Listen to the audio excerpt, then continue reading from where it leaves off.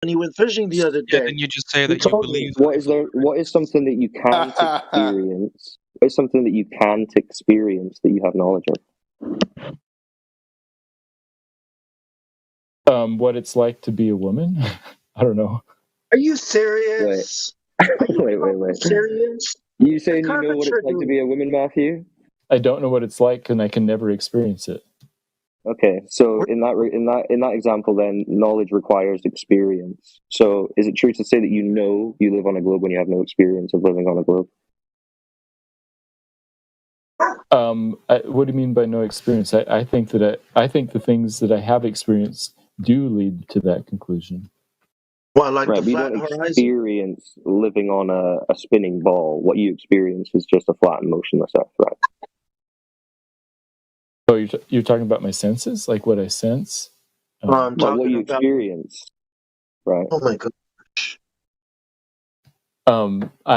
I think that the things I experience lead me to believe that the Earth is a globe. That's what you mean. Like what? Okay.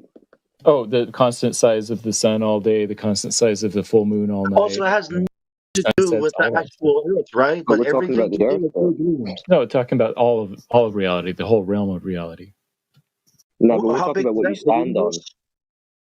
Huh? What you stand on. You know what's The below your ground. feet. Like I go to the ocean. Yeah. We're talking about the ground. Yeah, I go to the ocean. It Yeah. looks flat. If that's what you want me to say, it Yeah. definitely looks flat. So you don't experience the Earth to be a ball, then? That's what I'm saying. Yes. One that's second, right. I just want to say, so you don't know that the water in the ocean is made of salt water, yet you know that the actual ability to see the sun tells you enough about your reality to tell you that the thing you are stood on, in fact, has bending oceans on it. Yeah, you know not what the bending oceans are made of. Okay, thank you very much. Crack. It's a great point, actually. That's a good point, right? Let me respond to what he said. Exactly. You're saying you don't know it's salt water, but you know that you live on a spinning ball of water in a vacuum, and that the sun is 93 million miles away, and the moon is 250. You know all that, but you don't really know if seawater is salty. You're misquoting this is kind of what we're seeing. Know that the sun is I do think that the ocean is made of salt water. I do think that. I do know that. Just said that I can't. But you just said you don't know that the sun, for example, is X amount of miles away. You don't know that. I wasn't talking about the sun. I don't remember talking about that. I thought you just said you said the sun in your experience. That you actually leveled the sun as being part of the sum of your experience as to how you know that you live on a globe. Oh, because yes. we asked you about what your experiences made it thus that you know that you live on a globe, because apparently knowing that you live on a globe overlaps also with believing the fact that you live on a globe, and that's based on your experiences. So we thus asked you to label them. One of the first things you spoke about was something in the sky called the sun. However, the sun itself, ambiguous as it is comparatively to the salt water in the sea that you can clearly know is salt water, that you admit is salt water, it's just that you cannot prove so. How would it be in relation to the fact that what can you prove about the sun in relation to the earth that would tell you any inference whatsoever about the shape of the earth that we're stood on in relation when you have those two paradoxical situations that clearly show a statistical sort of, statistically speaking, almost like this, thinking about the odds there, right? That you can know so little about one that is so knowable, but you can know so much about the other that's so unknowable and have such high yielding results from one and such low yielding results from the other. Ridiculous. Yeah, I hear what I would also say that I can't prove anything about the sun, just like I can't prove that the ocean is salt water. So I was just saying I don't like the word. So then you can't prove the globe in that, right? No, that's right. We're back to this. We said we can't prove the globe, and then now you say you can prove the globe, and now you're saying you can't prove the globe again. So I think that's the whole point. It's like it's hard to fucking prove something that crazy, right? Well, that's anything in the physical world. Not Sorry, that was the best one, man. This is the logic we're talking about, right? There's salt in it, but you can't go to the sun and try to do anything with it. You can only look at it. So you can know a lot about the ocean and salt. but not much about the sun. You can just look at it. You just barked like a radioactive dog. That was funny. Someone go on Just to YouTube. lighten the mood. But yeah, so I'm just saying, it's funny how you list as your as one of your experiences that allows you to know that you live on a globe is the sun, but yet you admit that you know not enough about the sun to effectively prove anything with it, thus admitting that what your claim was false already. Well, more than that as well. We just spoke a few minutes ago, and you agreed with me that the teachers shouldn't be telling the kids we know we live on a ball, because you're saying they don't really know they live on a ball. That's just their belief. I mean, that's basically what you just said a few minutes ago. No, I said they shouldn't use the word prove. I would be more comfortable with them saying we know we live on a globe, but not we can prove that we can live. No, Well, but you that's kind of not said it just- was like their best guess. There's a ball. What do you think NASA should do? Or do you think NASA shouldn't use those words too? Maybe you should go and talk to them. Because that's Yeah, what I NASA don't think they use the word proof that much. Well, NASA uses 3 proofs to show you that one of those proofs is that Bosco over Matthew, Okay. Matthew, you're confusing me with the proof. You know, I'm from Croatia. I also speak Italian. Can you tell me, translate me that I understand in Croatia what proof could mean? Then that my brain then can later figure out what is proof and what is whatever. Sure, I use the word proof as a logical inference, a logical deduction based on mathematical or logical deduction. Okay, if I say 1, do you use the number 1 like a 1, or you use number 1? You writing number 1. You go to diagonal line and then go down, and you write again. You draw again line down. As if you were making like a row of ones into a hash of Is it your 5. number? Is it your number 1 different from my number 1 when I'm writing, or our number 1 is the same number 1? When I say China number 1, what does that mean to you? When I say 1 and when you say 1, we mean the same thing. And we're using it the same. Yeah. Oh, great! But Matthew, you're not saying. You're saying that NASA haven't proven. Can we do the same thing for like with 1 now? We did the same thing with the word prove. Let's say that your proof it's like my proof. It's the same, like a number 1. Can we do that? Yeah, so I would just maybe we should just not use that word. Proof. Okay. Because I'm normal human being. I'm not a scientist. Let's do like this. Let's say that if we boil the water because we add the heat, because of that water is boiling. If you just want to use it colloquially, is that a proof? Is that a proof that water is boiling? If you just want to use it colloquially, I guess people could say that that's proof that the water is boiling. I'm just uncomfortable with that. Was kind of wishy-washy. Again, I don't want to speak colloquially. I want to speak like a number 1 and number 1. You know, we are speaking now about number 1. That means that proof in this moment means number 1 for us, for me and you. Can we agree on proof that it's the same thing like a number 1? He wants to be specific, not colloquial. 1 apple. Okay, so we put 1 apple in front of us. Okay, can we prove that there is 1 apple in front of us? No, I want to no. I want from him that prove is the same like a number 1. You know that I thinking what he is thinking, what proof it is. You know, but I want let them set a bar.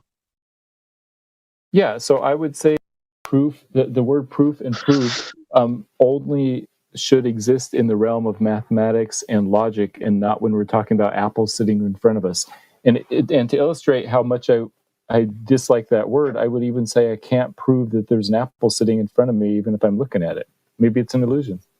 So what can you prove? Yeah. Okay, great. But I ask you one specific question: Is it a proof? If we add the heat to the water, that water will boil? Is that a proof? That too could be an hallucination or an emulation. No, that's not. What he's saying. Wait, Sasha. He's saying he doesn't use the word that way. That's what he's saying.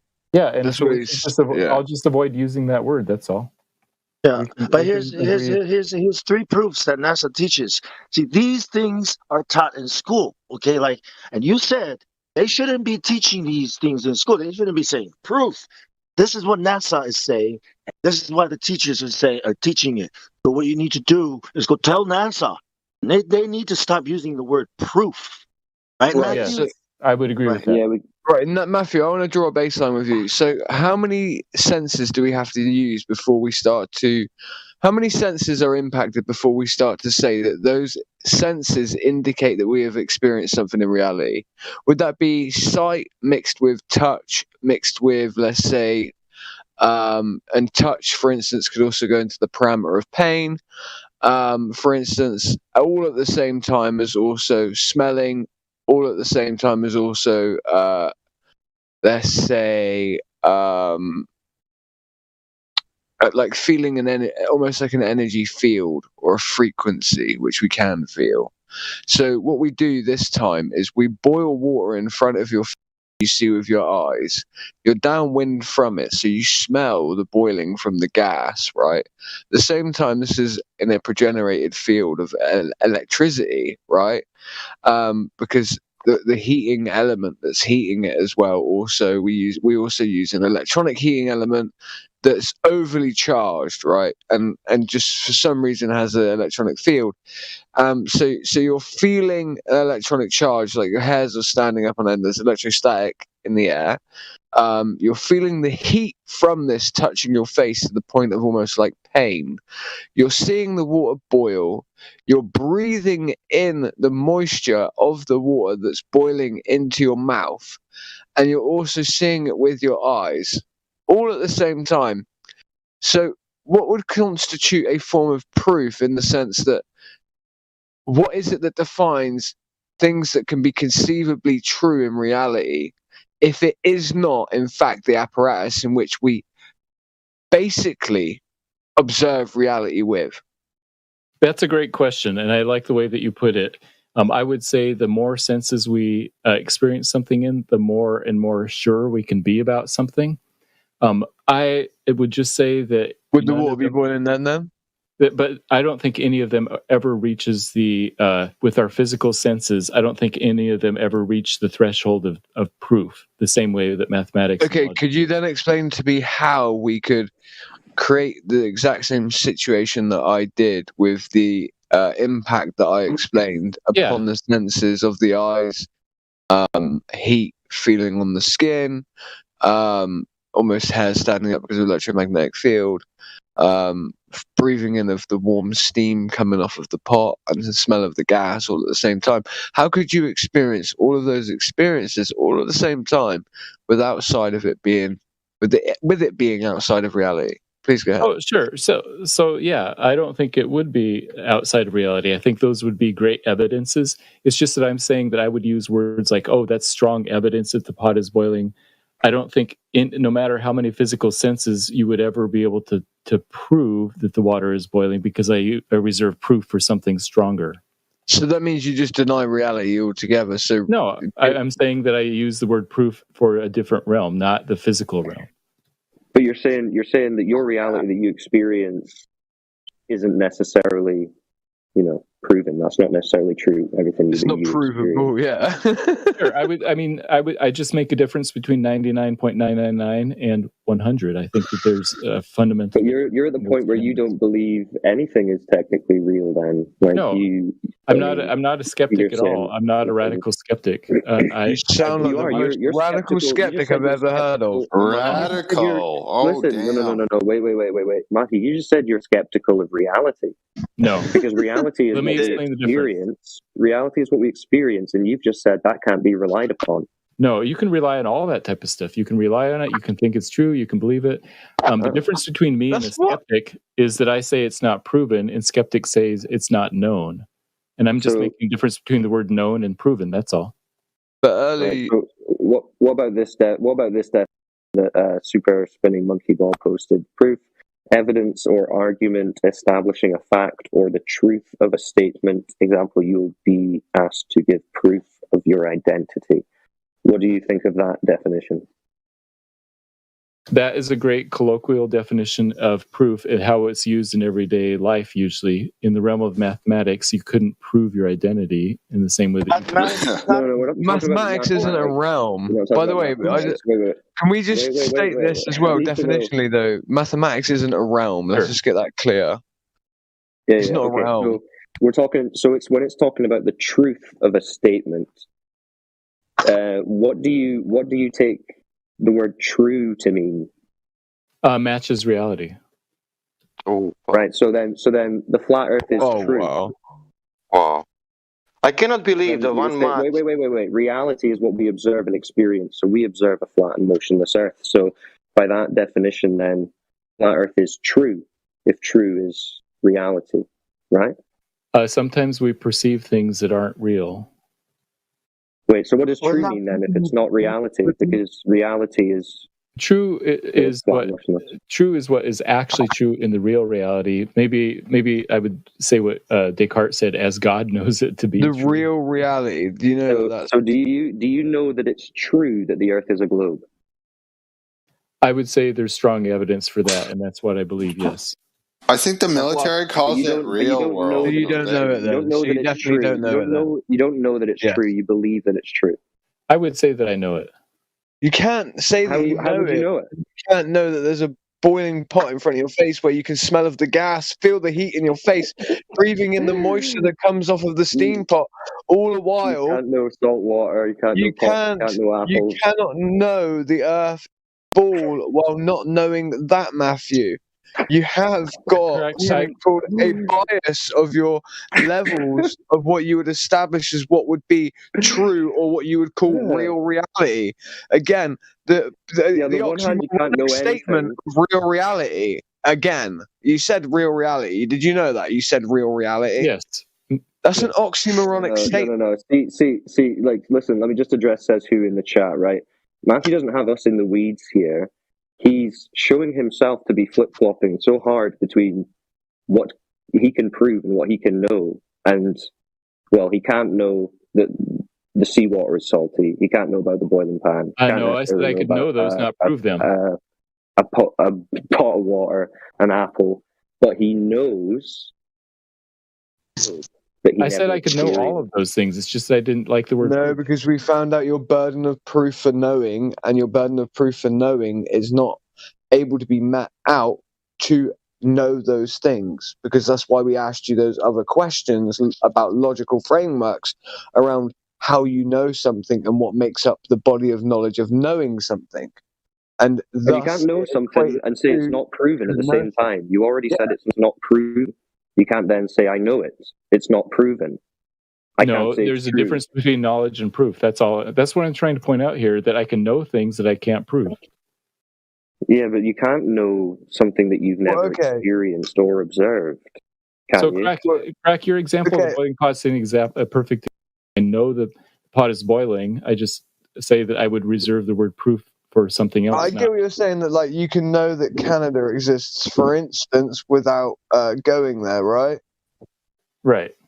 But you know that Canada exists.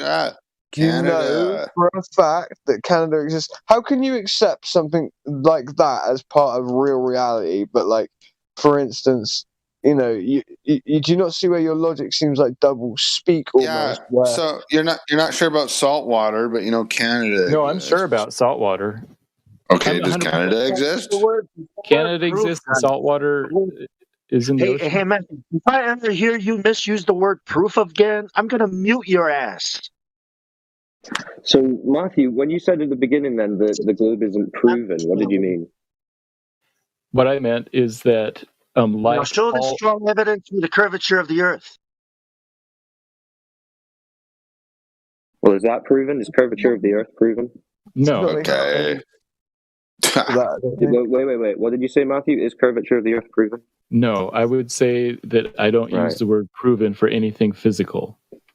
So then the globe can't be proven because there's no curvature to prove that it's a globe. Exactly right. So then you can't know that it's a globe, since you've just knowledge is a separate question. Can't be proven. So how can you just said you don't know that there's curve though? You just said I said I can't prove curvature. Yeah, so you don't know it. No, you asked me about proof, and I said. Okay.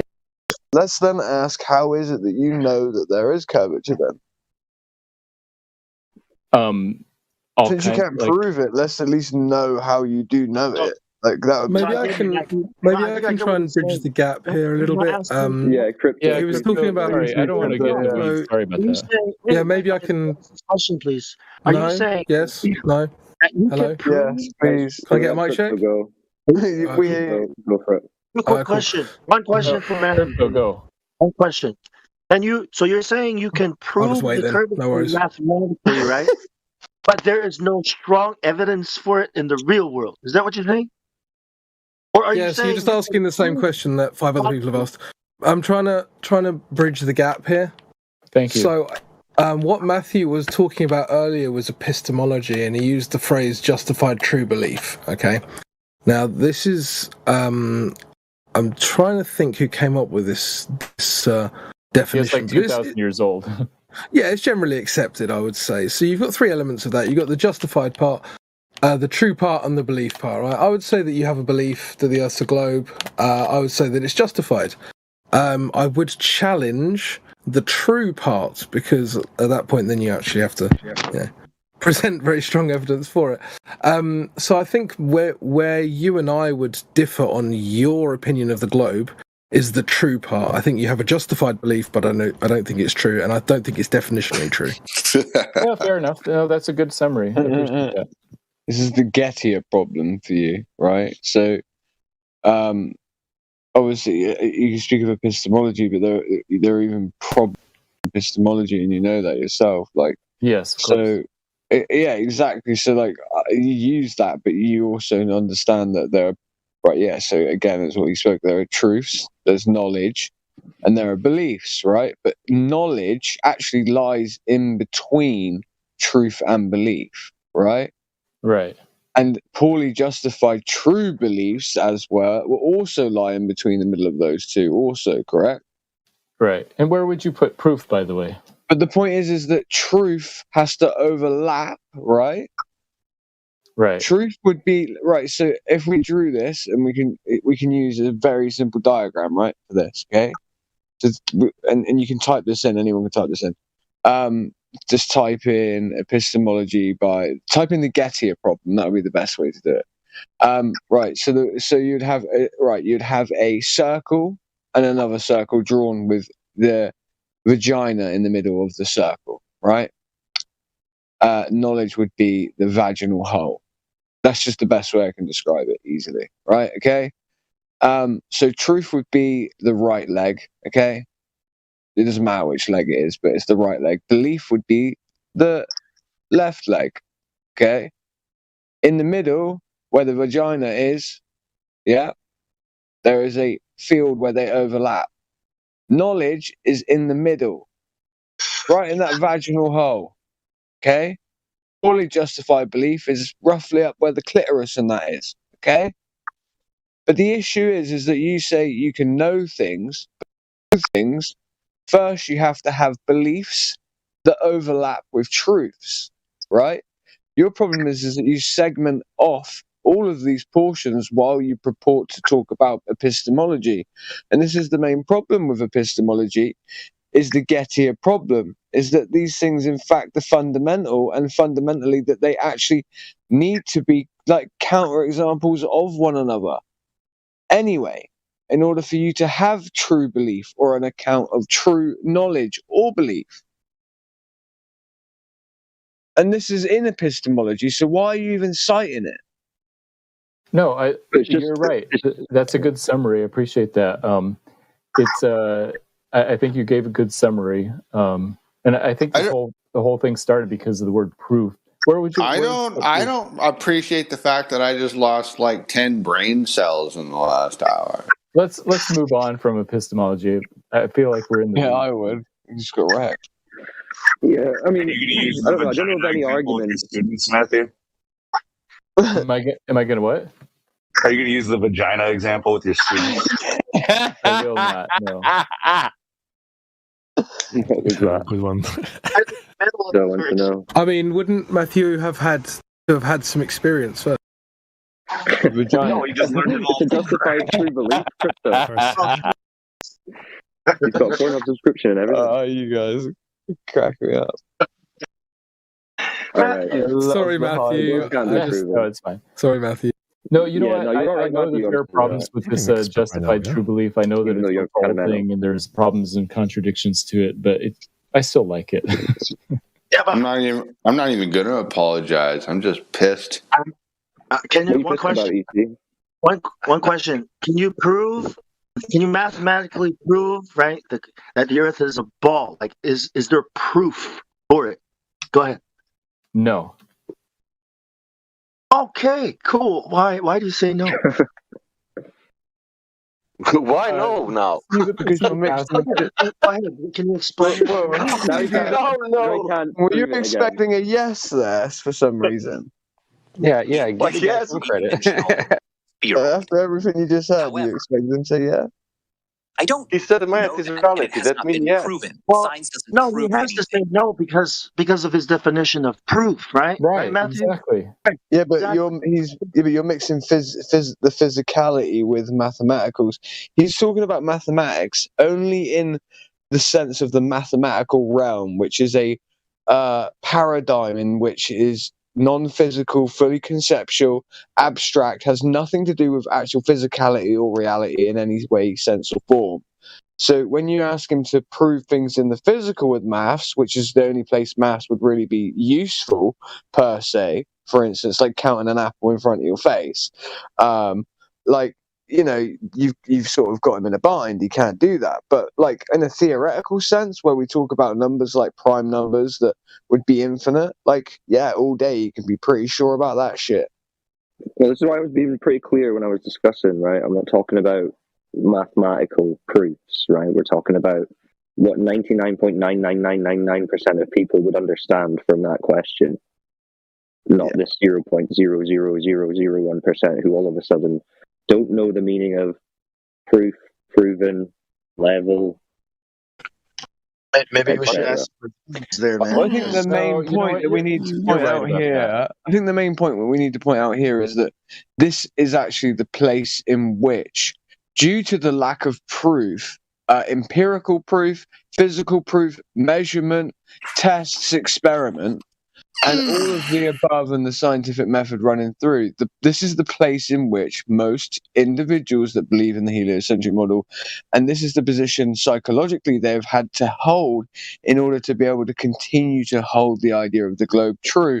Because if you hold any other form of knowledge or proof in any higher regard with any further form to it, that even on an epistemological level, actually it would start to become again improbable, completely ridiculous.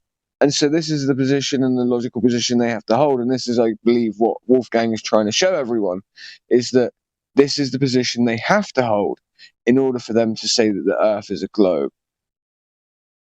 You have been listening to excerpts from the 24/7 Flat Earth Discord Live YouTube channel.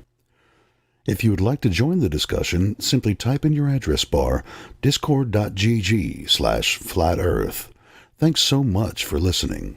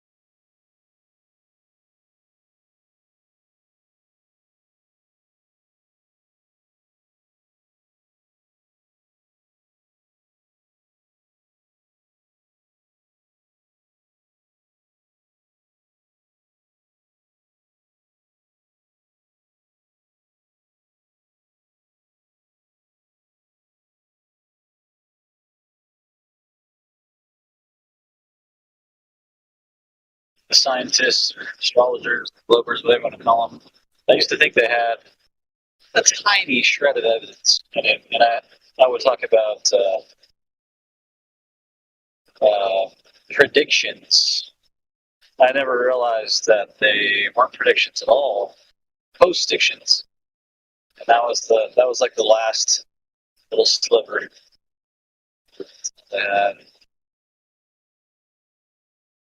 Yeah, their predictions No are predictions being made. What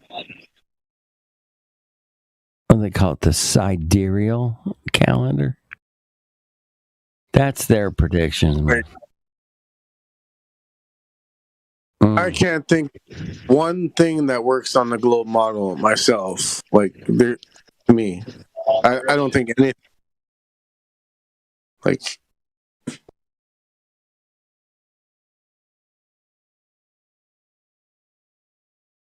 Like, sure, there's math, but if you actually contrast it to reality, like, nothing in the globe model actually makes any sense at all to me. But I forgot what he was talking about. Matthew was talking about 2,000 years ago, something, the different North Star.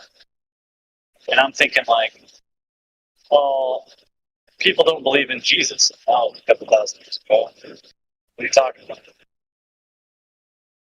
well, you could get them because supposedly the pyramids are built like north to south perfectly, and they haven't changed. And I always say, like, Polaris doesn't move. Like, my house is lined up north to south perfectly with Polaris.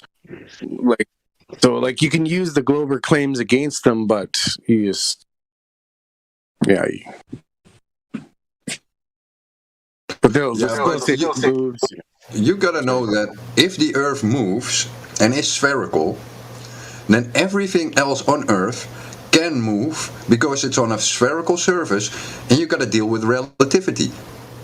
So they have explained it all away already. Yeah, like if the Earth is moving in the 4 different vectors, then like Polaris is gonna move. For them to say Polaris doesn't move, it's a concession. Yeah, but if Polaris doesn't move, the pyramids will angle themselves towards Polaris. It's just how things work. Trust me. No, I know, but they concede. They're like, no, Polaris doesn't look like it moves. It'll move in like 2,000 years. And I'm like, thanks.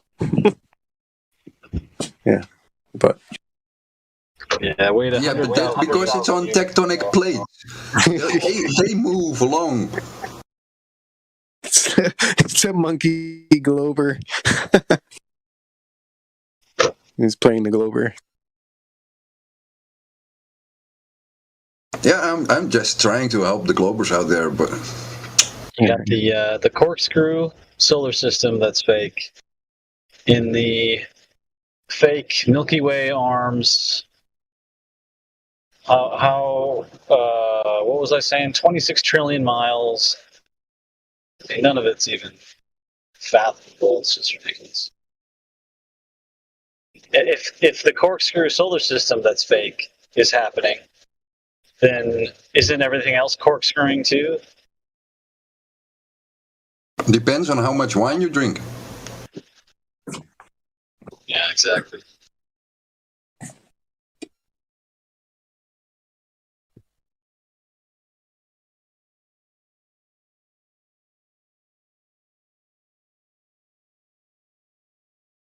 Yeah, the moon's smiling at me pretty big right now, moving ever so slowly, even though we're just ripping through that cosmos. Look at this, just moving super slow. Well, if you have a P900 or P1000 or something equivalent of a good telescope, try to set up your tripod and try to keep the moon. Yeah, try to keep the moon in the center. It goes pretty fast.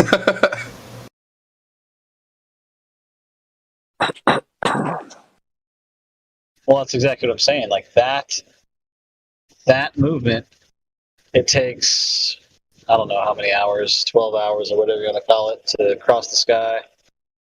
So it's not that fast.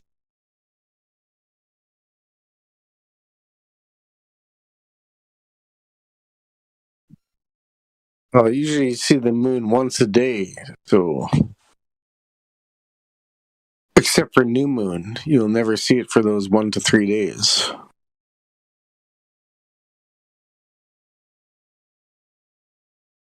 Depending on the clouds and chemtrails. Sinks down into the North Pole hole, hangs out there for a few days.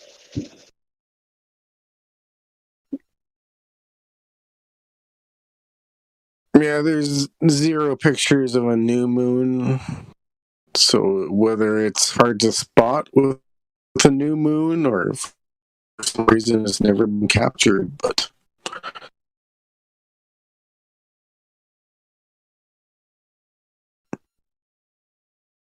it continues on its 29-day cycle despite being invisible for those 1 to 3 days.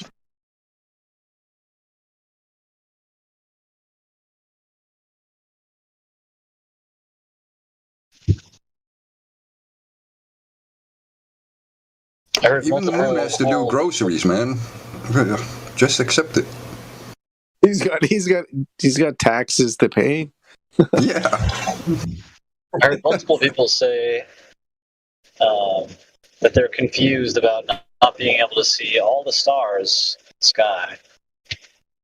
You know, it's like, come on, man. How far do you think you can see? How far do you think the light's going to travel? How long do you think the night would last? Because if you could see all the stars, then the sky would be white.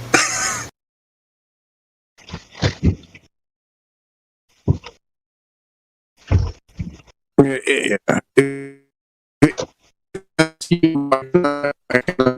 can't see forever. It's you just gotta check their honesty and be like, "What? You think you can see forever? Yeah, really? How? There's no way. Like, so weird. Yeah, there's no way you think it. They'll be like, "Why do you think you can't see forever?" And then they'll be like, "I'm asking you." No, well, I'm asking you. Like, they Globers always want to be the ones asking questions, especially like the anti-flag. There's no logic in it. I mean, you drive away from a mountain, and then that large mountain disappears. You get far enough away. It's like, there's no logic in it. Well, everybody knows. Yeah, everybody knows. When you move away from a mountain, the mountain also moves away from you.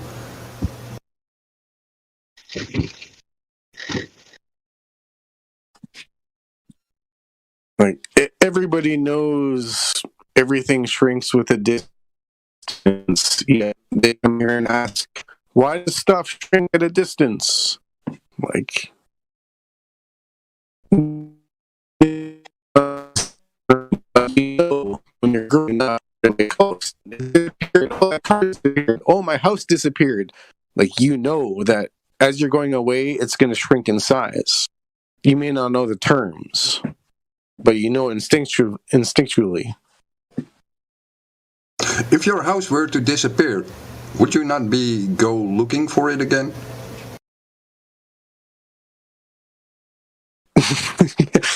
The Glover would be crying, driving away, and the car is like, my car, a house is down. Like, I think the argument we can only see so far is kind of weird, because when it's a clear sky, I can follow planes for about 200 nautical miles from horizon to horizon. So that means to one end I can see 100 nautical miles, to the other end I can see 100 nautical miles. So, you know, isn't that like kind of weird? That they say, oh, you can only see for 3 miles, you can only see for 25 miles. But when you see those big white lines across the sky, you can see for hundreds of miles. So, you know, how does that work? All you have to do is check your local weather or my local weather tells me my visibility on the road, highway visibility, and usually it's like 14.6 kilometers. So I'm what? I'm 3 feet above the. I'm 5 feet above the ground, and I can see 14.6 kilometers. You're debunking yourself. Yeah, it's it's kind of self-evident that A, globers don't look into it, and B, meteorologists and all seemingly globe institutions are all working off a flat model.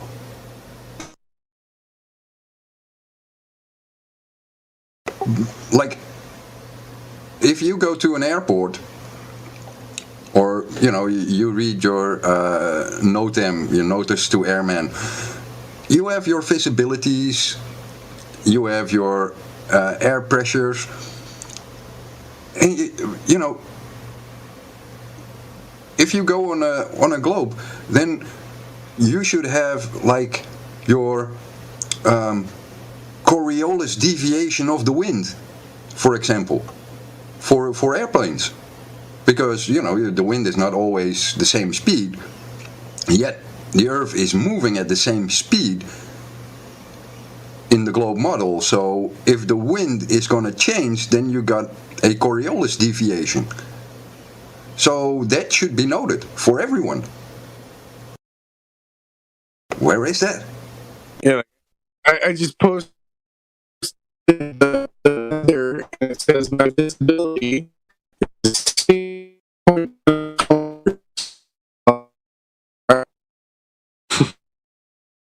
yeah, that's roughly 10 miles.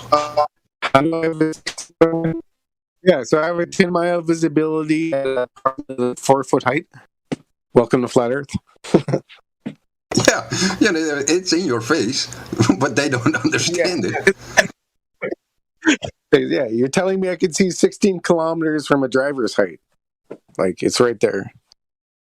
Yeah. Like, I live near the sea, and when I grew up, they always told me, oh, the ships go over the horizon.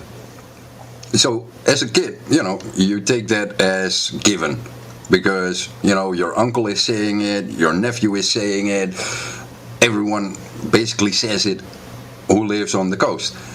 So, for 40 years, no, a little less than 40 years, that's what you've been imprinted.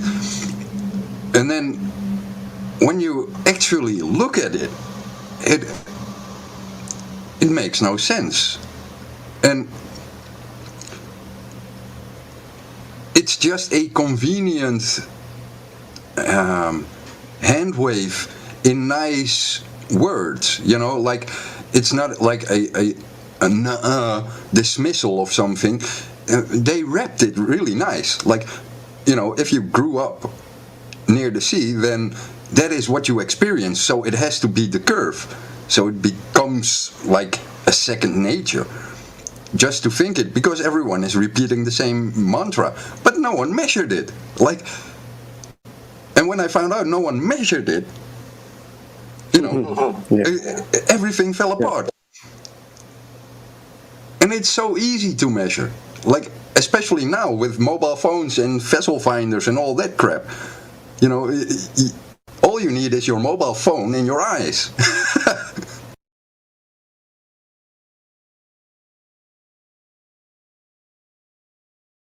Yeah, like nobody I know has actually gone and tested anything. Like, I've presented good arguments, but most of them are too busy, or family, or atheist, or whatever. Like, yeah. So it's.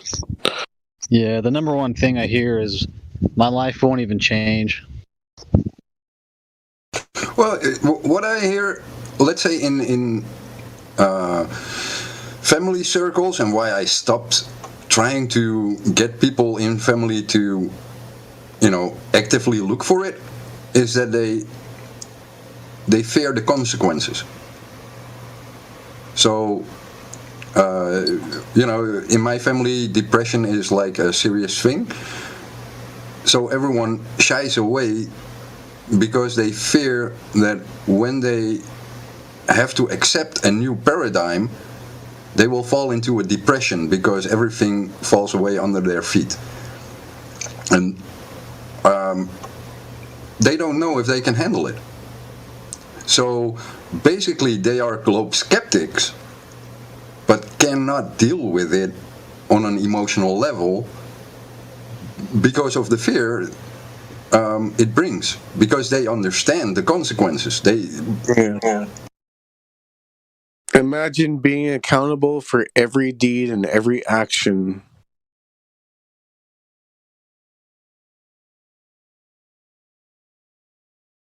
Yeah. Yeah, and you know, like my uncle was a professional photographer, and you know, when I grew up, he had a picture of the Chicago skyline. He from, you know, across the Great Lake. So, and he used that to make art. You know, he was into, like, in the 80s, the first digital Photoshop revolution stuff, and he was kind of like, you know, with the company he worked for, pioneering digital manipulation of images. And we had a kind of like digital painting of that picture in our house. And I asked him, "Oh, what am I looking at?" He said, "Well, that's the skyline of Chicago from across the Great Lake." And at that time, you know, it doesn't make sense, or it makes sense because, yeah, sure, he's a photographer, he knows what he's talking about. And a few years back, I was reminding him of that picture. And I didn't mention Flat Earth. I probably had my Flat Earth t-shirt on, but, you know, I said, oh, well, you know, remember that picture you made? Yeah, man, I'm just amazed that you did that back then. You know, hello? Would you find out, you know, the perspective on it? Like how would the perspective work for this picture? And he looked at me, and then I said, never mind, I'll figure it out for myself. Like, you know, I just had to trigger him to think about the picture he took. Y'all hear me? Yep. Alright. What's going on? Oh, we're just hanging out. So, like, yeah, so he was showing you a globe proof inadvertently, or I mean a flat Earth proof inadvertently when you were younger. Yeah, and it's like, you know, it was a piece of art that he made back then in the 80s. And back in the 80s, you already had that, you know, Joshua Newicki photograph of the Chicago skyline that was already in the circles of the photographers, but they never said anything about globe or flat Earth. They said it's possible to do it because they did it, and it was something that more photographers did back in the 80s. Yeah, it's still one of my favorite proofs. Like, they can't deny it. They showed it on the news. They lied about it. So, like, I'll post it, and the Global will say, "That's CGI, it's fake." It's, you wrecked yourself. Yeah, but that's the funny thing. My uncle never denied it as being a mirage. He said, no, you can actually see it. And every photographer, like, if you know, back in the 80s, the photographers who did that, because that was like a, you know, if you knew about the event, then you, as a photographer, and you were interested in long distance shots, you would go to the Great Lakes to photograph Chicago. That was just one of those, you know. I would say it's kind of like the Van Allen radiation belts, where like if you don't know it's not a mirage, if you don't know it's a mirage, then it's not a mirage. So like they didn't know to say mirage, so they're saying it's just Chicago. We see it because they didn't. No, that's the whole point. They were professional photographers. Those were the guys that were working for Hasselblad and all that kind of brands. So they knew the difference between mirage and real, and they said it was real. You could see Chicago. What does he say now, though? Yeah, now he's like, because flat Earth has become an issue, and now you see the cogs working, and I dropped it, like, you know, never mind, you know. I want him to think about it. I don't want to push him because, you know, it's family, and you don't want to, you know, jerk family members all around to get a point across. You know, I want them to find out for themselves. Like my mother, who had that picture in the living room, she just shuts the blinds and says, "No, I don't want any of this." What's your rebuttal to the mirage? If it was a mirage, it would be upside down. It would be mirrored. No, I mean the common viewpoint around flat Earth is the curvature, but that was debunked from the mirage photos, or not the photos, but the heat bending light.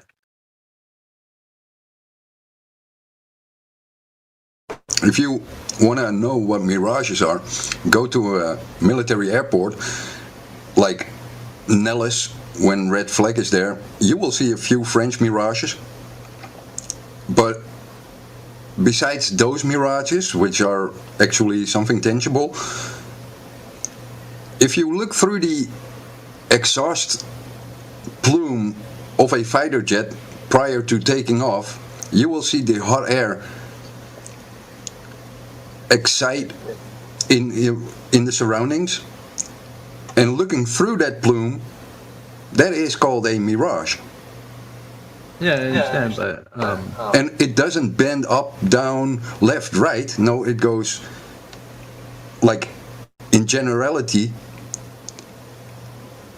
all in all directions, but equal in all directions. So you just get a slightly enlarged, blurry image. Yeah, that's raising the curvature and perceived through the eye.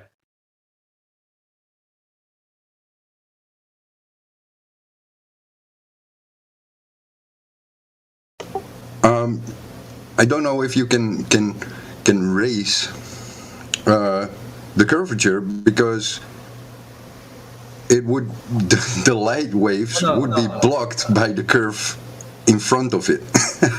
Well, no. I mean it's perceived. I mean, because of course it'll look like it's the backside that's raised up, but it's really the front. Are you able to repeat this effect in any way and post the video? Well, I'm no expert in this field, but I can try to find one. No, I want you to repeat this thing. Repeat what? This experiment? What? That'd take time.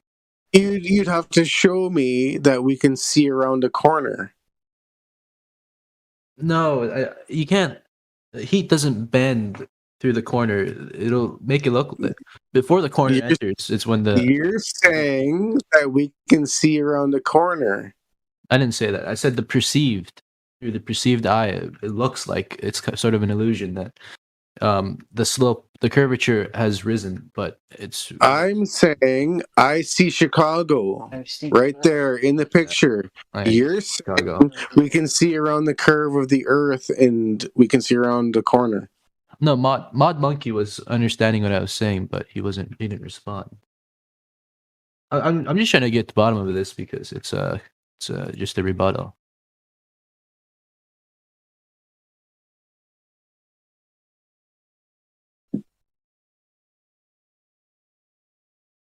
So, like, what's up with the backstory with Flat Earth? Is there like are you guys like investigating the this journalistic thing going on? Most of us were truthers researching the government and their corruption, and then somebody suggested that we research flat Earth, and we're like, "Whoa, shit! Earth is flat. There's no curvature, no Earth spin, no proof of gravity." Oh, What's your backstory? I just I was invited in here from a friend a while ago, and then I just hop in here when I'm bored. You must be a bored person. Well, it's like 12 and there's nothing else to do. I'm not tired. I can't sleep. Yeah, some topics are off limits, but yeah, I don't know how much. Yeah, I prayed a long time, but No, I'm just curious about this flat Earth thing because, like, usually when somebody says flat Earth, people just look at them like he's retarded or something. And then then I debate them, and they get destroyed in 5 minutes. Oh yeah, you have a lot of viewpoints readily available. Usually, they just blindly come in here underestimating everybody. 100% of Globers do not know their own model, so. Well, I'm sure a physicist could like handle a debate in here, but a lot of people. Like a physicist deals with physics. Well, okay. Well, a physicist who's done who's researched biomes within their. Yeah, but the globe is a geometry. And you don't settle geometry with physics. You settle geometry with direct measurements of the elements of the geometry. But physics stems to, well, you could say physics between physics and environmental science, I guess. Sort of correlated with each other. Well, environmental science. You research movements of tectonic plates and other things like that. Those things have no relation. The math does, and the slopes certainly do.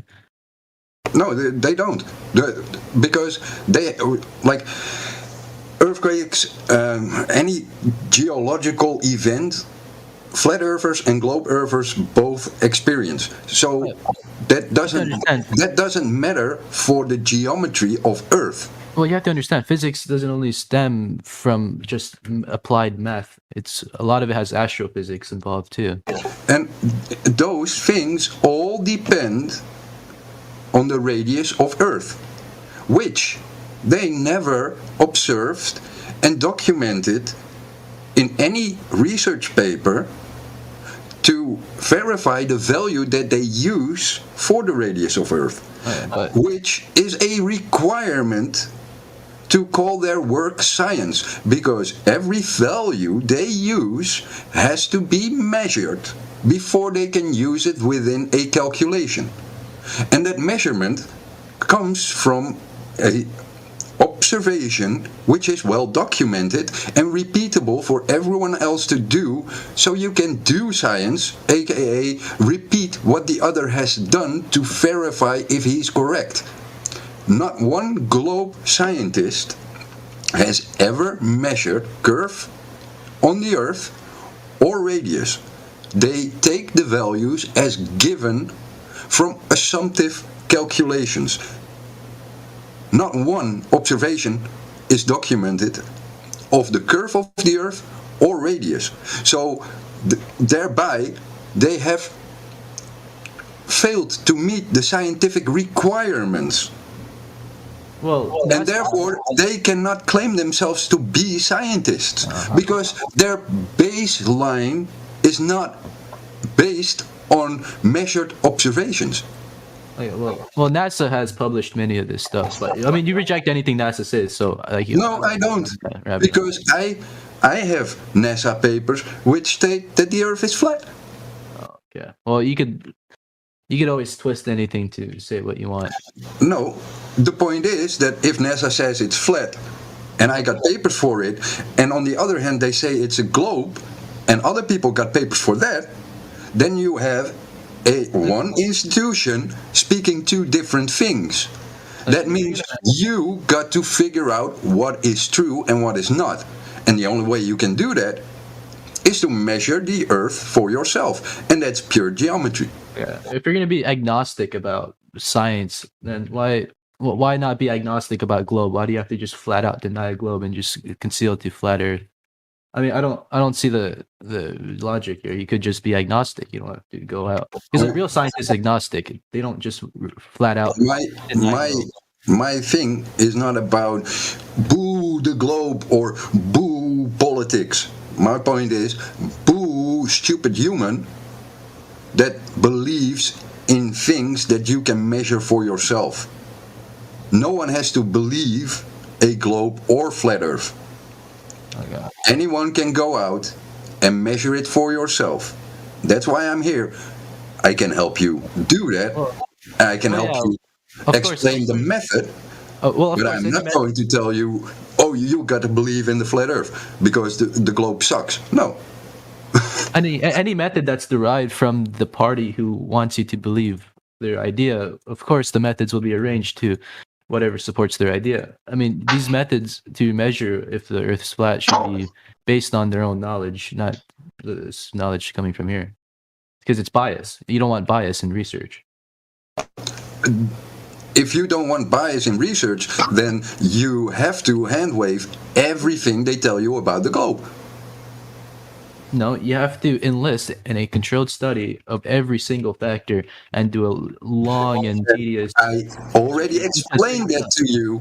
If I want to repeat a scientific study of astrophysics or astronomy or physics that involves a value of R for Earth, and I dig down into the sciences where they got their radius value, I find out that they never measured it, it has never been observed, and thus everything dependent on that radius value is therefore nullified, because you need direct measurement of the values used. Otherwise you cannot claim the value to be true. And that is pure scientific method. You have been listening to excerpts from the 24/7 Flat Earth Discord Live YouTube channel. If you would like to join the discussion, simply type in your address bar discord.gg/flatearth. Thanks so much for listening.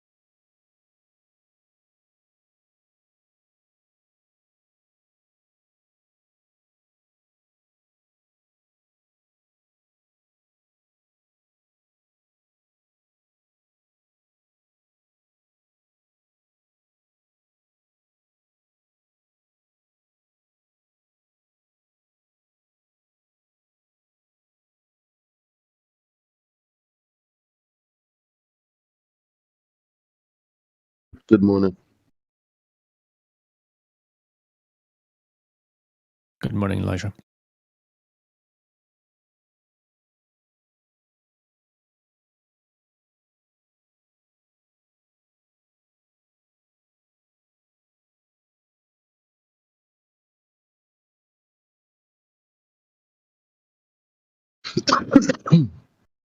I hope all is well.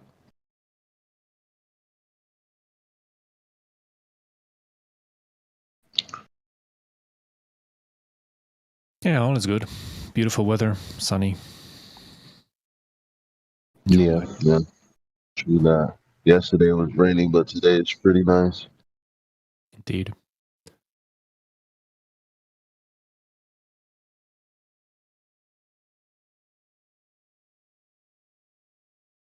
Well, Nathan's is opening up today, so I'm gonna head over there. All right. He hasn't been live in a few days. Sounds good. Well, hopefully be a fruitful topic.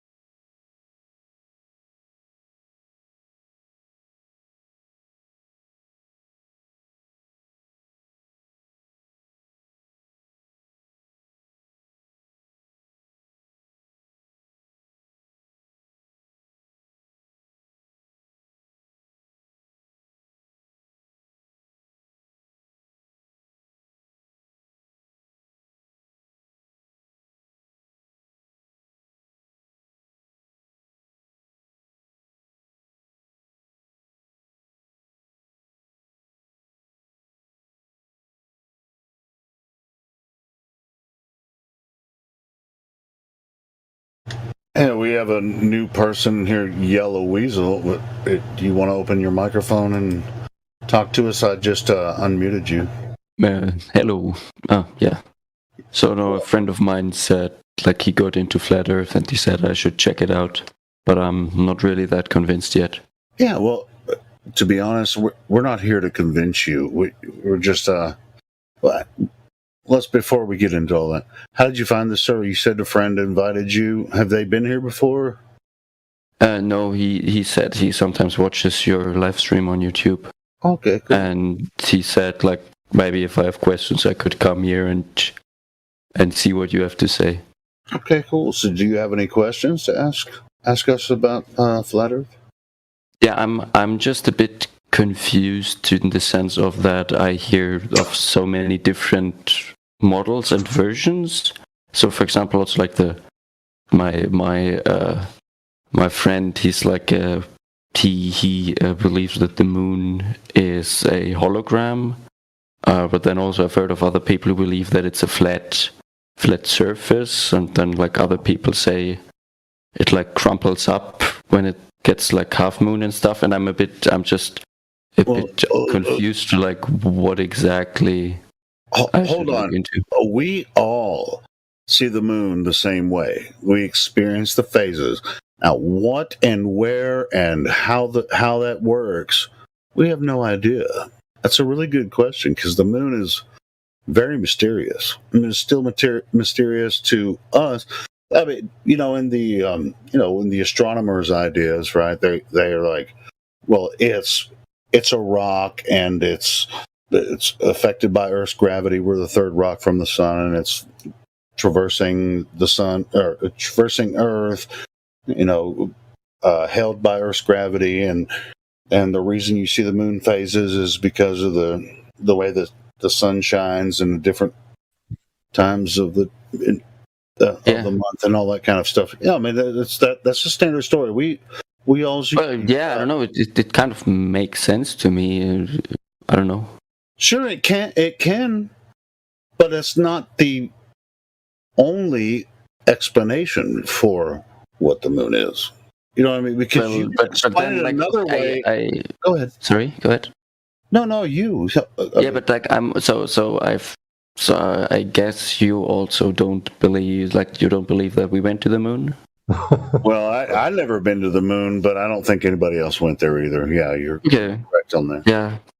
You see, because this is something that when I was younger, I investigated a lot.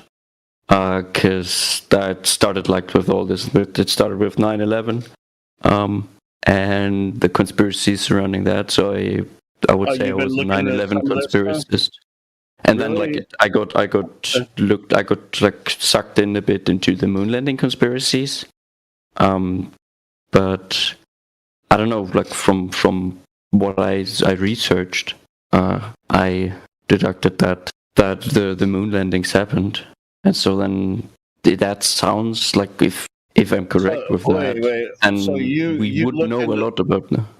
I looked into the moon landing, yeah. Well, you looked into 9/11, but you can said you were like you came to the conclusion that the way that the official story of 9/11 is true or not true, or there's some questions. I'm not completely sure. But I would say it's more likely to be true, because the problem with the official story is that if they were looking for a reason to go into Iraq, they would have made Iraq the culprit for 9/11. Yeah. And that just like sounds like very weird to me, and also like the way that the buildings collapsed is. Sounds expected. Looks expected. It sounds like you've done your work on that one, but you were questioning moon landing, and then you came to the conclusion, yeah, they probably did go. I'm really after sure looking that at some of the 9/11. Well, cool. Yeah. I'm just saying so that because that is like when it comes to, for example, the different ways that people think that the moon is, and that doesn't really compute with, like, I don't know, like if I'm quite sure, I would say like 99.9% that the US landed a few astronauts on the moon multiple times. Okay, what makes you 100% sure about that? I said I'm not 100, I said 99.9. That's pretty close to 100. Come But on. that's pretty close. You're completely right. The closest you can get to 100. Right. Yes. The thing is that at the time, it would have been more difficult to fake the moon landing than to actually do it. Oh, really? What makes you say that? So the kind of cameras you would need, the kind of, how you would call it, slow motion cameras didn't exist yet. The problem is you would have, with the live transmissions. Cameras, yeah, we didn't have slow motion cameras, but after you shot a video, you can replay it at a slower feed. But not with you, and if you shoot, that's the thing, you know. If you replay it with the lower feed, you can see it in the video that the feed rate has been lowered, because it's only been shot How can you see that?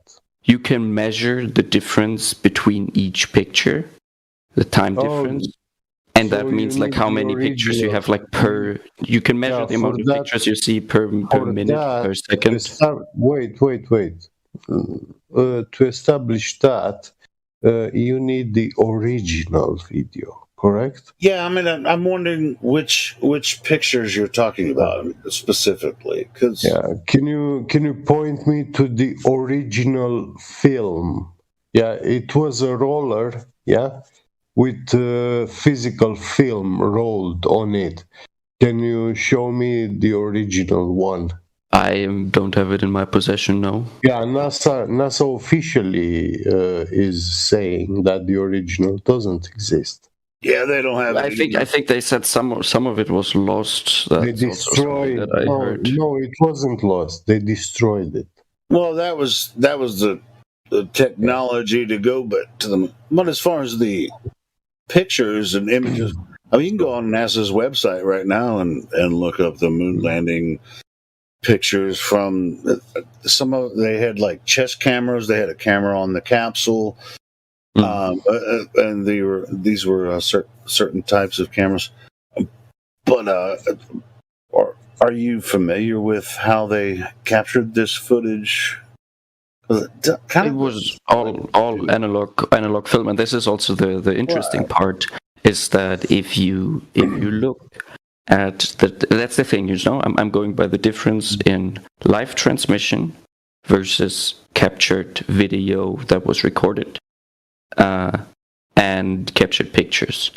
And if you look at the live transmission, there is not a single speck of dust, not a single weird blip, not a crack in the film like on it. And then when you look at the captured images, the original ones, then you see that you have influence of the radiation, you have dust on there, you have like standard analog picture problems. So that means that the live transmission couldn't have been recorded. The live transmission couldn't have been recorded beforehand. That with the technology of the time, it would have been nearly impossible. I would even argue impossible to have this. Script, or are you talking for yourself? I'm talking for myself. Sounds like you're reading a script. No, that's cool. I mean, check this out. Here's something to think about. Maybe something you haven't considered. Go ahead. Check this out. I mean, we're, in the globe idea, we're in the solar system, third rock from the sun, right? The only reason that we're not burnt to a crisp on Earth is because of the atmosphere, right? In the heliocentric model. No, it's the magnetosphere, actually. Say that? That does most of the work. The magnetosphere. Okay, well... You know that the Earth, like that, when you have a compass, it can... Hold on. Yeah? Go ahead and explain that. So the magnetosphere, instead of the atmosphere, actually prevents most of the UV rays from frying. No, most of the high energy particles, which would over time destroy the atmosphere. So, like, look at Mars, for example. Doesn't have an atmosphere. Why? Because it doesn't have. We're looking at Mars. I'm talking about Earth, bro. Okay. Yeah, because of the measurements we've done with space probes we send out. But if you don't believe that we send out anything, if that's all fake, then of course. Are you telling me that drones can fly in vacuum? Well, what do you mean with drone? Yeah, can a drone fly in a vacuum? What is a drone from your point of view? You mean like propeller powered, or what do you mean? Those bullshit drones, yeah, with propeller powered, yeah, drone. No, Don't you know what a drone that can't is? fly in a vacuum. If they have propellers or propulsion engines, remote control. you still have to have atmosphere for anything to fly. No, but a rocket motor doesn't need an atmosphere. And you said, if you look Mars, I'm looking Mars, and I cannot realize if it's atmosphere there and if it's not. How you realize that? Oh, that's actually also something you can do with the telescope yourself. With the telescope. With the telescope. See the atmosphere of Mars with a telescope. Are you saying that you can see the Mars and you can see the atmosphere, or not see the atmosphere of the Mars? Or you can see birds or whatever. You can see the rock passing or whatever. No, but you can. Really cool. So when you I saw Venus, Saturn, and Mars in the sky tonight. They were like right next to each other, like Venus, Saturn, and Mars. I didn't pull out a telescope, but I'm pretty sure if I did, still wouldn't see the atmosphere of any of them. Yeah. And you can see the atmosphere of Saturn. Wait. Man, how you can see? Sasha, I didn't finish explaining. Sorry. I started this argument with him. I need to clarify and end it. Yeah, go ahead. His claim was, he said that there's no atmosphere on Mars, but NASA showing us that they are sending a drone and it's flying. Yeah, but you were saying earlier that Mars has no atmosphere. You said it. I said it slowly rips away the atmosphere, which is what's happening to Mars. And I'm saying it's not. I never said it doesn't have an atmosphere. Live stream because you said Mars has no atmosphere. No, I don't think I've said that. Let's say that you anyway, you if it came out that way, I didn't change idea because he doesn't mean that now. Yeah. Anyway, I didn't. It came out that way. I don't mean it. So what do you mean then? But you mean that we can with telescope see what is going on Mars?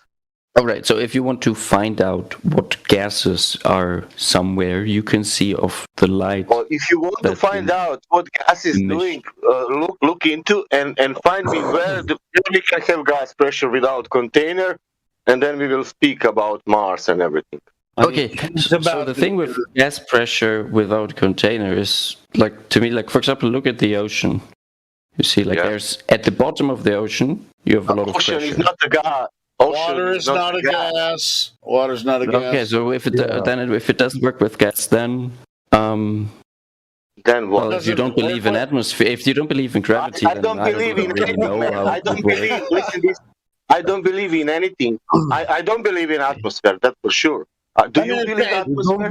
I know it takes guts for some. Hey, listen, you probably. It sounds like you've. Hold on, everybody. Hold on. It sounds like he's familiar with our arguments. So let's, like, No, I'm familiar with my friend's arguments, but they don't, like, to me it doesn't sound that right. And he said I should come here because you guys can explain it better than him. We also don't need to bombard you and question: do you believe in atmosphere? Like in that we have an atmosphere around me now, or like that there is no atmosphere in space? Do you think that what we call what is around us it's atmosphere? Yes. Yes. Okay. How gas taking the shape of the sphere? Can you tell me? Because it is pulled to the sphere by the force of gravity. Wow. What can you provide the academic citation that the gas is pulled by gravity? Hold on, guys. Yeah. Both of the people who are talking to you now, hold on. Everybody here used to think. Hold on. Everybody used to think gravity was a thing before, so don't just try to take the piss at him because he thinks gravity's real. Yeah, Come on. I'm not. I'm not right, angry come at on, him. man. Actually, yeah, Explain how we found out that I this want to cannot possibly explain be true. all the arguments. Yeah, I want to get with him through all the I hate when arguments, people do that shit. the When new people come in pseudoscientific and and just everything. Yeah. you know, and just like, oh, you think gravity, then just freaking jump down their throat about gravity. I mean, it's like we all used to think that shit was real too. Yeah, first thing first, I need to explain is, I welcome to this server. I want you to know that you don't know about the stuff that we know. You think we have beliefs and things like this, but actually we are extremists. We do not accept stories for explaining reality. When we deal with reality, we stick with science and its scientific method. And if something is not, if a story is not a scientific theory, has no experiment to back it up, then we will not accept to blindly believe that story because just someone thought of himself to say this nice story. I'm completely on board with you. Yeah, I'm also. I want to believe as much true stuff as there is. Yeah, and there's the least false stuff. So. Yeah, the globe model has a ton of positive claims, but none of them have been demonstrated or none of empirically proven. Yeah. But like, for example, when we want to come back to gravity, let's say, okay? Because like... gravity. Let's take it from the start. The first theory of gravity is Newtonian gravity, mass attracting mass. So yeah, let's stick with Newtonian. I'm completely fine with that. And this includes also Newton's laws of motion. So, do you think they are real? Do I think what is real? Sorry. Do you think that theory of gravity, the Newtonian theory of gravity, is actually functional? It is real. It is functional. Yeah, until you get into the high velocity stuff where you need to go with special relativity.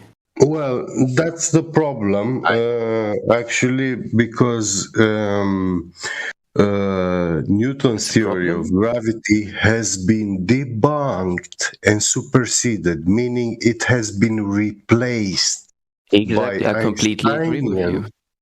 Yeah, by Einsteinian relativistic gravity. And I can also show you when you look at the... Yeah? Wait, yeah. Which, for Einstein's gravity, you cannot demonstrate to me empirically the bending of space-time. So when I'm waiting the train in the train station 5 minutes, show me how you're gonna be bending my waiting for the train. How are you gonna bend that? No, but this is not what bending space-time would even mean. I mean, so I can, you can. So, for example, look at, you don't believe on that. Okay, wait. The train station is let him answer, man. In space. Let him answer. Yeah, go ahead. Give him his rope. Right. So let's say you're waiting for the train on the station, and you're just standing there. You're not really moving relative to, let's say, the guy next to you. No, I am moving. I'm smoking a cigarette while waiting. Okay, then you're... Yeah. Are you like spying on me? Get? Because that's like exactly what I'm doing right now. I'm at the train station. So let's say if Earth was 20 times as heavy, like the gravity pulling you towards Earth you have was to a lot bring stronger. Imaginary concepts. Well, the problem is that in order to see, can you show me a Earth 20 times heavier than the Earth that we live on? No, I can't.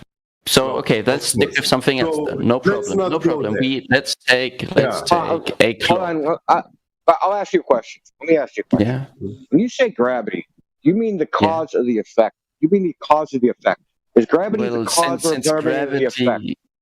Since gravity is just the effect of a formed, no, how do you say, of curved space-time, because it's not really a force in that sense, if you want to go technical with it.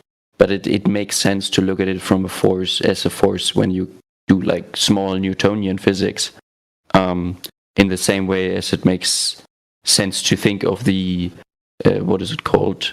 When you spin something around you in a, like, I don't know, you take a hammer and you spin around. It feels like the hammer exerts a force out from you, right? But this force also doesn't really exist in that sense. It's just the hammer wanting to go on in a straight line all the time, but you're pulling it in. Acceleration. Well, there's a reason I asked you whether it was a cause or the effect, because just that one question alone demonstrates that it's not actually a scientific theory.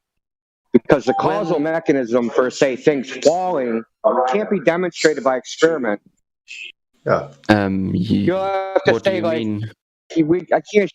Okay, so an experiment that has cause and effect has independent variables. Manipulate the independent variable and measure an effect on the dependent variable, right? Yeah. Independent variable is the cause. Dependent variable is the effect. Exactly. Right? So what causes things to fall?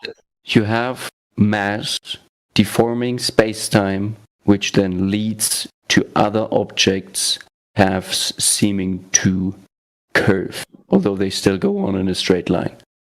Can you repeat that? Yeah, I was talking about that's what we're talking about. That's the story, right? So where's the experiment? Okay, I can give you an experiment. You take a very, very, very heavy sphere. I don't know, let's take a 30 centimeter diameter lead sphere, and then you take a smaller sphere or like another object, let's say a 1 centimeter diameter lead object, and if you place them in a low friction environment, you will see that they will over time move closer to each other until they touch without other forces put on them. Yeah, good example. Indio, I want to ask you a question. You actually have that experiment that you can show us. You can have that. I've done it, yeah, at my university. You've done it. What exactly did you do? What? Yeah, what exactly did you... Are you talking about the Cavendish? Is that what you're talking about? It's the Cavendish, yeah. It's the Cavendish. So I asked you what falls. There's nothing falling in the Cavendish experiment. Yes, there is. You have the small ball falling towards the big ball in the same way as the big ball is falling towards the small ball. Falling sideways.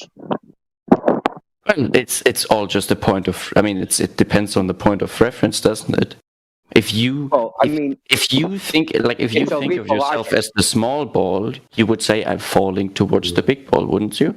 I don't know, like, what do you mean? Yeah, so we'll get into that I think and I imagine. That's where I jump ship, because we don't want to think and we don't want to imagine.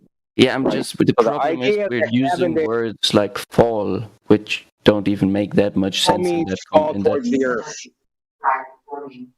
Fall means go the acceleration 9.8 meters per second squared towards the earth. So are you falling right now? Not yet.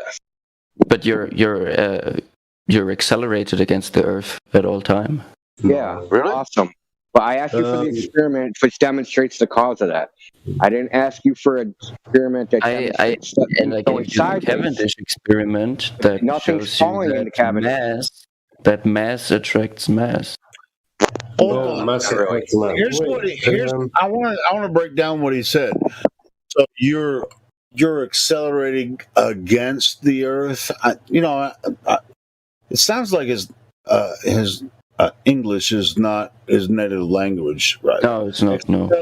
Accelerating against the Earth, accelerating towards, like you're at all times. The Earth is pulling. Yeah, I mean, sure. Like you are being pulled. Earth is not pulling anyone. And I don't even think you did the Cavendish experiment because you didn't actually describe. Well, you take two balls and you have you take two big balls, two small balls. You have the small balls. Hey, everybody, let Indio do this, please. Okay, you have a laser, and you point it over a long distance, and you can see the movement until even both of the two balls touch each other. And that's actually not what happens. So you're actually describing it wrong. So what happens is the big ball and small balls go towards each other, and then they oscillate. And then you measure the speed of the oscillation, and then you infer big G from that. So you're not even describing the experiment right. They oscillate? What do you mean by oscillate? They oscillate because they're on a torsion. They're on a torsion wire. So they bounce back and forth.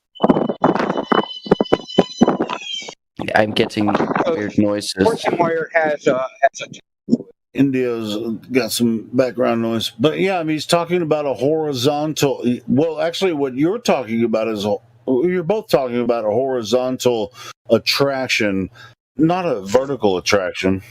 Well, the problem is that we can't turn off gravity for these two. What the hell is gravity, bro? No, I mean you cannot turn off. Like as long as we're in Earth's gravitational field.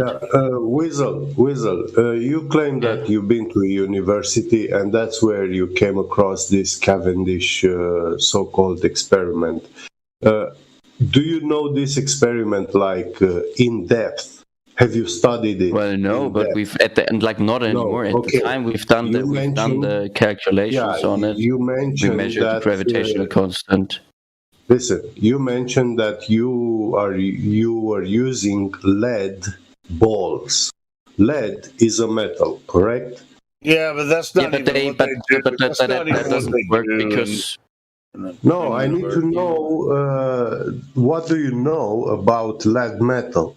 What do you mean? What I know about lead metal? At the beginning of the experiment, you let both of them touch each other in order to equalize the electric. I'm talking forces. about your knowledge about the lead metal. Well, I studied 2 semesters of metallurgy, and I can tell you. Okay. Like, what do you mean? Like, it's what do you mean the properties? Well, in that the lead. Yeah, it has properties, electroconductivity, magnetic properties. It doesn't have. It has. Lead doesn't have magnetic properties. Let's get what do you mean it doesn't have magnetic properties? Listen, base of lead itself. Lead is not ferromagnetic. You cannot magnetically polarize lead. So lead, the metal, is paramagnetic, correct? Yes. Yeah. It's not ferromagnetic, but it's paramagnetic if you have movement. No, I didn't say it's ferromagnetic. Stop. Okay. Yeah. Don't do that. Don't gallop. This is the claim. The lead metal is paramagnetic. I know very well what paramagnetism is. So you don't need to explain it to me like a kindergarten. But I'm assuming that you also know. Now, yes. What about the lead atom? What are the magnetic properties of the lead atom? What are the properties of the lead atom? Yeah, the magnetic properties of lead atom. None. Not true. The lead atom is diamagnetic. And when it forms a crystal, a metal, when you have more lead atoms, they crystallize into a metal, and that's when they are paramagnetic. This element, now wait, lead has opposite magnetic properties in the same time, and because of these opposite magnetic properties, the lead is always attracted to itself, to lead metal. So when you have tiny pieces of lead metal, yeah, they are attracted together. They conglomerate always. No, they will get attracted to a other magnetic field, but not to itself, because that's why they are paramagnetic. No. Have you ever seen these gold diggers? They use this ladder, where you pour water, yeah, and sand, and the gold deposits on the bottom, yeah, and the water washes all the dirt and sand away, but the gold remains because it's heavier, yeah. When you do this with lead metals, yeah, when you do this with lead, you will find that lead not only deposits itself into those crevices, but it also conglomerates itself into one place, one blob, yeah, one pile together. Because the lead metal is attracted to itself slightly. Magnetically is slightly attracted to itself. So these are very well known magnetic properties of lead metal. If you say so, I'm certainly searching for information on that because I'm not as well versed in that as you think. These are the most expert physicians. Look in the live stream voice text channel. The biggest physicians. Excuse me? Dude, we post everything in the live stream voice text channel. It's the text channel right above the voice channel. Oh, I've never seen that one before. I think because before I wasn't allowed to talk, I couldn't see the text channel. Yeah, are you VC verified now? You got I the have role? no fucking idea. Wait, let me check. I'll give it to you. Yeah, I'm verified. I can see. Yeah, you can't see that channel unless you're VC verified because people will come in and try to spam and porn and. I see. Because is that the channel you can see in the live stream? Yes. Okay. Yeah. Okay, I'll look into it. Anyway, let's not beat gravity to death because the whole point is that, I mean, even mainstream science admits that there's problems with the theory of gravity. It's not one of the fundamental forces, right? In the standard model of particle physics, it's admitted that there's a bunch of problems with it. People come in here like, hey, of course, yeah. I mean, there are like problems with everything, like more or less, like there is nothing concrete per se in science. There's no problem with boiling water. Well, there actually is. There's a lot of stuff that goes into how, when, and where water will boil differently. Listen, when you put water in a container and you add heat to it, it will boil. You will reach the boiling point by adding heat. So you have the cause and effect. 100 Celsius. The boiling not everywhere. Not of water. I lived at a place where water boiled. And in vacuum, the boiling point drops. Yes, we know. Exactly. So it's not. It's not always. I told you from the beginning. There is no problems in boiling water, like there are problems about gravity. And you said there's a bunch of variables. Yeah, boiling water is a bunch of variables, but we know all the variables, right? Yeah. So we know the cause. We know. I don't know. I haven't researched into boiling water. Pressure, temperature, salinity. Yeah. Number of air bubbles are in it. There's a whole bunch of variables to determine its boiling point. Typically, we only deal with pressure and temperature. Yeah. But I don't know. I wouldn't be able to tell you that there isn't another thing that I don't know about that also influences it a little way. I don't know. I wouldn't know about that.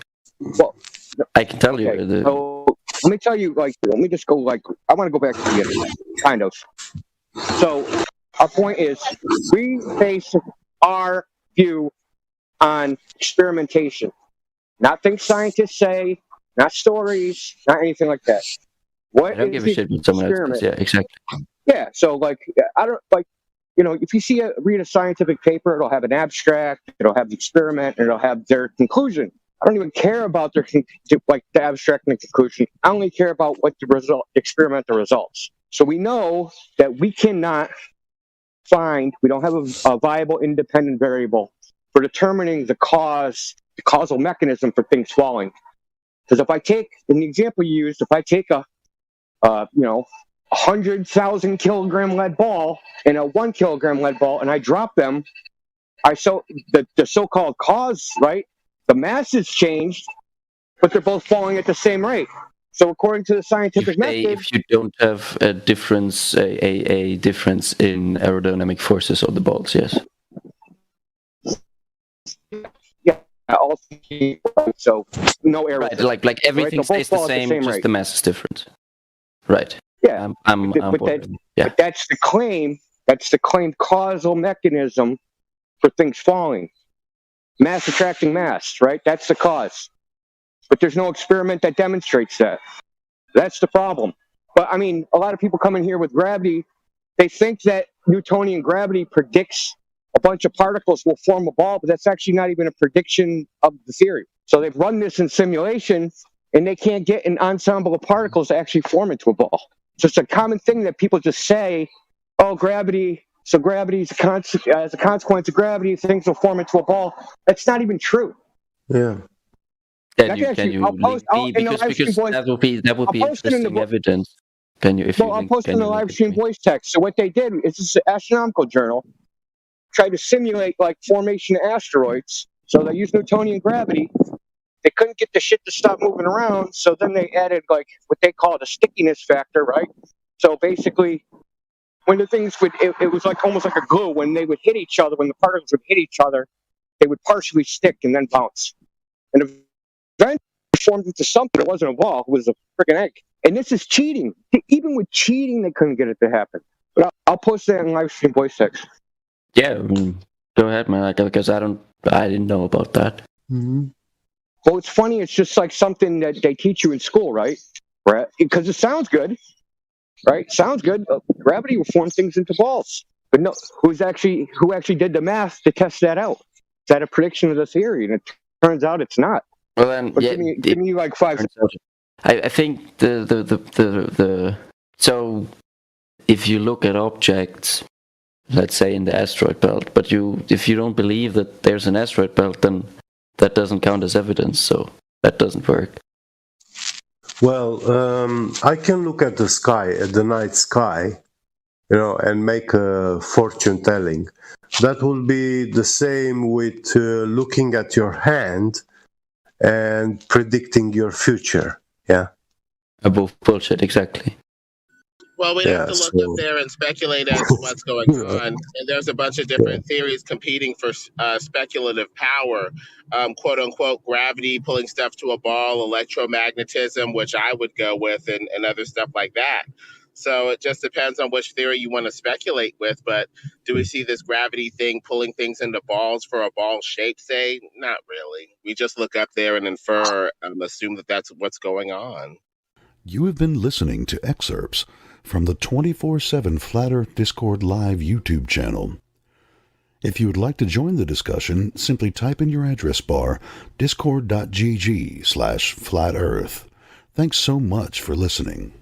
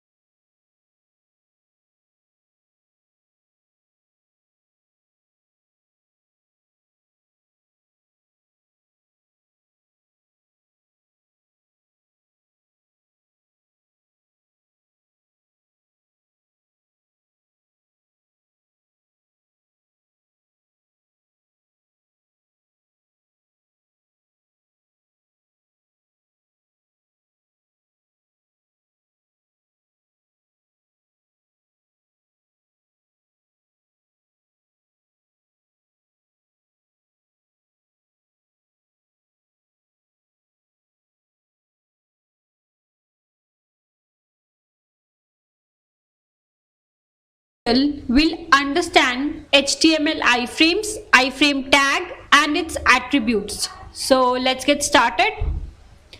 Well, iframes are used to embed content from another source into the current HTML document.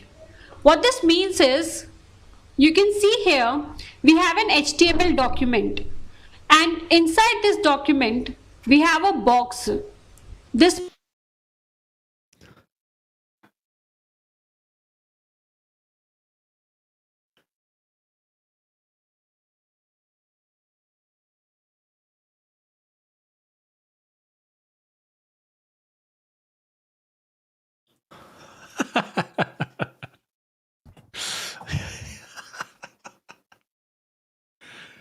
Okay. Oh.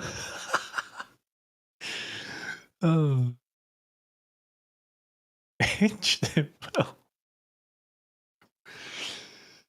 Oh.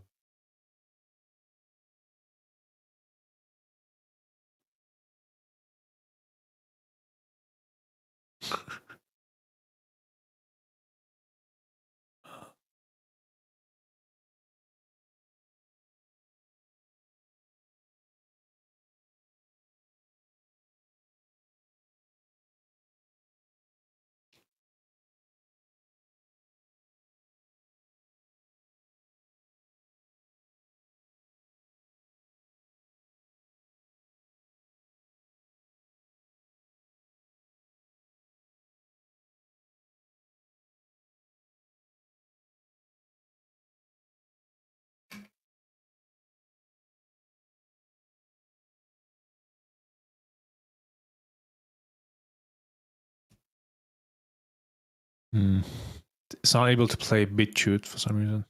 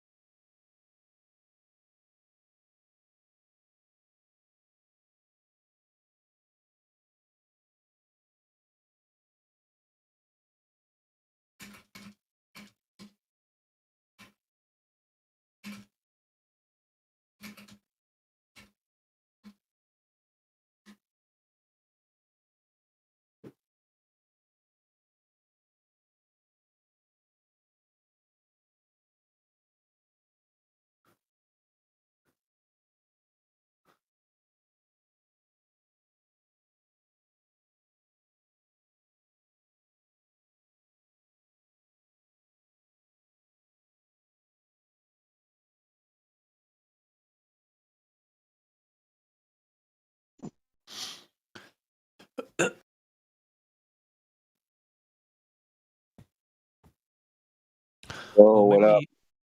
Oh, hey, Indio. Hey, how you doing? Oh, I'm doing fine, thanks. How about you? Not bad. Bad, kind of a weird day. I've only been up for 3 hours and already thought I was going to die in a nuclear attack. And then 5 minutes later, I'm reading this thing that they're banning abortions again. It's like, what the fuck is going on? Well, you gotta stop reading the mainstream news, man. Yeah, I mean, like, whoa, just whiplash. Yeah, it can't help it sometimes. Look, you have to consume a little bit of it because you need to know like what everybody else is being programmed with. Otherwise, like, you don't know what you're dealing with. Yeah, for sure. Well, in my case, the only time I'll check mainstream if something, what do we say? Like in this case about the propaganda war, like just to check what they're saying is usually the opposite. And then you do your own research, looking for alternative media, information and all that, and compare it with the two narratives, I would say, and see which one comes out more truer than other. Actually, what I look at is the techniques of their propaganda, like what they're. It's not like they're. Like, for instance, the current, what side am I on? Is it a special operation or is it invasion? I don't know. Oh, okay. Depends on what side of the bed I woke up on. So, all right. But what I do is I compare, because I following that through like Telegram channels, so I watch like videos and see actual photographs that people are taking there, right? People that are there that are witnessing this shit. Then I compare it to the mainstream media. But I don't really listen to what they say. I kind of listen to like the techniques of propaganda.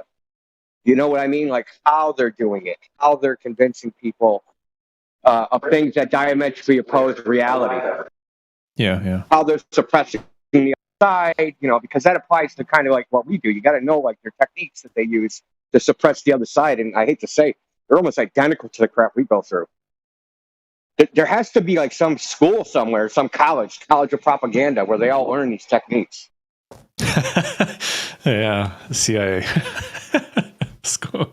Yeah, it's very weird. They use the same tactics. It's like, because I occasionally I'm on Twitter, right, and I'll argue with someone over flat Earth, but I also argue about with like some of these people are normies, and right, they'll bring up some other topic, and then they like they do these call to arms where like everybody that's like in their little social group starts like attacking you, but they all use the same propaganda techniques, even though subject changed, right? The subject will be COVID or something, right? But they'll use the exact same techniques that they use against flat Earth, right? Appeals to authority, appeals to credentials, straw man, move the goalpost, like every single possible manipulation.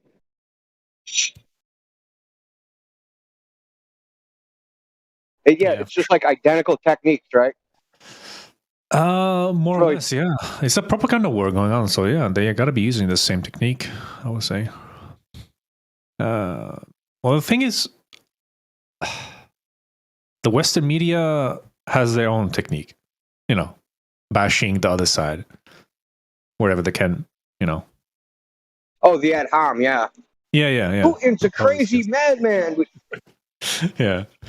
And then when you go, hold on, if he's a crazy madman with nuclear weapons and you're provoking him. So that means you actually don't believe what you're saying, because no one in their right mind would provoke a crazy person with nuclear weapons. Yeah, for sure. But yeah, I don't know. When it comes to these kind of things, I listen to one side and the other side, but then I'm thinking there has to be a third one that makes more sense. Like because that side is bashing the other side, and that side is, well, more or less not bashing, but it's more like trying to show a different approach or a face of what they're doing, actually, if you're actually following their own news channels and such. But there has to be a middle ground between that somewhere. That makes more sense. Like, what the hell is going on? Yeah, the middle ground is the people are just like, I give up. That's the middle ground. Because what it seems to me is like it's like the people that think rationally, right? And then the people that see the whole world in black and white, and everybody's a cartoon villain or it's some cartoon superhero. And they see the entire world this way. Then there's the other side. So these people are doing these and they use these extremes to like get power. And the other side's like, well, they're hypocrites, and they try to rise with extremists. And when I say extremists, I mean extremists of thought. Like the whole world is divided. There is no shades of gray. There is no nuance. There is nothing like that. It's like an extreme thought process. So they don't actually have to have a thought process. Because you don't have to think when everything's black and white, right? Either just one side of the coin or the other. You don't have to take in information and work out the details and nuances of any issue. But bashing their heads against them. And then there's the third choice, like you said. People that see this going on, right? Rational people trying to futilely reason with extremists. And they just go, I give up. I have no chance. Oh yeah, more or less. Yeah, and they just go into the like, I'm just gonna worry about me and mine, right? My family, my friends, and that's it. Because you know, because I'm demoralized. Kind of almost, it's demoralizing.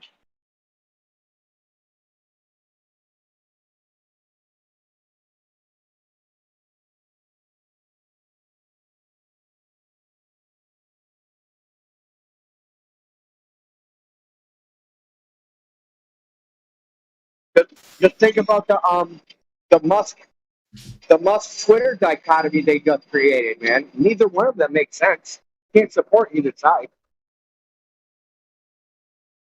The what? The Musk?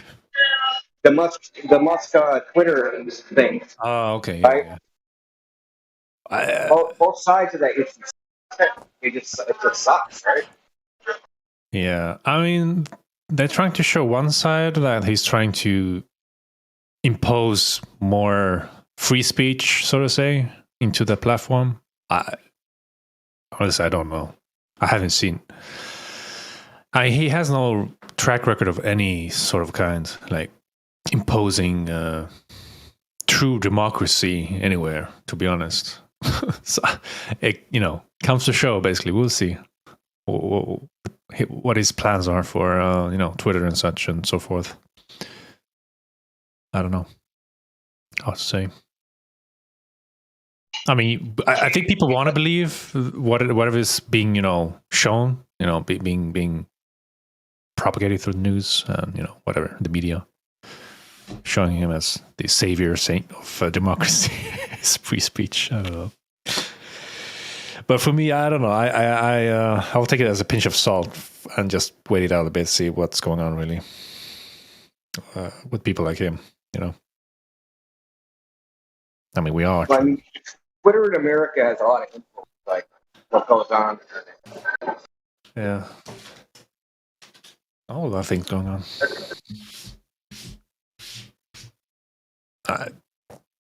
We don't know his true intentions yet, so I don't know. So that's why I'm saying. So just have to wait it out a bit. And like I said, he has no track record of being, a good Samaritan of some sort. Because both sides are hypocritical. That's the funny thing. Yeah.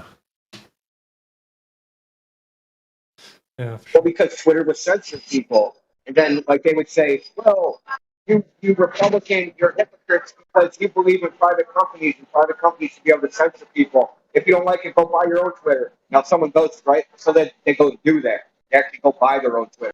Now they flip. Now they're the hypocrites. Say, "Oh my God, you're going to suppress these." It's a shit show. Total shit show, con world nonsense.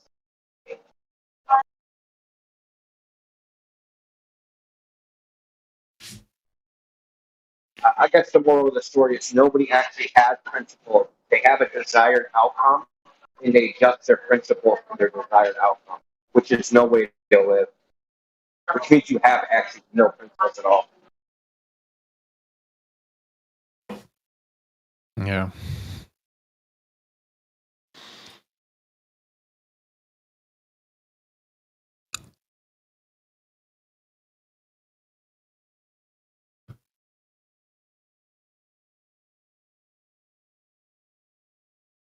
Mic check. Sure, yeah. Hi, everybody. How's it going?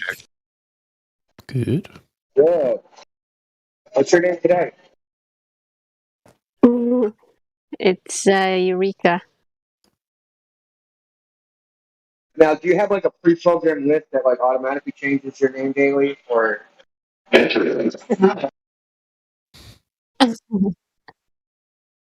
I'm thinking about hiring one of the mods to do it since they seem to do it quite often as well. So, working on that.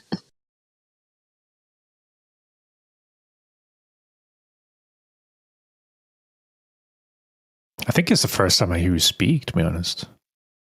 Or maybe I don't know. It's been a while since I've heard you speak. It was a long time. Yeah. Yeah, I haven't been on, I think, for a good 5-6 months now. I just, my network just doesn't work very well, so I have to wait a certain hour and whatnot. But I haven't been able to make it to ladies' night as I used to. kind of sucks. Hey, now you got to make it up for, all these Fridays you've been missing.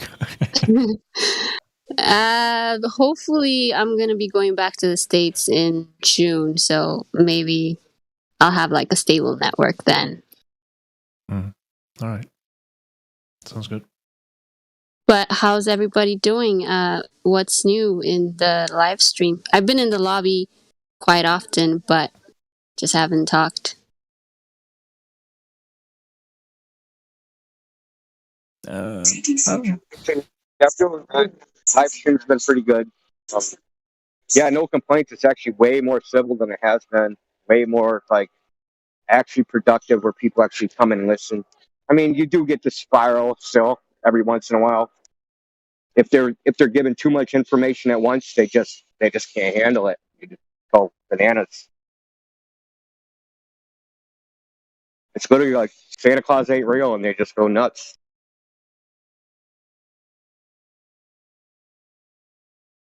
Okay, yeah, I remember those moments. Good times. Well, I mean, I think the thing that's changed is like the demeanor. Like people aren't as aggressive, like aggressively assault. You know how people get rude and call names and stuff like that. That's kind of gone away a lot. That's really dissipated. So now it's just like you tell them nicely and they still spiral. So it wasn't the way we were talking to them. It was the information. Yeah, I always thought certain people had a way of, talking nicely, but like you said, I don't think it's the way you talk to them. It is the information. It just brings out the worst in some people. Yeah, he was 15. He was in here, this is 2 days ago. And, I mean, they were flat smacking hard. Like, my God, they were just dropping truth bomb after truth bomb on him. Like, I'm listening, I'm like, oh my God. And he just went speechless. And then just busted out with, you're all fucking retarded. Blah, blah, fuck you, nigger. I was off because we went bananas. DMing me, sending me shit. And I wasn't even talking to him, but I ended up with all these DMs like, go fuck your mother. And Wow. Crazy. What was his username? Oh, hold on, I'll look it up. Yeah, if you said some of them are coming here unprepared, and when they're being challenged really hard, future some of them just freak out, spiraling out away. Oh boy. Yeah. He's future astronaut, so I guess we should have saw that coming. Yeah, future astronaut. Okay. Yeah, you just broke his whole dream. Shattered into pieces. No way. They told me I will go to space. How could you? Could you tell me that? Oh, man. He was only 15, so I guess that's child abuse, technically. Yeah, these people need to wake up to reality. Like, what the fuck's going on? Like, for real. They're living a dream. In a dream.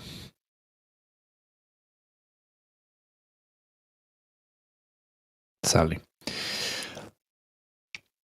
Yeah. Yeah, and the age group, it's kind of hard to break away from. You have like all this fantasy, and you have this peer pressure as well. Only a few of them, I think, in that age group actually come out and honestly and say, okay, yeah, let me look at this information objectively, because just the word flat earth is already a mockery. So if you're trying to fit in and you're thinking about the earth is actually flat, that's not going to work, Yeah. Yeah, social status means a lot to, especially when you're younger.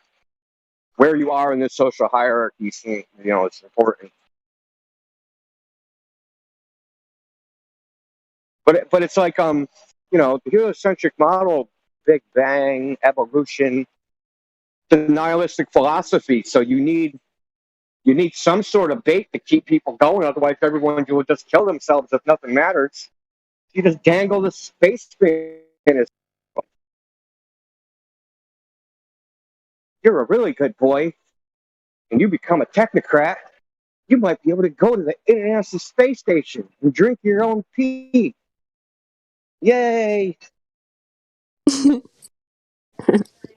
That is gross, man. I actually kind of forgot about that part.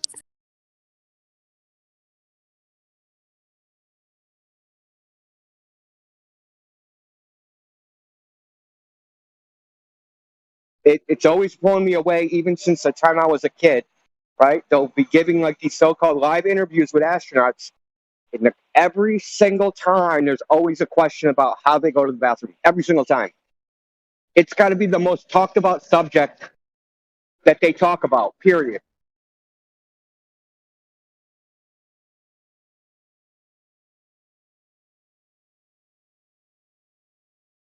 Which actually raises a question. Someone brought this up the other day. I think it was Gospel Bear. Is that can't urinate without gravity because there's actually no muscles to push. You actually just you open your bladder, right, and urine comes out from gravity. You don't actually push it out. So in 0G, how do you urinate? Yeah, that's very interesting.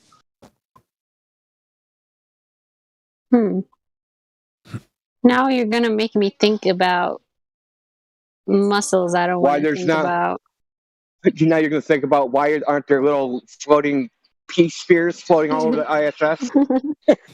Because they're leaking. Don't hit it, and then you have a leak. Pea spheres. What happens if you have a leak? Right? Liquid forms into a little sphere and floats around, man. Urine's a liquid. There should be little golden liquid balls floating around everywhere. Which is gross as fuck. Listen. I can live with pea spheres. I just don't know if I can live with poo spheres. Okay. I'm just saying, like, pee is kind of sterile. Like, you can, okay, if it gets on you, all right, whatever, right? But how do they? Whatever. Listen. Yeah. Defecate. What if they got diarrhea?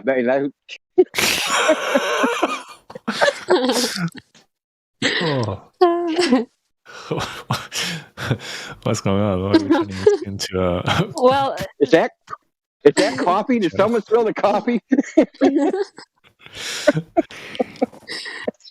They have. Don't they eat like they eat like liquid stuff, right? So I'm thinking most of their feces would be liquefied or something.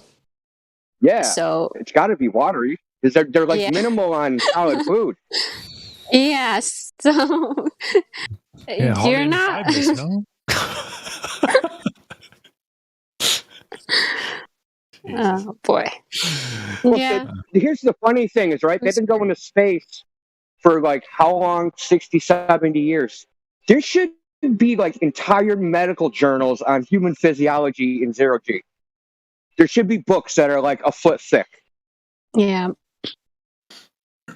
But if you actually go look it up, right, if you actually go look up like papers on this, you'll see like a NASA report that'll be like 5 pages, right, of just claims of so-called Yeah. no data, no charts, no graphs, no nothing like that. No peer-reviewed papers, right? You'll never see like a peer-reviewed medical journal paper on human physiology in outer space. You don't see any of that stuff. So it's these little things that tell you that it's just a big fantasy story. Because the level of detail, they say, well, look at all these paperwork, look at all these pictures. Yeah, but there's actually no detail to it. There's no level of detail that people are, the people that do these tests are like super anal retentive, and they write down every possible detail when they're actually doing so-called science.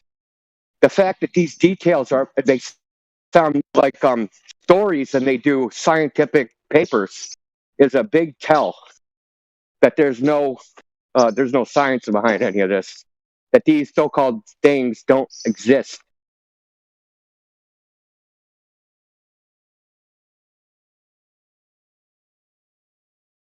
Yep, you're right. I always wondered, like, how did they test out? Like, they just kind of took a chance when they went in that spaceship the first time, as humans, like, or didn't was it the Russian spaceship that had some animal first, or was it a dog or a monkey or something? Yeah, it was a dog. It was a dog. Okay. It was a dog. Did that dog ever make it? I never really read up on that. I thought the dog died, but I think he got back to Earth and died. I don't think he died in space.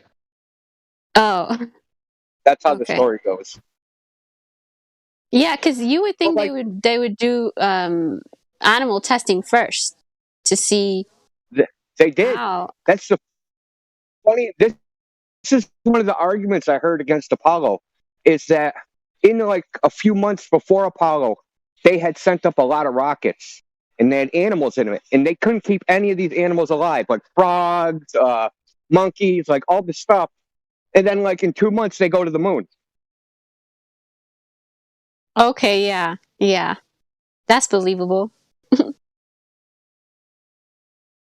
I actually saw like it was actually like a chronology. Like, yeah, this rocket lifted, it had this, these animals in it, this animal in it, it died, this animal in it, like they kind of grouped animals. Yeah, 5 survived, 50 died, things like that. But there's another thing that don't work. Tear production, right, is constant. And tear drains through what's called the lacrium in your eye, and it only works from gravity. It drains through like the little tube that runs into the back of your throat. It only drains from gravity. Now think, you have constant tear production. Your eyes would fill up with water because, I don't know if you've ever seen that little demonstration where they soak a towel, right, and it's soaked with water and the water just adheres to shit. Yeah. It'd adhere to your eye and just be stuck there. It would have nowhere to go. So there's like a bunch of bodily functions that work by, the downward force that would not work in space. And there's no explanation of how they solved that problem.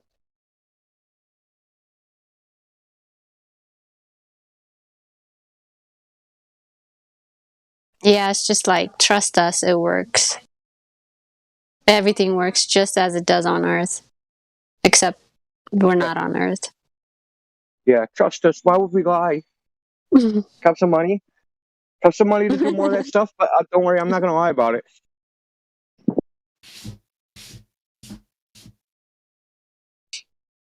I was actually, I forgot where I saw it or I read it. It's been a while, where they said the sound level for when the rockets would lift off would pretty much like dismantle the whole body, like the sound level or the decibels that they emit is not safe. So I forgot where I don't know if you've heard that before. What, destroy the eardrums? Yeah, I've heard it before. I think so the decibel scale factor is actually, it's not a linear scale, it's logarithmic. So 1 decibel is 100 times higher, or no, 10 decibels is 100 times higher than 1 decibel.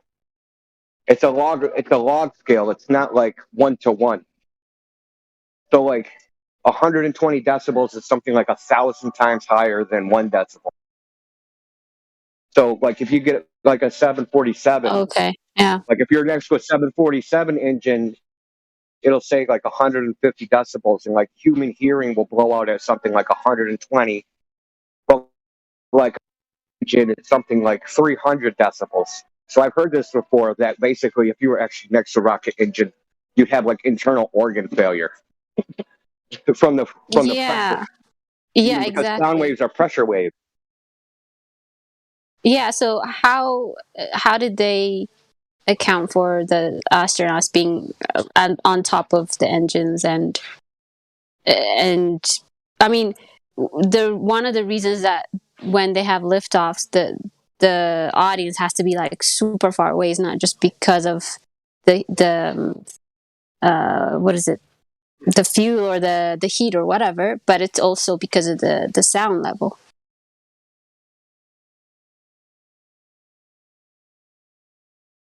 Wait, who's Unicorns One Eye? Nothing. Unicorn. I just read the name. What? Oh. No, go ahead. Sorry for interrupting.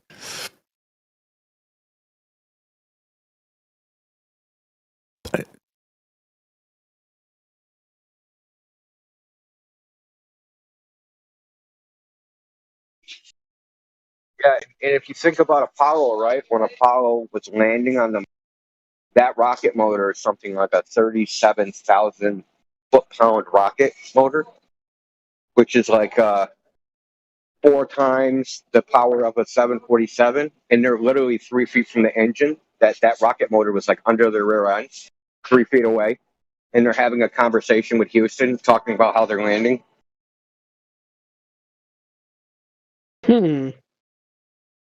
But again, you can't hear anything on the moon, so that's why.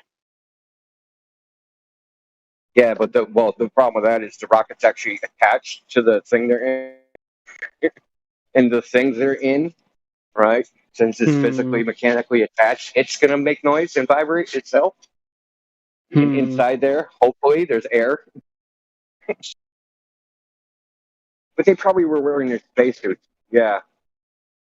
Well, this goes back to Don Pettit's famous quote, really good engineering.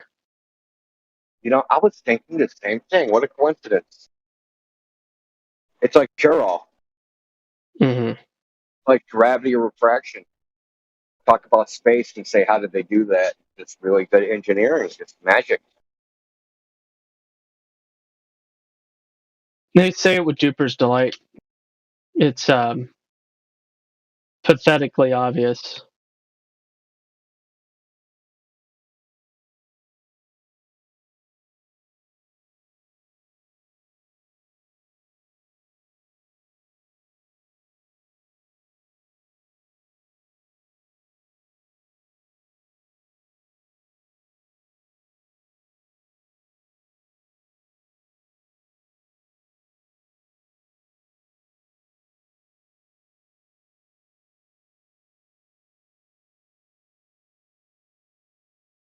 Interesting video clip you posted, Gospel. You talking about the Truth is Stranger Than Fiction one? Yeah, experiences they're having. Oh yes, at the beginning there. Yeah. But yeah, he's also throwing ODD under the bus.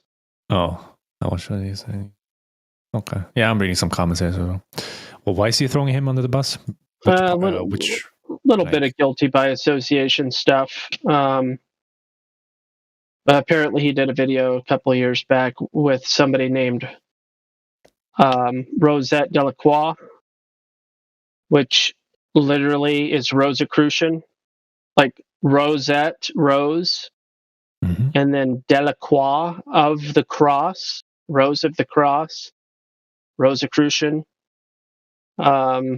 an alleged truther that was talking all this stuff, but really just gets into esoteric Rosicrucianism, and it's all kind of yeah.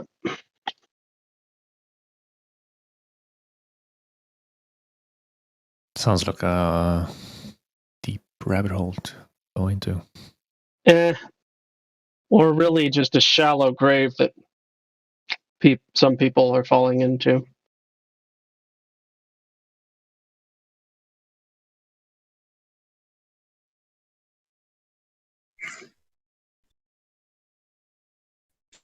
Yeah, let's be clear. This idea that heliocentrism is religion and the flat Earth is the cure, and therefore everyone will come out of this religion that's got the world by storm, that's not paying attention to history. What's really going to happen is that whatever's going on is going to be synthesized into the new next iteration of the one religion, whatever it is. You could already see that happening among a lot of flat earthers. Some of them go to the point where they say, well, the earth is obviously created, but if it's creator, right? What if the earth is the creator? If you're going to worship anything, worship the earth, right? So you can see how it's not a cure as it might seem to a lot of people. Like, if I just have this truth, then I'm going to be able to discern all knowledge and scrutinize all things and be wise and know the truth about all philosophical propositions. Just not the case. Many, many people are going to come to this idea and then be duped by a bait and switch. Bait and switch out of the frying pan and into the fire.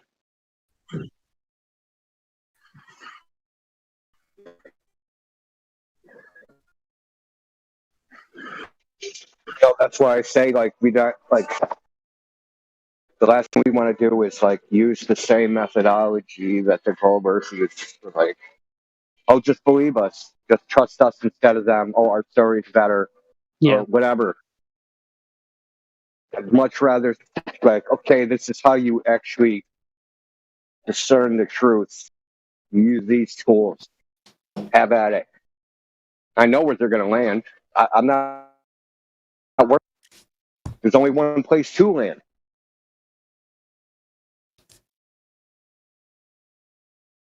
We also got to teach them to have the courage to, to say, I don't know.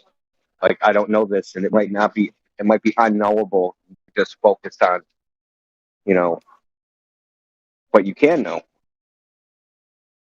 Mm-hmm.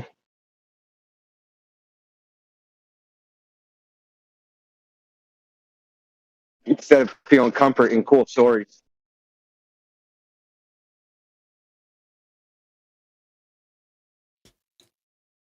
Yeah, which is like, even not even going to the external world, the internal world alone is enough to decipher some things. For example, you're over 50% robotic. There are style to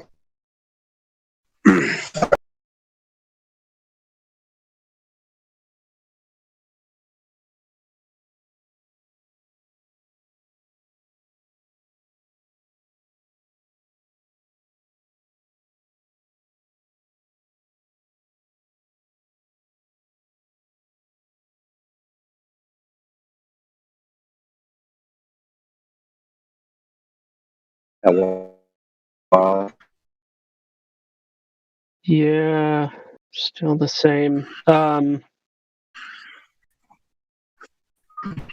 Mic check. I was having some not the same. That got worse. Yeah.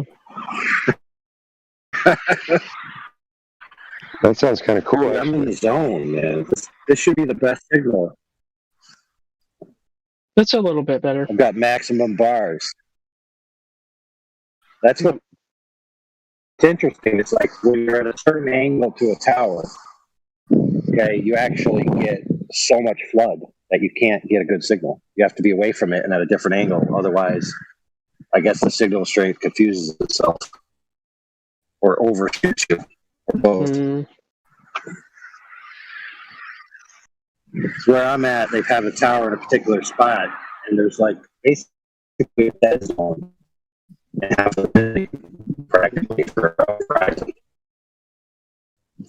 because of the angle propagation. So even though I have a clear line of sight to the tower, wherever they have it, like the altitude, is like it's kind of like overshoots. Weird.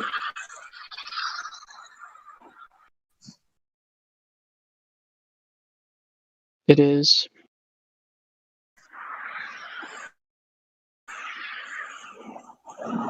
Yeah, but that's the new global argument, is to say, okay, why arrive at truth when I can just dither and say there is no truth? You have your truth, I have my truth. The horizon is geometric and not geometric simultaneously. And you can believe the interpretation that you experience, and I can believe the interpretation that I experience. Because both experience are true experiences, and only our interpretation is different. Then we just cancel out interpretation, divide by two, and we just end up with experience. And therefore, whatever you experience, however you take it, you should, and whatever they experience, whatever they take it, you should. So even though they're contradictory positions, they both are true simultaneously. They are in their mind.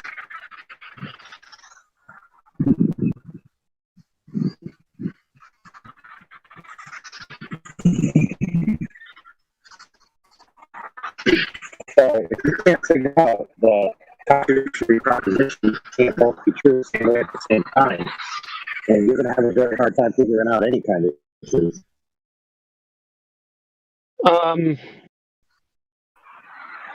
Do you have one of the noise suppression things on?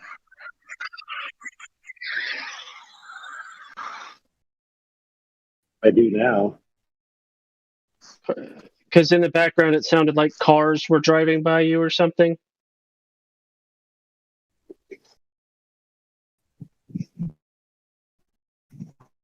I was just curious if that might have been what was affecting things.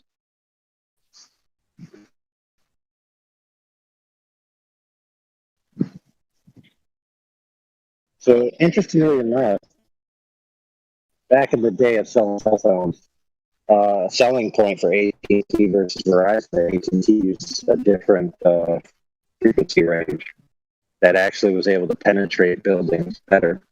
So usually, when you have a customer, you can say to the customer, so what do you do most of the time? Are you in a building, et cetera, and then you sell them AT&T. That was one of the selling points that they had back in the day. It's like our signal penetrates the buildings and you can get a good signal inside.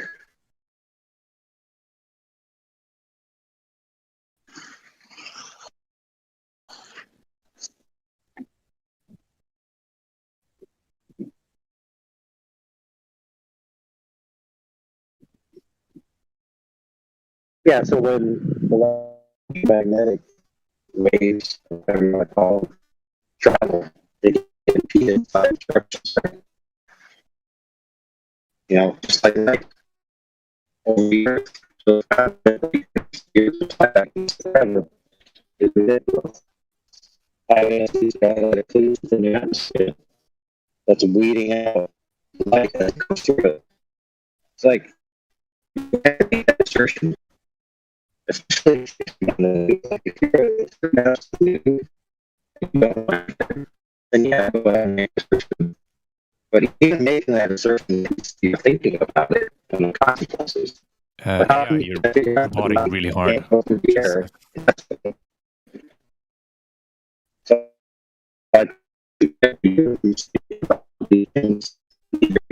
yeah, it's just too much. Now it sounds like a Nintendo Entertainment System when Mike Tyson's Punch Out.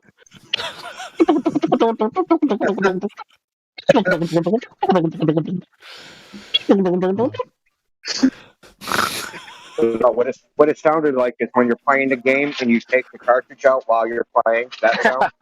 Yeah.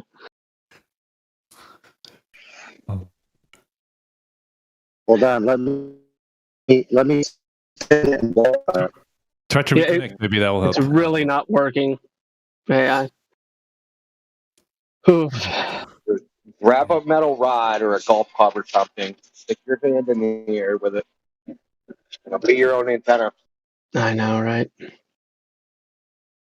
Why is Mike Tyson bigger than the other characters? Bruh, Mike Tyson was hard.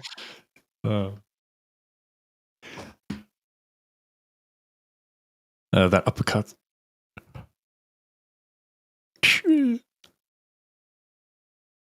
Yeah. Mario. Yeah, Mario was the referee. Yeah. Pretty funny. It was a good game though. Mike Tyson Punch Out, that was one of my first video games I ever did play.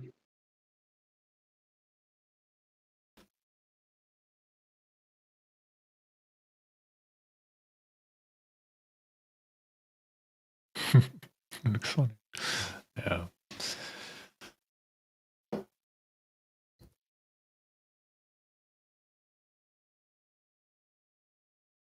I got really angry as a little boy playing that game. I was probably about 5 years old, 5 or 6 years old, and I rage quit and said some certain words. Haven't we all who play games before? And I never did that again. Never said those words again. I learned a hard lesson that day.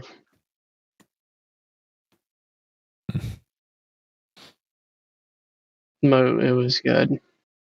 Well, I mean, as kids, we don't control that. It's always like, all the cursing and all that. Oh, but you learn to. I didn't curse though. I didn't actually even say curse words. I said, well, kind of. It was kind of like a curse. I said, "I hate you" to my dad. Which it's a single player game, and I can't even remember why. It doesn't even I can't make sense of it. I just remember that it happened playing Nintendo, and I'm mostly certain it was this game, but whatever the case, I was definitely playing Nintendo and said that and rage quit. And that was the last time I ever rage quit a game.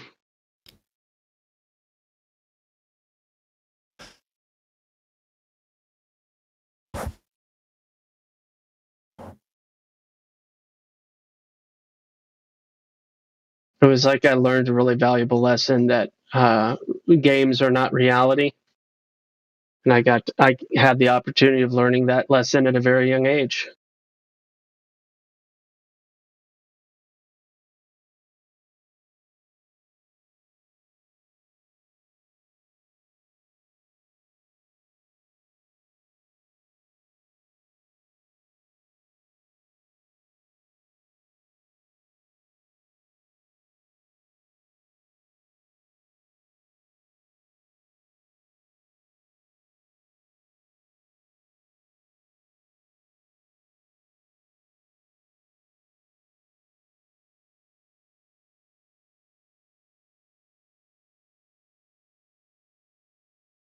Yeah, I'm not sure what. I mean, certain games just triggers you in a way.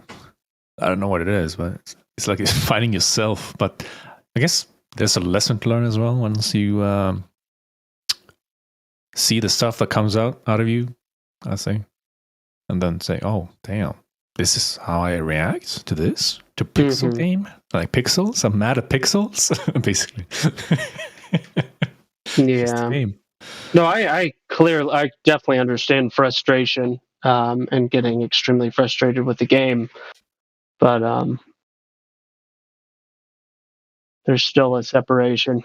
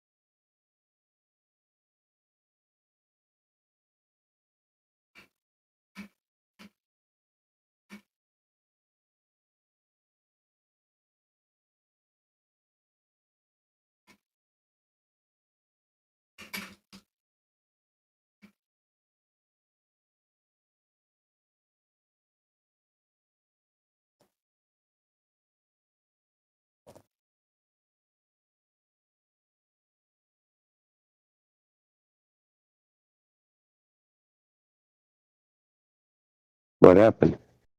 Everybody ran away? No, we were saying prayers for AI's connection. Oh, wow. I'm being a little facetious, but oh wow. He said, "Oh wow."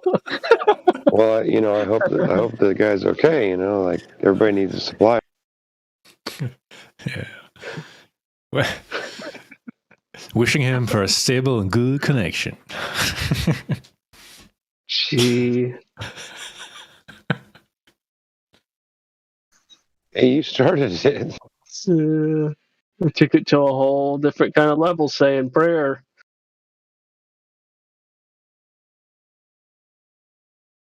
Yeah, be careful.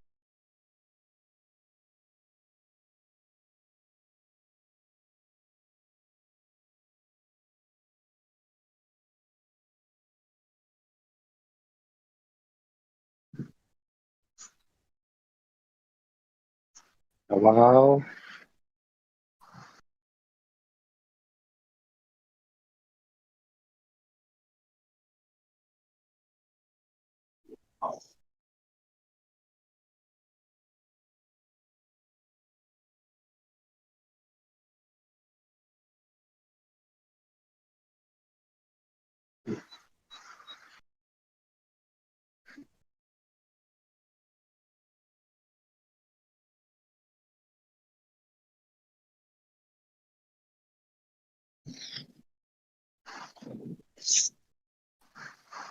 Man.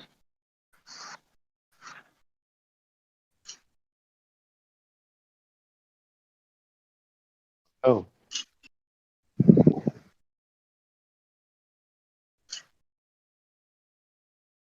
Me.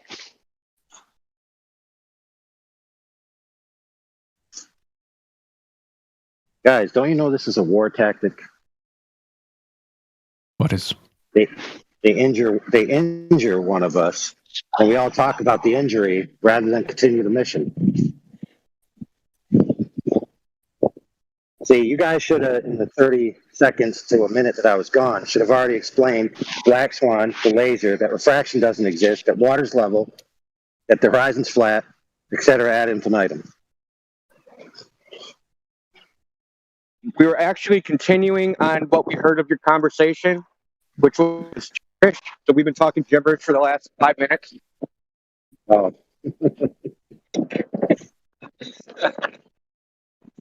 You literally sounded like, like I said, a Nintendo that had the cartridge pulled out in the middle of the game. That's right, man. Listen, if you've never spit on it and blew on it to get it to work, you don't know what it's like. Okay, this is a family program. We'll have none of that. Everyone had their technique though. Some was alcohol, some was nail polish remover. You had to blow in it like a harmonica, and then the other kid was like, "No, let me blow in it. I'm the blower here." Nail polish. Nail polish. Oh, man. Nail polish remover. Acetone. Oh. Yeah, man. That's what you had to do to get your games to work back in the day. You actually had to put effort into playing things, or like rabbit ears on your television. Mm-hmm.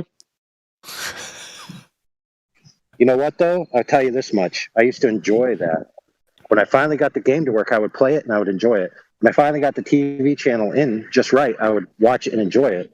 But now all our kids have an infinite amount of games and an infinite amount of TV channels, and they can't even play one because they're too busy trying to decide which one to play. They get bored with it after 10 minutes, switch to another one.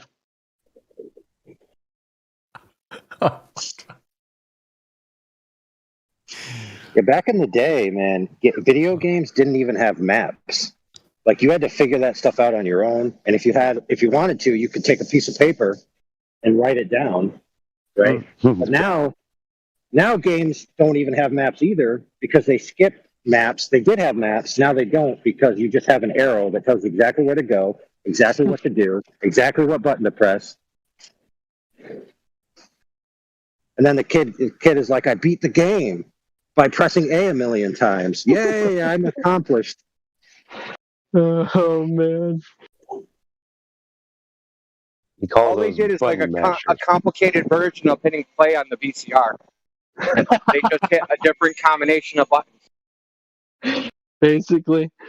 I'll tell you what, some of those games were so complicated in how much of a puzzle they were. You like start to sweat just thinking about how you're going to solve the problem. Just playing Zelda. Yeah. It's like, I don't know what to do. I've done everything 5 different ways. There was a resurgence in the old style games where they didn't tell you anything. You had to figure it out all on your own. But the problem is that game now exists in the world of the internet where kids can just go online and say, how do I beat every instance in this game? Yeah. And that is what makes chess such a beautiful game. There's no cheat codes.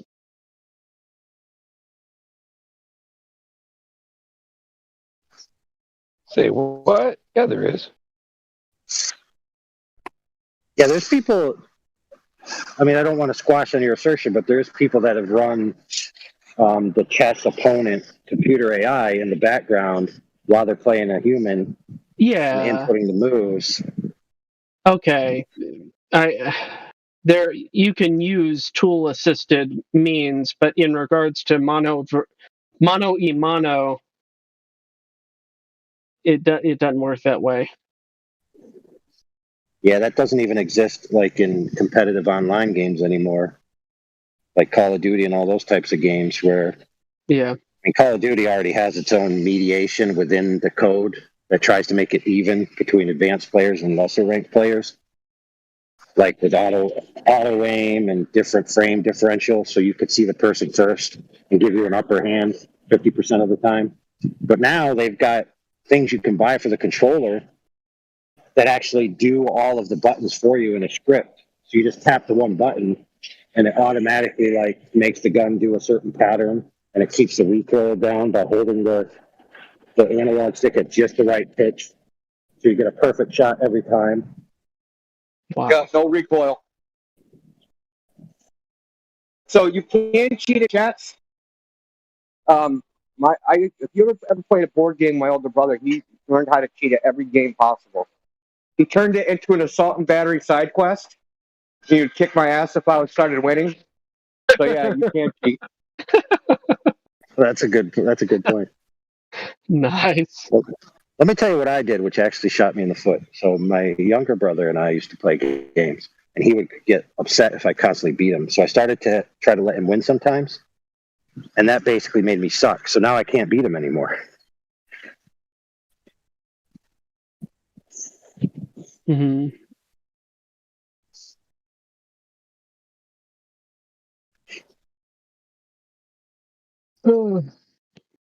Yeah, so the moral of that story is don't concede to stupid Glober points when you don't have to, because eventually you'll suck so bad you won't be able to defeat them. They'll be like level this curve. You'll be like, oh, I concede. Yeah, I was on Anomaly's live stream last night or evening, whatever time it was, and there was over and over again on different people like Anomaly. There's people doing the Earth is flat in the chat, and then there's all these people like Earth is not flat. And there was this one guy, I think his screen name was The Study, and it had like a picture of a book, or maybe it was a Bible, I don't know. And he was like, level means curved. Level is always curved. Water is never level. And over again, he was saying all this stuff, and I was just like, this guy's like reverse psychology LARPing, or no? But he was dead serious. He was spiraling out of control, all caps, screaming and all that. It was interesting. It's amazing. I don't know how much you all watch that makes me live think streams. of Danny Faulkner. Did you see that? That was images I posted from Danny Faulkner. A little bit, yeah. That really apparently level means apparently level means rotated clockwise 1 degree. Because I don't know if I should trust an astronomer that doesn't know how to operate a telescope. Mm. He literally took an image in the horizon. It's tilted in the image. It's tilted 1 degree. This guy had to rotate it a full degree to get it like level in the frame, horizontal, exactly horizontal. This is an astronomer with a telescope that can't take a level image of the horizon. How crazy is that? He thinks that you have to turn it by 1 degree in order to make it straight. No, he took a picture, right? Uh-huh. In the picture, in the image, the horizon is tilted clockwise 1 degree. Because I had to put it in a program and rotate it 1 degree the other way to get it so that the horizon was parallel with the horizontal line. The horizontal line of the image frame. Sure. Weird. And he did it with a 3.5-inch reflector telescope. So he's an astronomer, a PhD in astronomer. He can't operate a telescope. What does that say? Yep, PEBCAC. Good old-fashioned IT term. Problem exists between keyboard and chair. Well, what does that tell you what astronomers actually do? You think, since astronomers look at stars, you have to be able to operate the instrument that lets you do that.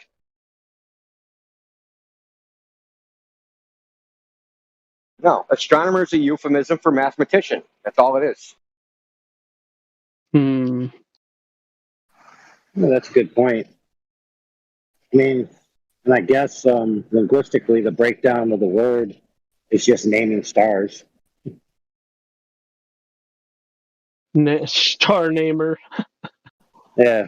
Yeah, Star it namer. just doesn't matter how your telescope is pointed if you're just naming shit.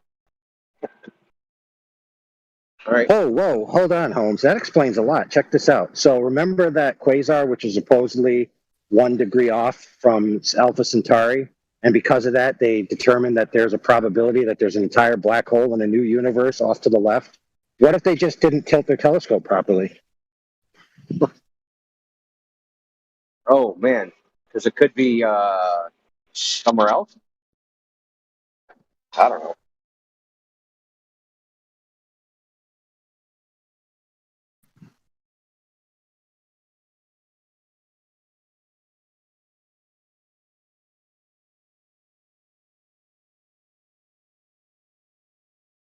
Yeah, see, part of the problem too is you go out to the horizon, you look at it with your eyes, and then you try to look at it with your camera, and there's a differential there because your camera doesn't gyroscopically adjust the image like your eyes do. Yeah, I just found it weird that he hooked it up wrong. Like, I mean, it's obviously visually to me. I just look at it, I can see that the horizon's not lined up with the frame, that it's not horizontal. It's off by a whole degree. It's not like off by a little bit. It's actually a little. I think I could rotate it 1.2 degrees. And so what you do is I can measure like from the top of the frame, the top of the image frame, down to the horizon on both sides. You know, when there's the same number of pixels, it's level, right?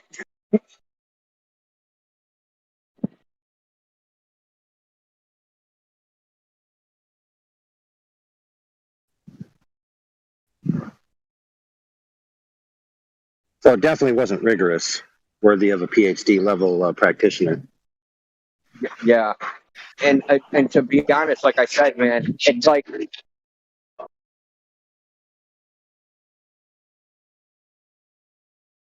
and to be honest, man, it's almost like he intentionally tried to obscure. I was talking to Monkey, like, yeah, like it took like 4 or 5 hours to get any usable information out of it, of like fixing the image, right? There's the sensor size, and then there's like, you know, how many pixel resolution is it, and what's the resolution of the image, and then why is it rotated, and then now I have to crop it because when you rotate something, it adds in information. Like I had to do like all this stuff just to get the image right to do anything to it. It's like someone intentionally foobarred it. Because you can't do all that stuff accidentally. Not that many steps. I mean, 1 or 2 of those things, yeah, maybe. But like 6 or 7 different things? Like, no. Just so they can go, look, I can't see the bottom of the boat. It's a ball.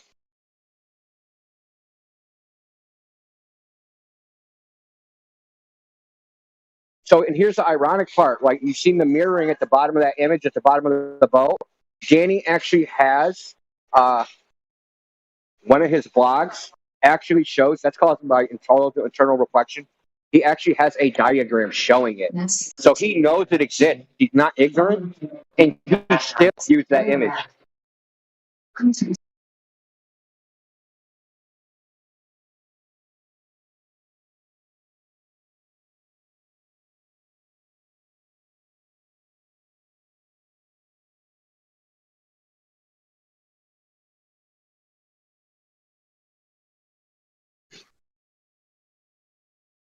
Yeah, like a few of those articles were essentially just going back to that base assertion, which is can't see bottom, therefore Earth glowed. It's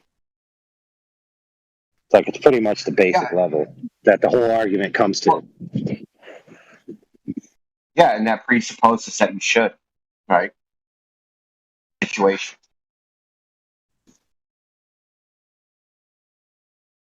Yeah, you're not really putting the proposition to much. You're not really putting it to much scrutiny if you don't address like all the other arguments. If you just have a single thing, which, by the way, is a formal logical fallacy anyway, which doesn't necessarily mean your conclusion is wrong, but it definitely means that that logic doesn't support that conclusion precisely. I think the point is that the entire thing is subjective, right? It's a subjective visual impression. I think it should be this, and it looks like that, therefore it is that, right? But you don't get the demonstration on why that would be like that, right? The geometry, right? How would you prove the geometry?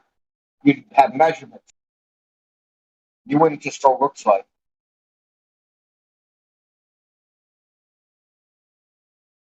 Yeah, a great example of that is the variable Earth curve at different altitudes.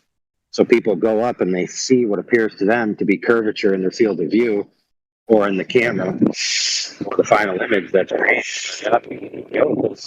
I see a little bit of curve in the image, therefore the Earth is a globe. The problem is that we got so many images that have a differential rate of curvature at different altitudes, which makes no sense. So you have more curve at less altitude versus higher altitude, et cetera, et cetera. So you got a problem.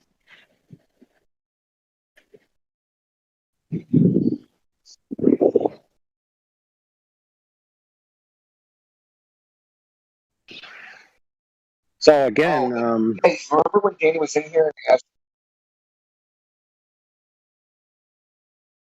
Hold on, man. I'm gonna have that connection to start.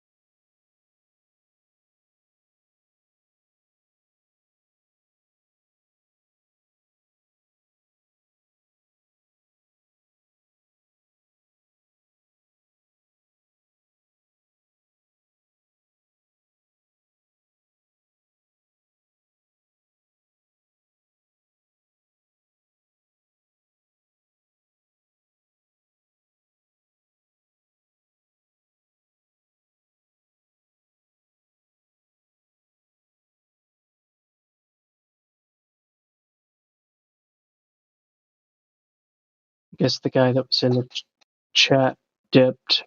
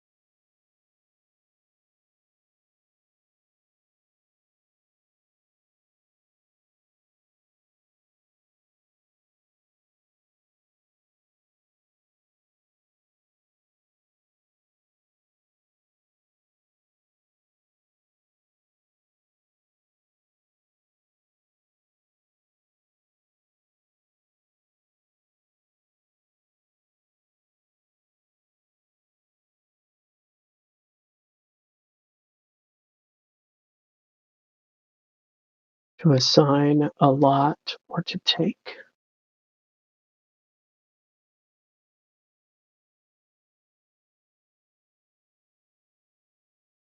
Yep.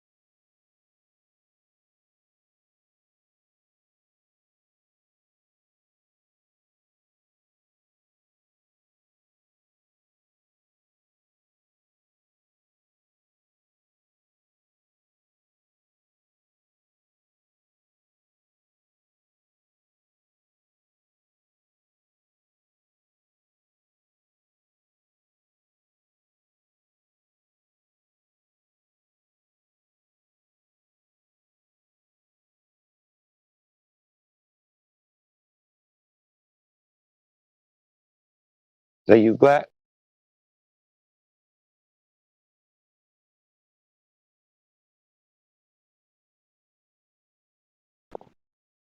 What up? What up? What you doing, man? What's up, man? How's it going? What's up, laddie? Still doing it. Find the etymology of the word truth. Right. Yeah, I'm here for a second. I'm gonna go have breakfast with my mom and then come back and be here. So. Give me breakfast, dude.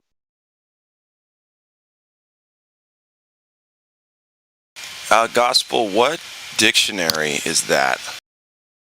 It's not. It's Etym Online. It's etymology. Got it. Yeah.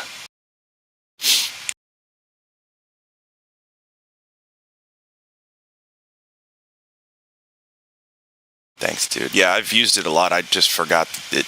I was like, I know the maroon text. I know it. Yeah. That is the signature. Yeah. No, it's a great dictionary. That's should be the only one that we use.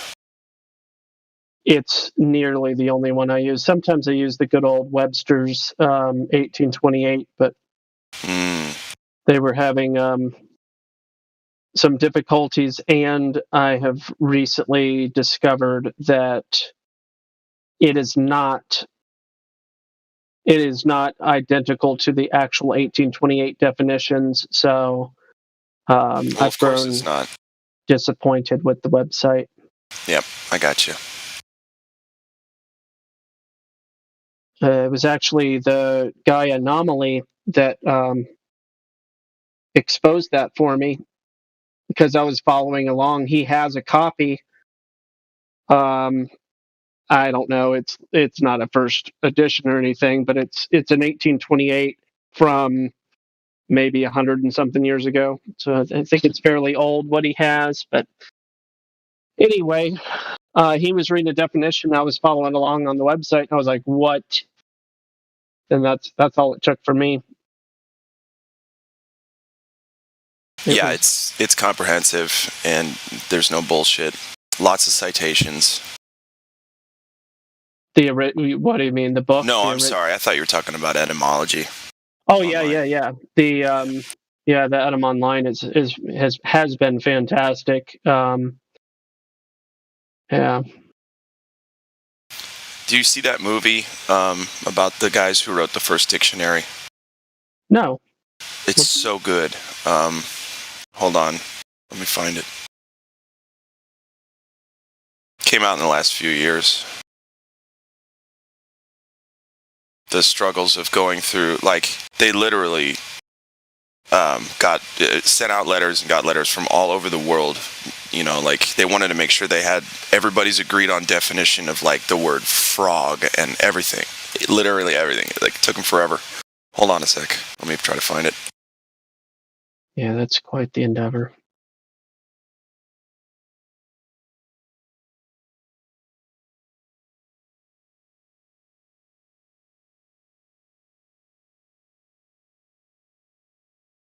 Yeah, it's called The Professor and the Madman. It's got Sean Penn and Mel Gibson.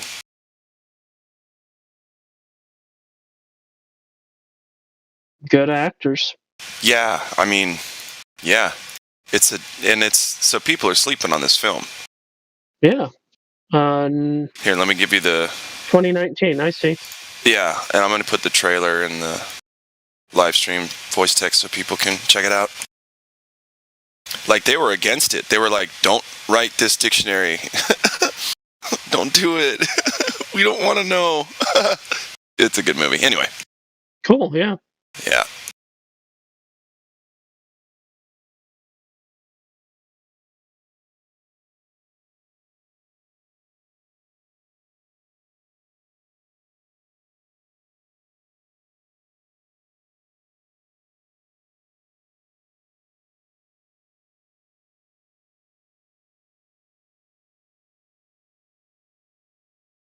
I put the trailer link in the live stream voice text. I'm going to go do my thing, boys, and I'll be back here in a little bit. Right.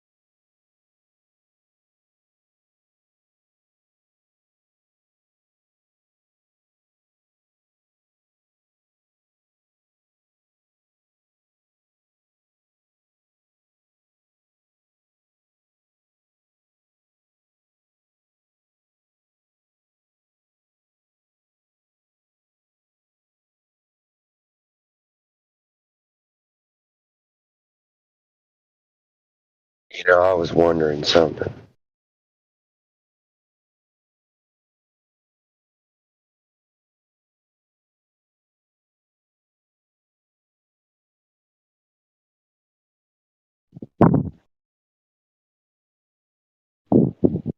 What was that, Ricky?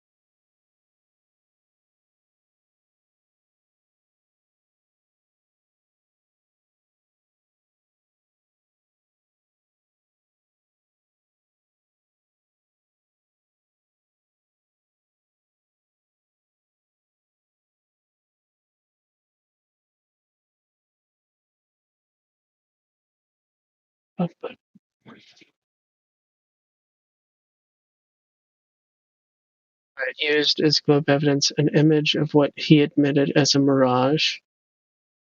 Um,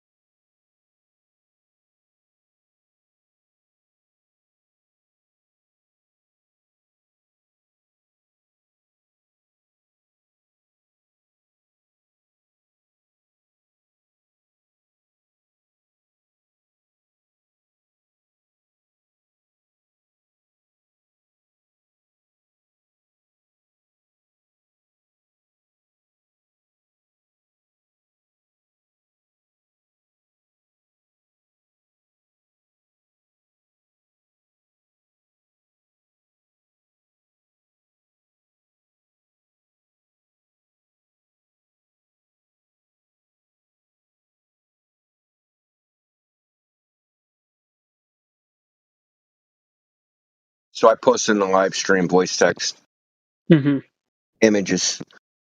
So Danny posted this article, Danny Faulkner, about inferior mirages. Has a diagram. It says, hey, you can't use this. And this is literally, he used an inferior mirage for globe evidence. This is just the things this is what I talk about, dishonest clovers. This is a perfect example. So now how should I take this? He is intentionally deceiving, or he's ignorant, or he's so biased he doesn't even realize he's doing the very thing he complains about. But then I go, okay, so let's look at other things. And then like everything he's posted, I look on his blog, everything he's posted as an example of deception, dishonesty, things he knows should be wrong, that he should know are wrong, but he posts them anyway. Yeah. Or says them anyway. So it's like, the thing about mistakes is that mistakes kind of happen randomly. You can't keep making a mistake that's in one direction. Like, if you make a mistake, you can't always make a mistake that benefits you every single time. Then it's intentional.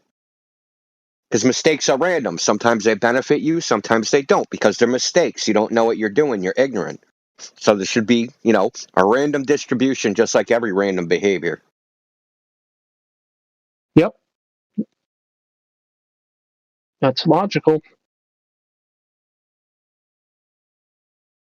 But I've read like 4 of his blog posts, and every single one has some. I don't know what to call it. Mistake or intentional. What is it? Mistake or intentional? It's a misrepresentation. How about that? It's a misrepresentation of reality.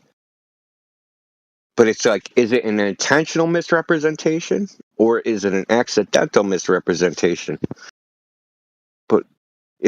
But you keep doing it. That's the problem. Yeah. Because he's doing it. It's like, it just makes me lean towards it's intentional. And then you have like the words he says, right? And you read his prose and what he's written. Exactly. In the way he talks, and you're like, this is like propaganda. Like, literally, like, I know what propaganda looks like when I read it, and I'm reading propaganda. So when you like combine all these factors, this guy is not an honest broker. I tend to give people the benefit of the doubt, and well, that's what I'm saying. That's really, I'm telling you, like, my thought process of like, I initially go, it's an accident. Oh, here's another accident. Shit, here's another. Oh shit, here's another accident. Here's another. Like, and I'm going, hold on, this is not an accident. This is a pattern of accidents. There's no such thing as a pattern of accidents. Well, they're accidents. They can't be a pattern. They're accidental.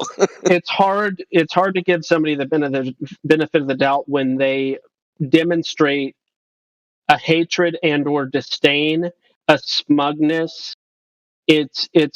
It starts to just attitude alone. There's obviously all the examples that you're providing, which are helpful, but also the attitude. In his attitude, I had the conversation with him as kind of a conversation virgin with him. I had never spoken to him before. I didn't really know much about him, and I was just talking to him as a dude, and I found him incredibly presumptive, prejudiced, biased, and incapable of making any concessions.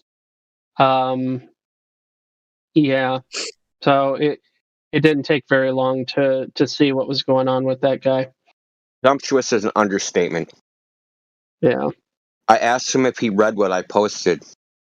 He said, He said, no, I didn't read it, but I don't think you understand it. What? I saw what? Yeah. How does that even make sense? There's a movie that came out. I didn't see it, but I don't think you'd like it. Yeah, but real quick on that, he didn't just say it once. He said it in 3 different ways. Oh, that's good.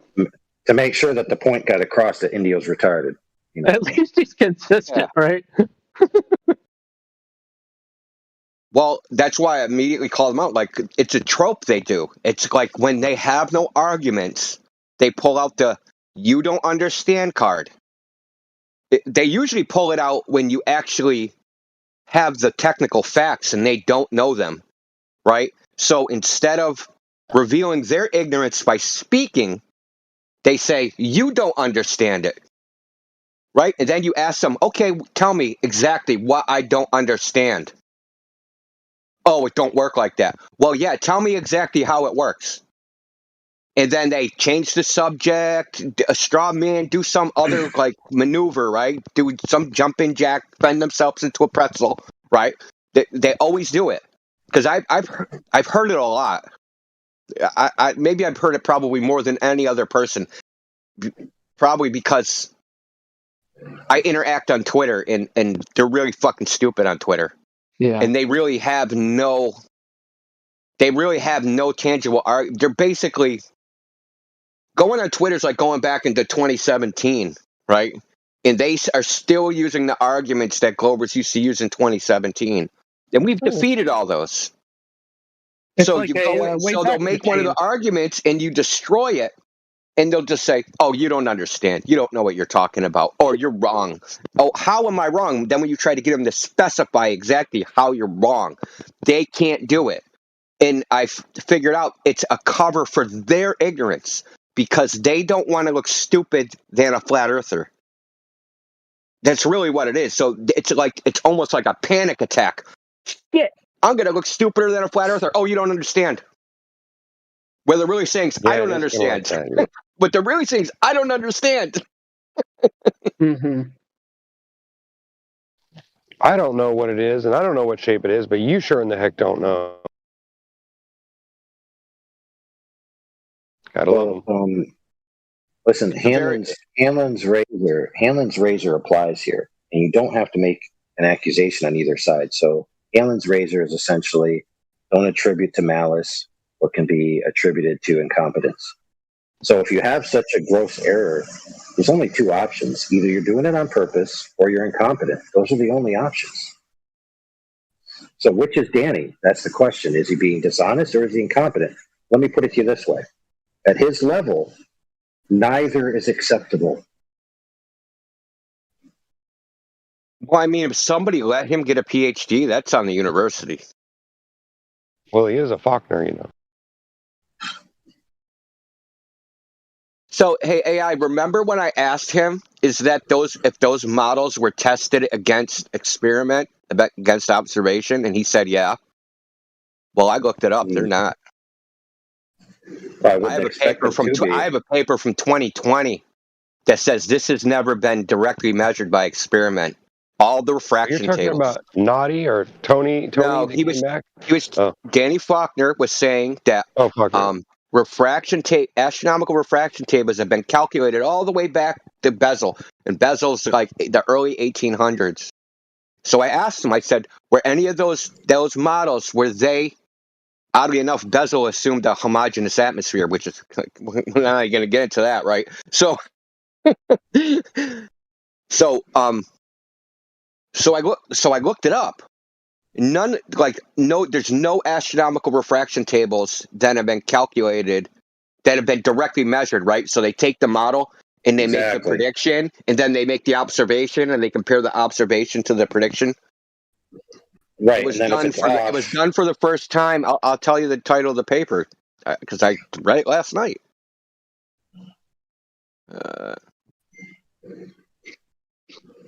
To be fair, that's exactly what I expected to hear.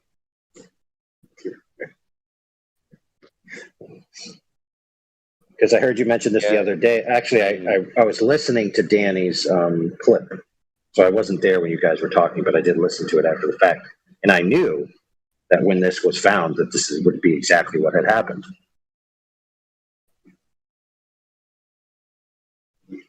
Yeah, I just looked. I just looked for it. I looked for like who went and tested it, and what I actually found was, dude, I found a paper from 1936 from the Royal Society that goes through something like 30 different models for astronomical refraction.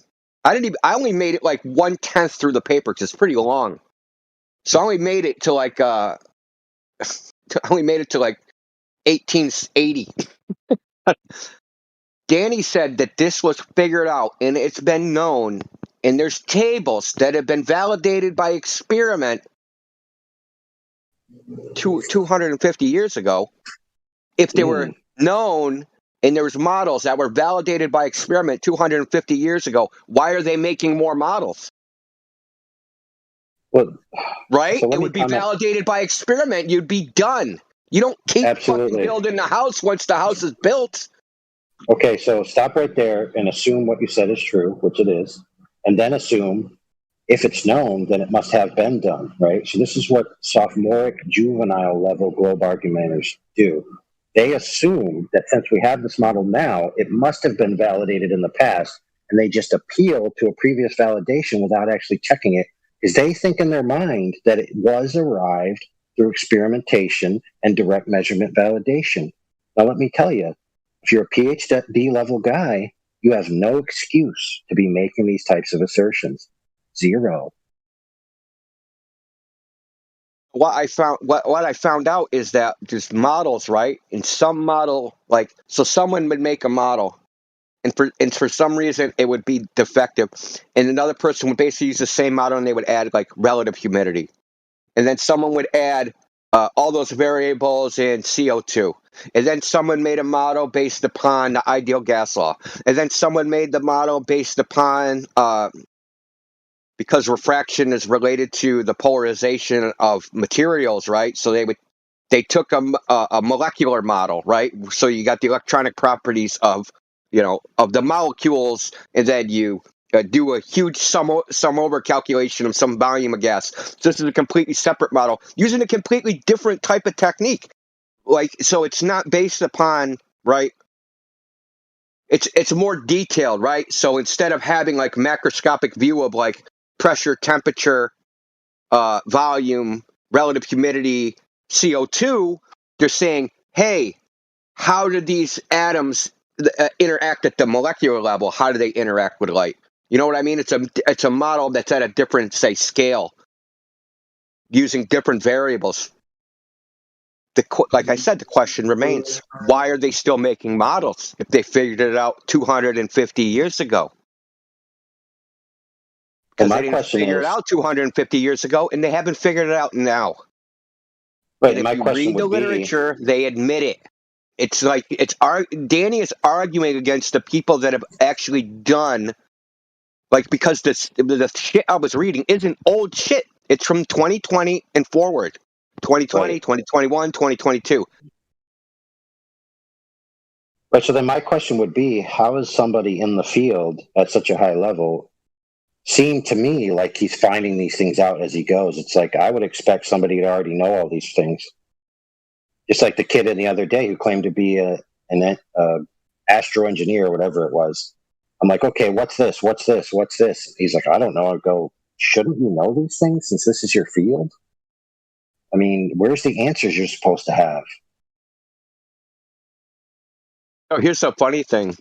So Flatty, PHL, whatever is, Flatty sent me a video. So Geo, I think it's Geo. Well, whatever, he sent me a link for a live stream, but it happened over on Geo's server, and it was Riding on Eggshells. And he was, like, interviewing this guy, right? And this guy, supposedly, he does some sonar shit or whatever. Supposedly. And like, obviously, Riding on Eggshells is conducting, like, this faux interview and acting like, they're both like playing this like pretend role when this guy's pretending he knows something, and he's asking him questions, and he's making assertions like a gyrocouple finds north, and fiber optic gyro will find north, and all these things. And even if you read the literature, they don't even say it does. The gyro compass, they do claim it does, but you have to program in the latitude or something like that, and the thing doesn't even work if you don't do that. If you don't program where you're already at into it, it doesn't work at all. And this is demonstrated on Rob Durham's channel with a freaking gyro compass. That isn't the point. The point is, you got to hear this. Now, this is a guy who's supposed to have technical knowledge about sonar, right? And about what was called multi-beam underwater or bathymetry. So that's like measuring depth using radar. We're using sonar, rather. Sorry. And this is how he described it. They'll display the color topographical map as that kind of like a rainbow colored thing.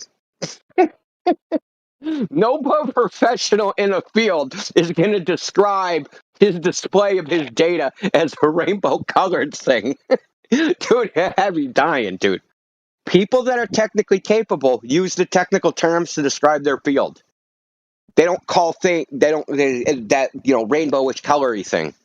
because they'll make a topographical, like a display, a topographical display, and the colors represent like a topographical map. So if you have like from 50 feet to like 100 feet to 200 feet will be one color, 200 to 300 feet will be another color, 300 to 400 feet will be another color, right? So they display it. He called it the rainbow thingy. It killed me, dude. The rainbow thingy, dude. Like, well, isn't the colloquial term for that a heat map? Yeah, a heat map.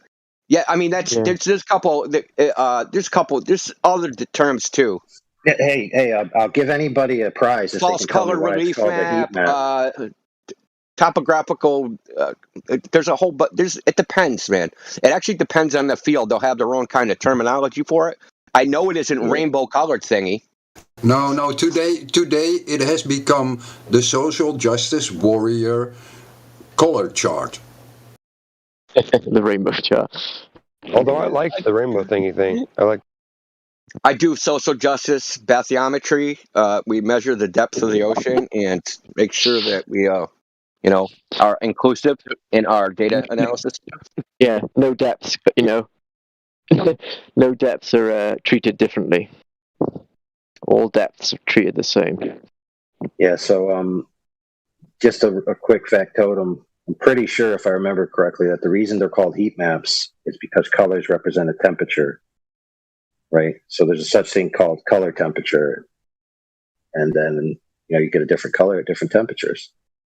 And that's pretty much why it's called that, as far as I remember. Cold thermal. Why is blue associated with cold, but blue flames are hotter than red flames? Heat maps, if I remember, the way I remember it was heat maps are color displays of how the color represents how far you are away from a location. It doesn't have it to be a distance location. It could be any variable, right? How far, like whatever that reference location is, the heat map represents how far away it is from it. Well, I've extended this gentleman a warm invite to the 20. Oh, yeah. So, good. I can't wait till he comes. You know what he said. Dude, that was a good pun segue, by the way.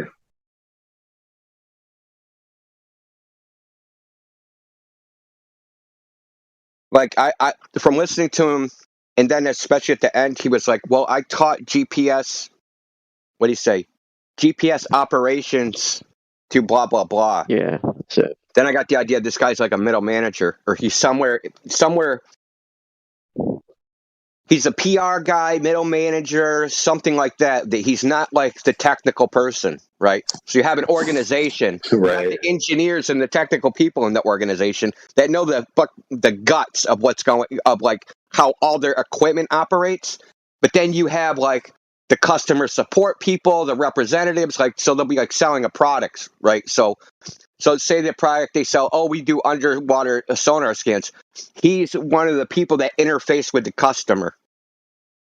I guarantee it. I guarantee when he comes in here, I'm going to get that. Absolutely, dude. He's one of the people that interface with the customer. He's got to bullshit them. He's got to tell them the capabilities of his company, interpret the results for them, right? So we can't do this because of XYZ technical reason. We can't do that, but it's shit that he's been told. It's not shit that he knows.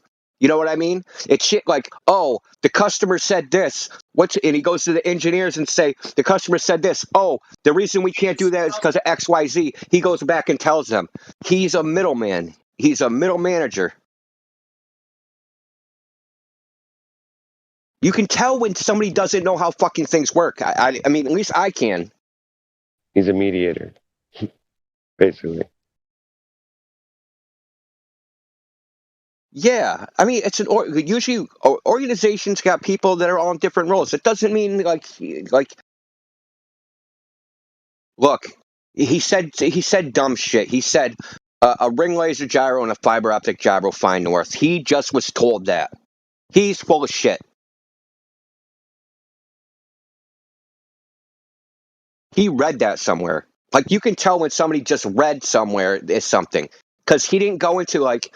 Yeah, the fiber optic gyro finds north because of da da da da da da da, right? That would mean that laser light will always deviate north?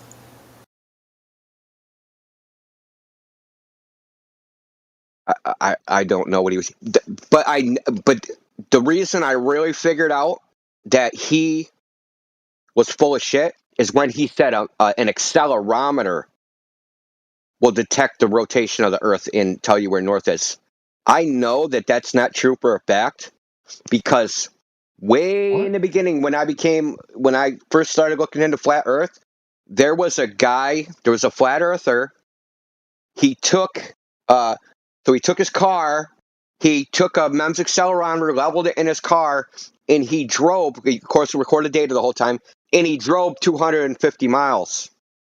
So, right, that MEMS accelerometer should have recorded a rotation, right, because he's going around the ball, right? So relative to his starting position, when he zeroed it, he should be rotated. It was something like 2.3 degrees. He drove around Lake Michigan. He drove something like 230 miles. So you can calculate how many degrees it should have tilted, right, by the distance. You need a reference point for that? You zero it. You zero the instrument. You zero the instrument at your starting so it supposedly can tell you if you're moving in space then, even though... because no, it doesn't matter if you're moving in space. The MEMS accelerometer will be rotated if you're going over a curve. If you drive a distance, it'll be slightly rotated from your starting position. Gotcha. I see what you're saying. It's like he was. you can explain to me another time. So when there was Glober saying the thing isn't sensitive enough to pick that up. So in the course of that, I went and looked up if anyone's ever used a MEMS accelerometer to measure the rotation of the Earth, and I look at peer-reviewed papers, people have actually tested these devices. These devices are not sensitive enough to even remotely, because there's too much noise in the system. It's not because they are sensitive enough, but you can't get the noise out of the system. The regular Gaussian background noise, because a MEMS accelerometer works by a change in the capacitance of these like little fingers, right? They're like, think of it as a zipper. So they're like interlocked. And like when something is moved, these fingers separate and the capacitance increases and they can tell how far apart they are. So this is, and they compile these accelerations, right? And they could say, okay, this thing rotated this far. You had an acceleration on this axis, an acceleration on this much on this axis for this long, an acceleration on this axis for this long. So we know the device rotated this much, right? So it's not sensitive enough for that. And it's all in the peer-reviewed literature of people testing them and saying, hey, these aren't sensitive enough for that. They just can't do it. Because there's a couple other things like Allen variance and like drift bias that has nothing to do with the rotation of the Earth. There's just a normal angular drift bias that just happens in any electronically based rotating measurement device. It has nothing to do with rotation. It's something that's it's basically noise in the electronics. It's basically the best way to describe it. But this guy said that they measured it with a MEMS accelerometer. Right then, I knew he was lying. I knew this guy is full of shit. Right then. Because if they can't, listen, if MIT can't get fucking one of these to measure the rotation of the Earth, some fucking schmuck doing sonar for some podunk company in the middle of nowhere sure can't do it.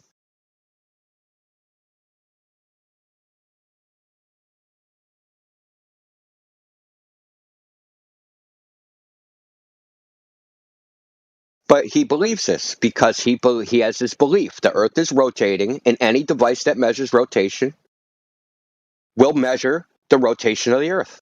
They just believe this. And the things he just said it. And then you have fucking riding on eggshells, like interviewing him, go, wow, that's amazing. Pretending like as this guy's just saying shit, never offering any proof. But if riding with eggshells come here and we just say shit, oh, he wants citations, he wants documentation, he wants measurements, he wants all sorts of shit. Hypocritical, lying, scumbag propagandist. Lucky I don't freaking motor my ass to Australia to punch him in his guts. But anyway, sorry. When there is rotation in any device measured, if Globers measure anything that is seemingly rotating, then it's Earth rotation. I know. And they don't look at direction. They don't look at anything. No, it rotated, so it must be the Earth. Well, it's the same thing with the curvature. Oh, I can't see the bottom of the boat.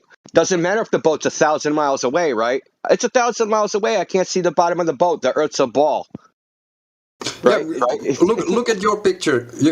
I see your picture, and you see the top picture where you have that black loop in the middle of the ship.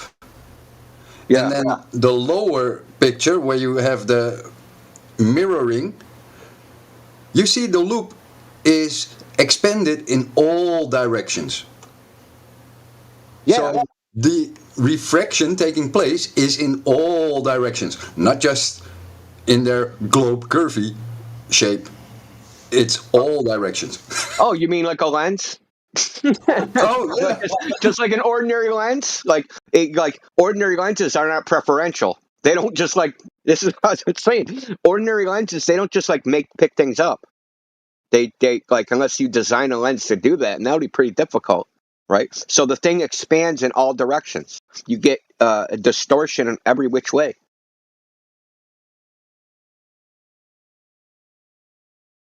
Yeah. I tried to explain that to somebody yesterday or the day before. I was trying to explain that same thing, and he was like, I don't know why he wouldn't see it, but it was like I was showing him specifically, it was drawn out. It was a picture of it. There was 2 different camera views, and he just couldn't get it. I know it wasn't because he didn't see it, but he was saying that, and it was frustrating because I was trying to figure out, is he just playing around, or is he really is there something in his mind that blocks him from being able to admit that he's been duped, or not duped, but you know what I mean, that I just showed him the truth, right? It's just fascinating.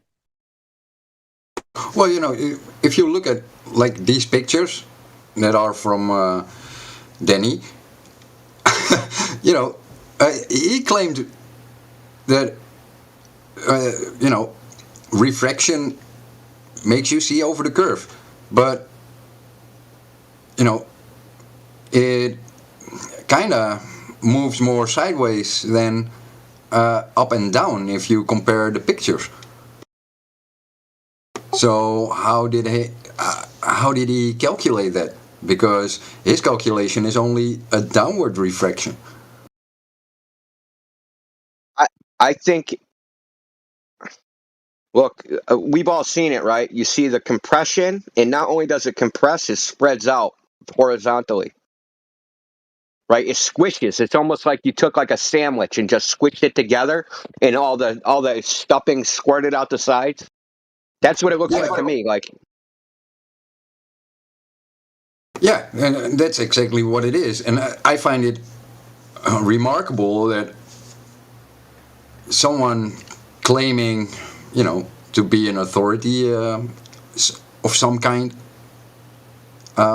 doesn't present his own measurements and his own calculations, even though he demanded it from us. No, he comes with ancient tables, I can get better tables at the thrift store. So did you hear me? Did you hear me say? Were you in here a minute ago? Yeah. You know how Danny said that those were validated against experiment? That was not true. I looked it up. I have a paper from 2020 that says that none of these refractions, and they go through a bunch of models. They're like, there's a model from this guy, a refraction model from this guy, this guy, this guy. Never before, to our knowledge, it's never been directly measured. Now, it's a little bit inapplicable to our situation because they measured it in infrared, but they were talking about the tables but the model they're talking about works in every wavelength. It's not just. I'm just saying the experiment that he particularly did. I can't use that as I can't take his data and use it as evidence of anything because we don't have any, 10 nanometer infrared observations. If we get some, then, I'll be like, yeah, here's here's what's actually been measured. But the point is that this published paper says that these models, these refraction models, these astronomical refraction models, have never been directly measured and compared against a model.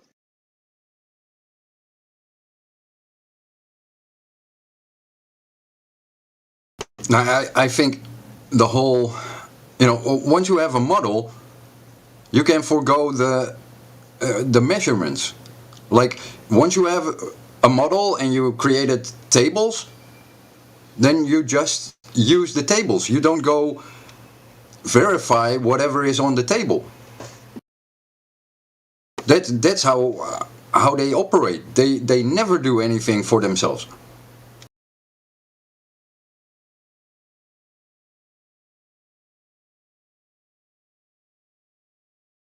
Like we in the Flat Earth, we can make tables for observer height and horizon distance, and then make tables for increments of observer height and various distances.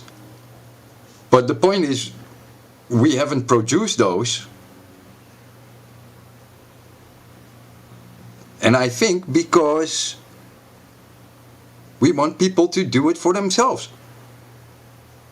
And what you see in let's say, Globe Education is that they did everything to make sure that they had tables for everything so people wouldn't do it for themselves. And then he fell for it.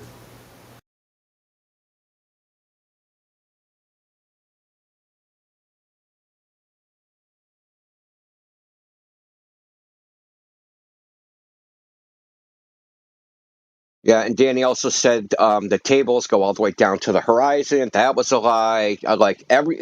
He said like 6 or 7 different. If they're not lies, like I have to assume they're lies because he has a PhD in astronomy. So if you say there's refraction tables that exist that make predictions and exactly calculate how much a star will be displaced because of refraction, and you say those tables show measurements all the way down to the horizon, and they don't, I have to assume you're lying. Yeah, and which horizon would that be? Is that their horizon, or is that their global horizon? Don't go there. Which horizon? I don't know. Which horizon? The geometric horizon? That's like which horizon? I think astronomy has their own horizon. They have the astronomical horizon. So they have their completely separate horizon.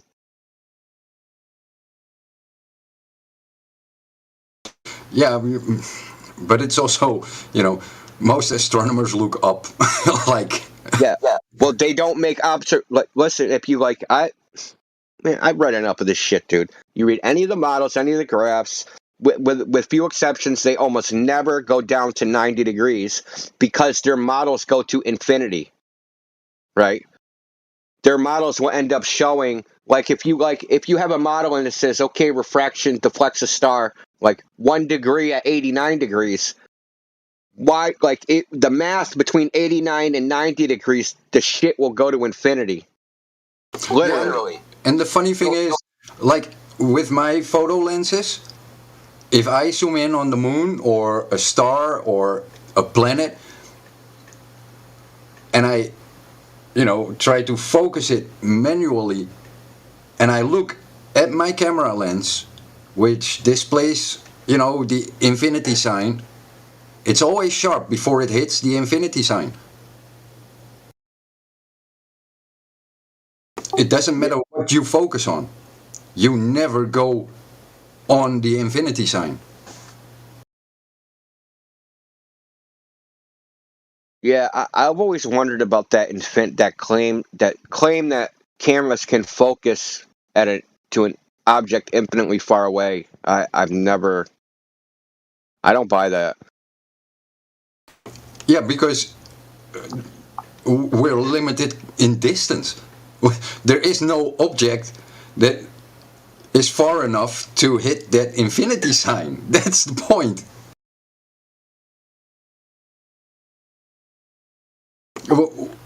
Even if it could be possible, there is nothing in the world and nothing in the sky that would max out on infinity on a camera lens.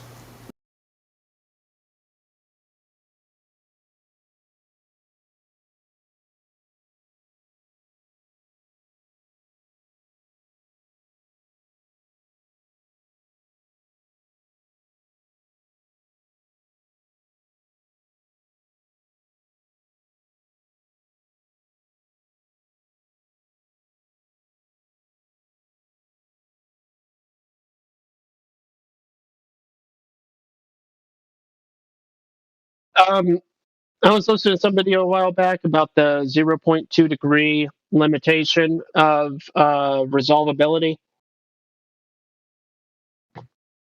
in regards to what can be seen in a range of angles. If that statement is true, that you can't resolve an image at a at or below 0.2 degree angle. Not with the human eye, no. And that's that. Listen, that's the theoretical limit, based upon the physical dimensions of the eye. But physical in practice, dimensions of the eye. Okay. Yeah, 10 average 8 millimeter pupil size. Sure. Yeah, focal length, all that shit. Okay. Well, my curiosity with that was, I wonder if that principle could also be applied to focal, the ability for a lens to focus on an object at a given distance. Wouldn't the physical size of the lens be the limiting factor of its ability to? Yes, I think it is, and that's why. Listen, that's why I was bringing it up, because of this. When they do these simulations or scale shit, right? That's never to scale. You got to think, and I'm talking about space pictures specifically. Now, I'm the Apollo astronaut. I'm 100,000 miles away from Earth. I have a camera. How small is that camera lens relative to the object I'm taking a picture of? Right. Well, and then you have a focal distance, right? That say you're looking at this ball that's 3,959 miles in radius.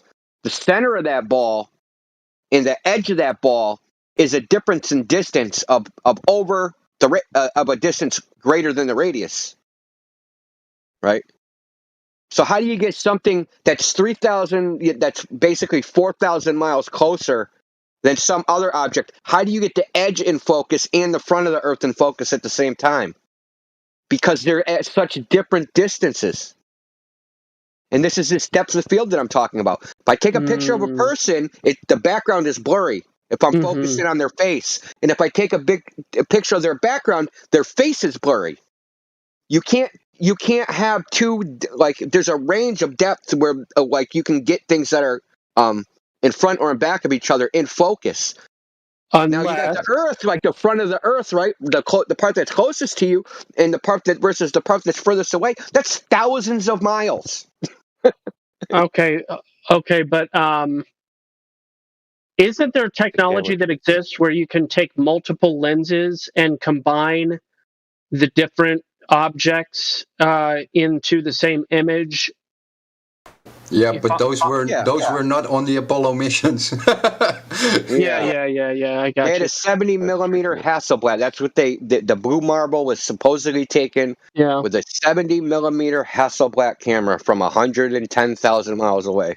So I'm no expert on how aperture works, but when you're zooming in, does the lens I know you zoom in and you usually have a telescopic lens. It gets longer and longer and longer, and oftentimes smaller and smaller and smaller, because basically what it's doing is it's taking a small amount of light and magnifying it over and over and over again along the telescopic range, right? What it does is, as the lens, right, when you zoom out on a lens, that lens moves out, right? And that increases the focal length. But this increase in focal length decreases the angular size of the projected image. So And it causes distortion too. Yeah. So like it's as that lens is moving out, right? Think of it as a pair of scissors, almost like two X's that are crossing each other. As the lens moves out, those angles decrease. So the image that originally was, large is getting focused onto a smaller and smaller and smaller spot. But they have the iris of the camera, right? And it kind of hits the iris of the camera, and that ends up making it kind of like spread out again, right? And because of diffraction, it'll make it spread out again and cover the entire sensor or the film or whatever. Because otherwise, you'll zoom past the size of the sensor. Long story short, in order to get really, really far away images, your camera would need to be bigger and bigger and bigger and bigger to make it work, right? To get more detail on an image, to get more resolution on an image, you need to make the lens larger. You need to increase the diameter of the lens. Yeah, that's what I thought. So that is the fundamental limiting factor. Even if you increase the zoom to some astronomical crazy length, you're only going to zoom in on a blur. You're not going to zoom in like whatever. Right? So think about it like this. Now, I take a picture with a camera, say a P1000, right? And I'm at 10 times zoom and I take a picture and I look at the picture like, whoa, I can't see a lot of detail. Well, that's just because it's small in the picture. It's not because there's not detail there. It's just because it's just small. The image that was created is just small. So when you zoom out, it enlarges it. It stretches it out in every direction, right? Radially in every direction. So you think, yeah, now I can see better, but really it's almost like moving closer to it. So like a 2 times zoom is like moving 2 times closer to something. Right? So if you're 10 miles away, I take a picture with a 10 times zoom, it's like being 5 miles away and looking at it. But you still have all the air between you of 10 miles. Yes, exactly. Yes, you still have all the air between you at 10 miles, and whatever resolution you had is still the same. So you can zoom in, and people think, oh, if I zoom, I can see more. You're not seeing more. You're just you're seeing what was already there. You're just blowing it up. My uncle told me a little trick. If you make a circle with your thumb and your index finger, and you look through it, the object that you're seeing suddenly seems a little bit bigger through just, the little hole you created. Because now you focus, you put your energy in it, and you focus on just that spot. You don't have any, let's say, ambient light coming in from the sides. Yeah, exactly. So it's basically like eliminating noise. Yeah. But what was I gonna say?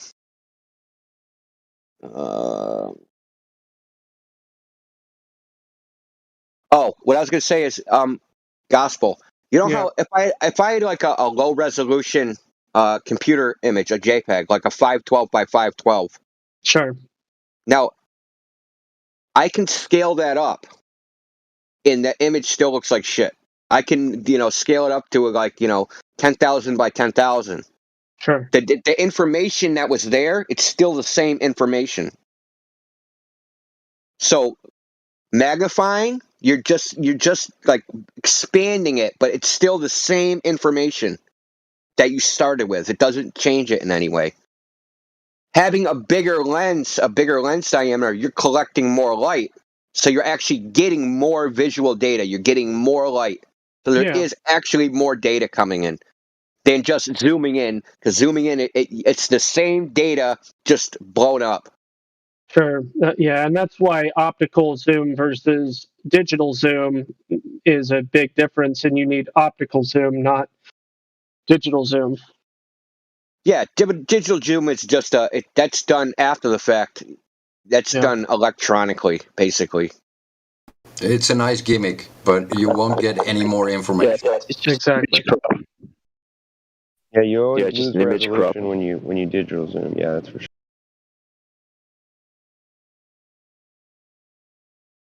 I have a P950, and I just turned off digital zoom because it won't give you anything better.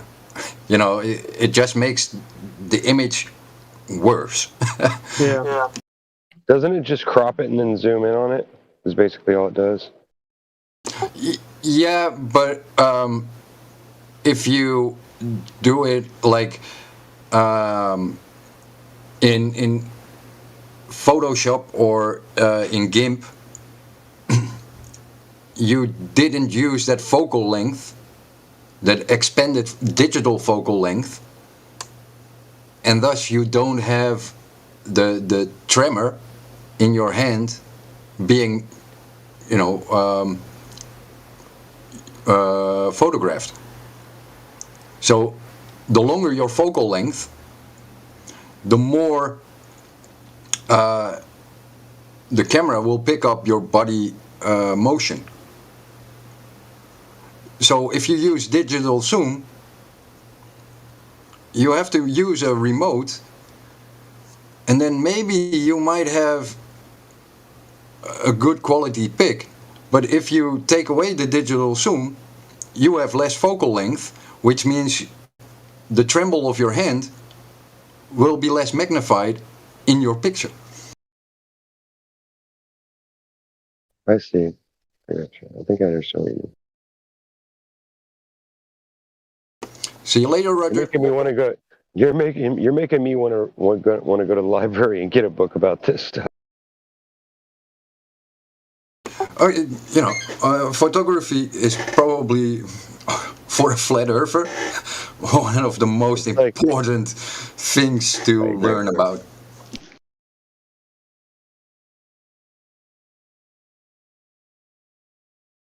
Yeah, I agree with you, definitely.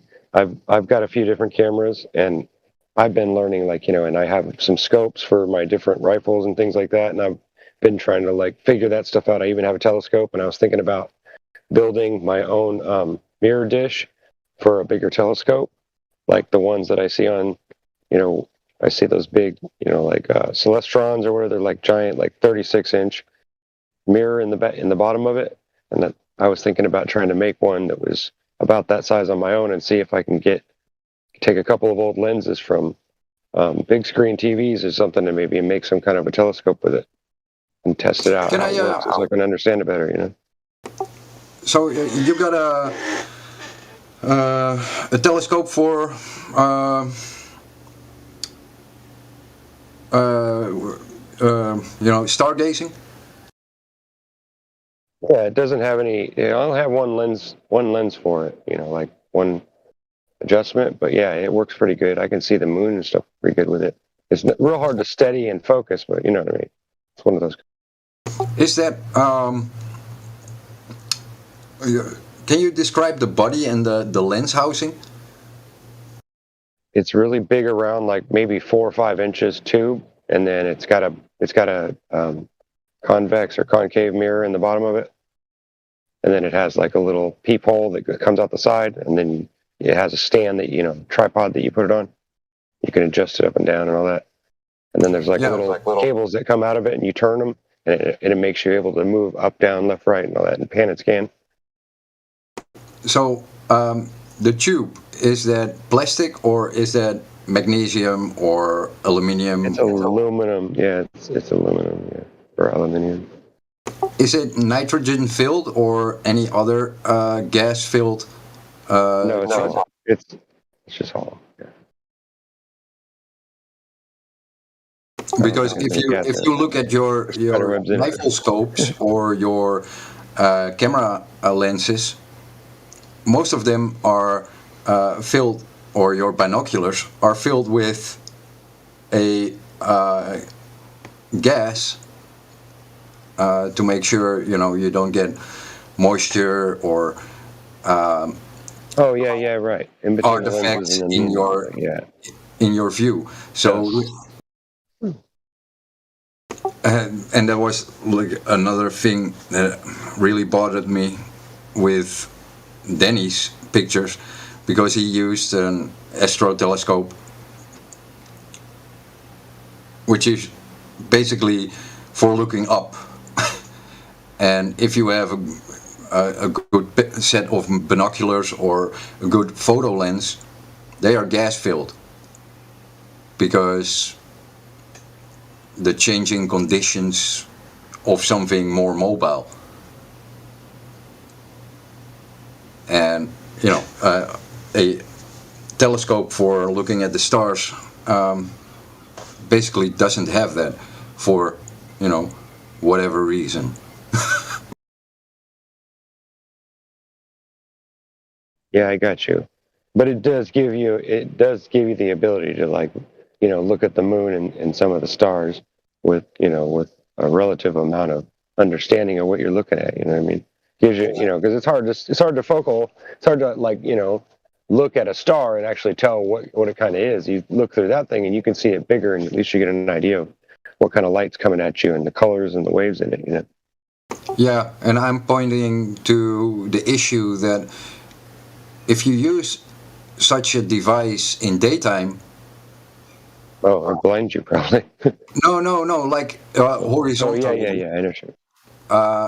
It is a lot more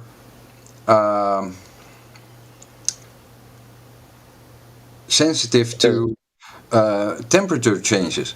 Like if you go with a rifle scope or binoculars or a camera, one moment you're in the high sun, the other moment you're in the shade, and that might be, you know, somewhat, I don't know how many degrees difference, which impacts the air within the lens. I understand what you're saying. I didn't realize that it was that complicated. But I guess now that you explain it and I think about it, it makes sense. It seems, you know what I mean? It's interesting. Yeah. We'll have to do some more research. A star telescope at night doesn't experience those drastic changes that you might have from going inside the car, outside the car with your camera or binoculars or your rifle scope. Or in the sun, out of the sun, back in the sun again. All those changes a star telescope doesn't have in its life, or shouldn't have in its life.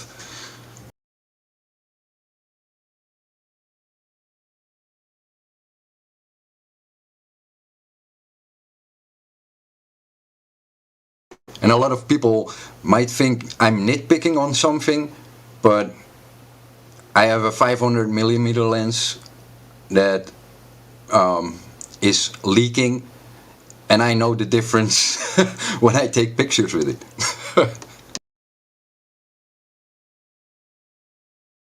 Principal focus.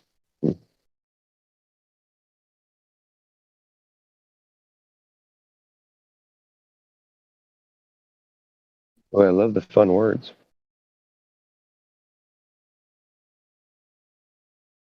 Definitely.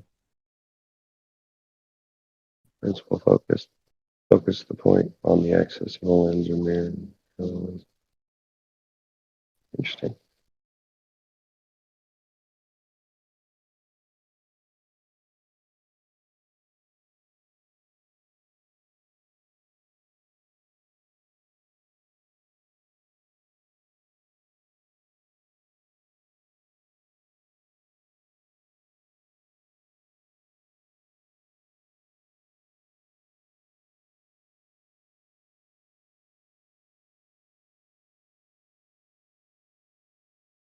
So, vanishing point. You know how that's like there was a video game for, I think it was was it Dreamcast or something that I've still got somewhere in a box. It's called Vanishing Point. It's a racing game, but anyway, besides that, the vanishing point, right? Isn't that what the horizon supposedly is to everyone? It's like your personal view of where the sky meets the earth, right?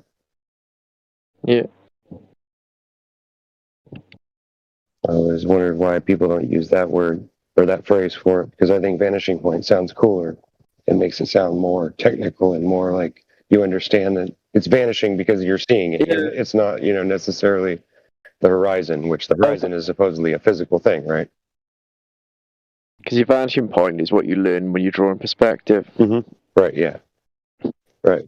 Same thing. Yeah. Yeah. I remember in learning how to draw, my mom taught me a few things about like shadowing and light, and how you have to like show where your lighting is coming from, so you can match that up with all your shadows and all that, your shadings, and that's how you get things to look three-dimensional. It's how you turn a flat picture into something that looks 3D, right? And then you go from there, and then you draw over that board. Basically you pencil it in on a piece of paper so that you can see all your different angles and where the light's going to be, and then that's when you start your painting and your whatever your background's going to be, right? That's a really interesting point you just brought up about when you're drawing in perspective, and let's say you're drawing a scene with a ball. You have the shading on the ball on the edges. That's what indicates that it's a 3D object. The shading that you see is how we determine, right? Pretty much. That's how your mind, that's how your brain identifies it. If it's spherical or not. So think about the moon. It doesn't have any of that. It doesn't have more shade. It doesn't have darker shading around the edges like you would think it should. It's very odd because if it were spherical, the edges would be further away from you than the center of it. So there would be some kind of difference there around the edges, but it's not. It's completely equally lit from one side to the other. I don't know. Just how to bring that up. I hear you. Yeah, like the moon doesn't have any features of a spherical object that you would see anywhere else in nature. Well, you wouldn't see one perfect sphere anyway.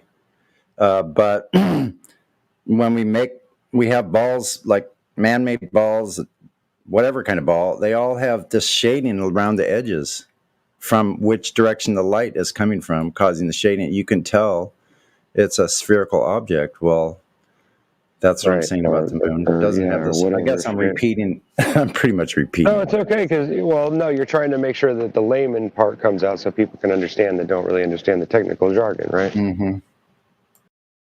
Yeah, just to make it more clear. So it's very interesting. Well, like a cube, right? Like if you're going to draw like a Rubik's Cube onto a portrait, right? Let's just say you decide where you're going to put it, right? And you draw the cube, you draw the angles of it, and you got to decide which, you draw your square. So you say, okay, this is the square of the front of the cube. Now let's decide, you draw your downward lines that go away from it, and then you're drawing the lines that are farther away, right? And then you end up, it looks like a cube. If you were to draw, seeing through it, you could see the inside of the back of it, right? If it was a cube of like transparent. So you draw that cube and you end up with that pattern, right? You notice that it's like a pattern of an hourglass almost, if you hold it at the right angle. It ends up being like a tall diamond. Isn't that trippy? Yeah. That math. But anyway, go ahead. So anyway, I'm sorry. So then you have to separate the fronts of your cubes by 3 lines, right? Because there's 9 squares on the front of each side of the cube. So you have to draw those upwards and backwards lines, right? Right. And then you just color in the squares if you're going to have it, solved or whether it's going to be mixed up, you have to think that out and then color in the squares individually, if you're painting or drawing or whatever you're doing. But then the back, where you drew your inside out thing, you paint over that, right? So you end up with this. It looks 3D because you're painting it in 3D. You're painting it in dimensions, right? You're laying paint down or you're laying ink down over each other so that you get some kind of depth, and it gives you that. It really does. It makes things look real. But without that lighting and without you sourcing like where the sun's at or whatever the lighting in the room is for your portrait, you have to make that decision, right? So okay, I'm sorry if I got real technical. Yeah, no, I gotcha. It's kind of along the same lines. So I guess what I'm trying to say is we don't really see circular looking light look like that. If it's spherical, we don't see it look like that. like let's say, even if I don't know, I'm trying to brainstorm here, but well, that's where I was going with this. I was going to say now draw a circle and try to make a sphere, and then try to like put that into a picture and see how difficult the lighting is to try to make what I'm it saying look is, proper. let's say you had a half sphere that was a lens that a light was shining through. That would be a good Well, thing. now you're talking about the Santilli method, telescope method. Well, I don't know if I am or not. I'm not familiar with that, but anyway, You're talking about a magnifying glass weight. You know what I mean? A paperweight magnifying glass. What you're talking about? Well, what I'm trying to say here, I'll put it really simply. The only time we see a circular lit object like that is from an actual light, like a flashlight. That's when we see it like that. I get what you mean. That's when we see it. Now, of course, a flashlight has that bulb in there. You can see through the lens usually. You can see kind of like how the bulb is glowing. So it's not exactly, but if you had, let's say, an opaque lens, then you wouldn't see the details of the bulb, like how it's lit, that you can actually see in flashlights. Well, the old kind, maybe not the LEDs, but similar, you'll still see a highlight of the light itself. Brighter, I don't know, I could be off base here, but brighter at the center, kind of like, if you know what I mean. So let's say you had a fully lit lens that was opaque, lit from behind. It would look like that. It would look like the moon. Equally lit from one side to the other. Then you could paint whatever on it you want. Craters, maybe. The Sea of Tranquility. And you just have a lens. The same thing with the sun. The only thing that looks like the sun does is a focused beam. It doesn't... I don't even think the sun is where we see it. I think we just see it where it's focused. That's what I've been saying. Is it's a focal point. It has a focal length. It has a focal length, and the focal length is somewhere further out or on the other side of the container. Which the container, it may actually be a lens. It may just be like a lens. Could be just like a lens or an eyeball. Have you ever seen a red nebula before? Those pictures of what they say a nebula is, yeah. You've seen one, right? It looks like an X, like a Roman numeral X in the sky. Only it's like a pyramid, right? I'll post a picture. Give me a minute. Yeah, because I'm not exactly sure. I got another good one for the globies. Like, if you have a full moon, 100% ability lit moon, right? If that was a spherical object, then the light that the moon is supposed to be reflecting should come out of your eyes. Otherwise, you would always have a shade. Wait a minute, should come out of your eyes, or you should have a what? Otherwise, it should come out of your eyes, the light. If the moon is reflecting light, and you have a full moon, then someone else could see the reflection of the moon in your eye? No. The moon, as a spherical object, can only be lit as a full moon if the light comes from your eyes. Otherwise, there would always be a shade because you're in the line of the light. Yeah, well, the full moon has a couple things. I'm not sure I'm really getting what you're saying exactly, but... The Earth, the globe is bigger, right? Yeah. So, to have a spherical object equally lit, that you can see as equally lit, right, means that you're in the path of the light, directly in line with the light. That means that Earth has to be in line with that light. Yeah, which is weird because the source of the light, if it's reflected, is on the other side of It's behind you. So it can only come from your eyes if the sun or if the moon is reflecting light. Oh, I see what you're saying now. That's interesting. Yeah, it would have to be coming from your eyes. I see. I didn't get that at first. I get it. That's pretty funny, though. Zzz. Otherwise, you cannot. You cannot have that spherical perspective of light with a full moon. There is no other option. So we would have to be we would have to be creating the moon with the light coming out of our own eyes for it to be true. Yeah, I get it. Yeah, the other thing is a full moon could never occur at midnight, at night. It would never occur. No, you would see the shadow of the earth because we're in line with the light. Yeah, it would just be dark. What? So yeah, that's debunked really easily. No, it's not being produced by the sun. The light from the moon, sorry. It's indubitably it's lit.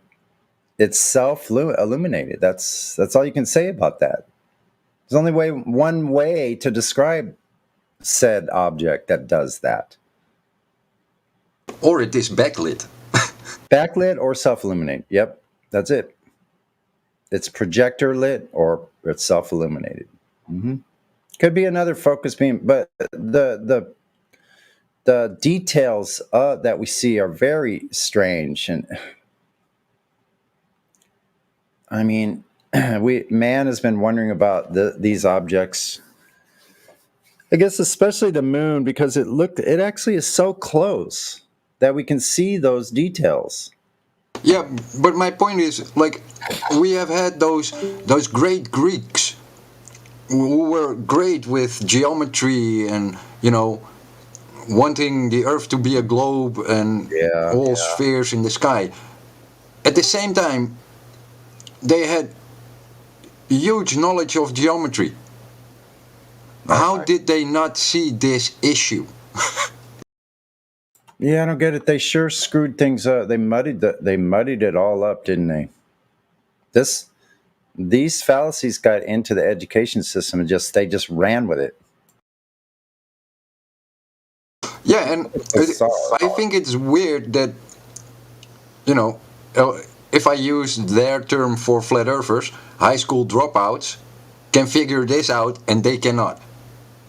If you're a rocket scientist and you can't figure out spherical geometry and light reflections on a spherical geometry, then like why wouldn't they have known that this light source cannot be lighting this object that's blocked by a larger object? What the heck? Yeah, you're right. How did they just whistle past that? Unbelievable. They were so good at geometry, they missed that. I think they said, well, we're going to have to just roll with it because it's a ball. What are we going to do? Change the whole thing now? All right, it's an insignificant detail. We can just shove it under the table. We use one value for gravity and one reflection table. I have one of those. Just sweep it under the rug. That's right. I have some really good lenses too that might make this look interesting. But did you see what I posted in there? I know you did, Sonny, but did anybody else look at that? Yeah, awesome. What I told you. If you were to take a picture of the Red Nebula, like a big giant picture of it, blow it up on like a big screen, and then look through one of those crystal half sphere dome magnifying things, but look through the flat side and then see what it looks like. If it seems to focus into a point, right? In other words, if it looks like a big circle of light, right? Instead of a red nebula, then that might give you an idea of what's going on. Maybe the light from the red nebula is coming down through some kind of lens that's above us, and it's hitting, and the light's being changed, and it's being focused into that point of light, and then it rotates because the red nebula is rotating above us, because that's what the sky's doing, is rotating, right? And it's like it's a little bit off, it's a little bit Dunlop, right? Like You know how the North Star isn't right in the center, but it's just off of it, even though it goes around and it never changes. You know what I'm saying? You get what I mean? Yeah, but maybe, and you know, I might be monkeying around here, but maybe that nebula is actually a square or a diamond shape. Or a lens. Yeah, a diamond. Oh yeah, that's why I said I wanted to test it. I've got one of Looks those like a crystal lens. domes. I should grab it and check it out. It looks like something a lens would do if you had that shaped lens, like a diamond-shaped lens. I've got you know the old TV cameras, the square lenses. No, I've got some that are actually they're shaped like a teardrop almost. Partly, I don't know how to explain it. All I know is that when you hold them up to sunlight, it burns. It'll burn through anything. It'll burn through white paper, black paper, anything, bro. It's literally like a death ray. And you can change the focus of it because there's like a little adjustment on the side that you turn and it rotates the lens up and down, so you can get the focal point changed. It's for an old 3-gun rear projection TV is what it's from. I got a whole bunch of them. I even have some that had fluid in them. You know, they had oil like you were talking about. Some of them have gas and some of them have fluid. Well, one of them that came out of a plasma TV or something, or not a plasma, but an LED backlit one, you know, where it has one of those like nuclear rays that goes through it in order to brighten it through. It's weird. Some of the TVs that are made are fascinating. But it'll teach you all about focal points and stuff too. Let's see if some of these people want to speak. We have someone. Oh, Gotti. Gotti has no roles. Let's see. We'll unmute him. You can. It's better not to unmute no roles because you don't know how old they are. Yeah, he just split. As soon as I said that, they dipped. Both of them. No, 7 is still here. They're probably trolls, bro. 7, you would need to go to the VC check-in, and someone will be up there with you. But you need to go there first. 7. Yeah, somebody go up there. I'll go up there if I need to. Someone can move him there. Let me see. Can I move him? I don't think I can. Well, if he just wants to listen, he can listen. But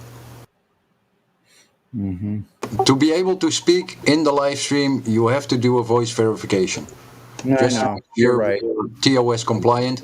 Technically, you're right. I know sometimes we have people in here like mods and admin, and we do unmute them in here and give them a chance. But yeah, you're technically correct. I agree. Those are the rules.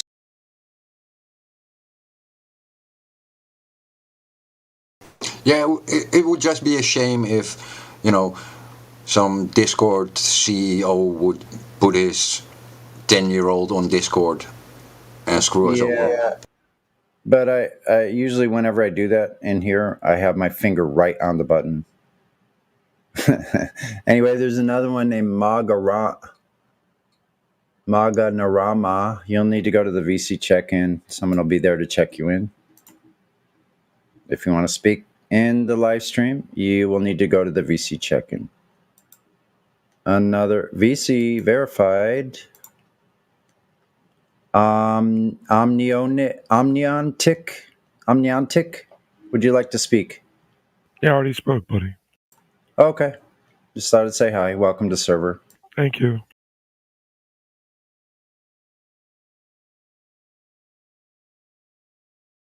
Did you appreciate the voice check-in procedure, Omniontic? Yeah, Miguel was very kind. Awesome. He showed me some pictures of the sun. You know how they say that the sun is so far away that all the rays should be parallel? But he was showing me pictures of like the sun going in different directions through a single cloud. Like, how is that even possible? Well, there are a few options, but the rays of the sun were even going upwards, reflecting off of the clouds. Yeah. So there are a few explanations for it. One would be the sun is a lot closer than they say and is shining in all directions. And that would give you that image of the rays going, in all directions around the cloud. And the other one would be you have a faraway sun with parallel rays, but when the sunlight is in our atmosphere, it is being refracted and it moves in different angles away from, the focused beam. That would be, let's say, the globe refraction explanation, which they don't use because they say the sun is parallel. So, it's kind of contradiction. Yeah, you can't really have your cake and eat it too. No, and it could be a closer sun with somewhat more focused rays, and depending on your weather, the light gets refracted and gives you the spectacle that you see. Yeah, I mean, I think it makes much more sense that it's not what they claim. Anybody could go out with their own eyes and just look at the clouds and see that the sun is way closer than they say it is. Yeah, well, from our point of view, I think there isn't a silver lining in regards to the sun distance for the globers.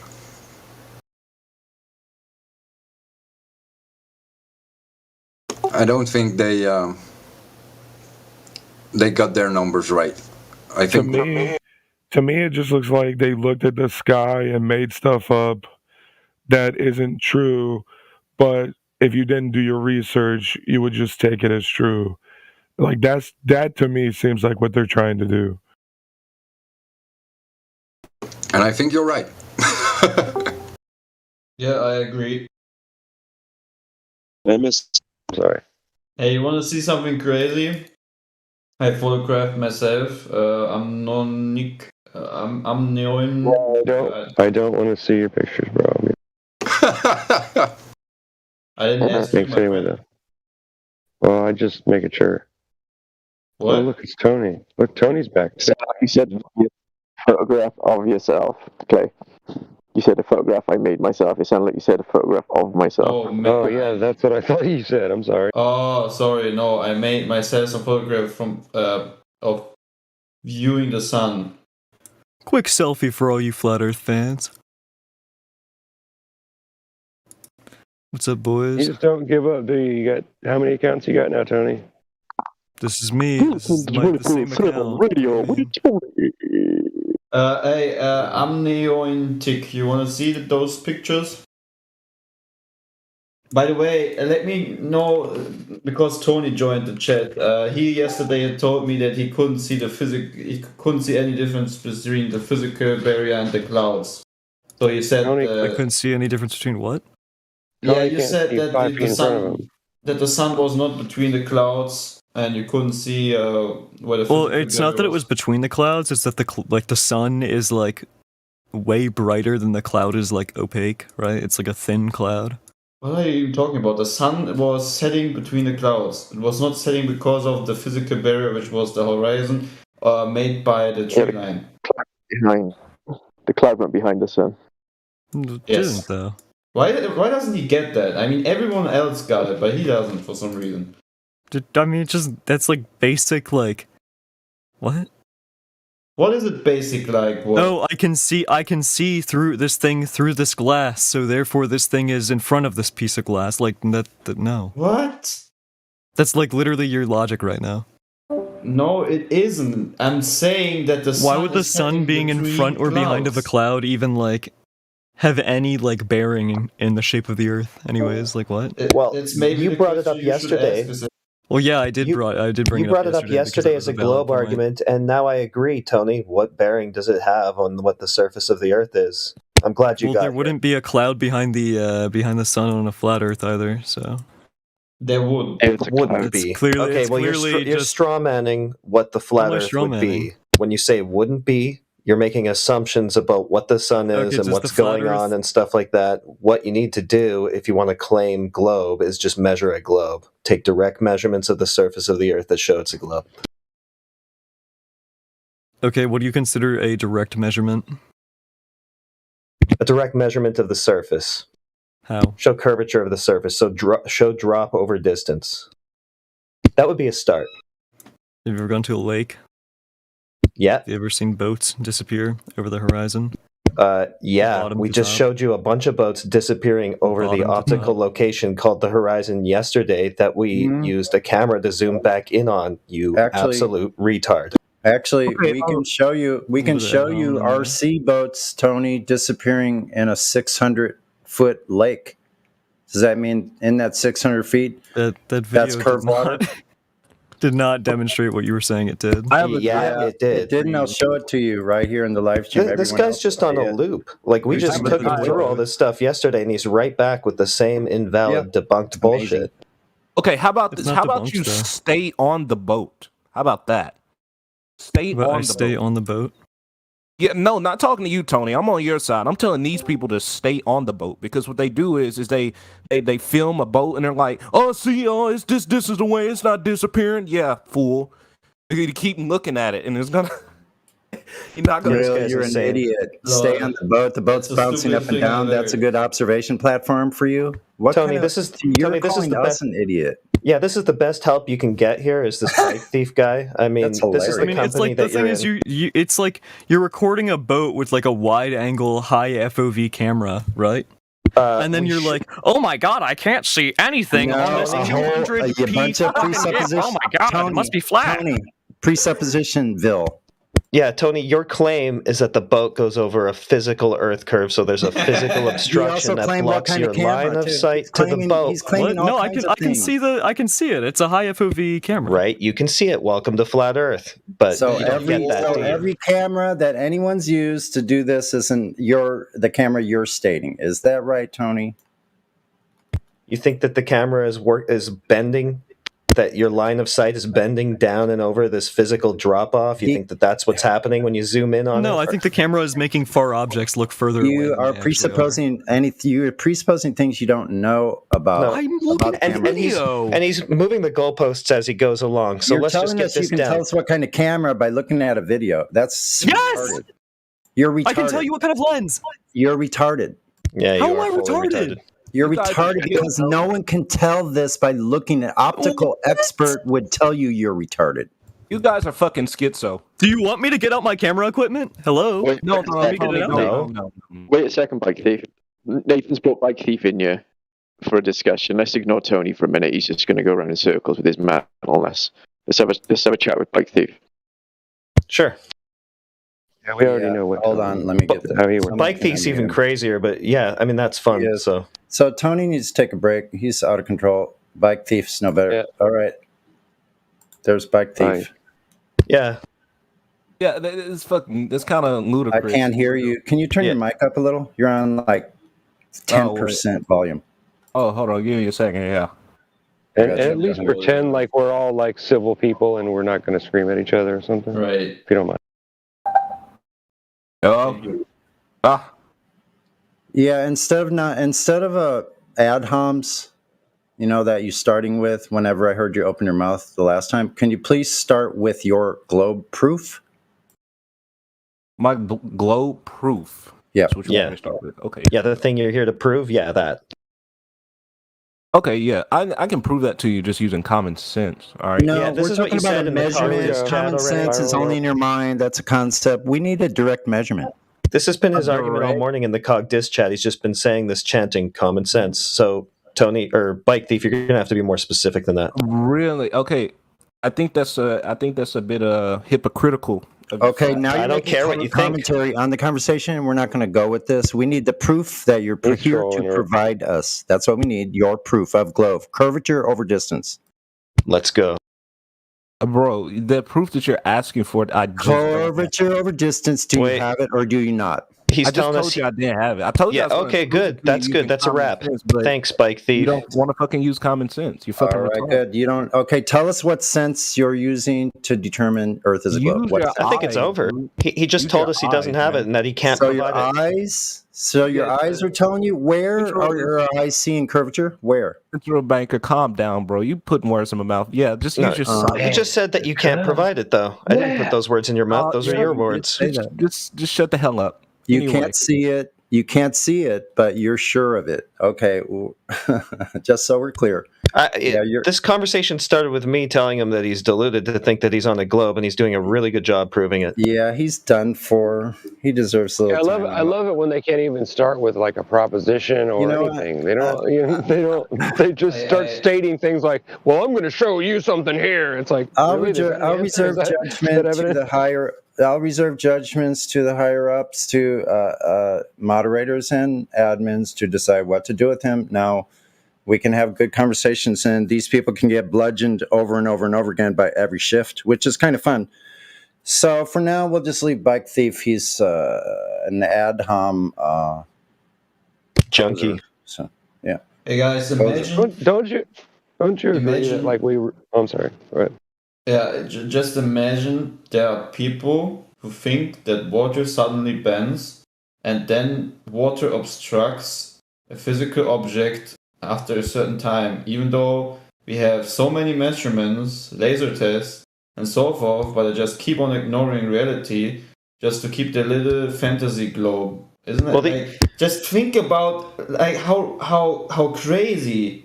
These guys are just disingenuous, like Tony especially, because he comes in here day after day with the same debunked boats are going over the horizon. We zoom in on it, and then immediately he alters his claim. Mm-hmm. Then starts talking about the camera lens. I would have no problem if they would just say, okay, I'm sorry, let me maybe change my mind, or I changed my mind, but there's no reflection going on. It's like he's like on reset every time he wakes up in the morning. He's back in the chat right now, strawmanning. Like, I have no idea why he's going on about like being able to tell what type of lens it is. That's not even what the discussion is about. It isn't. And he project. How did he do that? Wait, hold on. I want to find out how he did it. Did he project himself directly into the camera? Now he's investigating the inside of the camera remotely. Yeah, the whole point was when the boat disappears over the horizon, to him, that means that it's being obstructed by physical Earth curvature. The only point of what we're showing them with these videos here is that that's obviously not what happened if we can zoom it back in. Now he's talking about being able to tell what kind of lens it is. Like, this guy's off his rocker. There's also another argument. Another argument. Can I just say one thing? The best way to deal with these kind of people is have a one-on-one. Like what I noticed is that everyone is eager to speak because everyone knows this has a fun factor in it, but try to get organized and have a one-on-one. Yes. And if you have points, use the text chat. Yeah, let's do that. Okay. Can I make a suggestion? Can I? Or yeah, go. I would like to ask Roger if you'd like to talk to him. Sure. So Roger, would you like to? 1 second. Do I want to do what? Join in the conversation. Tony. Yeah, with. Okay, what is it that you want to... Well, you'll see right away. Have you heard Tony before? Yeah, I did. Yeah, he's dishonest. Yeah. So, I don't know if you want... We can unmute him and see how it goes. He usually needs a tight... Tony was demolished by Indio. He was demolished by Indio over and over again. So I don't know. The same thing a couple days before. So I don't know if his messagistic, how do you say it, that he likes the beating? Yeah, probably so, Mescas. So yeah, that's fine. We don't have to. It was just I thought I would ask if he wanted to. Yeah, I asked him, we can't see over hills. Right. I see. Yeah. I mean, is he suggesting that with a certain camera lens we can? because he's in the chat talking about camera lenses. So just wondering if that's where he's trying to go. Or we can see over hills. So Tony, show me. I might be able to explain it a little bit. I will unmute him now. So Tony, you're now muted. But do you have a picture for me where you can see your buddy over a hill? Right? He's so over a hill. Stand on top over a of hill. the Yeah. hill. You see him over the hill. No, that's not what I meant. Right? So I'm standing in front of through. No, I'm saying over a hill. Right? Well, so this camera lens terminology. No. Listen to me. I'm standing in front of the hill. Your buddy is walking over the hill, and his feet is slowly disappearing, right? Because the hill is obstructing his feet, and then his body, and then his head, and then you have the camera, right? And you're putting it to the hill, right? You pointing it to the hill, and then you see your buddy again. Is that possible? No. So we can't see what I'm over saying hills, is that, right? Okay. What I'm saying about the camera lens. Can I say my point about the lens? Yeah, that is because I think you guys are clear now. Yeah, you are saying that if you zoom in, it makes it look. No, that's not what I'm saying. What I'm are saying you that saying? a wide-angle camera lens, like the one that is there, is going to make distant objects at the center of the frame look a lot further away than they are in actuality. Okay, so we're talking about zoom cameras, right? Not wide-angle lenses. I'm talking about the lens. Okay, so a P1000 or a P900, is that a wide-angle lens? That's not a lens. Is that a wide-angle lens? That's a camera. That's not a lens. Okay, so we are discussing the boat zooms that are, which usually are being done with P900s and P1000s. Okay. So is that a wide-angle lens then? No, it's not a wide-angle lens then. Okay. Actually, wait, is it? Let me see. Do you know what's the difference between a lens and a wide-angle lens? It's just all non sequitur because he couldn't even give these me. Cameras do have attached lenses. Never mind. Okay, so you couldn't even give me a ratio then, right? Huh? So if I stand here and the boat is, let's say, 15 miles away, 20 miles, let's say 20 miles away, and I zoom in, how much of a ratio would that differ? I mean, it depends. What? So you couldn't. So you're making baseless claims then, right? What? I don't know what. Up? I don't know what the specs of the camera. What? Okay, so then you just said he could tell by looking at the video, though. Yeah, I can tell it's wide angle. So you just I can tell it's wide angle. Something, and you couldn't even tell me the ratio or how much it was further. I can't tell you the ratio, but I can tell you it's wide angle. No, it's not. It's not. Dude, what? Just Dunning-Kruger all the way. Tell us the serial number of the lens. I can tell you by looking at the edges of the frame that it's a wide-angle lens. Listen, bro, you said you could tell what kind of lens. You're a numpty deluxe. Okay, let me clear this up. Wide-angle lenses are a name for a focal length range. So, would you be satisfied if you had, let's say, not a 28 millimeter focal length, but you start with a 50 millimeter focal length, and then you zoom in? Would that be more satisfactory?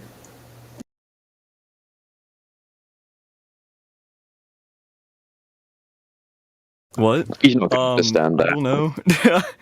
I'm just saying, The issue makes is the boat look more distant. you're using a term that you just admittedly don't understand.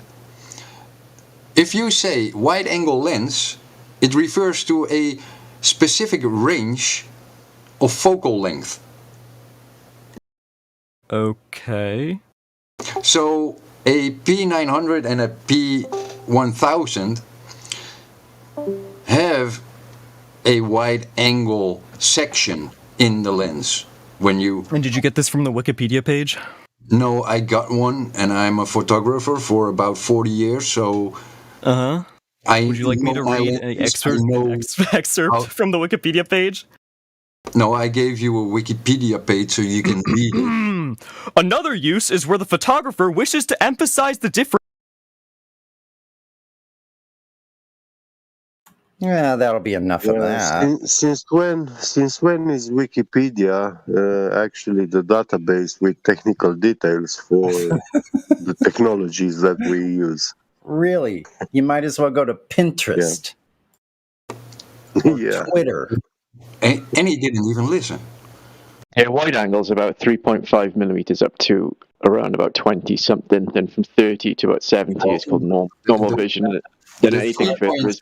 But the whole thing, 3.5 would be extreme fisheye. Yeah, super fisheye. Yeah. But the whole thing is, 14. I got to interrupt. I'm sorry, I have to interrupt. But the whole thing is, he got you guys in the weeds. So now you're sitting here talking about the intricacies of what he was talking about, not what we were talking about. Wait. The whole thing is, the point is, can changing the lens allow the camera to see through obstructions? But Period.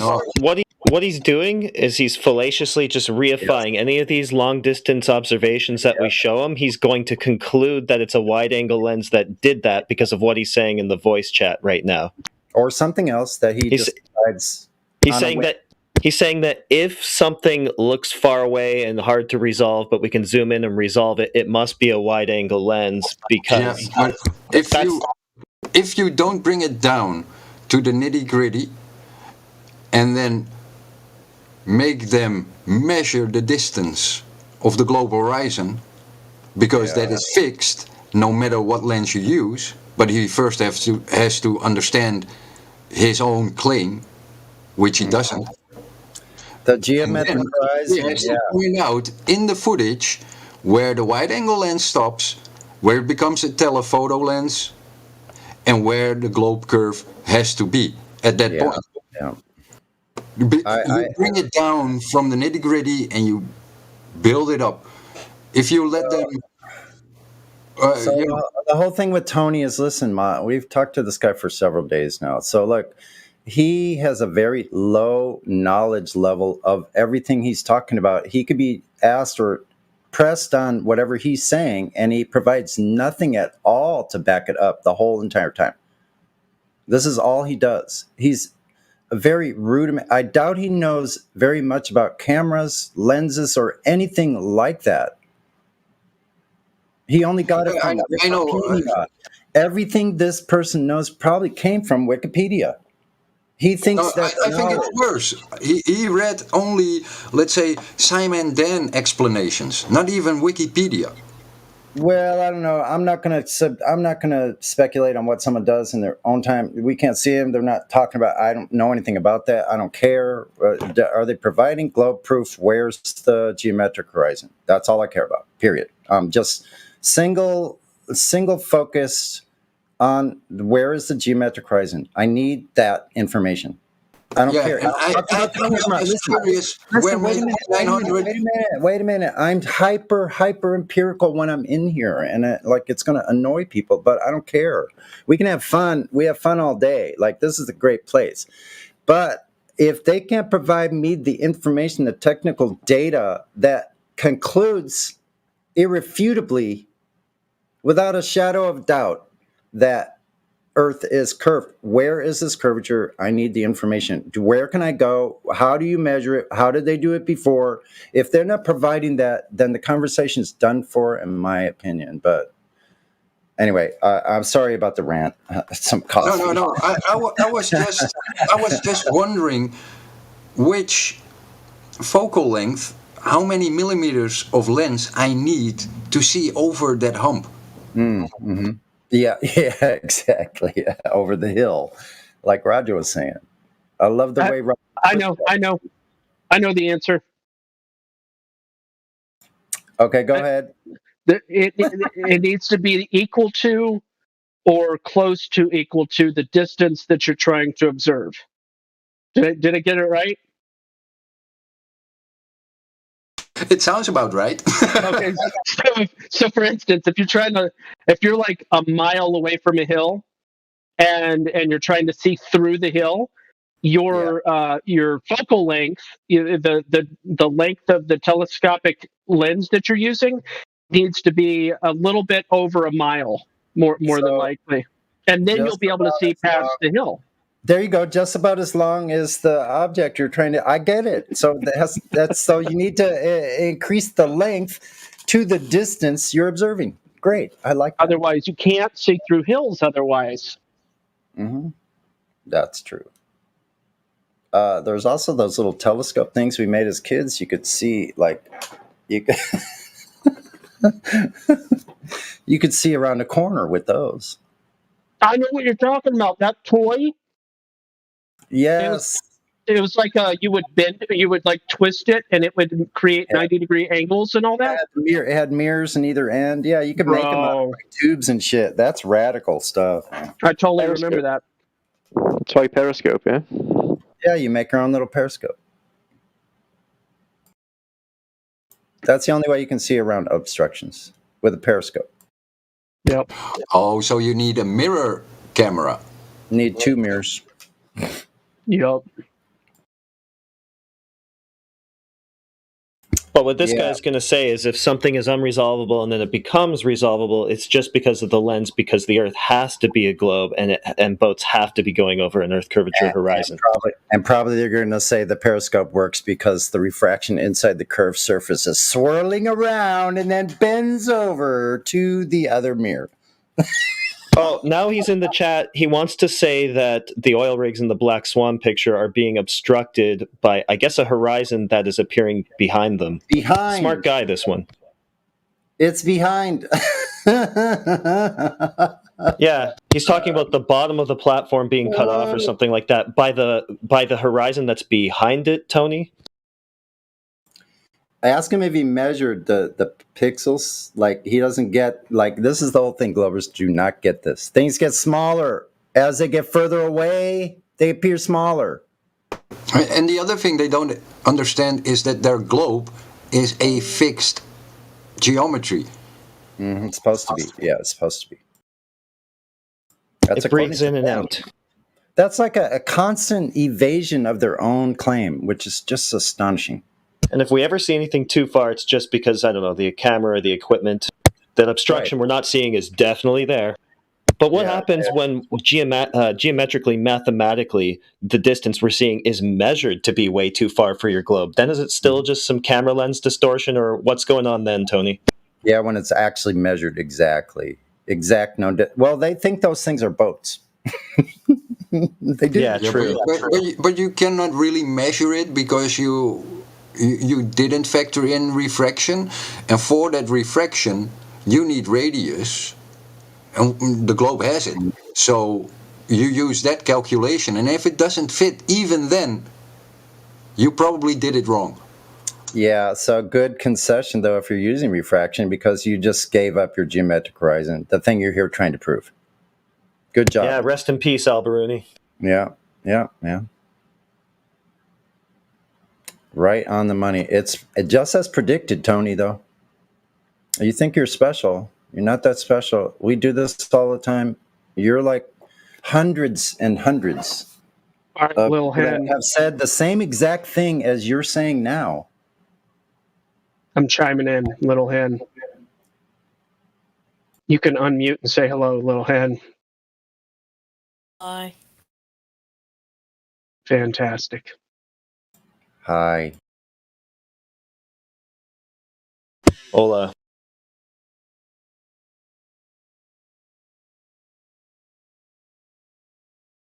So that's it? He's just a hi? He said he's known as Henry. Nice to meet you. Can you speak up a little? You're really very low. Oh. Hold on. I'm going to turn you up to 200%. So, what brings you to the server, Henry? You see, my friend DM'd me about the server, and it's like, oh, they're doing 24/7s also. They just talk about random stuff, and I'm like, it's fun. Not It's random pretty, stuff. it's pretty focused on a topic. 24/7 flat Earth. So before we continue, Hen or Lil Hen, are you above 13? Yes. Okay. Welcome. Thank you.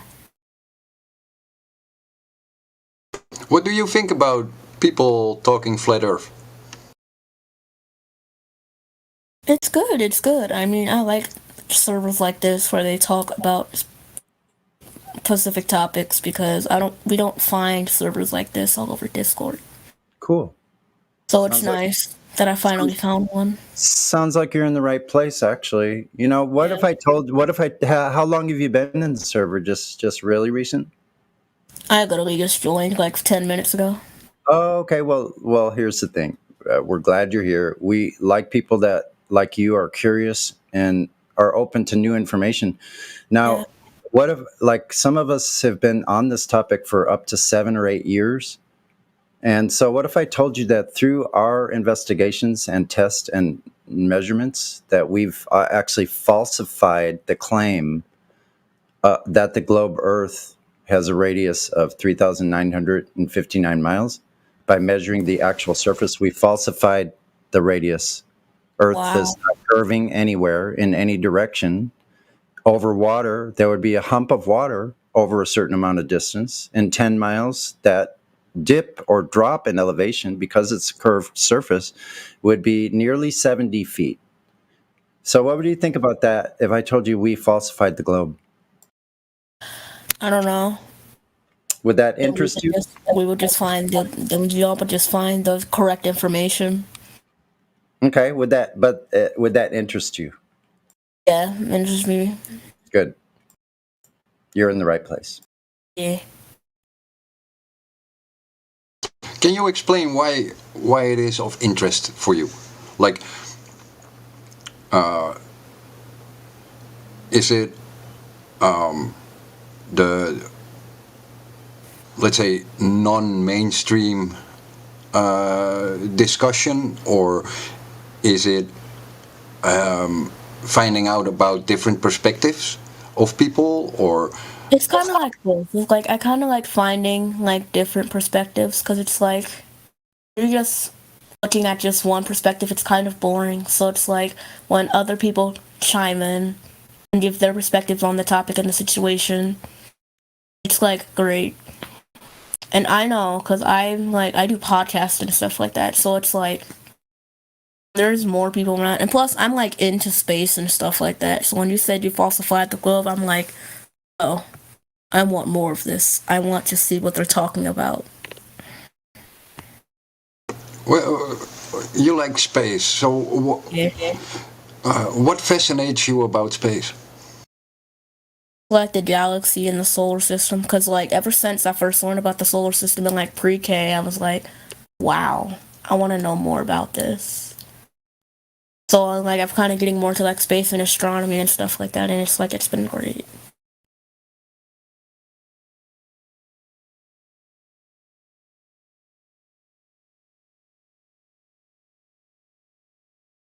And what do you think of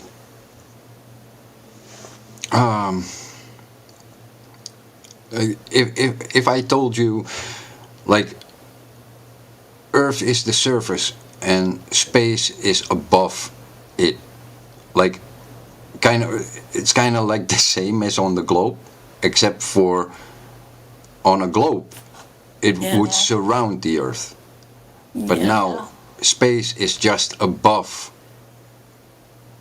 where Earth is the floor and space would be the ceiling, or what you experience, only it's flat. Like if you look the same direction if you're in Australia or in let's say Europe, we all look in the same direction when we look at space.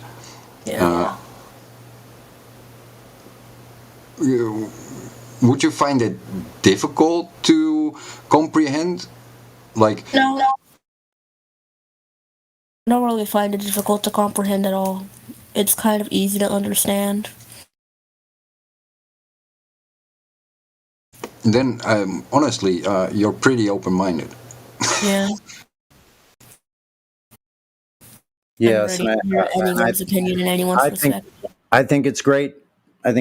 And so I would like to maybe get a couple of things out of the way before we kind of start. We can do this slowly and with the help of all of us here that through the process, can chime in their knowledge here and there. And I think this would be very worthwhile. But I want to make sure you understand that we're not the Flat Earth Society. And do you happen to know what the Flat Earth Society is? Yes, I hear about it all the time.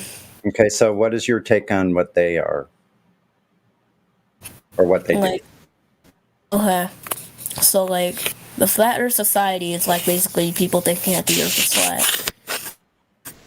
I can understand why people think that, but I also, like, there's, like, technology simulations of the Earth and stuff like that. Okay, hold on. I want to stop you because, so you have an image of what a Flat Earth Society. We are not the Flat Earth Society. The Flat Earth Society is a known government disinformation group that purports false ideas about what flat earthers think. So what they do is they're going to show you a disk in space, the third disk from the sun, going upward at 9.8 meters per second squared. None of us in here, no real flat earther believes any of those things. There's no edge. None of us claim an edge at all, where ships fall off. These are the false ideas that are purported by this disinformation group known as Flat Earth Society. Yeah. So I had to get that out of your head. None of us here believes that Earth is a disk in space, that it's going upward at 9.8 meters per second. None of us believe that Earth is flat and stationary on foundations. It's fixed. It's still. It's not in motion at all. So just to get that, so now if I might ask 3 questions that we ask new people that come in, and it's really just a gauge of what you actually know right now about the globe itself. Like it's not to drill you or to like probe you, or it's just to try to find what you actually know at this moment in time about the globe. Okay? Yeah. Okay, so I'll go through what the 3 questions are. They're called the 3 points, and they're the positive claims that the globe Earth makes. So the first one is that Earth is a ball, that it's curved. The second one is that it's actually rotating, it's in motion, and then the third one is that a gas pressure system existing next to a vacuum of space without a container. So I'll go to the first one. Do you know when, where, and how anyone in history has directly measured the surface of Earth? No. Okay, very good. It's an honest answer. On the second, do you know how anyone has ever in history detected the motion of Earth axial rotation? And the method. Okay, good. And then the third one is, can you have gas pressure without a container? I think so. Okay, so how would you produce gas pressure without having a container? How would you do that? Okay, that's a good question. I actually don't know. Okay.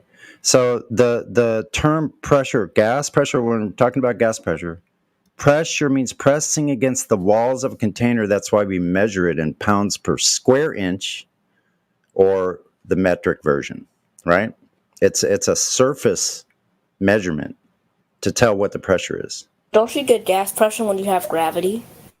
Well, then you would have to provide proof that gases contain gases. Do you have a practical demonstration of gases containing gases, or that gas pressure can be achieved without a container? You would have to be able to show this, because it would violate the second law of thermodynamics. Isn't gas just gas? Gas, yeah. What? Let me ask you this.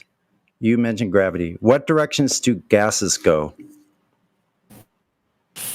When uncontained gases, what direction do they go? Towards the Earth's gravitational pull. What about helium?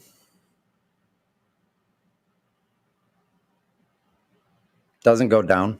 Gases go omnidirectionally when Same with uncontained. hydrogen.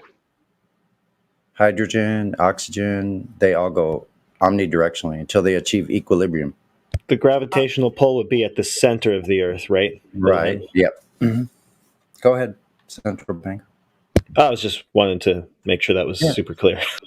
No, I'd like you to just step in for a moment. Actually, it sounds sure. Well, then you could throw in Barry Center. Well, basically, it's all fine and dandy talking about gas pressure, but is how much chemistry and physics did you have in school in your life? Because this kind of requires a bit more than your household knowledge. Oh, because my school teaches me that the Earth is a globe. No. When we are talking about gas pressure and gas laws, that is something that is dependent. It's a mixture of chemistry and physics. So you need a certain understanding of this in your basic knowledge. And he dipped. That's the end. Yeah, well, it's also for everyone else in the room. Like, if you try to use, let's say, the 3 points, and most people need to have at least 2 or 3 years of physics and chemistry, like in school, to actually, make sense. I don't think so. No, I disagree with that, actually. Well, basically, the whole point is that you don't need a container, you need containment. And B, the second law of thermodynamics is an ideal gas law, which the atmosphere isn't. So it's basically strawmanning the shit out of it. But the whole point is that if you talk about this, people need to have a base knowledge. Right, and that's what I was trying to get. That's what I was trying to get with him, and who knows why he dipped? We don't know. Oh, he's back anyway. So yeah, but no, he isn't. Wait a minute. No, my mistake. Sorry. I think it's a kind of overwhelming for people that didn't have basic chemistry or basic physics or both, because it's very hard to comprehend all the specific details that we are used to in here. Yeah, but we can get, look, Monkey, we can get way too complex for, I think that scares people off. Like, I was trying to keep it, really elementary and not get all, and then, if you bring up those kind of topics, we could talk about those things at a more basic level than having to go into physics and these complex fields. When we're talking about simple things, it's actually very simple. The natural law, thermodynamics, gas pressure containment, those things are not that difficult. Kids can understand this. Didn't mean kids. Children can understand this in elementary school. They understand the basics of it. So it just depends on what level you're explaining it to them. You can go into the advanced levels, then you've lost the student. Or you can stay at their level and talk about it on a level that they understand. Yeah, and I still think it wouldn't work without, when I grew up, I got basic physics and chemistry in a grade school or in primary school.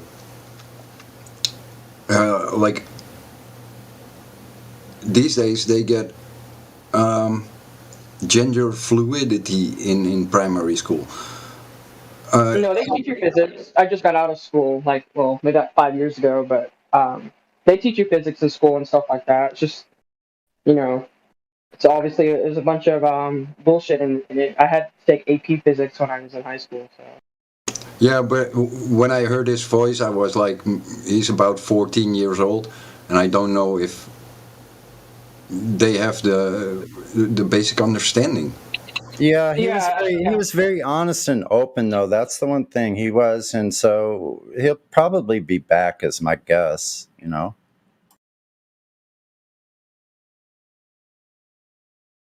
So just because they dipped doesn't mean we lost them or something we said. We don't know what people's situation is. No, but I think it's easier to talk geometry than the 3 points. Yes. For children, yes, because they probably have learned geometry at least by the 6th or 7th grade. Look, here's like in my life, look, I don't remember hardly any of those things I learned. I learned everything I know about all of these things actually in life. Like, so there's a big difference between somebody has never done anything themselves with their own hand and want to like go mess with everything like I did. You know? So I learned about all the things. You probably got a few more years of time to have done all of it. Now, I learned a lot about thermodynamics in the machinery trade, you know, because we learned how to repair every kind of mechanical like device or machine, anything. So we learned about every kind of device, internal combustion engines, gas turbine engines, like all the pumps and valves, how all that stuff, the fluid dynamics, the pressure against surfaces, like O-ring tolerances, like that was later on in life for me. But like when I was a kid, I learned. Listen, man, I'm a little like I was this person that I have to know everything about anything. Like I broke every toy I broke, I took apart to figure out how it worked. So I don't know. Like, so I'm not saying I like have this high IQ of schooling. I have a degree in computer science. Big deal. I was in the technical trades for 8 years, you know, and the medical field for 12 years. Like I've done a lot of things. I've sailed on sailboats. I've had a very adventurous life. So I've learned things differently than most people, and people especially the kids now, they don't have that any hands-on experience almost with anything. Right? Yeah. So we have to take it where they're from, not from where I'm from. Otherwise, I've already lost them in the first sentence. What's the use of that? So I'm just trying to keep it simple for myself, too. Anyway. Yeah. You did a good job, but I just thought that it was he was too inexperienced with, let's say, the chemistry and physics side.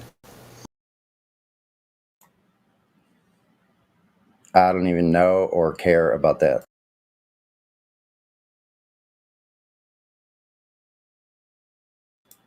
Well, now he's slinging poo in the.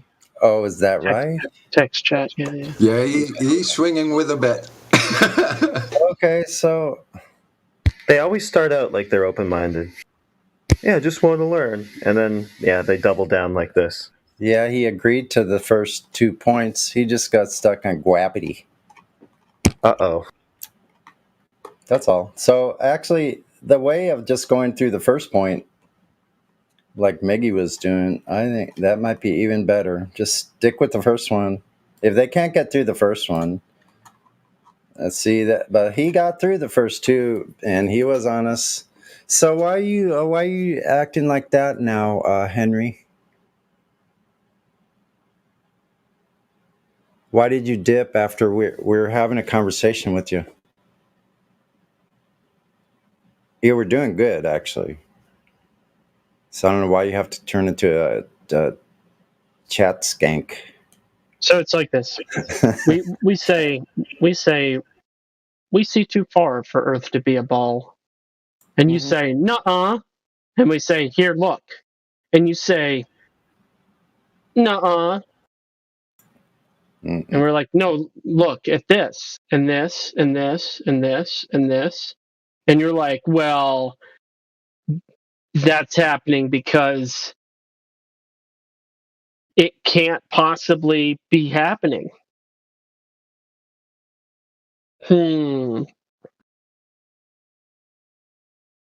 It's happening because it's not happening. I mean, that's basically what they're saying when they turn to their different scapegoats or false saviors. He's hung up on gravity, and I don't think that he really gets that it's just a reification of his heliocentric ball model. No, and that's why I kind of jumped in for the whole physics and chemistry stuff. Because we are all older and have the experience. But when you're learning this in school, and it's reinforced on TV or on, the whole space world that he enjoys, then you immediately hit that cocktail. Especially because there is no longer experience or like we have. I think, I'll be honest, man, I think these people actually know that just from the things that they can sense, that the Earth is flat and stationary, like the subconscious mind is already aware, but the conscious mind tries to keep on, diverting to different things. It is cognitive dissonance at the end of the day, but they actually know that it's flat. They just, try to stay in Wonderland, so to say. That's the problem. They can't let go of that old self. Yeah, but that old self is not that old yet. With young children. I know. But the day you can see how good indoctrination has worked out, these kids are totally messed up in their head. I mean, it is totally messed up. You just teach them the opposite from what they're actually living on. Just think about it. It's just the most messed up thing you can do actually to a child. No, but they haven't learned how to think for themselves yet. That's the problem. That's the other when thing. you go to school, they don't teach you how to think for yourself. Yeah, that's right. It's just it's just the other thing. It's the let's say the peak of the iceberg. At the end of the day, that they can't think for themselves. That they need someone to pre-digest it. It's always about pre-digesting things, and then they can accept it. If some professor in a white suit is telling you stuff, then it must be real, right? If he has pre-digested the information. But if some random guys, make you do your own observations or create your own thoughts, it is scary and could lead to understanding, right?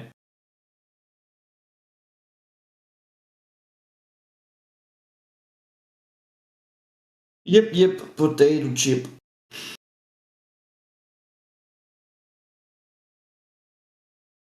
So they've been taught a false paradigm, and then there's reifications on top of reifications for that, and they just can't get out of it.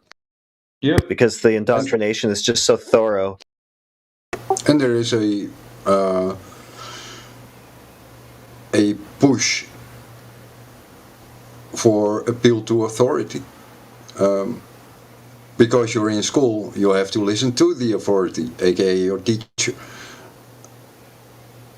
And you're not, like most of us, we are, let's say, not living with our parents anymore. We are our own authority. But they are still part of, let's say, the natural authority system, in which they have to appeal just to survive. Right. He says he's willing to learn, but why did you just mid-conversation left it? Like, I don't get it. But it's almost better for the audience listening. I don't know if he knows how valuable by dipping like that right at a very crucial moment of a conversation, how glaring that is as to what we're dealing with when asking simple questions that someone his age would absolutely have access to if it were there. Right. So if P, then Q, not P, then not Q. So they have the Earth globe measurements, the verifiable, repeatable proof, or they do not. Right. If it exists, P, then Earth is a globe. If it doesn't exist, not P, then not Q. It's a logical. What do they call it? Is that a syllogism? Yeah, logical syllogism. Right. So, therefore, when we go out and take the action, because measurement takes direct physical energy exchange, when we go out ourselves and take action and measure ourselves over and over and over again, which means repeatable, it's part of the empirical process. And if the Earth doesn't measure to be this globe, then what he's got to understand is we don't need the rest of his globe story. We don't need his globe explanations like gravity, because it's not a globe, right? Right. Because we got all the elements of observable, measurable, or testable. Observable, measurable, testable, repeatable, and falsifiable. See, we could take our observations, we can falsify them too. So all the elements are here with the information we have. The globe, unfortunately, doesn't have any of them from the very base foundational claim of curvature. Period. End of story. It's over. Been over a long time ago. So we have Tony saying a hill can be in front of an object and behind at the same time. Of course. Planes can go forward and backwards at the same time too. That's land exactly on what I meant by imagine rejecting the law of non-contradiction. So it's not blocking the bottom of the rigs. It is. And it is also appearing above the oil rig. So it is in front of the oil rig, blocking the bottom of it. And it is behind. Also behind and above. Yeah, above in your view. Like the horizon is above in your view. I don't know if people are getting the how profound that is. Yeah, it's. I was discussing this the other day. It's A is equal to and isn't equal to A. It's quantum logic. It's ridiculous. So you could just make it whatever the hell you want to then. So, yeah, that's very confusing. I don't know how someone would cross the street thinking like this. Well, they both, if they're wanting to cross the street, they both want to and they both don't want to. Don't want to. They both cross it and they don't cross it because once they're on the other side of the street, they really never crossed it in the first place. They're still set. They could turn around once they cross the street, turn around and see themselves still back in the same corner because that part of them that didn't cross is still standing there. Yeah.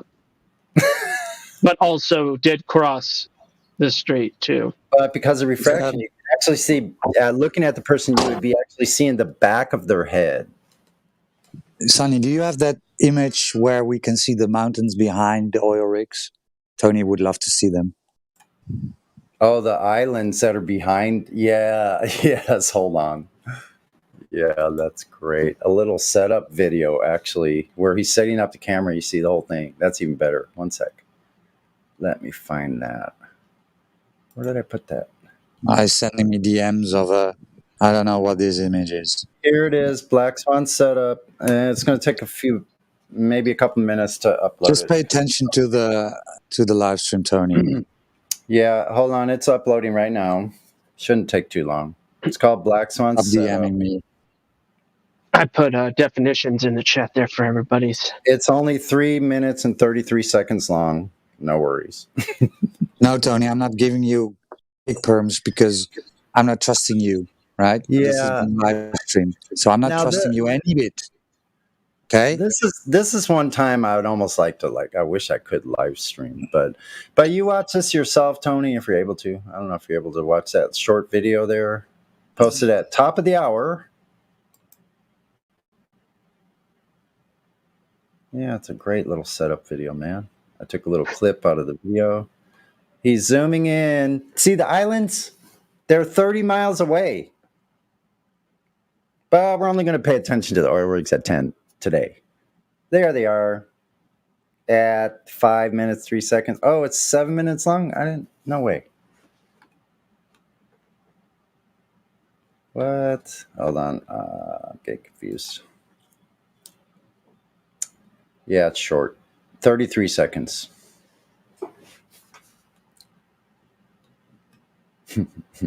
Tony, you can, right? So you can post a link. Stop DMing me. You can post links. You should be able to post links. So what do you think about that? You see him right on the deck, right at the water there. Points it down. Then he just doesn't do it. He just rotates the camera up toward the horizon. See those islands back there when he first... Oh, yeah, you lied. Camera. Yeah, And those islands are known distances. The islands are not boats either. They're attached to the bottom. You gotta talk this way to Glovers. They think flat earthers, when they show a picture, they're showing you a picture of boats. So where do you got this, Tony? What? Let me. You guys want to talk to him because I'm heading out, but sure. I'm not sure, but I guess. No, I guess. He posted some. I don't know. I don't know what it is. It looks like the 2 oil rigs, but. Tony, stop typing. Did you watch the 33-second video I posted? Yeah, I watched the full video actually. 33 seconds. Oh, you watched the full video. Okay, so Yeah, the little clip that's in the 30. How do you explain to the islands that are 30 miles off? Explain the islands that are 30 miles off. Yeah, at 1 foot off the sea level. I don't think the islands are 1 foot off the sea level. The camera is 1 foot above sea level. You saw the setup. Well, I thought you said you saw the video. Oh yeah. I thought you were talking about the islands being 1 foot off the sea level. The islands are 30 miles away. Well, I need a height of the islands. No, you don't. You have the distance of 30 miles. Now, yeah, you can find, but first So find you the can have it. curvature. How much drop first in 30 miles? Right. Yeah. How much drop is required on your ball of that radius, Tony? Should be seeing. I don't know. And where should the geometric horizon that is eclipsing everything past it be? That's not how Horizon works. Sorry, dude. Well, welcome to Flat Earth then. I thought you were a Glover, but I guess That's right. Invisible wall that blocks everything at fucking... Invisible wall? You're claiming that your Earth curvature is invisible? Okay, great. Welcome to Flat Earth. I thought he was claiming refractivity or something. It's the ball Earth. No, it's the ball Earth that's supposed to be blocking our view. You just are like entirely where's the maliciously unaware of what the horizon is. No, it sounds like you just found out, though. We're trying to teach you, bud. Wait a second. Opposite of malicious. Gospel, can you post the definition of a horizon? Yeah, I've done that 3 times. The same guy that couldn't define the horizon like a few days ago. Of course. He has the nerve to be in here Horizon telling doesn't people they mean don't that understand everything horizon. past it is just gone. That is your claim when you say that boats go over the horizon. Now it's not your claim. You can't stay consistent for 2 straight sentences. And Tony, you are interrupting people every time again, just like before, so you're going to be muted every time you're not speaking. You can't stay consistent at all. You can't mind your manners. Tony doesn't even sound like somebody who's interested in learning anything about his own damn model. He's not. I think we should just give him a troll to me. I gave him a chance yesterday. You know what? I'm going to give him a ban. Hey, so Tony, real quick before they undo that, please get more than a mere cursory glance at the material. Perhaps, God forbid, you go out and test and measure the Earth yourself, but that'd be lovely so that you might have a leg in this debate next time. Thank you. Yeah. Well, anyone he's debating any parting shots for Tony before he goes? Well, he's debating for us now. I mean, he just told us that his geometric horizon can't be seen. It doesn't obstruct anything. That's not how it works. Great. We're on the same page. Actually, I know. He was very good yesterday as well, providing us with flat Earth arguments. I know he was, but he's just being... I mean, you can mute me and it's still a globe, so I don't know what you're gaining from this. Well, It's I mean, not. Buoyancy You is haven't still an shown upward anything. acting force. You still need gravity. You haven't No. shown anything. Density does not Do you explain think everything. This saying You that? have Do you not think shown this saying that makes it a globe? He does.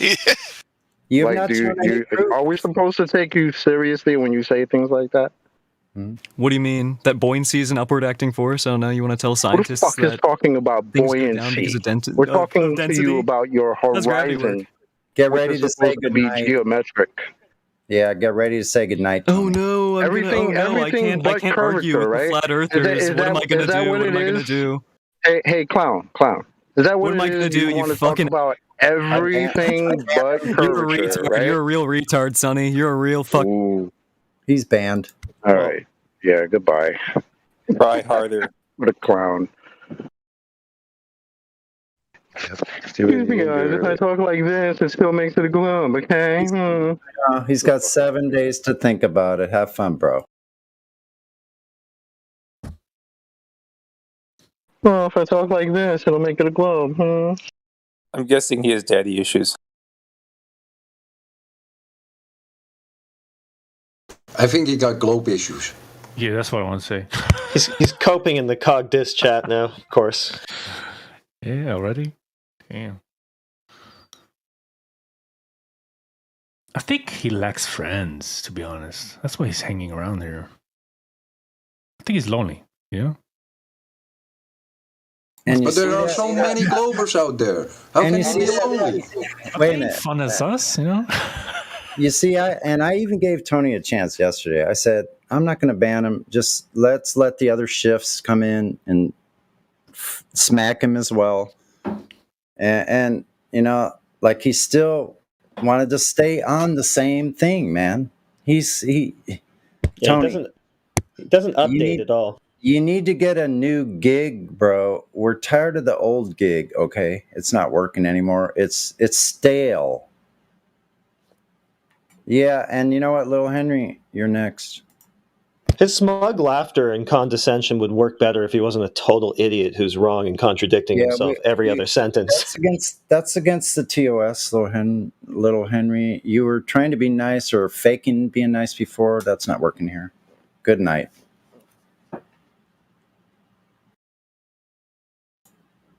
That's against the TOS. We don't allow chat skank, okay? You're not going to sit here and not talk after you ran away like a little baby with your tail between your legs. And now you're going to sit here and just like with a BB gun behind the barn or something, taking pop shots? No. You got That's a rookie move.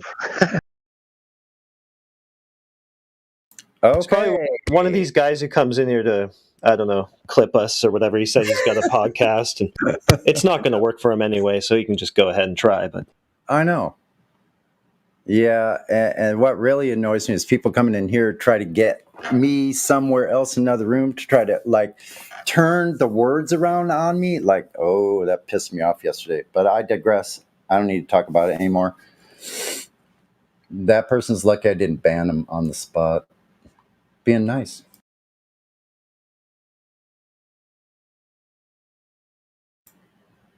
It's okay. You know when you're over the target is when you start getting the most flack. Wow, funny thing happens when you zoom in on the South Pole.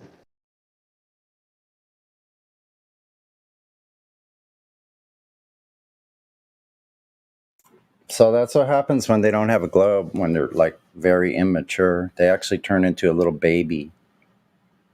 Hot chocolate. Maybe it's a hero they need. Yeah.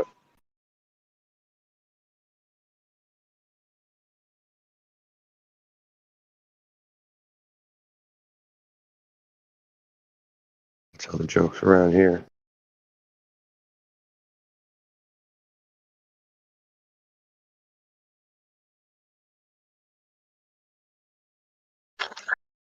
Positive side. At least we get to speak to ourselves now.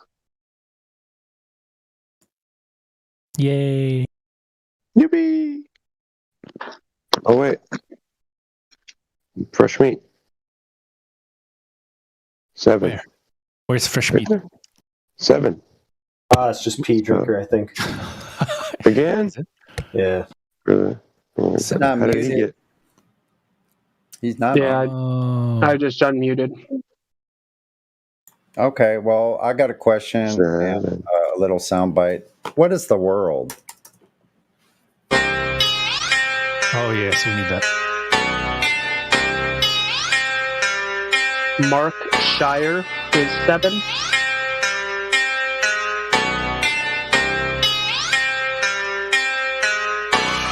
What is the world? What is the world that we're living in now that we're not spinning? What is the world? What is the world that we're living in now we know curvature's missing? What is the world? What is the world that we're living in now we know flat earth is winning? What is the world? What is the world that we're living? It's like a brand new beginning. We know that most of y'all sitting there wishing, probably just itching for us to go awake and completely dismissing things that we say like our minds have gone missing. Meanwhile, you're really the only one shifting reality as if it was switching, like it was some type of fantasy pitching. Next up to bat, but you wind up just whiffing. Nothing but air, you just can't do no hitting. Running around saying that water sticking to outside the balls, your logic is slipping. I understand that you might think I'm tripping. Pay attention to the words that I'm spitting. Only thing that really needs any fixing, your view of the world and the way that you're thinking. No need to go always screaming and kicking. No reason to think that Earth might be tricking. If it was spinning, then we would see drifting. If it was curving, the ships would be sinking. Logical fallacy, keep on insisting. Probably just listen. How about you try some form of consistence? Ships disappear due to angular distance. Makes a lot more sense that the curve's not existence. Why the persistence? Why the pursuit of unending persistence? Fighting a war like a soldier enlisted. Really seems as though you got it all twisted. Why not just be a bit more optimistic? Lies you've been told, the veil has been lifted. Now you've been gifted, given permission to take a position. Not in opposition to the world that we're living. Create ignition, start up the engine. Choose to accept it, now this is your mission. Tell us why the damn curvature's missing. Maybe just call up a mathematician. Give him a listen. Have him tell you about his presuppositions. Talking about how it's not superstition. A vacuum and air pressure juxtaposition. Make a decision. Tell us how this model came to fruition. You have the right to enact your volition. Right up to the day of mental acquisition. All I could do is provide ammunition. Can't take the heat, stay the fuck out the kitchen. Judgment day or to the last demolition. You can see this as an act of attrition. On the condition that after admission, do you a favor and start the forgiving. Then go out and share your newfound position with everybody who's potentially victim. Falling for the global prisoner system. So many flaws, no woman can list them. Shout to my beautiful parents, I missed them. Taught me to think for myself, I could kiss them. Now to the day that I'm able to whisk them away in my arms, I will reminisce them. Yeah.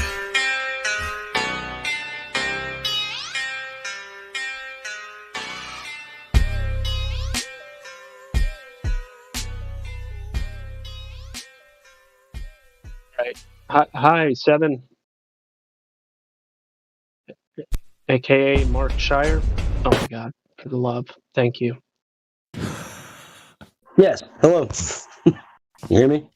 I'm about to send a rocket propelled grenade at the bot if I kept on hearing noise. Yeah, I stopped it. What? Sorry, man. Conversation is priority. The bot is backup. Yep. That's my understanding. That's right. Darn it. That's what I thought. Exactly. All right, what brings you to the server, 7? I'm in. Yeah, you're in. Oh, sweet. Never been here before. So what brought you here? Just checking it out. I've been here a lot. I got booted a while back. What was your previous screen name? I say Mark Shire, and then I use 7 too. So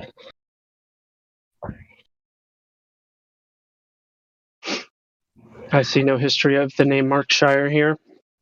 really interesting. Well, like I say, I don't know what happened, if I got booted or what, but and for a while I couldn't get in.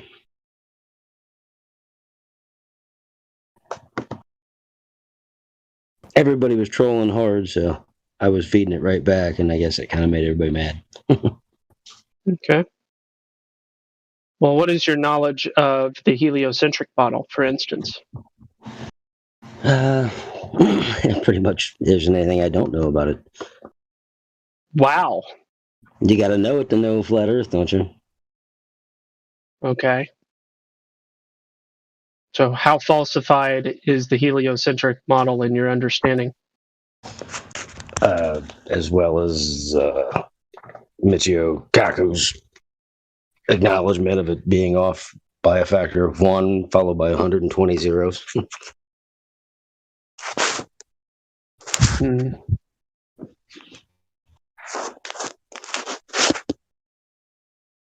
I mean, that is the understanding, isn't it? Yeah, the incorrectness. What's interesting about that statement is it still paints it as a spectrum of truth rather than a binary. And what I mean by binary is something can either be straight or curved, but there's not really a there's not a middle ground. There's not an alternate. It's either straight or it's not straight. It is a binary. So true. The grand deception.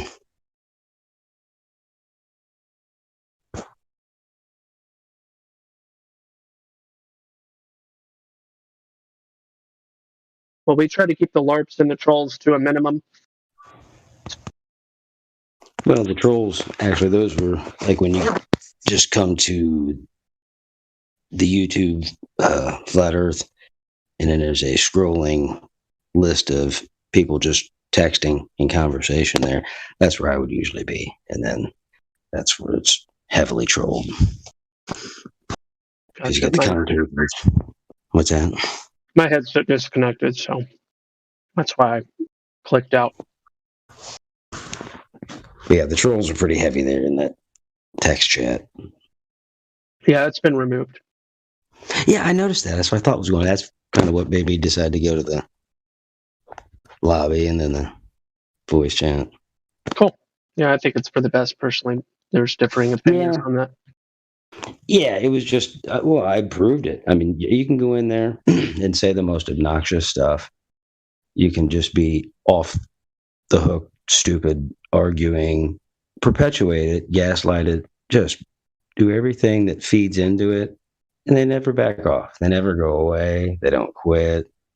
And that's a perfect sign that you're not here to do anything but that. Because if you worry about, I've had enough, I'm out of here. You people are nuts. I'm done. You know? But they didn't. And they would, and then it would be like, okay, you're getting banned. What, for acting like them? I'm proving how they're acting, and this is evidence. Mm-hmm. I ended up getting booed. But yeah, that's a good idea. You guys get rid of that because it was just stupid. Made the place look bad. Yeah, every now and then it almost seems as though certain people get paid to do what they are doing. It almost seems that way. I know they do, yeah. There's a whole bunch of that going on.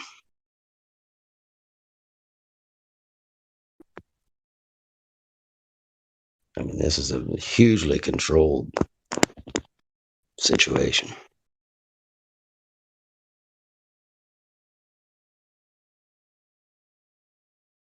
I don't know how far you guys have taken it, but I mean, some of us realize Flat Earth is just a simple doorway. It's a path to the truth. Flat Earth doesn't even really mean anything. It's so small in the grand scale.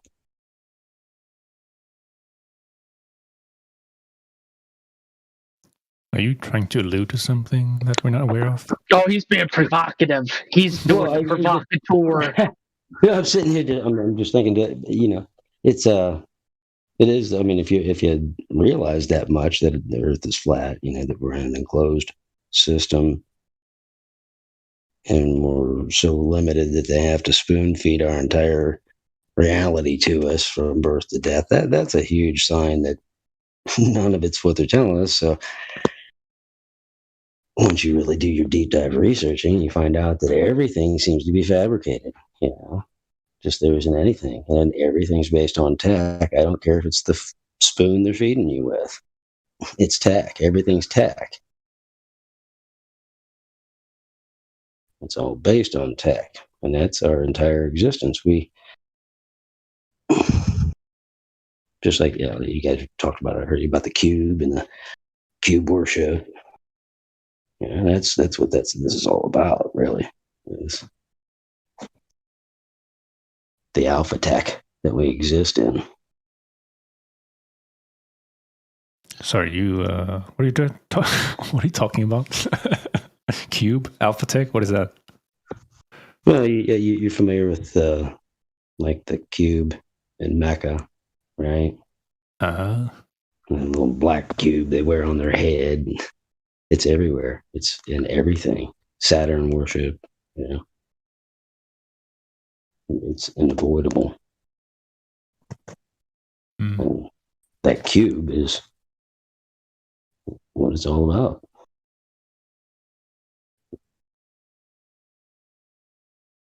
Do you have any research on that? Oh, yeah.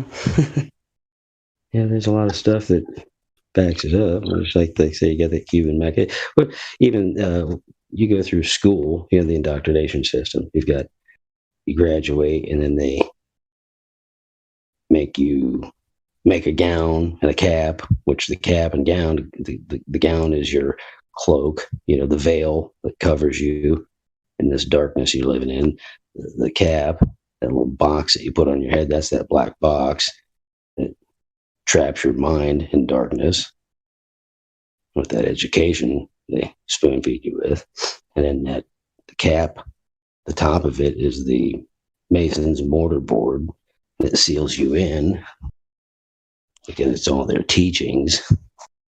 Teaching, which is another thing, like the language that we use, English language, is a coded series of symbols that they've given us. That's what William Shakespeare did when he wrote the New Testament. They created that coded language, the English language, and then just spell cast the hell out of us with it. So everything you think you know isn't what's true, it's what you believe. And belief is the acceptance of sin.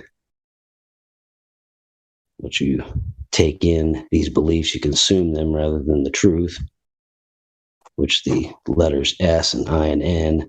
S is the symbol for consumption, consuming it, like the way your esophagus and all works, you know, that twisted shape. And then I-N, you've taken it in. That's your sin, taking in the belief, you've consumed it. Now it's part of you. Wow. Have you ever heard of something called etymology? Yeah, oh yeah.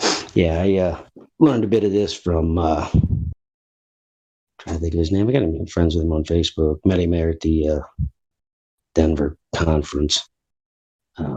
He's got Plain Truth for You on YouTube. But yeah, he talked about a lot of this. That's where I learned a bit of it from him. Right. But yeah, like the T in the language, you know, that's the cross that we bear, you know. It folds up into, that's the cube. You Well, know, this is an after-the-fact esoteric interpretation that has no etymological foundation. Okay.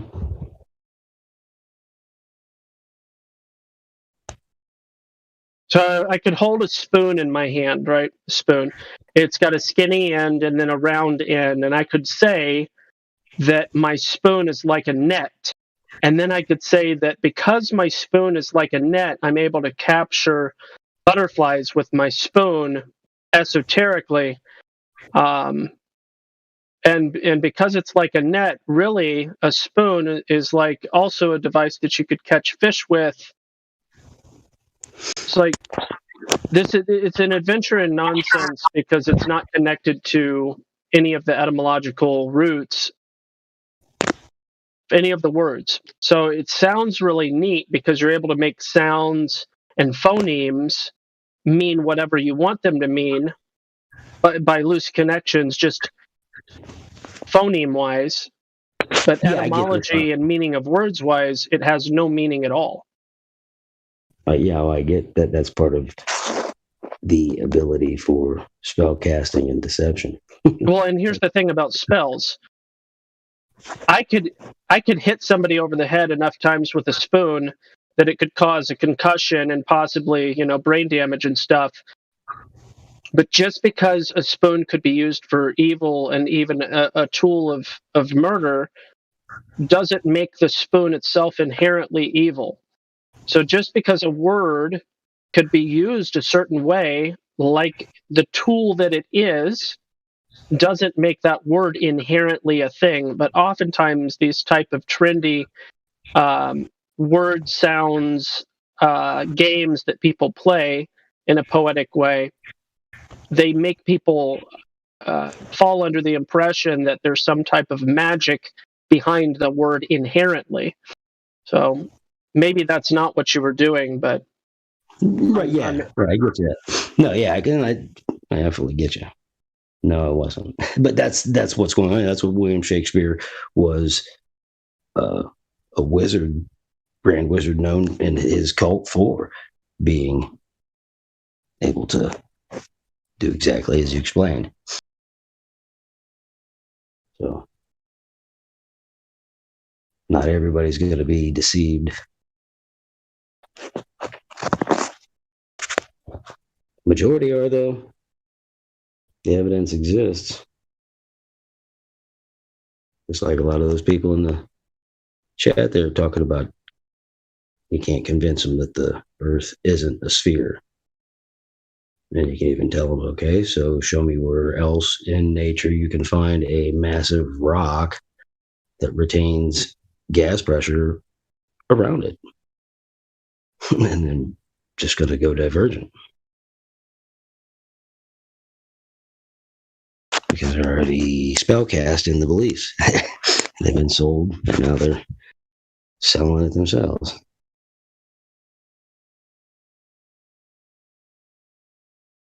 Been convinced that's what you're doing or I'm doing. Again, that's how it all works. And just because a lot of people make crap up and say this means that and that means this, there's still origins to it all. And just because the narrative tells us things doesn't even mean that is true. That's what research is for.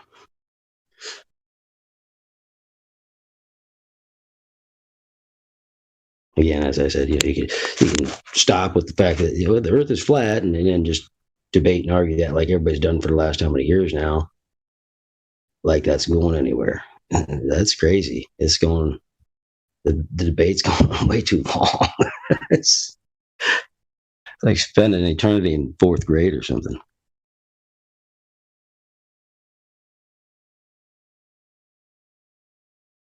Yeah. That's why I was saying that there's more to it. Flat Earth is just a doorway to a far greater truth. Like I explained, it's alpha tech. We live in tech, just like that spoon or anything else, and you can try to imagine its usage in other ways or find out that it's not functional beyond your imagination in those ways. Recreate that design, but everything has design. Everything we know has design. Can't avoid it.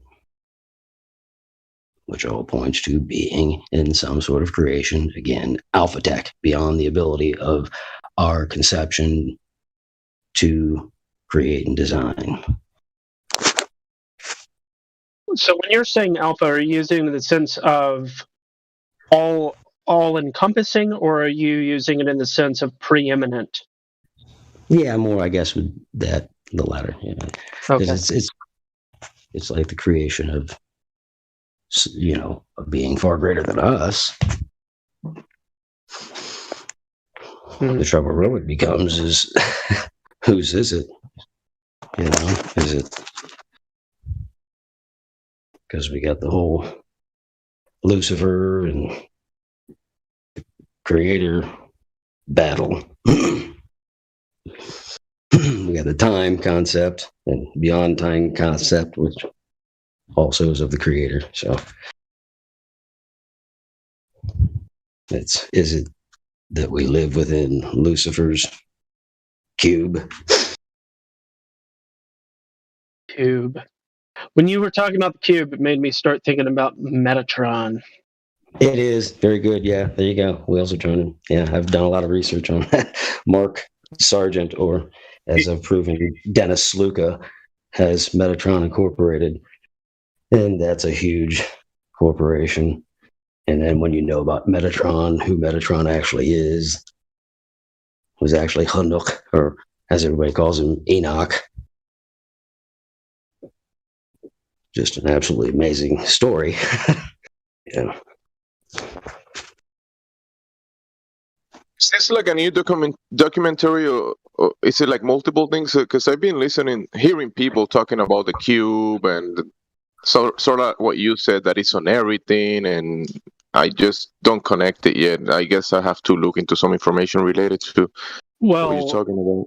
What I can say is the Metatron and sacred geometry and all of that stuff is incorporated in all of New Age.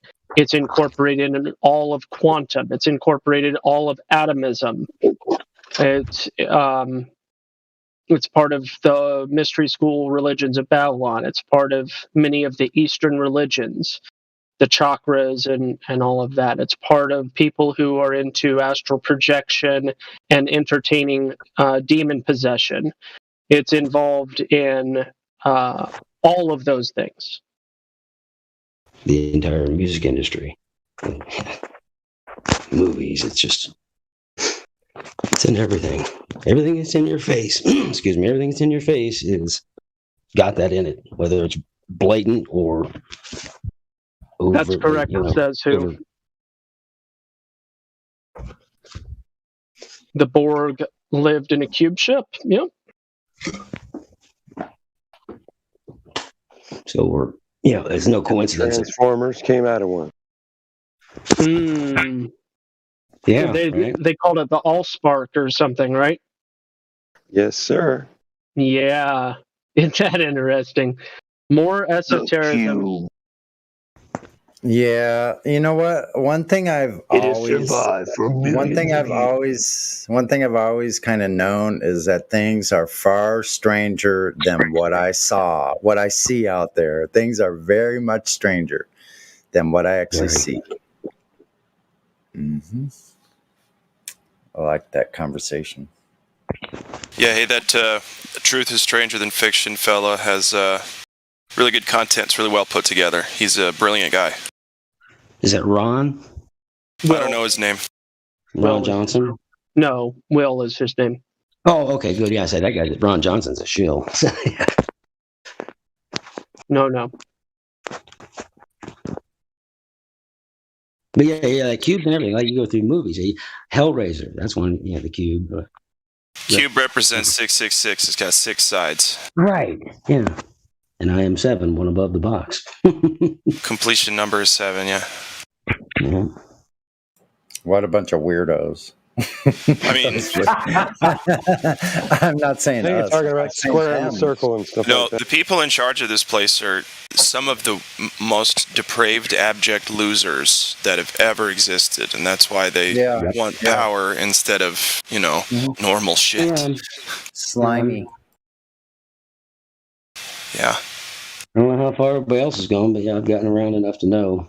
Met enough people, done enough things, been enough places. It's weird. Back to the slime pit with you. Right. In the slime pit with that one. Those over there. Get them too. Listen, man, if they really tarred and feathered people, I don't think you would survive the tar. Would you? Like, yes. That shit's got to be hot. Oh, it's bad, but no, you do survive, but you're in excruciating pain. The thing that oftentimes kills people is infection. Oh, not suffocating? Well, yeah. You're still able to breathe, but apparently your flesh can basically be ripped off and you can still survive. But sarcasm. Well, speaking of let's not talk about that. Hey, moving on. Their Delinks listen is in the chat. Someone named Their Delinks. No, the Red Links. The Red Links. The Red Links. Well, okay, the Red Links. Are you there? Okay, sorry. Go ahead, Glad. Oh, I was just gonna bring everybody's attention to live stream voice text. Scroll up a little bit at 32 after the hour. Gospel Bearer posted a cool video by a channel called The Truth is Stranger Than Fiction. It's great stuff. It'll help you think. And then I posted a image, a meme that says, "At what scale does level water start bending around a ball for boats to go over the curve?" When does it start bending around the ball, guys? We can't see it. We haven't found it. Where's the curve? As soon as you start bending your imagination. Even then, like... Oh, the spoon doesn't bend. You know what my mom told me today at breakfast? Spoon doesn't exist. So, like, I've flown with my stepdad a bunch. My mom's been there a bunch, too. And she said one of the times that she was with him, he programmed in to his instruments a destination. And he said, the reason we have to fly this way instead of a straight shot is because the Earth is curved. So, her evidence to me that Earth is a globe was a computer program. I said, Mom, it's a little more complicated than that, but I'm not going to argue with you. Oh, shit. And then I was like, they call it an artificial horizon. They don't need the word artificial. If you look at the instruments, it's a fucking horizon. It's a straight line across the whole viewing circle there. Come on, it couldn't be more clear as day. Anyway. But dude, that spoon bending is a perfect analogy. It literally is true. Spoon bending? Because there is no physical bend. The bend is in their head, dude. It's literally in their head. Don't try an analogy. It's an actual description of their reality. Instead, only try to realize the truth. What truth? There is no spoon. Sorry, I'm done. Yeah. So what did you see that Lil Henry? There is no curve. Look at Central Banker put in the text. Copium. This server just got reported to Discord for what?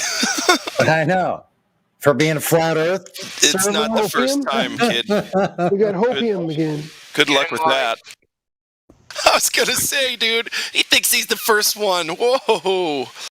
Oh, shit. That is good material. Good luck, because we don't break the terms of service. We actually vigorously enforce them. We've been mass reported and nothing's happened. So, good luck. There's servers where people talk about the nastiest, most just depraved shit. We're very good compared to a lot of servers. This is a gaming platform, dude. Okay? It doesn't matter what you say in here because they literally don't do anything about voice chat. Wow. Well, I'll tell you how I know this. Someone came into the voice chat one time and said that they were going to rape our family and kill them in front of us. I recorded it in the live stream. I sent it to Discord, and they said, "Oh, we don't take evidence from third-party applications, and we have no method of recording from our end because it's encrypted." So, yeah, basically, we don't do anything about voice chat. Okay, well, I'm still gonna act as YouTube if they does, do. though. Okay, YouTube. yeah. Really? Really? Yeah. Yeah, maybe I should. When I get home later, I'll pull up the email thread, man. What they told me. I actually still have the audio I'll take your word for it. I'll take your word for it.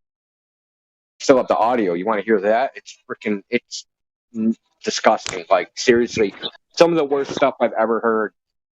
I mean, somebody was really threatening you online. It wasn't just joking around troll thing. Graphically describing, what they were gonna do.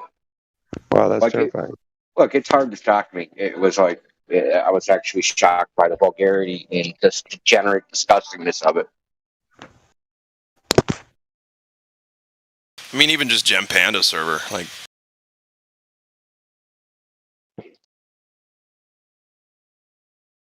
They're talking about how they were going to rape and kill our families and our wives. Then they were going to kill us. And, But it wasn't just like calmly like I was saying. It was like graphically described. Well, they're very pissed off that we know something they don't. Very pissed. That sounds like hate, like somebody really harboring some real serious hate or something, or maybe a mental illness or something, maybe hidden in there. Fear is the only thing that makes you act like that. Love or fear? Make a choice. Yeah, I agree with you. I think you're right about that. Even it's the loss of love that creates that fear. Right. Fear is you're afraid of losing something, either very important to you or something, or fear of not getting something you feel you deserve. That kind of behavior can only come from somebody who has a deep self-hatred. Yeah. Weakness. They hate themselves. Yeah, they hate the fact that they were born. They can't stand themselves. They hate themselves so much. That's like the very extreme case of self-hatred. It's an exemplification of their self-hatred.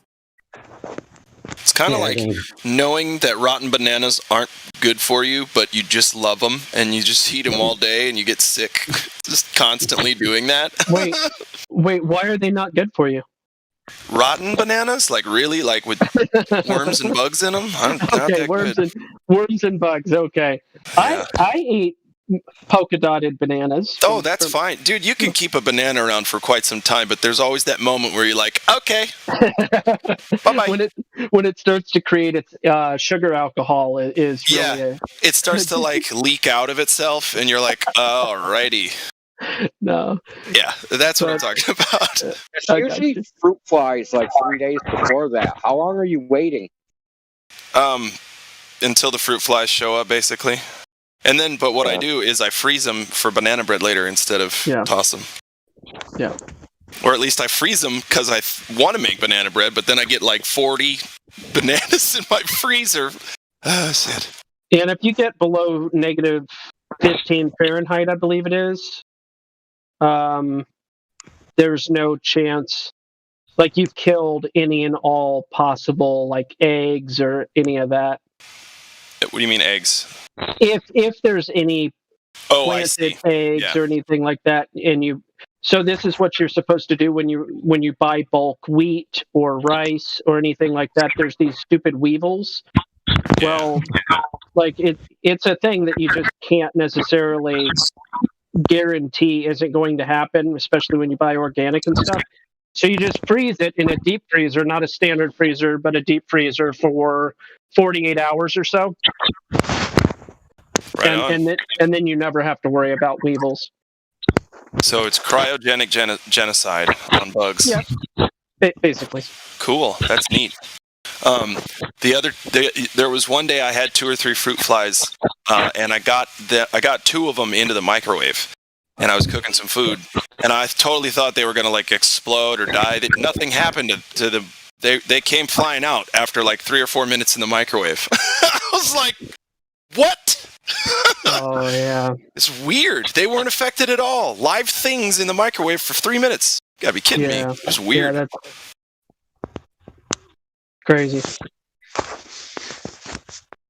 Speaking of, I'm gonna make some food. I'll talk to you guys in a bit.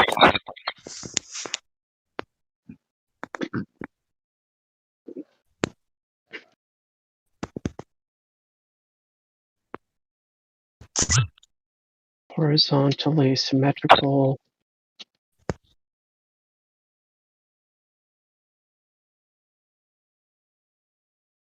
I'm having total symmetry.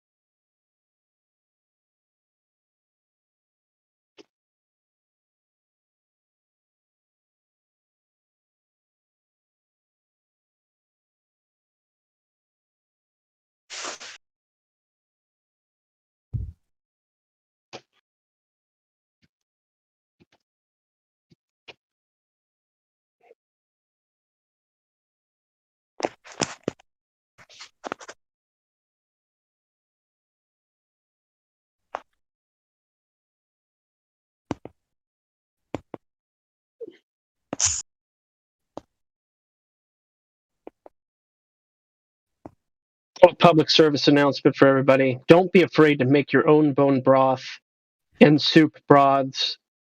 It's not difficult. It just takes time.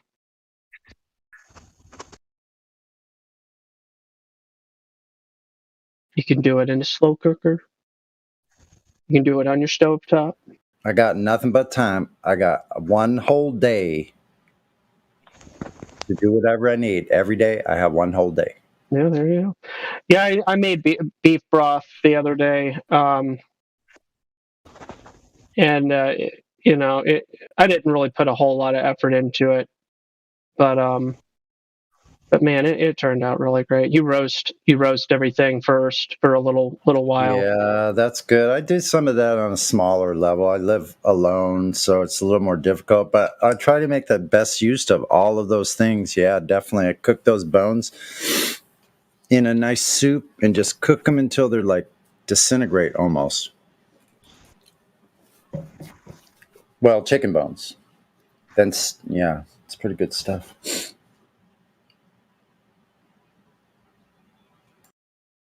Wish I had my own chickens. Yeah, I'm not joking when I say I'm going to do the hemp chicken, man. That's in my future. I heard of people saying that the other day. That platypus said he did it. Well, I said that platypus did it. Oh, you said that platypus. Oh, God. But I know he did it because he literally showed me he showed me him doing it over the course of like 8 or 9 months. I watched him feeding the chickens every single day on video, so I know he was doing it. That's what I mean. I see.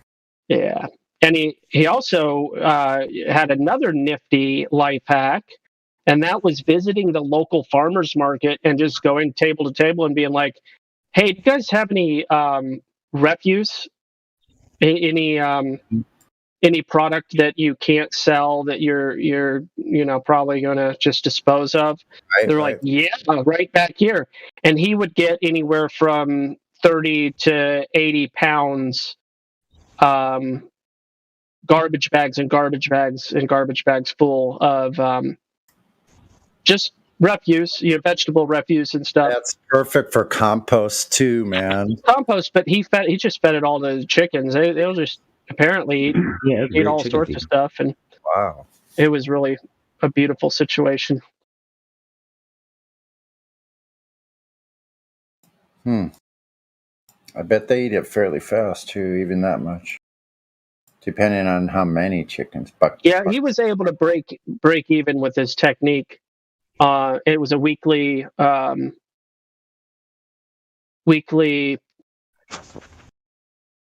What do they call it? I just said the name. The food thing. Farmers market. Thank you, farmers market. Yeah. Yeah, and it worked out. It's really cool. Yeah, it's a good idea. Well, I'm seriously considering that 10-gallon distiller. I think 10 gallons good enough. For what? That might be kind of big, though. Might get a 5-gallon one. To do some, make preserves and things like that for one, but... Oh, you're talking about a stock pot? A distiller that I can distill water, but it has many other uses, too. Oh, you can make ethyl alcohol from it, Did you make it with copper, Sonny, or did you make it with some other material? I didn't make it. I'm going to buy one. You think it's cheaper to go that route? Yeah, for me, where I live, yes. I'm not interested in buying $100 worth of tools so I can put in the tubing and stuff, like whatever. Do you got a good source for water up there? Are you in the mountains somewhere? Hell no, I'm in the middle of the city. You got to get out of there, dude. What happens when they put out the sarin gas or whatever? Listen, they haven't found anything that's harmed me yet, so good luck to them. But I thought the ice caps were supposed to melt and all the methane was going to come out. Oh no! Good. I don't run on fear. I don't follow fairy tales. He has a surfboard. He's fine. No, I don't even have one of those. Oh no! But there's plenty. Oh, of you're in boats trouble there. now when those ice caps melt. How you gonna surf without a No, there's surfboard? plenty of. There's thousands of boats out in the harbor. That's how. With Ice dinghies on the docks. Look, I know how to drive a dinghy. I could row it if I have to. I could There's millions of swim. people. Well, not everybody knows how to swim to a boat, go on board, and commandeer the boat and sail away. But then they're gonna take the boat from you and just Is that what the drown Glovers because want you you don't know how to to do? use Just it. sail Good away luck. with them or whatever? And they better bring their machine guns. So that's good. That's cool. The law of the Hey, sea. I have a question. How did that interaction with Tony go? Did he get any better? No. He got banned for Or is 7 he days. still the dude. jerk I predicted he was going to be? Yeah, he's He got still booted, dude. he's still going off in cog dis. Really? Yeah. Yeah, I banned him for 7 days, along with his friend, Little Henry. What The was his German guy. I was trying to argument? explain What to was his him like what type argument? of person he was. Have an argument. Like Tony, he doesn't have an argument. He's just That's here the to rile point. people up. Yeah. Why does he come in here to troll? Like, if you want to like come in here and speak facts, that's one thing. But like, present the evidence. Don't just come in here and be like, "Oh, globe flat." Blah. What's wrong with your voice, P-Buddy? Huh?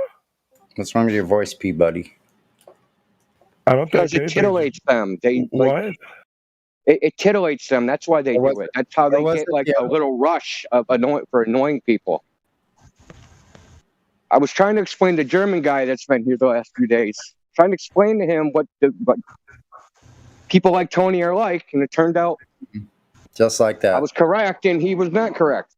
He kept trying to want to give him another chance. Yeah, I know. I did too. Like yesterday, I go, we'll give him a break. He's very limited in his knowledge, elementary understanding of anything we're talking about. So, but at the end, he just came back with the same nonsense today. So, Look, I guarantee you could ask them. This is the test. What have we told you so far? And they won't even know. They won't even know anything that's been said because they're not listening to what you say. You're just being snarky and sarcastic. Yep. Ignoring everything you say. They don't want to think about it. Yep. Pretty obvious. If they thought about it, they're like, oh my God. They don't even want to entertain the chance that we're right because of being a flat earther is threatening to them. Yeah. Oh my God, I'm a flat earther. Everyone's going to pick on me. Anyone and his self-image is based upon where he is in the social hierarchy. Yeah. So, you know. Yeah. Anyone that has an ounce of logic listening can see what a train wreck those people are that are coming in here. I mean, that's the best they have to offer. That's all we're seeing. It's really crazy. Any person that we've had people come in here, right? And you can tell right off the bat that they actually have critical thinking skills. And within about 10 minutes, they're like, damn, y'all have a point. I'm still a globe birther, but, you know, those are all pretty good arguments. Like the guy that came in and said, what's your explanation for the Coriolis effect? And I went through like, what Coriolis effect? You know, what's the evidence? What's the evidence for this in the first place? You know, you could tell he was a thinker, and he was like, yeah, I mean, I guess that's a pretty good answer because, you know, if you break it down rationally, yep, there's nothing there. There's no there. So there, yeah, exactly. So the difference is that person can be reasonable, has the ability to be reasonable, you know, and admit when something they thought may have another answer. Well, like if somebody's open to allowing, like there could be possibly a different answer, but people that are stuck in that bias, wow, that's a sticky situation, man. It doesn't make any sense, dude. Listen, Sonny, this is their logic. If you breathe, right, isn't the air going into a container? Hey, why did you send me that nasty stuff you were writing in my DM before? Like, they're saying that when they breathe in, the air enters their lungs, right? This is their science, right? Now you can't hear me or something? I'm asking you a question. I'm not answering your questions until you tell me why you put the nasty shit in my DMs before I reported you. Who are you talking to? Yeah, you. Yeah, I know who you are. You think you're fooling people in here, man. Like it's shocking. Okay, dude.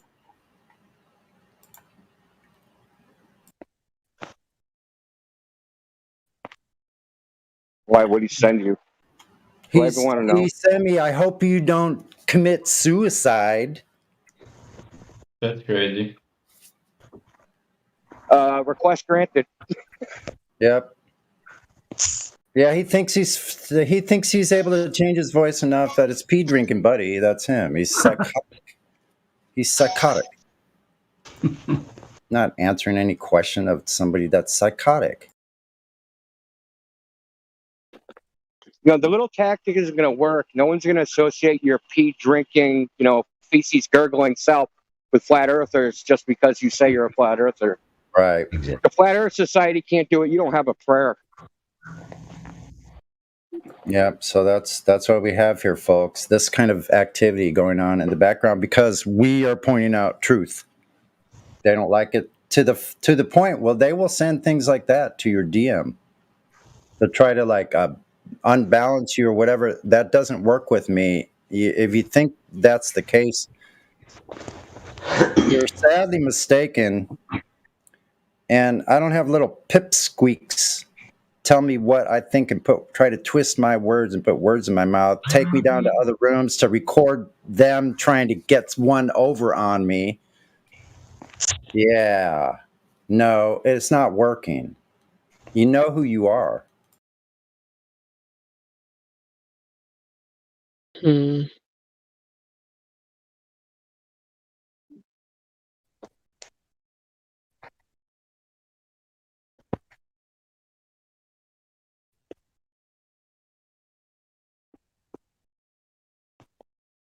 People think they can come on here and threaten me in the background. Are you kidding me?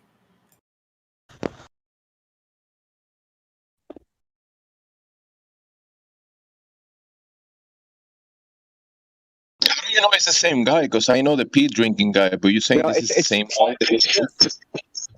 No, it wasn't Seven. It was the other guy. It was Amniok or whatever that person was. It's funny. It's like it's almost amusing that they have no art. Yep. If that's all they have. It's just that's the really illuminating part.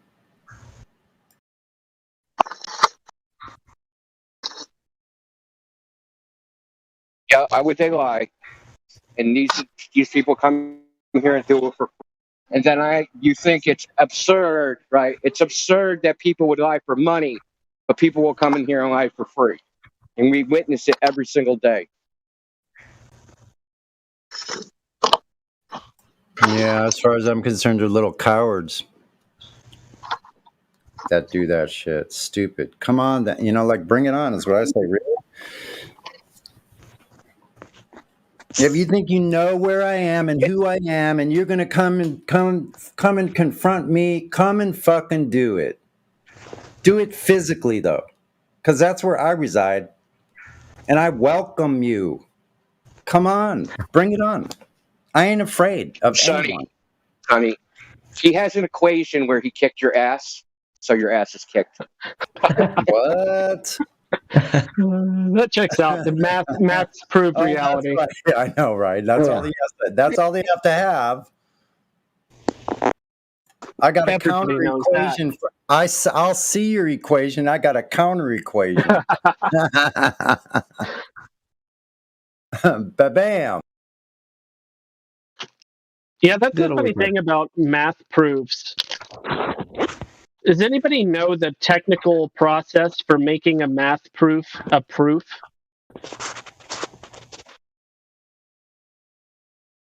Yeah, I'll give you an example. Apparently Sleepy Joe does, but I'm going to give an example anyway. This one really disturbs me. Okay? And I personally think that it actually does expose a problem, an inherent problem with mathematics, and here's what it is. 1/3 plus 1/3 plus 1/3 equals 3/3. 3/3 equals 1. Everybody could probably, they're okay with that.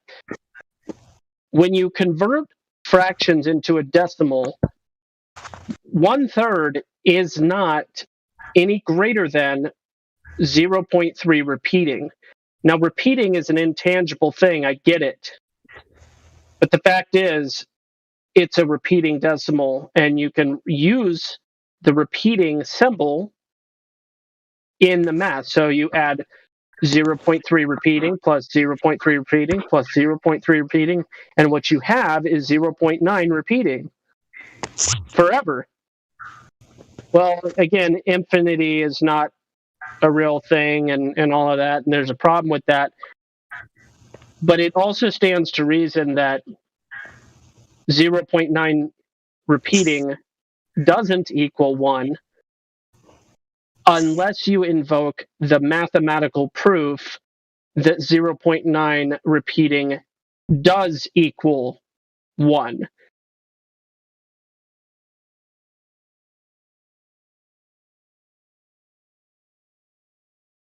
Well, it's because a fraction is a ratio, right? And it's not commensurable. There is no 1/3 in a base 10 decimals, in a base 10 numerical system. Correct. The number 1/3 just does not exist. And I've tried to explain this to Globers. Like, okay, it's like them trying to say, oh, well, see, my math says that the Earth is not flat, and I'm using spherical geometry. That's because there's no such thing as a straight line in spherical geometry. It can't be expressed, right? Just like 1/3 of a base 10 decimal system can't be expressed. There's no expression for it. It doesn't exist. Okay. It has to do with that issue has to do with It's like base pi. 10. Just like pi is not a number, dude. Well, I mean, if you use the base 3 numerical system, it exists in that, right? Where you count 1, 2, 3, and then you go, you flip over, right? You start counting, like there's base 60. So everything's in units of 60, right? So you can have any base. It's called like a radix. Sometimes it's called a modular system. Yeah. Right. So mathematics is based upon axioms, right? So you just suppose something is true, and then the mathematics are correct within that system, but in some other system it's not. So, like I said, in spherical geometry, a straight line can't be expressed. There's no coordinates, right? If I drew a straight line in a spherical geometry coordinate system, there's no number that would correspond to the points on that line. Yeah, how do you have an origin? Don't exist. You can't have an origin on the surface of a sphere. There's no origin. Yeah, exactly.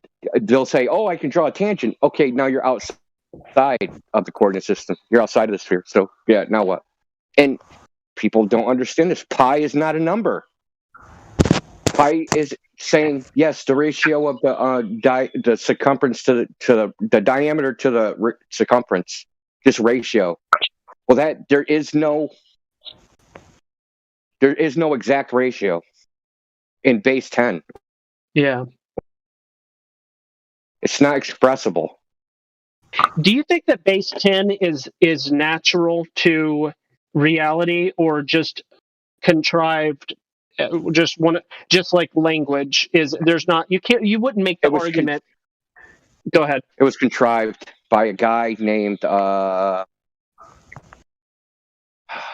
was some Swiss guy. He standardized it. The decimal system. Okay. I think it starts with an S or something.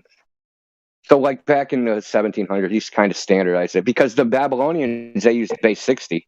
And there are numbers you can do, especially with triangles, you can do some operations in base 60 that can't be done in base 10. Okay. Like something called Pythagorean triples. It's a certain type of triangle, like a 3, 4, 5 triangle. It's a Pythagorean triple. And there's a whole bunch of these, and they're easy to calculate there's something called Dolphantine. I can't remember. There's a Freaky name Joe for 'em. just pointed out the obvious here. 10 It's fingers. super easy. That's not why it was. It's historically inaccurate. I think it's because of the Hindus. They took it from the Hindus. But actually, the best system where like, you know how when you divide, there's a remainder? Right? Yeah, there can be. In base 10, there's only there's 2, 5.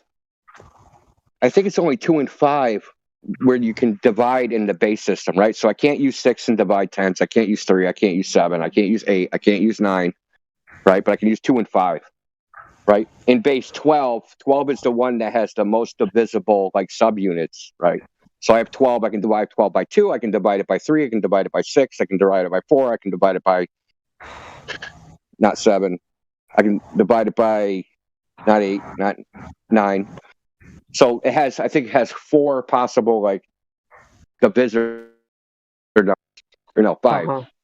And these things, they matter as far as doing computations. They just make computations easier, and you don't get these irrational numbers, right? These numbers that go off 1 point or 0.33333333 forever. You get less of those types of numbers in a base 12.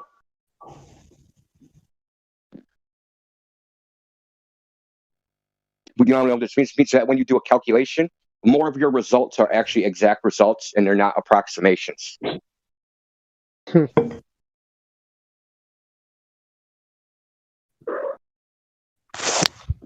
I mean, it sounds like silly, nerdy minutia, and it kind of is, but it's not from a philosophical point of view, because, like I said, a Glober will come in here and say, "Just don't work on a sphere." Right? I measured this distance, right? And my spherical coordinates say this is not a straight line. Of course it's not. You don't have a straight line. You don't have it in your system. I see. So when they make these latitude and longitude arguments, right? It's your coordinates. I always say this, coordinate systems are arbitrary. You pick a coordinate system, that's going to determine the geometric shapes you can get out of it. Just the coordinate system.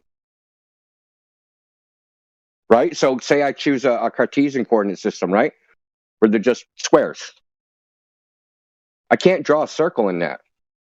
I can approximate a circle, right? But I can't actually draw a circle because the coordinate system's a bunch of squares. Yeah.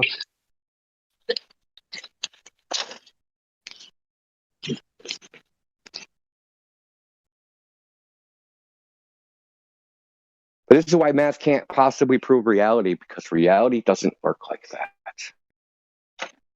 We make these mathematics, we can use it to simulate aspects of reality for practical usage, but that's kind of where it ends. Once you start making truth statements that this mathematical thing proves this other mathematical thing, and this is the thing, we don't need mathematics prove the Earth is flat or a globe, because we can compare it to something else. We don't need numbers. We don't need coordinate systems. I can take something I know to be straight and just compare it to some other thing, and then know that other thing either is straight or not straight by saying, hey, does this get farther apart along its length? Right? See, I just made a statement, geometric statement. I used no math, no numbers, no coordinates, nothing.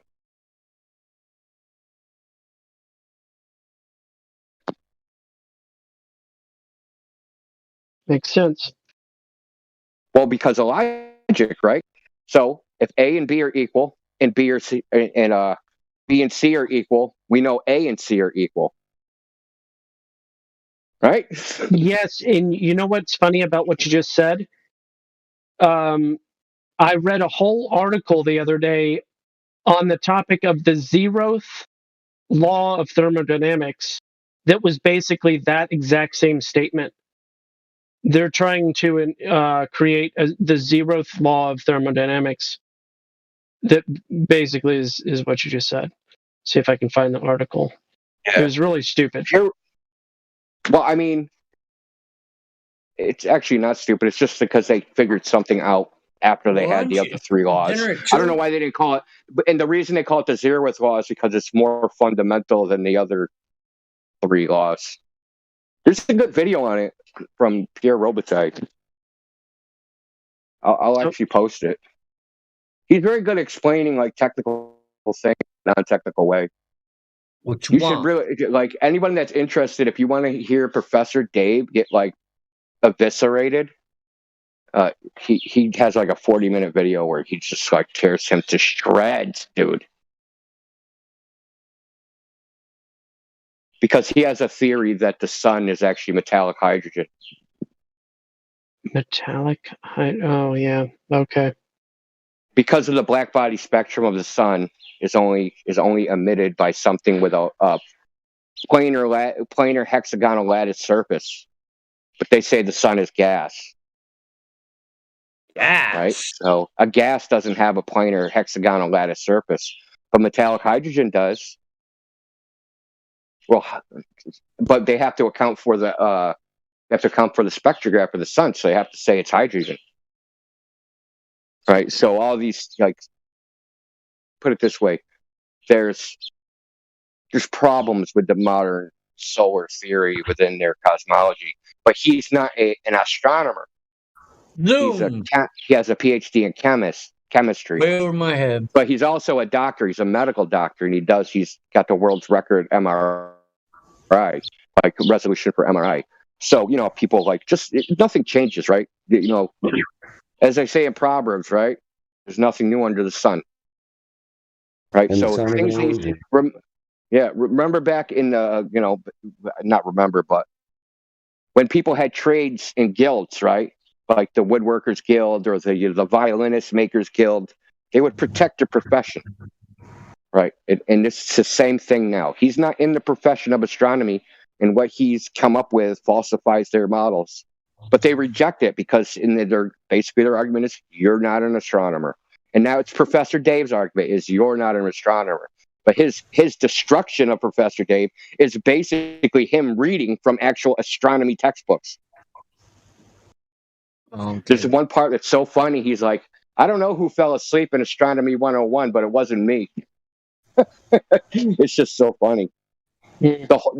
The funny thing is, because Professor Dave made a video about him, and at the beginning of his rebuttal of that video is him just playing the insults that Dave said about him, like one after the other. It lasts for a good like minute and 15 seconds. That's how many times Dave insulted him. Pride.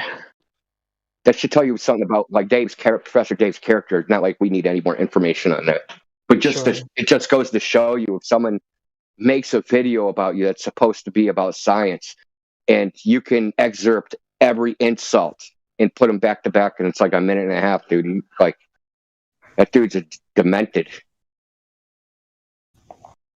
Yeah, it's not exactly scientific discourse.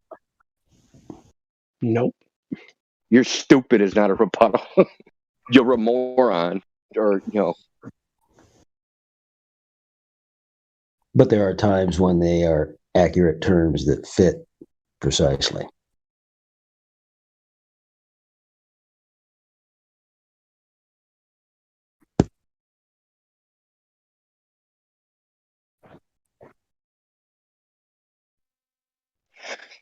Their argument, that's really not the time. Exactly.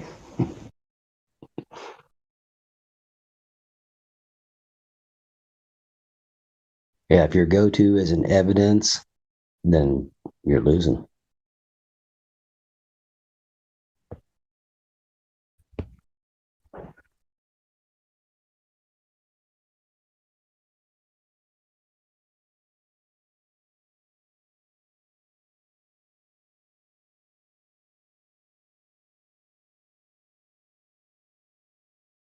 Who said the sun was metallic or something?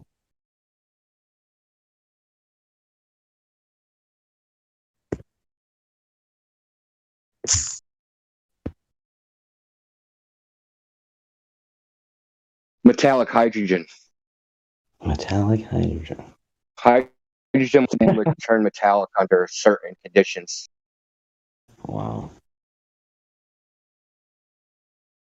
It's never been actually observed, though, so it's one of those things.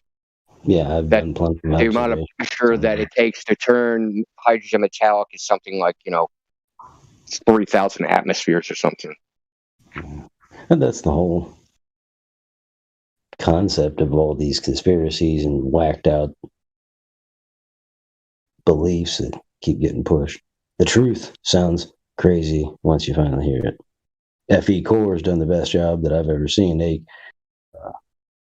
Everything I've seen them put out about the sun on their research absolutely paralleled everything I've done. So that to me was huge. Everything else is just a bunch of garbage because nothing has proof that it stands on its own 2 feet other than that. You're saying the FE core is the only reportable and well done test out there? Absolutely. Yeah, that's the only thing that stands without flaw. Because, like I said, it matches everything I've found. And when I So went no there, one else can do any tests besides them? there's a lot of theories. Every one of them contains something. They all have to have some aspect of truth. But nobody has actually nailed it as well. The sun is a. It's preference. It's just preference. The sun's an angular perspective, personal perspective, objective point of view, which is proven. Which means it's an optical Probably illusion. heard you wrong. I thought you said that's the only test out there that can, stand by itself. I don't know. Maybe I heard you wrong. Well, yeah, that's what I said. That's their conclusion as well, what I just said. So, well, what you said about the sun isn't proven because nothing about the sun can actually be proven because it's inaccessible. Doesn't matter that it's inaccessible. It's like we can draw inferences and make inductive reasoning conclusions, but that's not proven in the sense of logical proof. Sure can. I sat right here and did that, right in my own backyard, off my deck, during the eclipse of 2017. Sat right out here with my telescope, recorded it, watched the centripetal convergence point of the torus of Earth merge with the sun source, which is on the outside of the firmament, which is a static charge or plasma.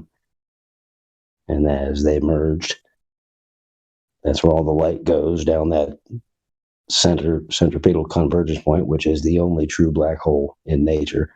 And that's why you can't see the sun other than the halo around it at that point. And then while you're looking at it through a telescope, which is very intensely bright and blinding, you can see the actual firmament, which is also described in scripture as a highly reflective surface as polished brass. And that's why you're not supposed to look at it. Put your stupid NASA glasses on, don't look right at it. They give you all that crap. That's why. Get yourself a telescope, do the same thing. Find out. So you can't look at what? You can't look at what? I mean, look at what the sun with the telescope. The picture that I'm using is a picture that I took of the sun through my telescope as I was watching it set. I looked at the sun up close and personal through a telescope. There's nothing there. It's just a light. That's why you see a lot of the videos where they perpetrate the sun as in the clouds. It looks good, but it's an optical illusion, an angular perspective, personal perspective, objective point of view. Yeah, some people say that, but yeah, that's not everybody. No, people say a lot of things. I'm just giving you the facts. Like I say, the truth is what's least accepted. No. You're not giving us facts. You're giving us your opinion. Okay. No, when you look through a telescope.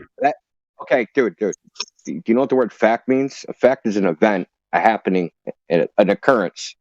So the occurrence is you look through a telescope. That's the fact. All that other stuff is your interpretation, your opinion, your whatever.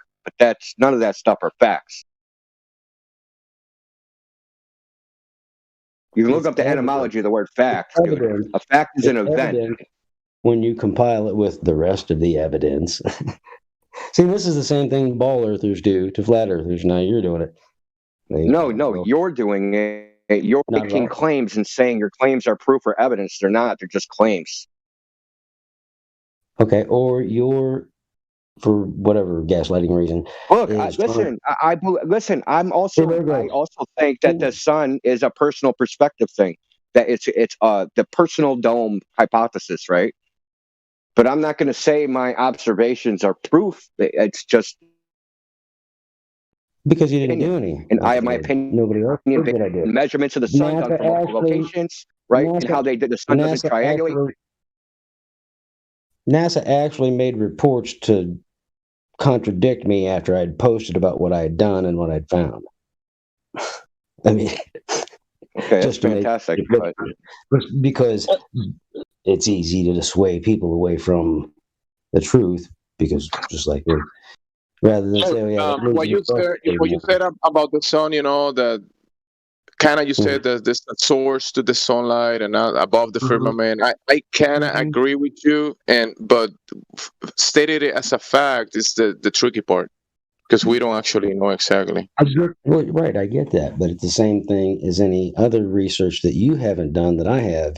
That's why I use ball earthers. We do this constantly with them.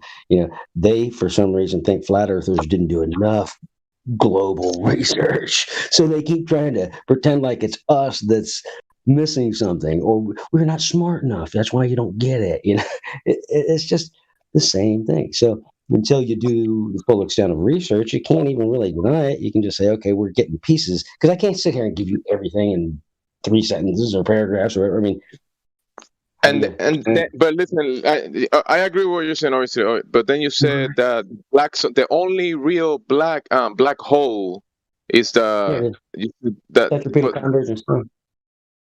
Yeah, and a lot of people will hear that, and I don't know the way you stated it. I try to get what you're saying, but it's kind of tricky to state it as a fact, because people are going to take that. It's like Ken Wheeler. If you're familiar with Ken, he's the foremost word on magnetricity and even the toroid, an explanation for it. So there's a lot of people tell him he don't know what he's talking about, make fun of him, yada yada, but he don't care, because he knows what he knows. And this is the same thing. Like I say, I can't just explain everything to you at once. But there's a definite line here. I've put it all together. I wouldn't waste my time talking about it. It's not like I'm just what you said about the what do you say, the black hole? What do you actually mean by that? The only real black hole that exists, or something? It's the only true black hole in nature. But what does that do, or what are you claiming about it? That is what they call Rahu, the black sun. That's what, whenever they claim an eclipse has occurred, because we know it's not the moon. I sat right there and watched it. The moon didn't cross in front of the sun. It was just a black shadow, So, if you ask me, that's just how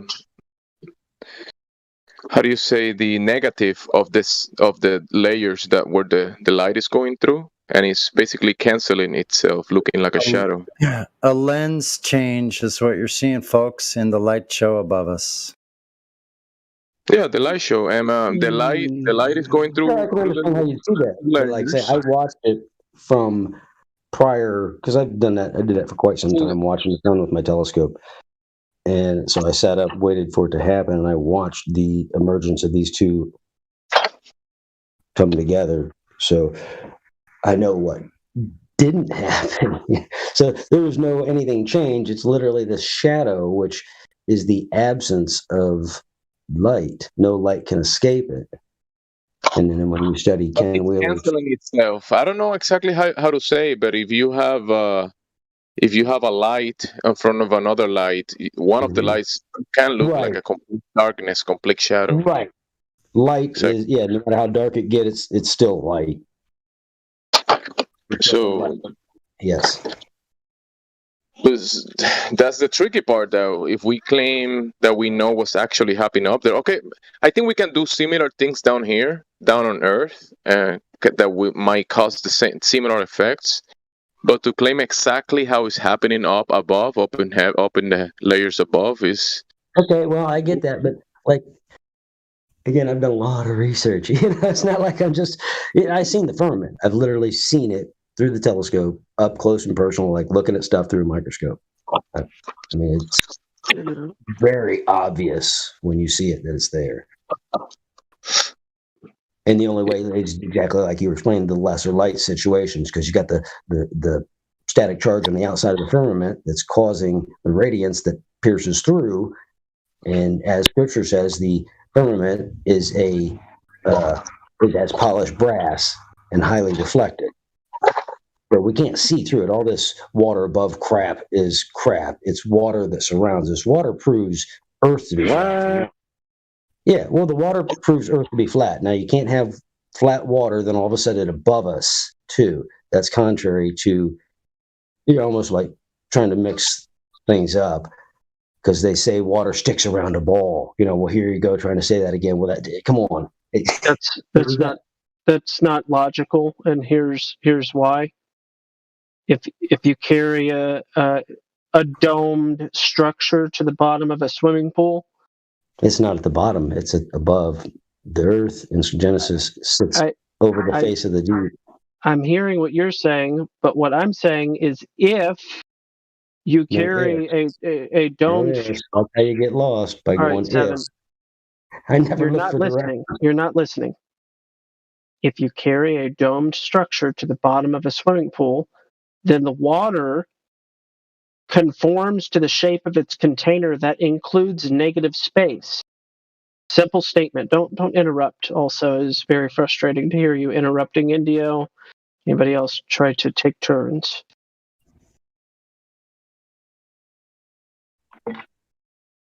So don't say that something cannot happen when it literally can be demonstrated that it does happen.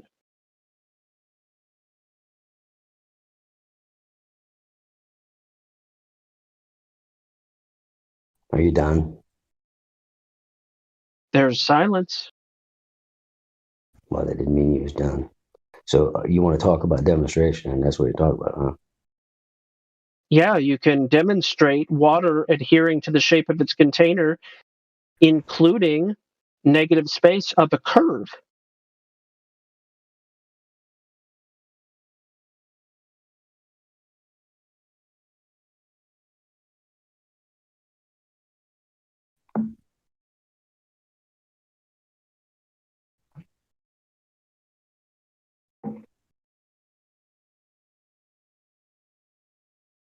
And so you probably believe we live in a half bubble too, don't you?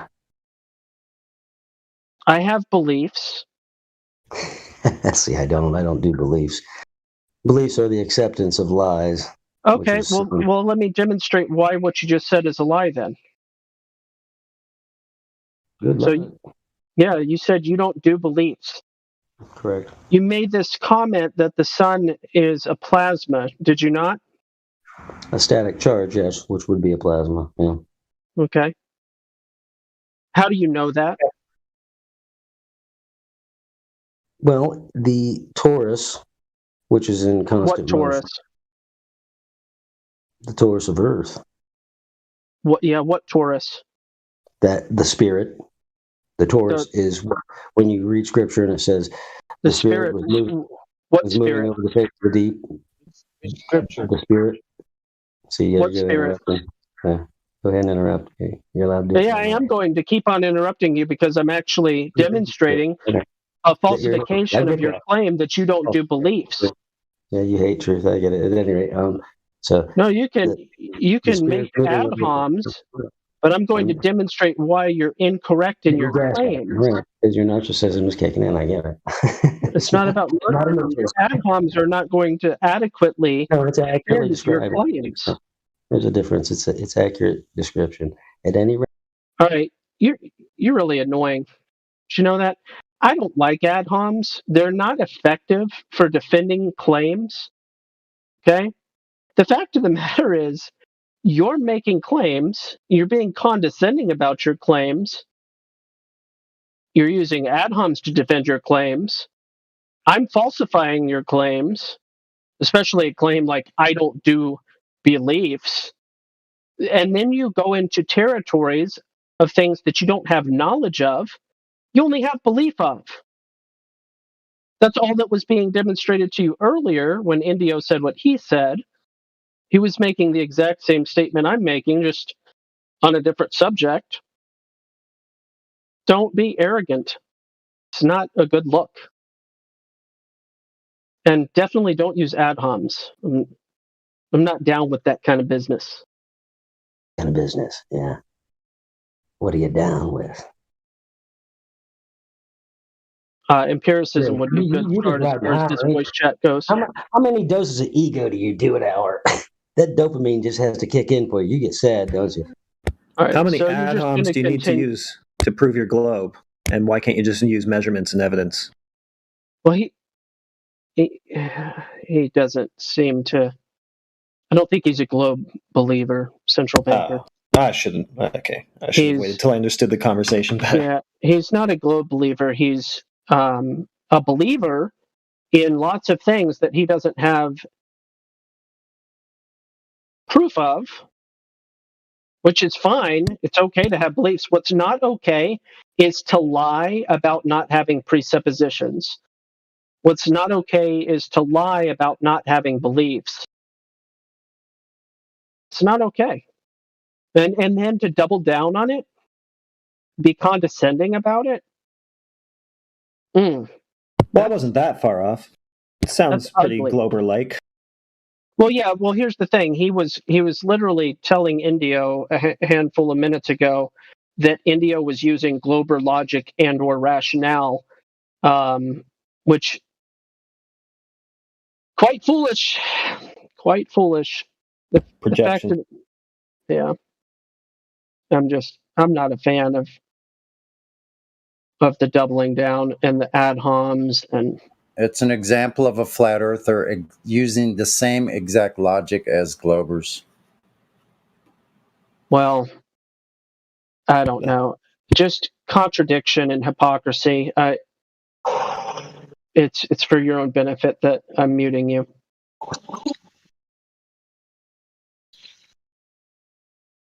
So we all have presuppositions. Yeah, Taurus Earth is a belief, as Level Up said, and there's all sorts of beliefs and presuppositions that people have. Nobody is free from prejudice. Nobody is free from presuppositions, and those that claim that they are the narcissist. All of your ad homs are variations of projection, and it's really telling. Oftentimes, people go to ad homs when they're being challenged as a narcissist. You're like a vicious dog. Yeah, it's kind of like fear. Remember we talked about fear and love? Yeah, that's a projection is a byproduct of some sort of fear. Oh, by the way, on this topic, because I think it is really relevant, I posted this earlier. It's possibly triggering to certain people. That's okay. But I posted the etymology for the word faith. And you know what? Read it, be triggered, and be redeemed, because it's not a dirty word like a lot of people want it to be. So there you go. Look up the etymology for faith.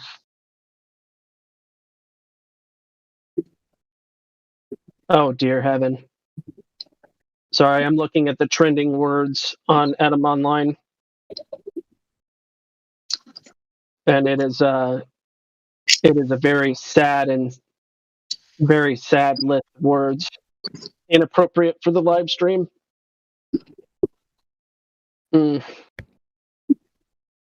got the Regenerator here. Anyone talk to him before? Nope.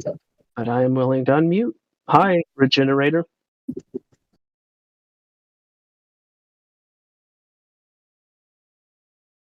All right, 7. Apparently you need some time to yourself, so Take some time to think about what you've been told. You know, water off a duck's back and teachable moment and all that good stuff. Yeah, check.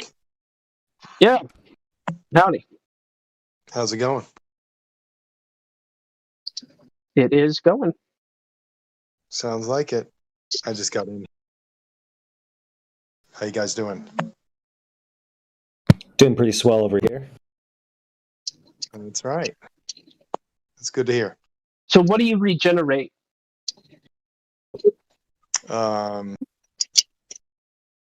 Cells. Okay, well that's an interesting answer.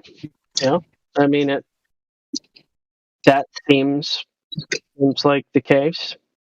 In at least as far as our skin goes, all the other stuff, seems to be the case.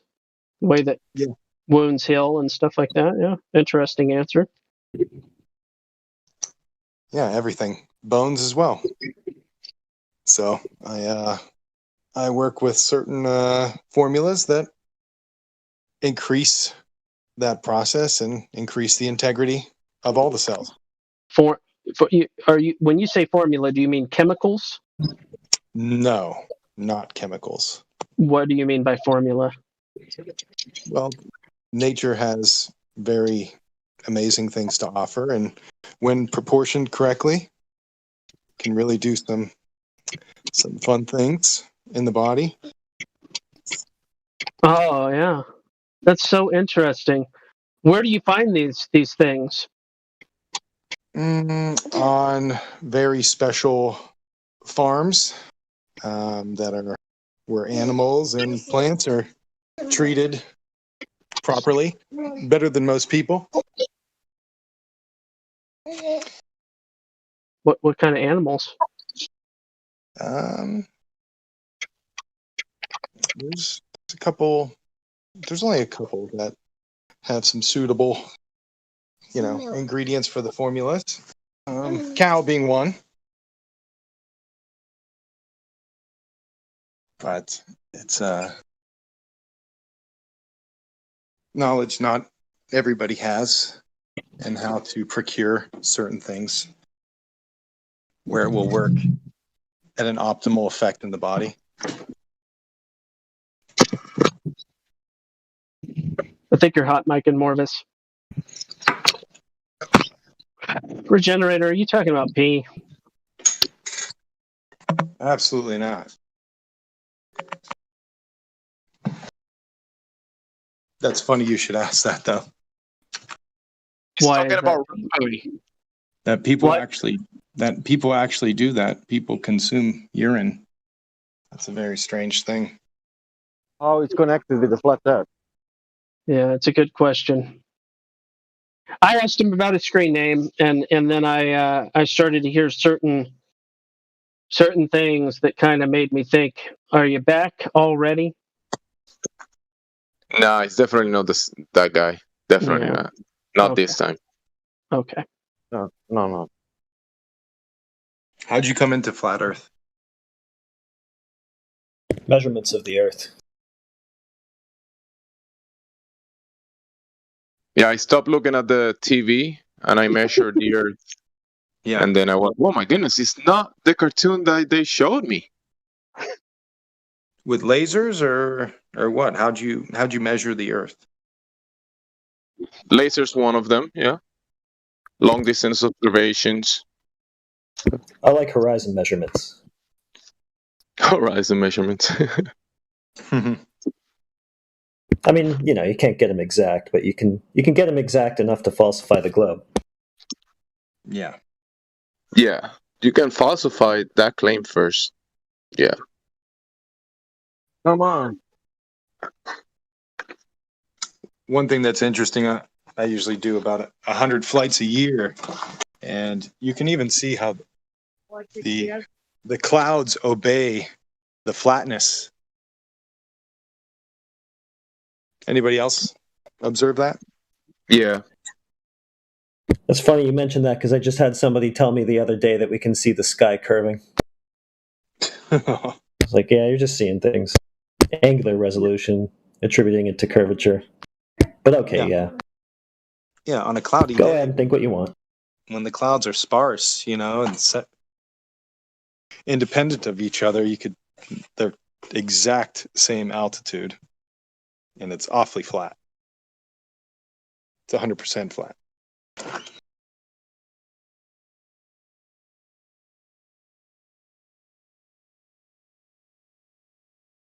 How often do you guys powwow in here? 24/7. I see that. I didn't know if that was a reality. That's cool. It's the real thing.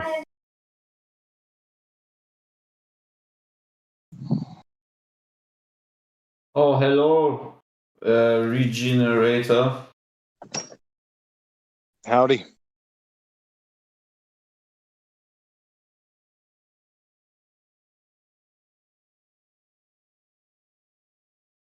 Are you also a flat earther? Am I what? Are you a flat earther? I mean, I've never referred to myself as that. I believe the Earth is flat, but I don't really. I don't know what that exactly means. I definitely. I hear there's some flat earthers around here.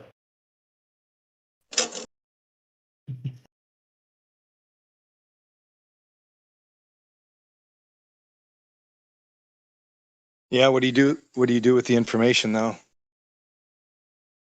Oh, what I do with the information? It's like sitting on a bench, seeing the whole theater in front of you, and just enjoying the view, right? But it's just all fake. Right. That's how my life is. Basically having fun all day because there's like nothing that can, depress me. Literally nothing. Like there's actually so much fun to not be a part of this huge deceptive matrix created by the evil one. It's amazing. Like, yeah. I mean, and even I lost all my friends, right? Like, I don't have my friends anymore, which I used to do drugs and all that stuff. But even though I'm mostly for myself, I'm just enjoying every day. It's amazing. So much freedom. I concur. I feel the same way. Amen. Fantastic. Yeah, it's a funky stage we all ended up in. Mm-hmm. Not everybody can see the stage. My friends still do drugs.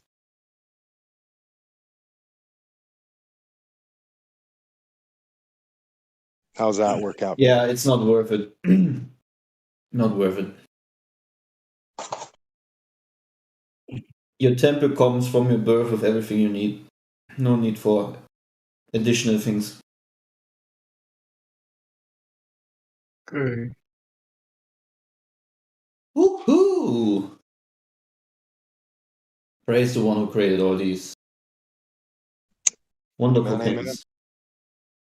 And I'm not talking about drugs. Mm-hmm.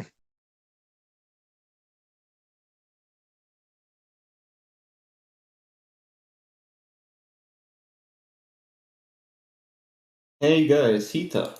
Hey Hita. Is he in here? Oh. Oops. You couldn't tell if it was like Heather, like Heather, but oh, it's not Heather. Okay.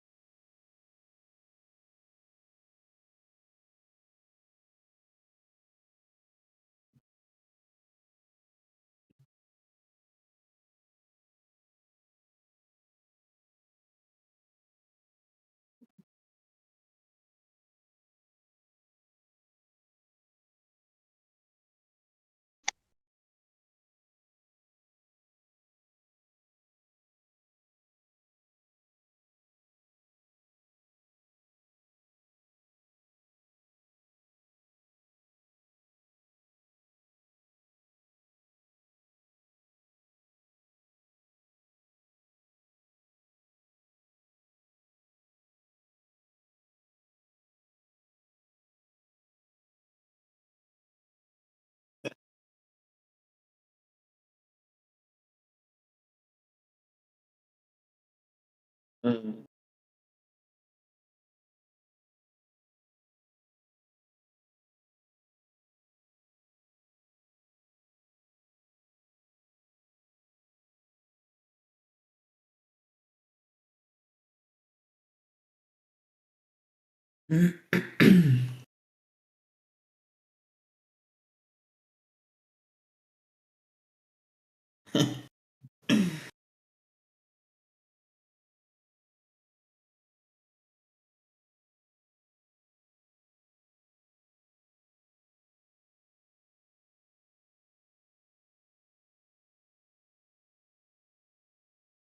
What's your favorite movie, guys?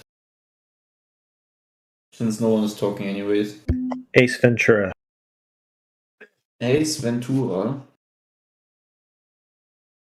The Crow. I actually never watched Ace Ventura. The Fifth Element. I like that one, The Fifth Element. The Fifth Element. The Black Stallion. Beavis and Butthead. Yeah, that's a good one. Depends on the genre for me. Good answer. And then a close second is Waterworld. Waterworld. Uh-huh. Billy Madison. Pokemon, the movie. Yeah, there's a good one. Pokemon. Yeah, funny you say Waterworld. I posted a flat Earth proof from that movie. There's a really interesting moment in that movie that I posted. What is it? Does he has to do anything to do with the tattoo on the girl? No, none of that. It has to do with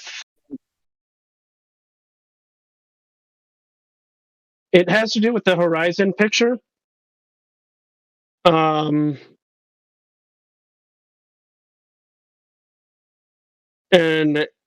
the sun and some stuff that's being reflected and where the horizon is and stuff. Here is the copy message link. It's right there.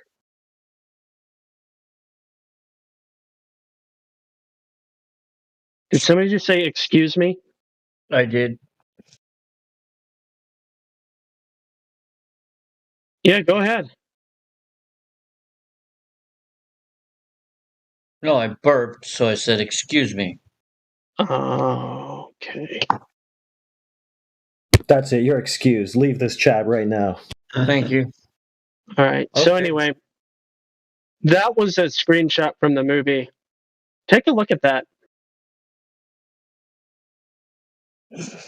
Oh, yeah, that's interesting. Where did you post that?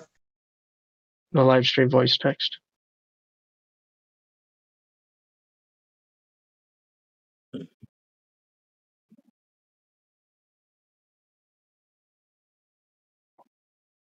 Well, that's a blue sky.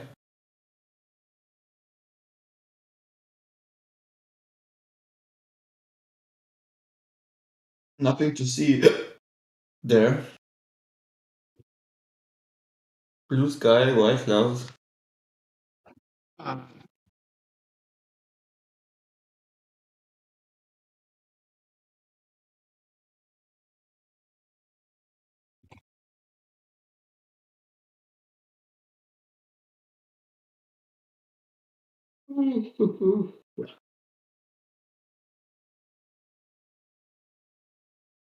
This is the 25-minute mark in the movie.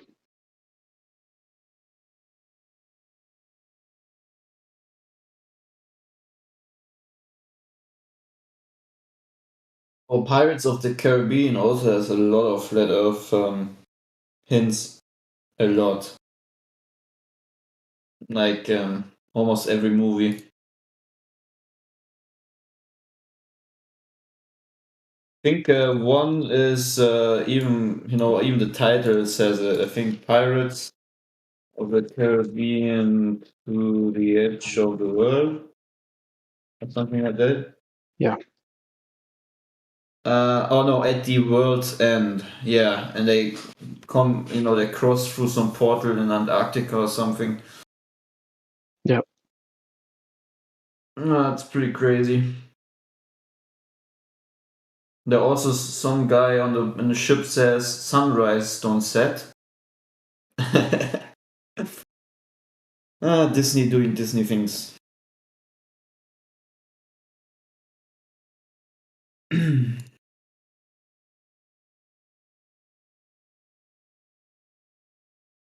Nice one, Ireland. Very nice one.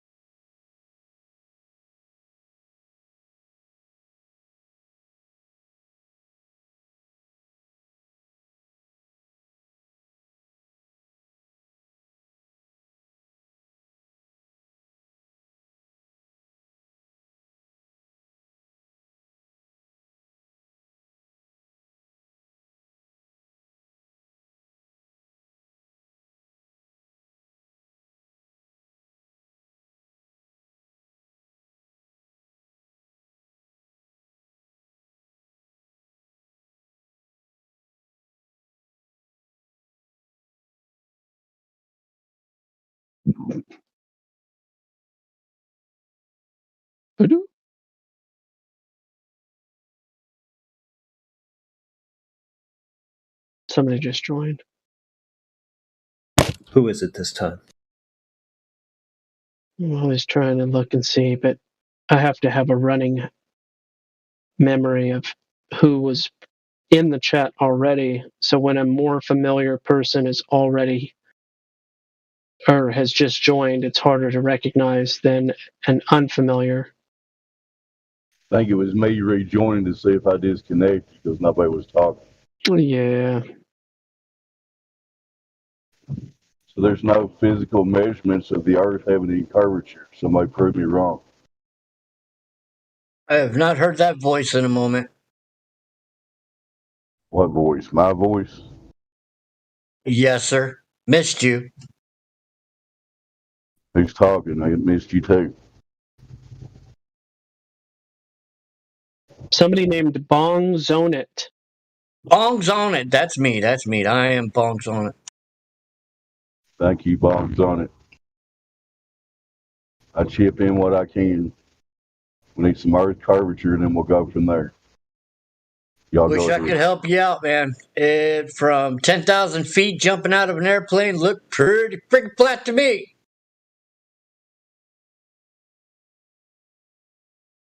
Yeah, it's weird. It's a weird common denominator from like 6 feet, from 10,000 feet, from 30,000 feet, from 60,000 feet, from 120,000 feet, from 181,000 feet. It just keeps on looking flat. It's weird. Weird common denominator. Well, that's how you know it's curved.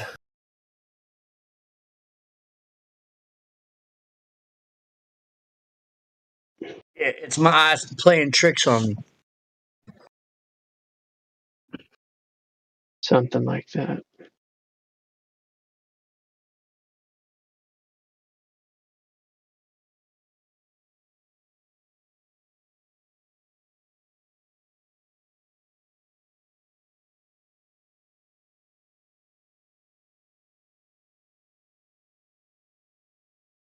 Yeah, your eyes are faulty. They're defective.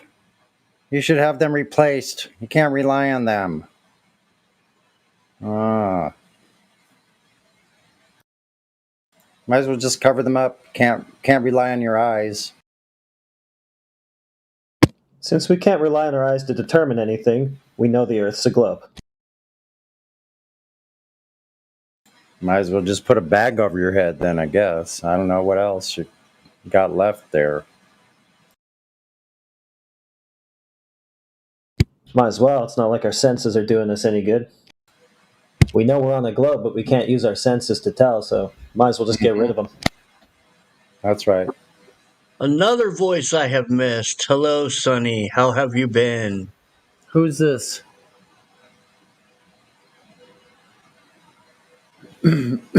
Bong's on it. I don't recall. See that. But thank you. See, yeah, Bong's on it. You're friends with Breaking Down Wall of Lies. How long has it been since you've been here?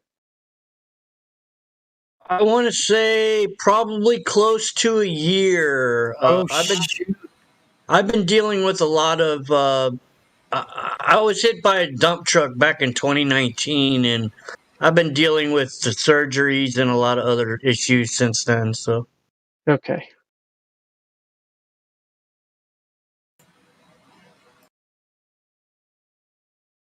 I was also Jose JG's neighbor as well. What the heck?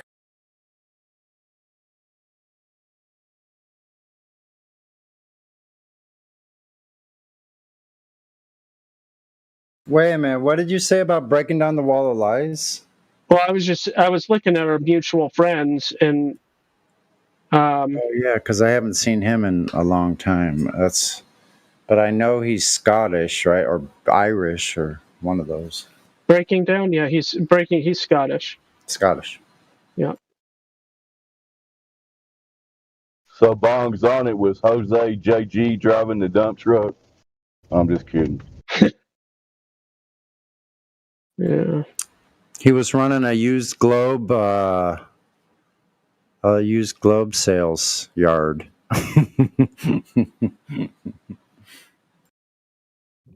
That would be Squeaky Globe Sales. Squeaky Globe Sales, here we are. I have a ball for you. It's for sale. It's not curved. Still a ball, though. Can I see it? No, you can't see it. But you can think about it. I can't show it to you, but you could think of it as a ball. It's over there in the shed. All you need is imagination, Sonny, and you can see it all you want, right? Just imagine this.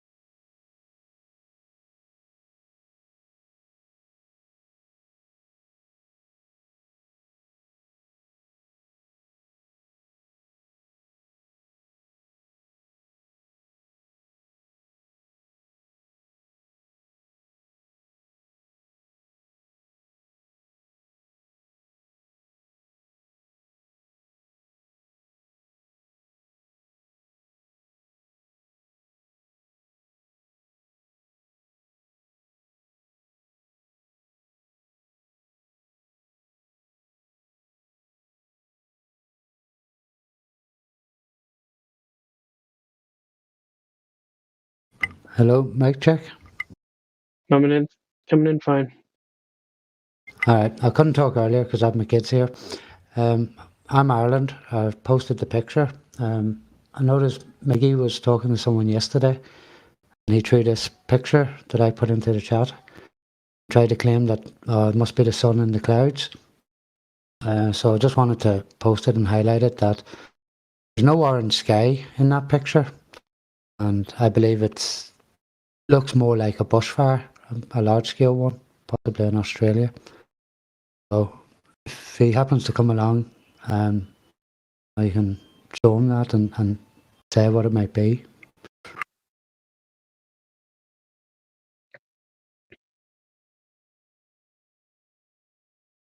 Yeah, there's a dude on Truth Social that's really beating the drum of the sun and the moon being underneath or behind the clouds, or the clouds being behind the sun and the moon, and all these videos that they're pointing to, and it just doesn't look that way, because surely, to me, and if you go further across it, there's no. It looks as if it's centered on the ground, and reflecting up through the clouds, like a bushfire would, especially a large scale one. Yeah.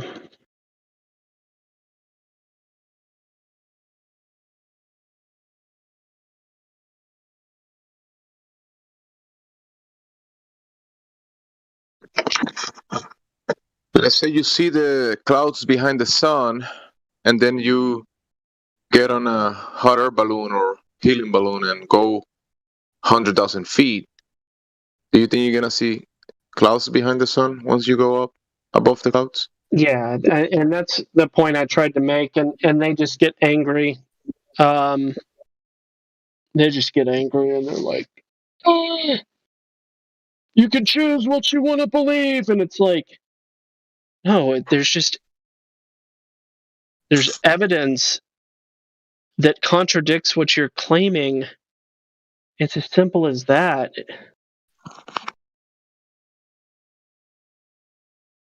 But I get frustrated with people that,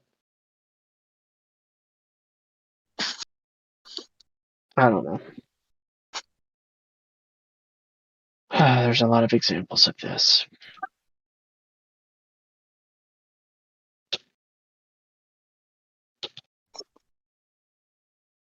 When you claim to have knowledge of something, or something is a thing, but it's really just your interpretation, your opinion, whatever, just like what happened earlier with the dude that wouldn't let up, it's a losing tactic. So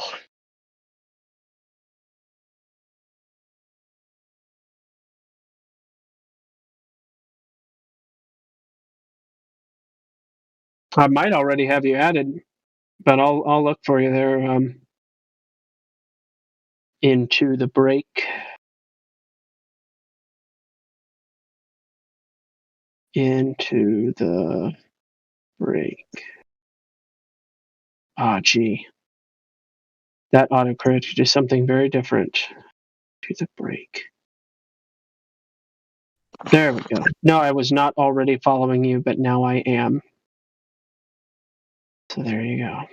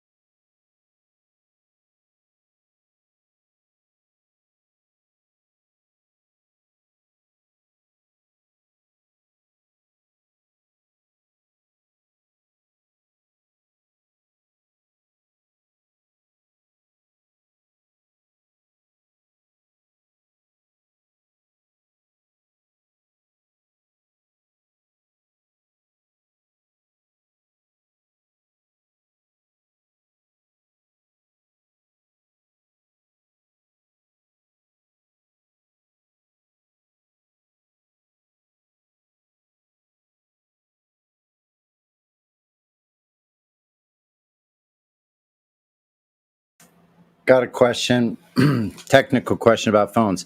If my phone stopped service and now it's from what's called California Lifeline, and now when I try to connect, it doesn't connect to anything, and it's asking me to buy a plan and give them a credit card. Has my phone been hacked? Yeah, it's been hacked by the service company. They want your money. They want your soul, dude. Sonny, do you have a pay as you go phone? No, it's a free phone.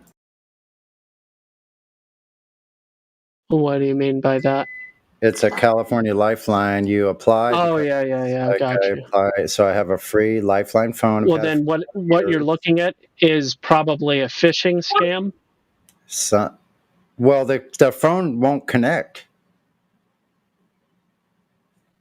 to anything. It shows bars, but will not connect. No text, no nothing. It just stopped all of a sudden. No notice, no nothing. And where did this come in the mail, or did you go into a facility to receive it? I went to a kiosk and got the phone about 4 years ago. Yeah, I would go back to a place like that and have them look at it. It's all screwed up because Lifeline says I still have service, but the phone does not work, and I can't get another phone because they said you already have an application. Yeah. It's all right. I'll probably just have to go buy one. Go somewhere and actually just buy a phone and a service.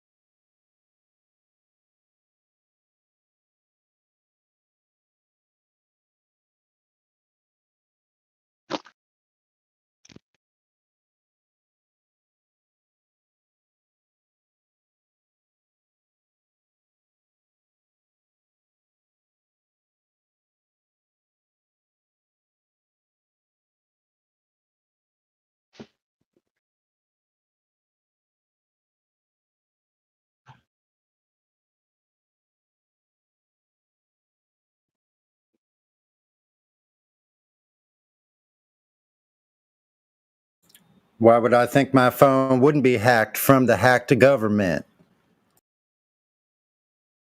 Yeah, makes sense. If you have a phone from the government, it's already hacked. Pre-hacked. We all qualify for a pre-hacked phone plan. You've been pre-qualified for the pre-hacked phone. Surprise. That's what they mean by packed. Package. Package just means pre-hackage. Pre-hacked. See? Look at me. Look at me doing my great false etymology. That makes sense. Yeah, man, I can play that game too. I did a stream about 3 or 4 weeks ago where I did nothing but absurd logic or just illogical conclusions based on the sounds of words. I just did it for like a solid hour and pretended to be a crazy person, like the people that say government means mind control. Shots fired. Funny, I was gonna say that. I was gonna say I hope you did the government mind control one. I like that one. Yeah. Okay, I confess, I did say that. I used to say that quite a bit. I know. I know. I don't hold it against anybody. I only hold it against people if they double down after I go walk them through the root words and everything and give them their lesson. If they double down, I'm like, you are dead to me. So here's what I'm going to go with, Gospel. I appreciate that. So I'm not going to say that the words mean mind control, but the government itself does use mind control. Yeah, and hey, there was this guy here the other day. He was making really good points, but then he used like the word demonstrate, and he was like, you're streeting out the demons, and I'm like, all right, bro, listen. I agreed with everything you said until you started saying that, and you don't need to invoke illogical statements in order to prove your point. You can just make your point, provide your evidence, and stay with that. You don't have to do funny little word games of illogicalness. You could straight cap that demon. There you go. Yeah. So just make your point, provide evidence. No need for little word games. Leave that to the magicians, right? And their power is their power is as effective as you allow it to be. That's my opinion. You may have different opinions, but in my personal opinion, their power is only as much as you validate. So, Gospel, real quick, I'm curious, have you looked up the roots of ionosphere? Because you're literally saying I'm on a sphere.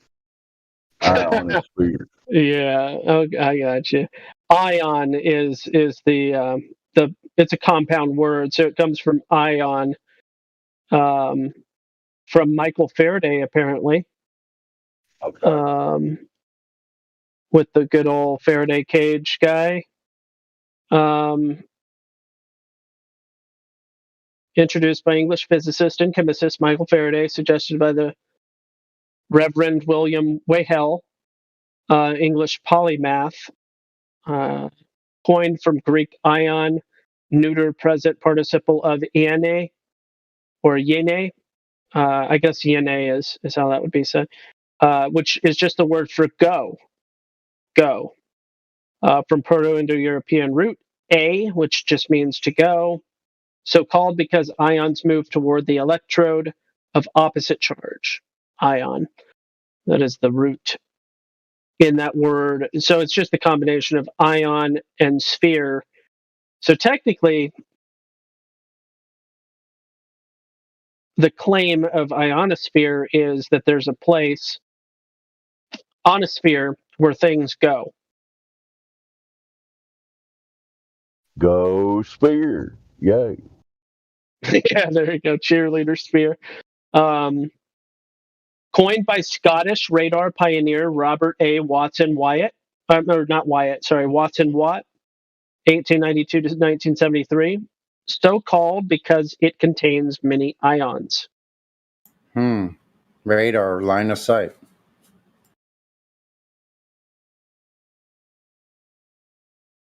Yep.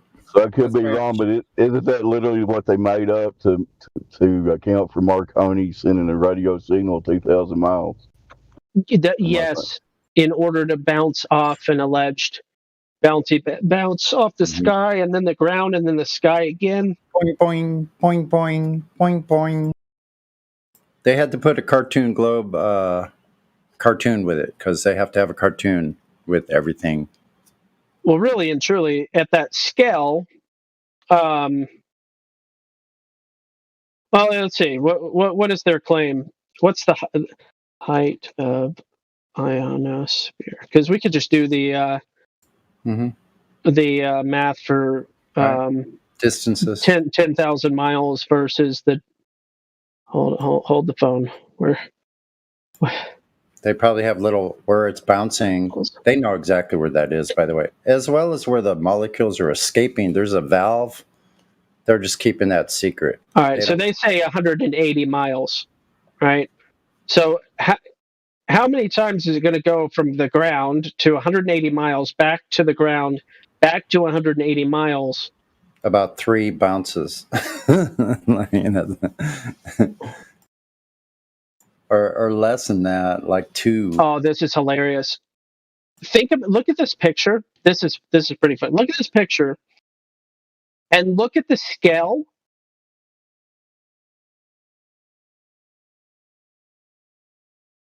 You know what I really like about this?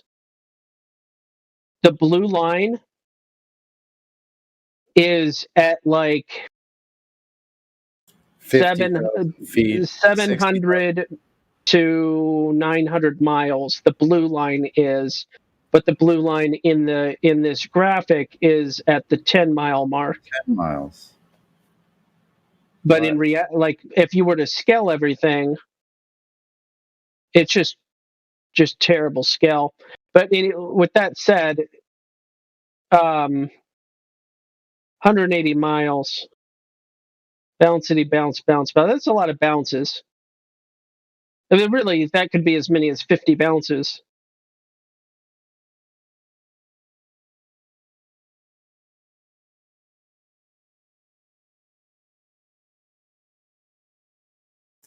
Yeah, so they're talking out of both sides of their mouth with the temperatures, and it's crazy.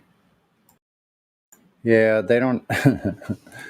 They do not have gases containing themselves for this to work. So, or layering itself like that either until the globers speak. When they open their mouth, everything becomes static. The air stops. Nothing's moving anymore because they have to tell you it's not moving to show their little cartoon for you. They're like kids showing us their toys. Look, this is how it would work if it was a ball. Cool. Great.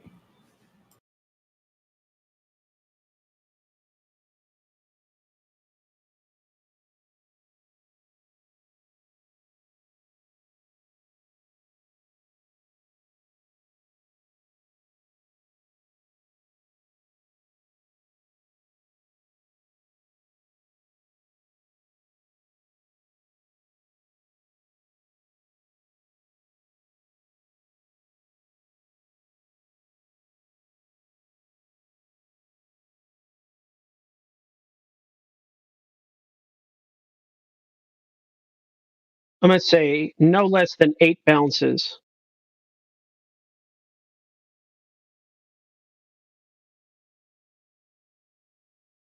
That's my final answer, Regis. Mr. Philbin.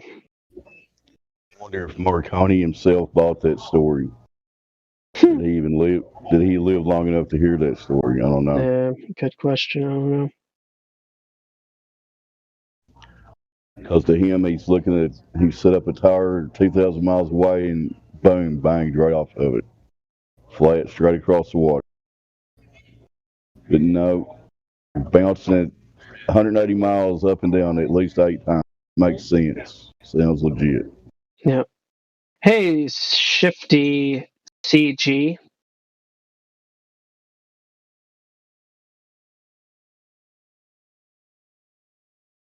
Shifty CG, you can say hello.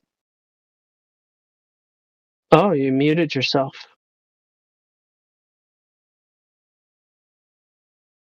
But why though? You joined a voice chat. You're in the voice chat. You've been unmuted for the voice chat, but then you muted yourself.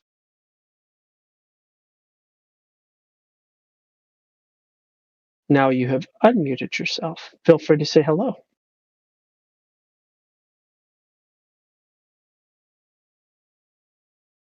Hello, can you guys hear me? Yes. Okay, sorry. I just got this new computer set up. I got a bunch of fucked up microphone input output. Struggling to get it working correctly. Going through the settings and all that.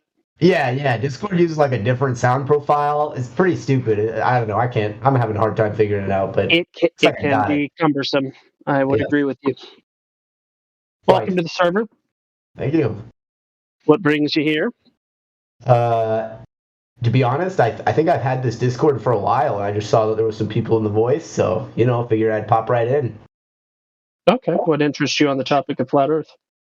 The whole thing, really. I enjoy the group discussions, I suppose. How well do you know the heliocentric model? Dude, I'm like straight up retarded. I gotta be real with you. I understand very little arguments from either side, so. I see. Yes. It's a fair answer. Yeah. Very honest. Somebody saying something? Yeah, very honest answer. Oh, yeah. Alrighty. Well, can do this right. Since you do not understand any sides that much, is there some tendency of what you think just sounds more logical to you? Shifty. Bro, I'm gonna be real. I can't understand you through your accent. Since you do not understand both sides that good, is there anything that you're like? Is there some side where you have the tendency to say, okay, this might be more logical when we talk about the shape of the Earth? Okay, so I get that there are like satellite images of the Earth and it looks like round and all that, but the images are all like two-dimensional, so you're still seeing a spherical Earth, or at least a circular Earth, I should say. So there's that. We got that going for it. Mm-hmm. By the way, is that a German accent? What kind of accent is that? Yes, German. Have you looked into Flat Earth at all so far, or are you just completely new? I'm a total noob. Imagine like greenhorn, like rookie, freshman, amateur, synonyms that come off the top of your head. Maybe in German. Do you have any questions? Thank you. Where from Germany are you? I visited Munich recently and I really liked it. I'm from Germany, close to Luxembourg. So it's the west of the west in Germany. West of the west, huh? Gotcha. Right on. Yeah, I bet the weather's getting nice there. It's summer here in the Americas. I'm out in South Dakota, good weather, good people. Very nice. I mean, except for the, maybe it doesn't tell you anything except for the geoengineering in the skies. It's most of the time pretty nice, Sometimes you have a blue sky. Most of the time you just get these very milky white skies, but it's okay. I enjoy the days where you can have clean sun. Yeah, the cloudy skies are somewhat of a feature in that region of Europe, but great weather all around you around there. So definitely better than South Dakota. Here it's snowy and miserable for like 9 months of the year. Let me tell you. South Dakota ain't got nothing on North Dakota. I gotta vouch for South Dakota gang. Sorry, my North Dakota brother, but South Dakota is superior. I gotcha. We're at 50 degrees Fahrenheit today. Mighty nice. Dude, it's like 65 and sunny out here. I was taking my motorcycle out. It's a good day. Yeah. Our blizzard last weekend, not like 2 days ago weekend, but the weekend before that, we lost power and everything. It was pretty rough. Yeah, I got a boy stationed out in Minot, North Dakota, at the base there, and he was sending me some pictures. It was insane. It was like 4 feet of snow. Yeah, it was intense, but yeah, we got in the middle of like April too. It was crazy. Oh yeah. I still have snow in the yard, but it's very, very quickly disappearing. Very quickly disappearing. Yeah. Thankfully, hopefully it stays that way, right? Some green grass would be growing. That'd be nice. All right. I got a dip soon. I got a final at 2 p.m. It's good talking to you guys. Sorry I didn't get into any of the, kind of sidetracked the whole show here, but next time. Yeah, right? There's always next time, so I'll catch you on the flip. All right. Have fun. Yeah, I'm a little surprised nobody was excited to go, I was like, that was your cue, Sonny, and Central Banker, and anybody else? My bad. I'm just listening in while I work out. It's not the best time. True that. True. I guess he will come back. No.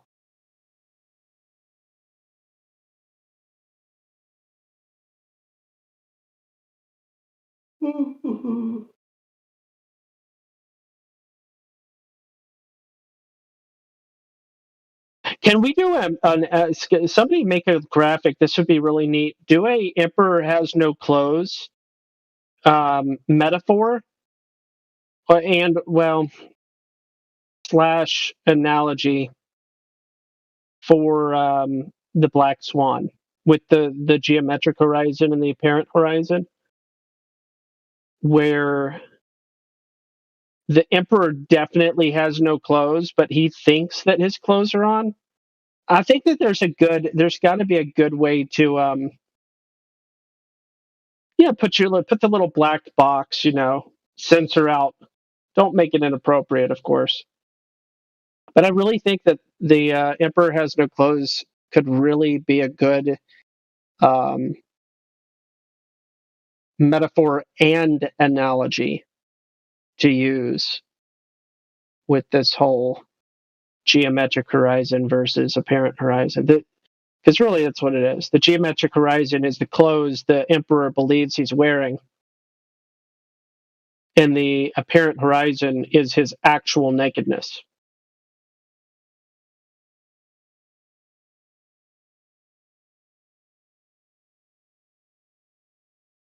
Maybe everybody didn't grow up with that story, but I hear you.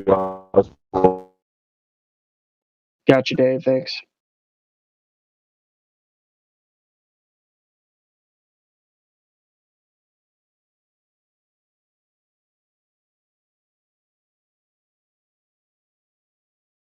One of the better metaphors for the globe situation. They literally think the globe exists. There's no totally naked.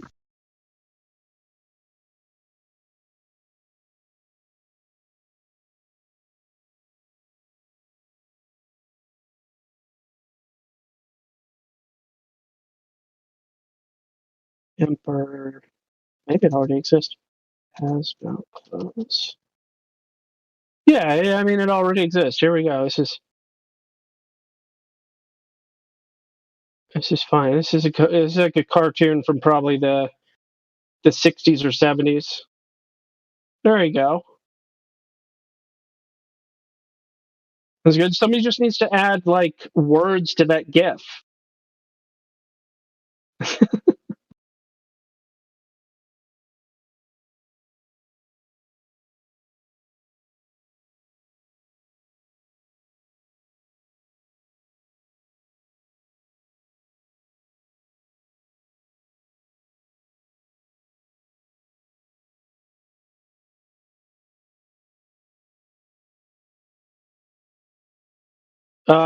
Words like, I don't know how you do it because it's kind of small and stuff, but words on him that say apparent horizon. No, but yeah, it's both on him and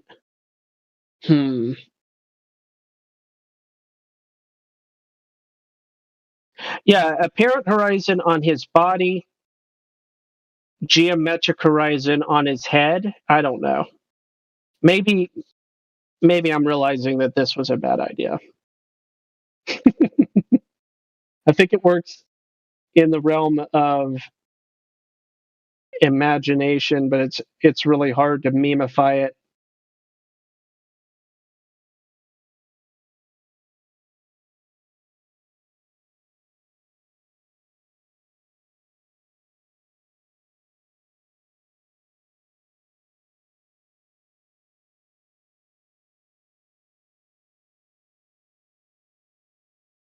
I also talk about Don Quixote from time to time in regards to when folks are creating straw men.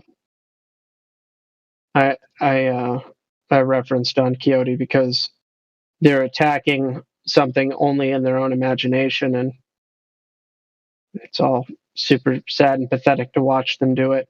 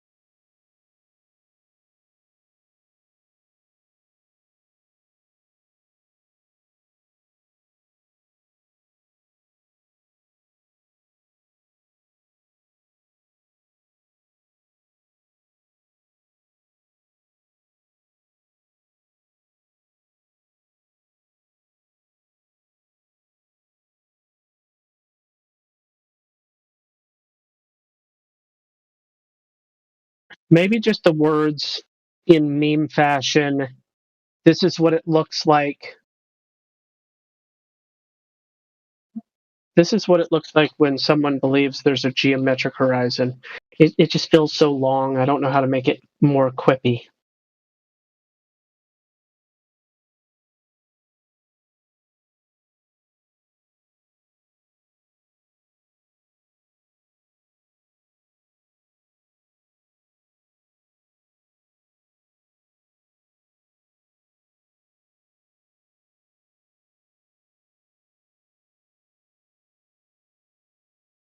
Nice.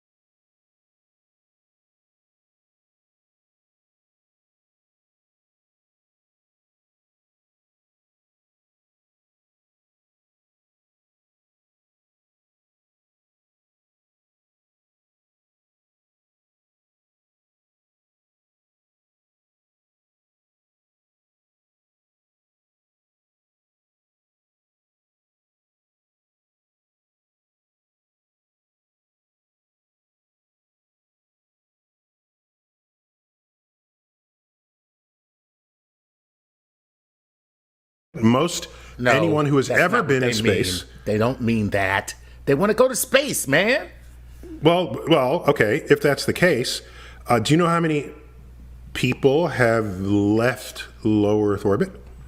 Well, first of all, you are going to have to define low Earth orbit for me. Okay, sorry. Okay.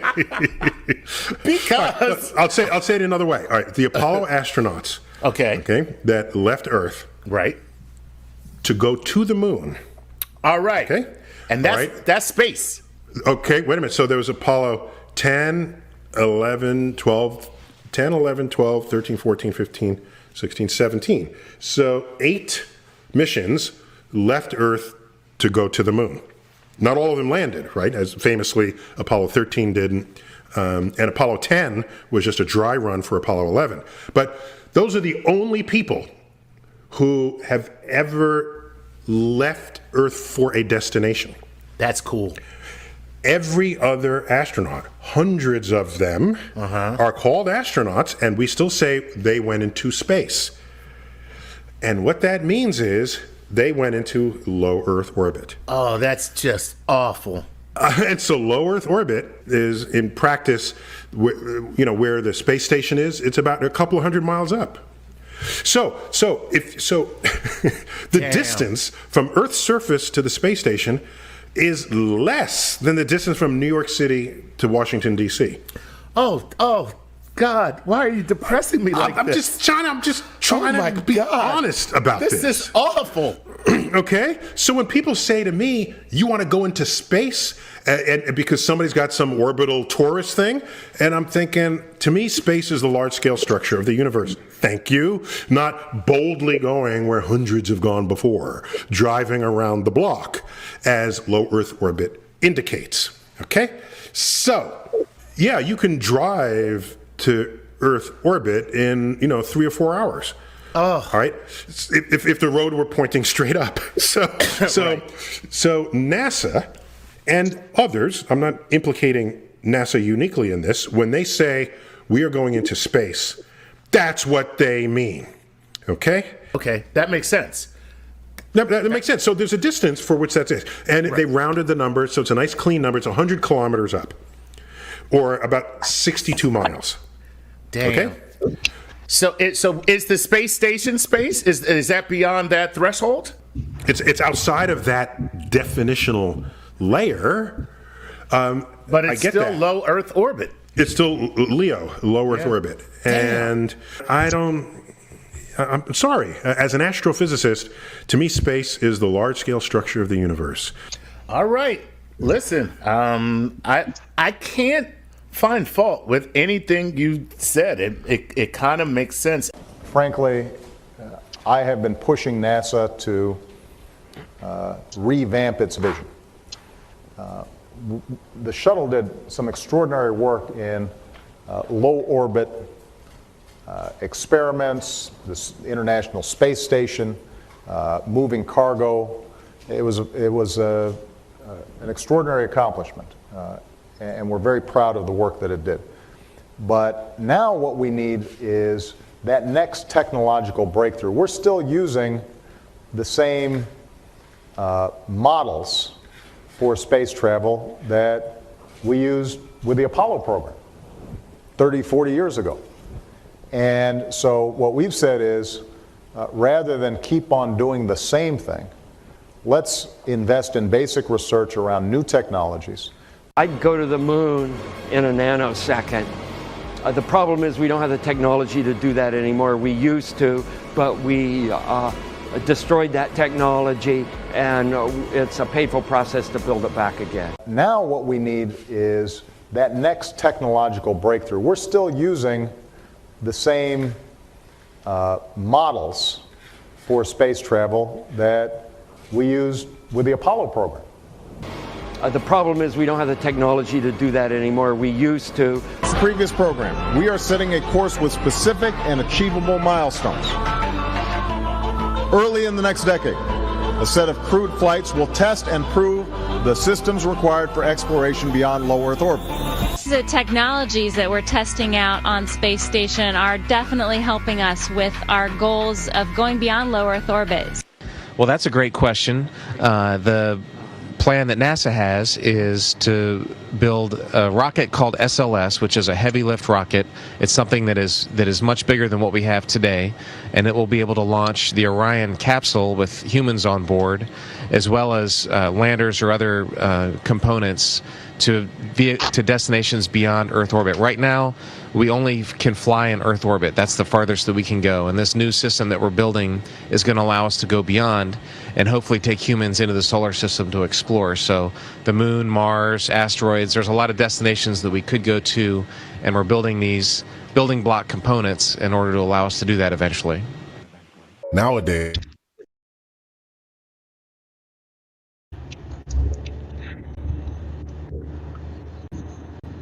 Bad Mike and God Rockin'. But I thought we went to the moon.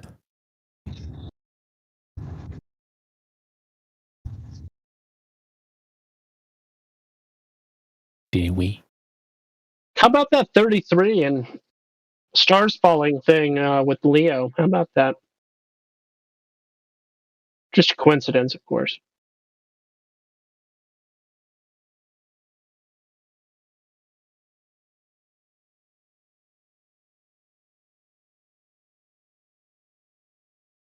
Stars don't fall because of gravity, but falling stars fall because of gravity. I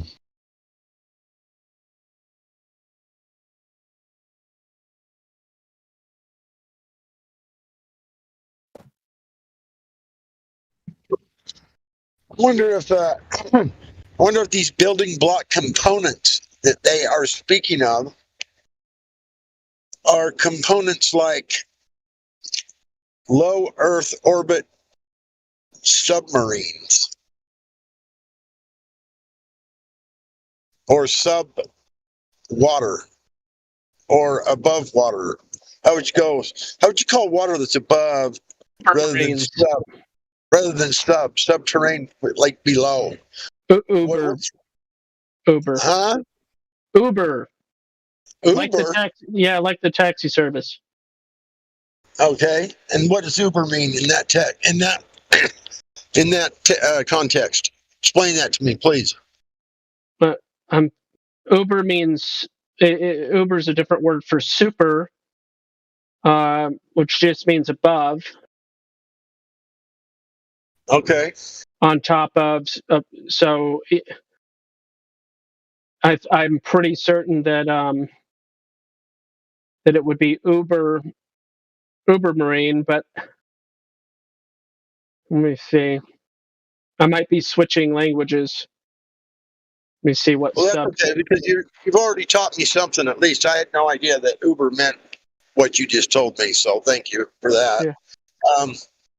Because I'm just thinking about listening to that video clip that just got played about how they're building these components that will allow them to eventually go beyond low Earth orbit. Well, I'm just guessing, but from the visuals, rocket launches and different things that I've been able to see on TV, whether they're or on the computer or whatever, whether they're real or not, I don't know. I would love to know that, but it seems as though there's some sort of a water barrier up there at some point.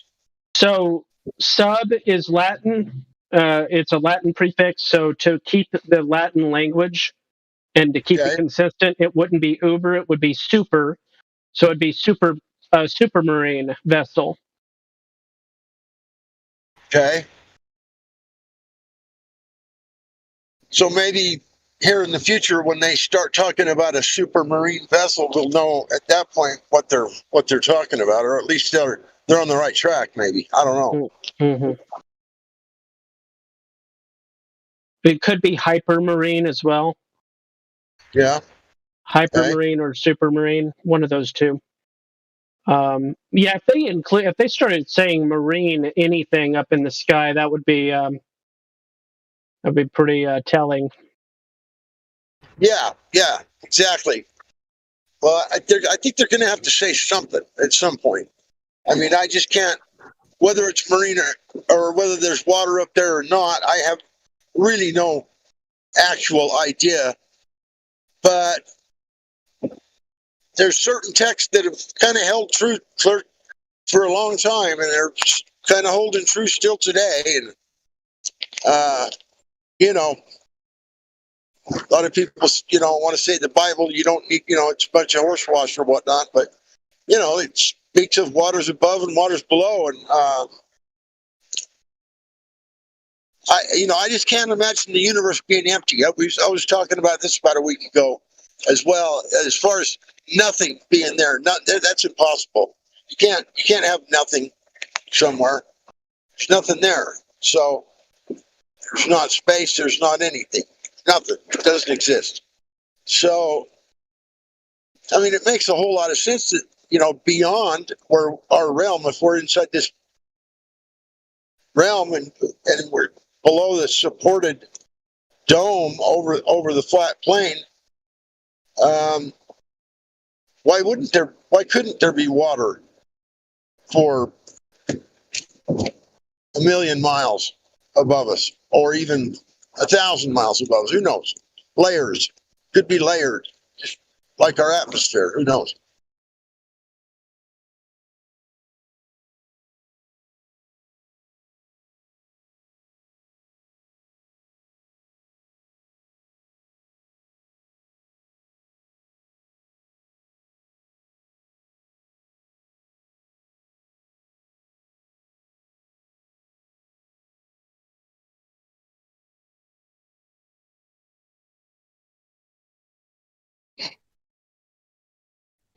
So you guys are talking about like super nautical submarines or airships or something like a Zeppelin?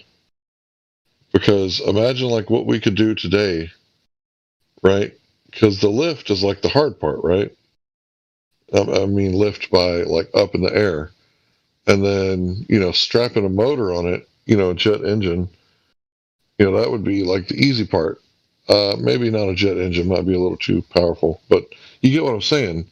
Like you could put some, like an old school propeller, up there, and or just move around slowly, like the hot air balloons do in the airstreams, the different currents up there. Mm-hmm. You could have a impeller propeller system in the front. You could have an impeller. As soon as there's forward motion, that could be producing electricity for the batteries for the rear motor. Yeah, the impeller, that's funny you mentioned that, because it works not only for air, but it works for water. It's a very universal type propulsion unit. All it would take is just that little connection of those two motors together. You have a system then. Right.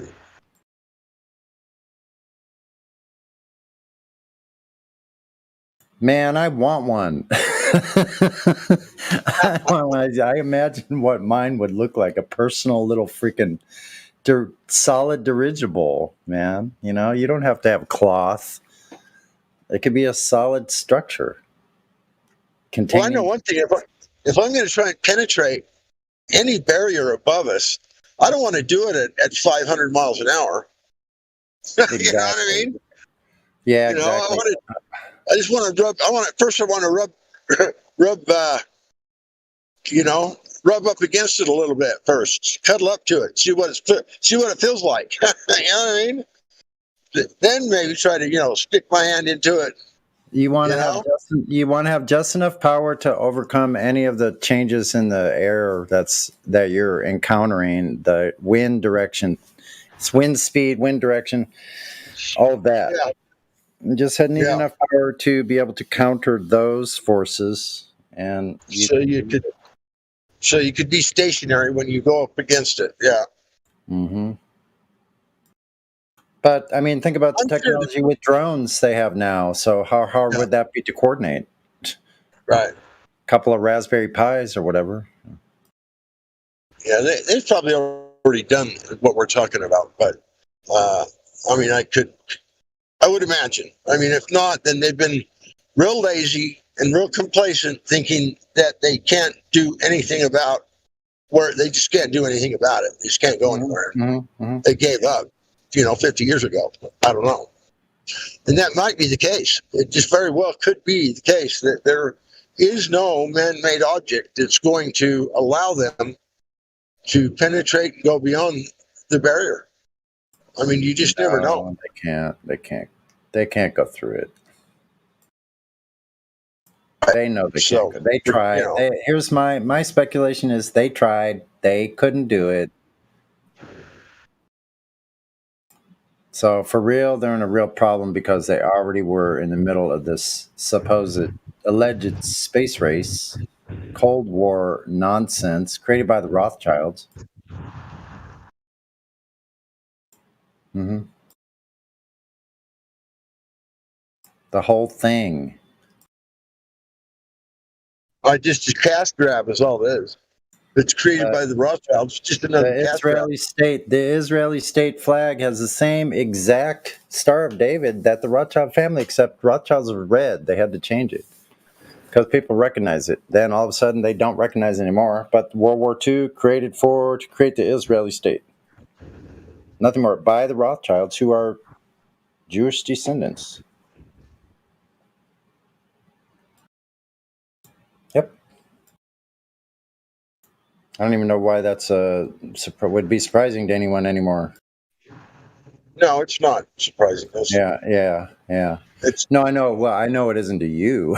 Right. For sure. Right. You and I have looked at this shit our entire lives, right? Well, I don't know about our entire life. Certainly, I've seriously looked at all of it for the last 4 years. Well, yeah, this kind of thing, but other things for much longer, for decades, that we've seen things and experienced these things. Oh, yeah. Yeah, for sure. So our experience comes into play when we're looking at history repeating itself. It truly does. It sure seems like it, don't it? Yeah. Boy. And generation falling for the same types of fallacies over and over again. It's like deja vu. I'm like, what? This is happening again?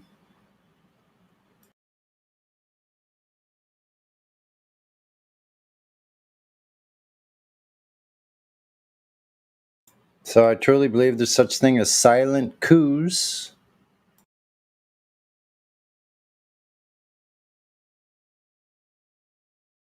I think that's what occurred here in our country.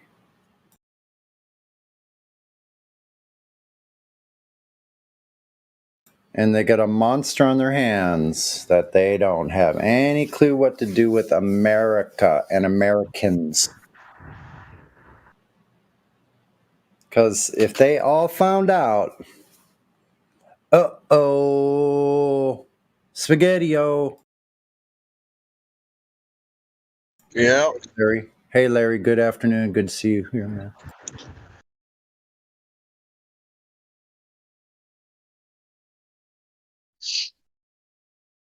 Probably busy starting his day. Tracy Van, no Allen belts. Can't even say that. And haven't seen you do that in a long time, Tracy. He's right about one thing. There are no Van Allen belts. At least that's my take. I wouldn't buy into those things for nothing or nobody. I don't think they're any more real than Casper the Ghost. Yeah, actually, I heard you in Ladies' Night a while back, but I guess you're not near your mic right now. So, are you talking to me? No, Tracy Van. No Allen belts. Right. Okay, sorry. She lives a little bit north of me in Riverside. Oh. Riverside County. The next county north. I've spent actually quite a little bit of time in the area where you live. I mean, yeah. I used to go to Venice all the time, and then a little bit north, a little bit south, all the way, to the border, anywhere from there to Santa Monica, Right. all to or LA, Pasadena, Riverside, Santa Ana, Exactly. all You that. know, I mean, I used to area. hang out all down. I got friends that live down there. I So know Huntington Beach, Redondo Beach, Hermosa Beach, like El Porto, County Line, freaking Malibu, Topanga Canyon. Yep. Then It's all right there. no life east of the 405 was the motto. So the people in the valley, we made fun of the people in the valley, even though I came from the Midwest. But that's another story then, ain't it? More on the subcultures of the insane Southern California. Well, I don't even know what you would call it. I think that's pretty close. Insane Diego. It's pretty bizarre here. Some still beautiful.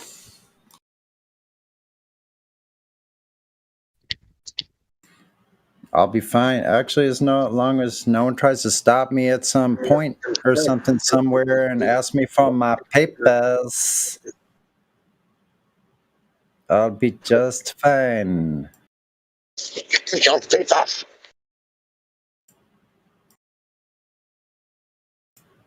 Because I don't see nothing that no one's ever shown me why I have to have papers on me, on my person. Well, in Canada, wouldn't you just have to have like some maple syrup on them and they'd work?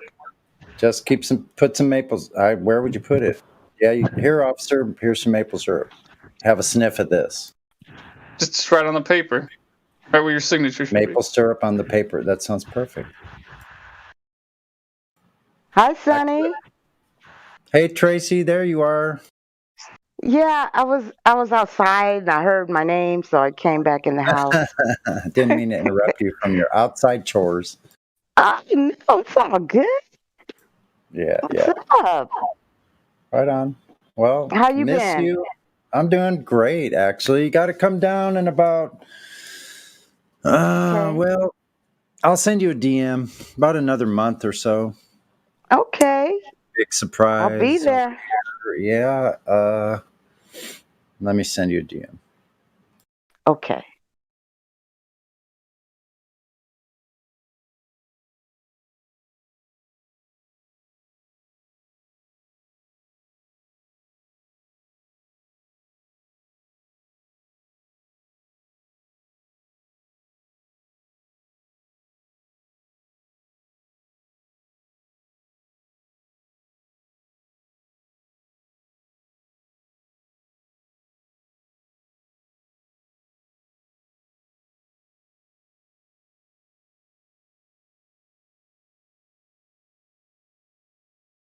Say, fun fact, everyone: the only way you can bribe effectively the Canadian Royal Mounted Police is with maple syrup.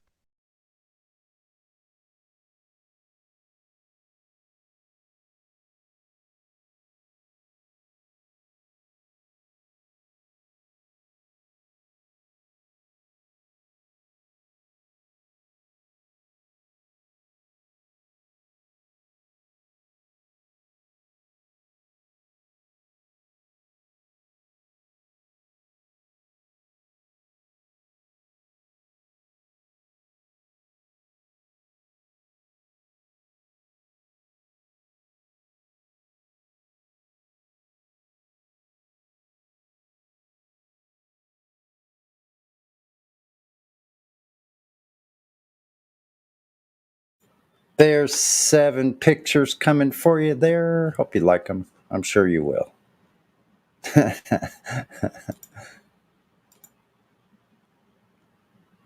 So, yeah, there's going to be a trimming day where we'll just be trimming. Then,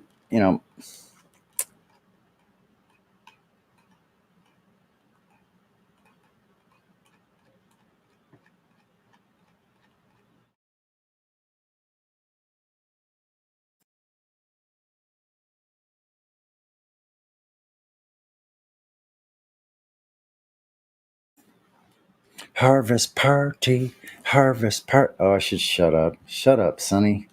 Anyway, it'd be really cool if I could just drive out to all my homies' friends' places, or even fly out there to where Indio is, have a powwow,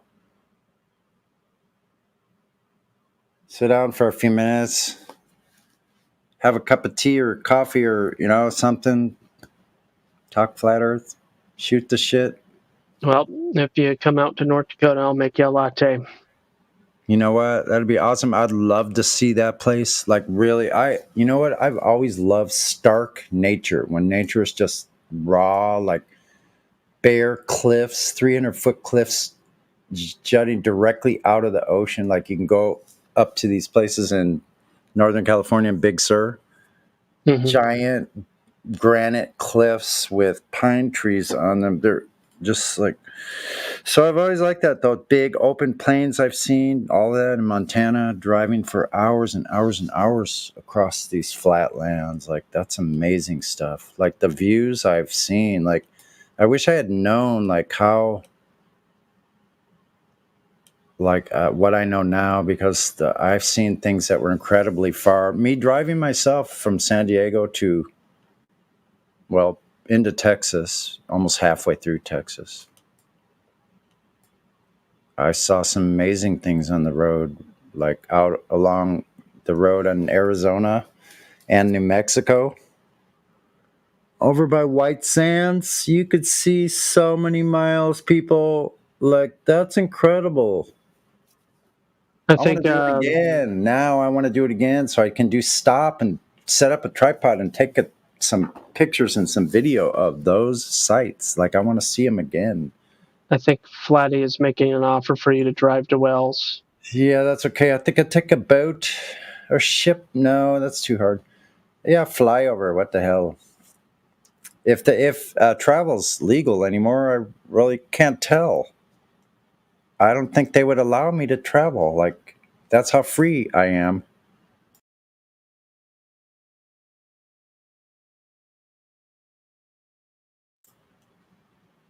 Born here on this land? Oh, I guess that's not good enough.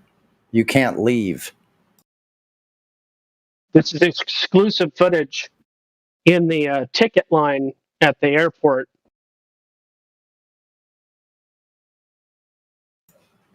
Mm-hmm. It's in England. It can't be that far from the airport. Even in London, I could ride my bike as long as it wasn't being snowed on. I could ride all the way to Wales. No problem. How many miles is that? 100? 120? Or 200? What? Oh, from England? Oh, From London to Wales, how far is that? Anyone know? Offhand? Any Brits in here? Geography. 350. 350. 350? I could do it in 2 days. Maybe 3. Shoot, I'd take my time. 350, yeah. Is that miles or kilometers?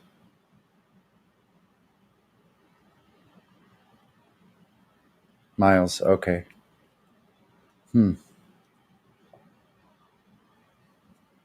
It's about the distance from here to Monterey, I think, or something.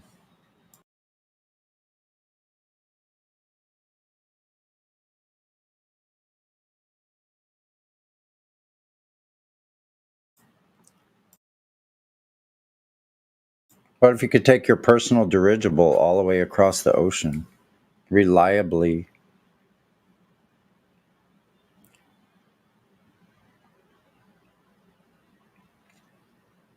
Right before they shot you down. Funny. Do you want to see a gas pressure without a container video? What's that? Okay. Yeah. I'm open for anything anymore. Yeah, it's a 10-year-old video. Gas pressure without a container. Here you go. Can't wait. What?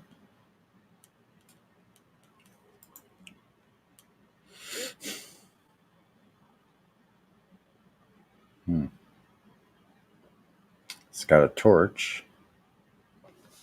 Okay. Right on.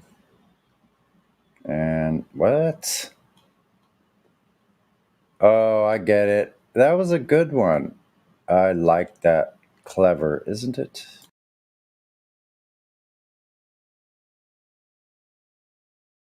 All right, you got the explanation for what's going on? They took the top off while it was still lit. And so the flame remained with the lit part. Or the whatever. Uh-huh. The spout. So that's residual fuel that's just continuing to spew out, basically. Yeah, it would be like lighting a match, a strike match, and then cutting the top where the sulfur is off.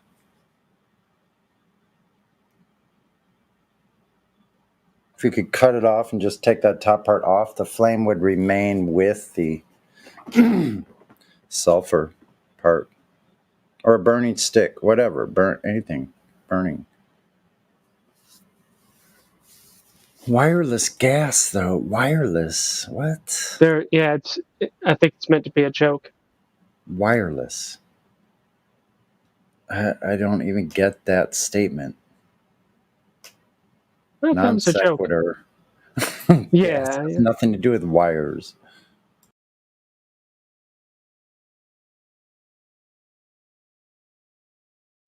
I suppose you could create a gas, heating up wires, yeah, but that's not what they're talking about. Anyway.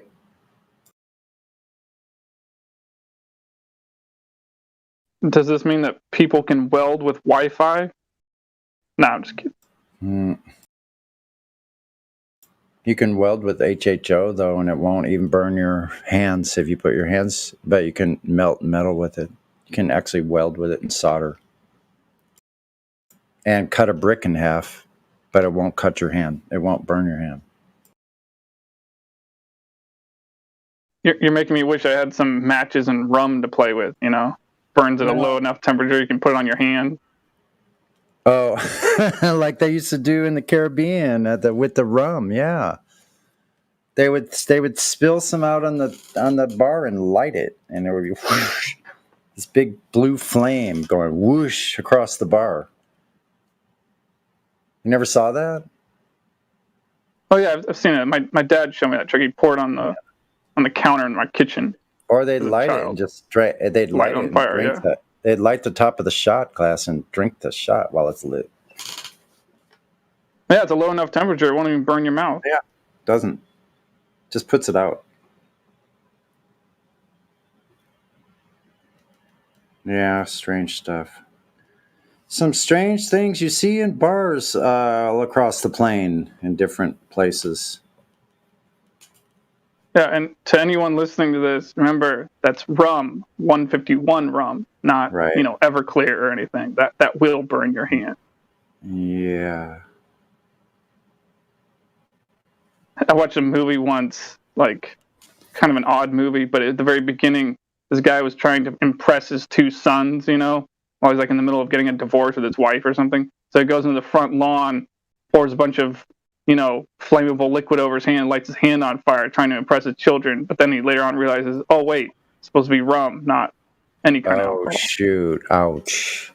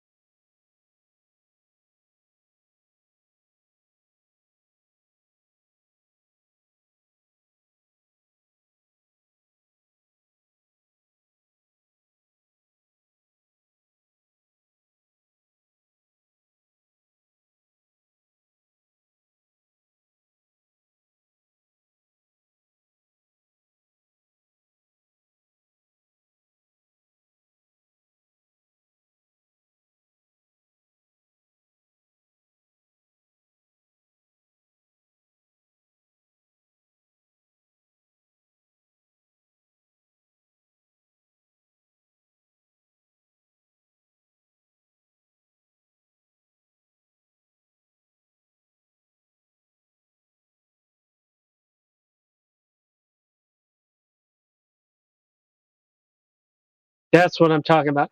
I'm just I'm just now finishing out the explanation that kid did. You like that? Wait, I got distracted. What are you talking about? The one that says part 2 end explanation. What I really like, first of all, you could have just called BS and made fun of me for saying it was without a container, because the nozzle is the container. But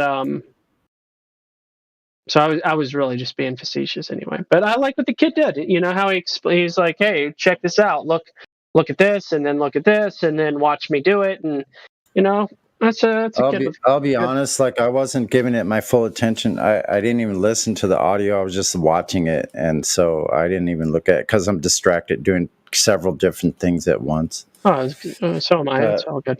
But anyway, so if you're being facetious, that's okay. I was being facetious when I said gas pressure without a container. I figured you were. Whenever I hear that.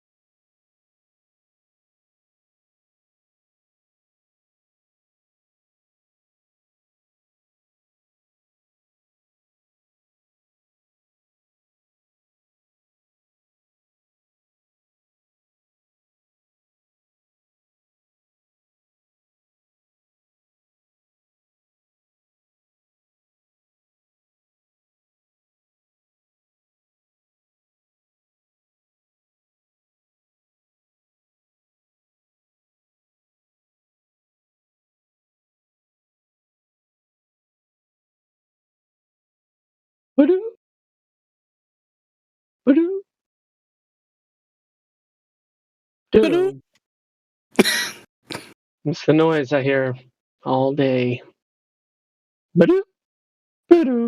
Why do you hear that? Because I leave it turned on. I don't want to turn it off. What, a drip? No. The Discord, when somebody comes into the chat, when somebody leaves the chat, it makes a little sound. Apparently, you can turn that setting off, but I'm not interested. Yes, I've heard some people leaving it on. I'm like, oh, okay, at least I know what it is. Doesn't bother me. Yeah. There you go. I can't stand to do it myself, though. Somebody's playing games. Oh, Salt Jr. is. Salt Jr. is. No, we see you. But if you play that game too much, I'll just ban you. So don't play the in and out game. Not a good idea. I'll unmute you and give you a chance to say hello.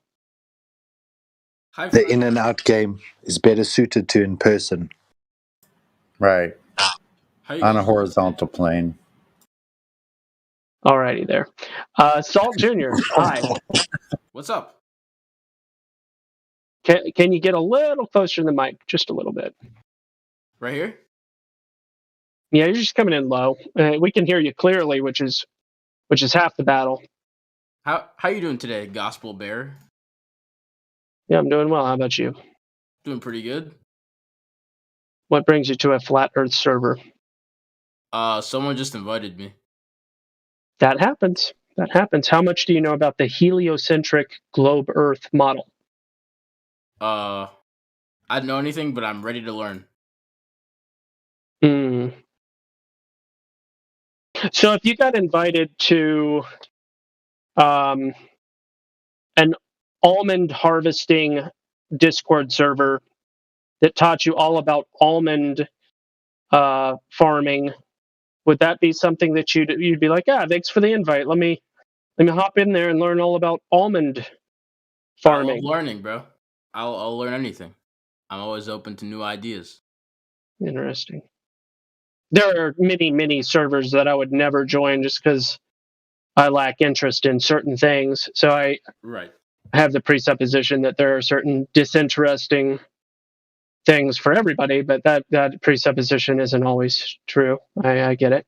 Anyway, thanks for answering those questions. I was just curious because it really makes a difference on how well you understand the narrative of the heliocentric model. But you don't need to know too much if you have a basic understanding of geometry. Yeah. And also agree with the law of non-contradiction. What is that? Well, if I say A equals A, do you have a problem with that statement? I do not. Do you have a problem with the statement A equals not A? Yeah. Me too. I would say that's incorrect. What's that? I would say that's an incorrect statement. Yeah. There are certain people who admit, or rather permit, the opportunity for contradiction, logical contradiction, and those people aren't often interested in knowledge. They are more esoteric and supernatural thinkers, and so on and so on. Typically, they wind up being pantheists one way or another because that's the logical conclusion of that ideology. But anyway, we'll move back to geometry. It's a really to get that that example that you just said now, in terms of A equals not A. When you're aware of that point, just the fact that there is that point when it comes to this heliocentric model, is that, they'll tell you that something is black even though it's white, and they'll say it's so black that it appears white, or it's so white that it appears black. We've got these black holes, and right at that at the edge, or the outer perimeter, there's a specific name, but I can't think of it now. The event horizon. At the event horizon, it is so bright, but still presents as a black hole. So it's pure white, but it's black. And that's the A equals not A. And when you start to look at the heliocentric model, gravity pulls to center unless it needs to orbit. So then A equals not A. So it always pulls to center unless it needs to orbit. And then gas always needs to be contained unless we point to the sky and say it's a vacuum, then it doesn't need containment. So this A equals not A is constantly used to prop up their false religion. Yeah. Man, that's pretty smart, bro. I don't know much about black holes. Yeah, nobody does. It's right up there with Jack and the Beanstalk. Can I ask you a genuine question that I'm curious about? Yeah.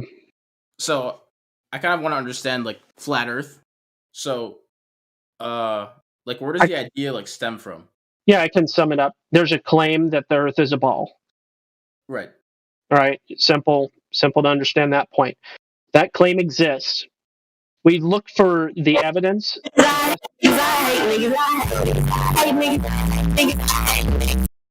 Okay. I'm so glad for that person. Full input there. Thank you. Why would they claim that the Earth is a ball? I don't get it. Sorry, I was interrupted by an ear raper that has been banned forever. All right, so there's a claim that the Earth is a ball. Right. We look for evidence to justify that claim or to falsify that claim. What about like satellite images? Hold on. Okay. So if the Earth's a ball, then it has a curvature rate. With that curvature rate, there's an obstruction from point A to point B. Right. Okay. So then all we do is make observations from point A to point B over and over again and see if the numbers that are provided that are associated with this globe claim, such as radius, for instance, the distance from the center to the edge of the ball, the radius claim. Using geometry, we can do all the math on what could or could not be seen. And then we make observations that either validate that claim or invalidate that claim. And there are unlimited observations that invalidate that claim. We see too far for it to be the ball that they say that it is. Therefore, their claim is invalid. Now, somebody might respond, well, the radius is invalid, but maybe it's still a ball, but a bigger radius. And for kicks and giggles, you play along and you say, fine, that's a fun idea. Let's see, what would the radius need to be in order to make sense of these long distance observations? And the radius would have to go from 3,959 miles to in excess of 250,000 miles. Now, let's say that 250,000 mile radius is what it is, then everything that they say is a lie on that basis. And what I mean by that is all of the globe maps, all of the claims about gravity, all of the claims about what the Earth is in every capacity is invalid in every possible way. It's a lot more coherent to simply say, where did you get the idea that it's a ball in the first place? And stay with the default, oh, it appears flat, and any claim of a globe is invalidated by these long distance observations, so the globe has nothing to stand on. Yes, that does beg the question as to what those images are. What are those images? Now, many of those images are simply high altitude fisheye lens images and videography. All the ones that they claim to be from the ISS. I'm echoing in somebody. Thanks. All of those images and videos and stuff that they claim to be from the ISS, for instance. Well, again, math, geometry, you simply do the math and you recognize the fact that according to the math, 3% of the Earth's surface can be seen from the height that they're at. Okay? Right.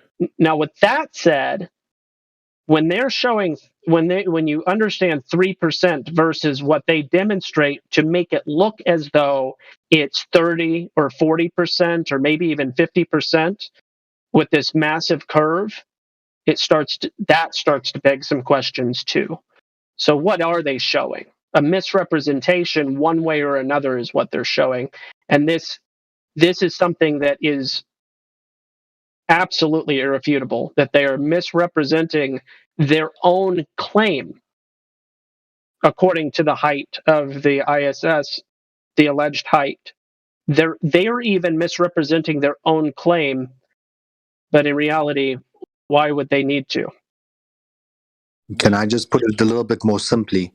The globe idea is only about 500 years old.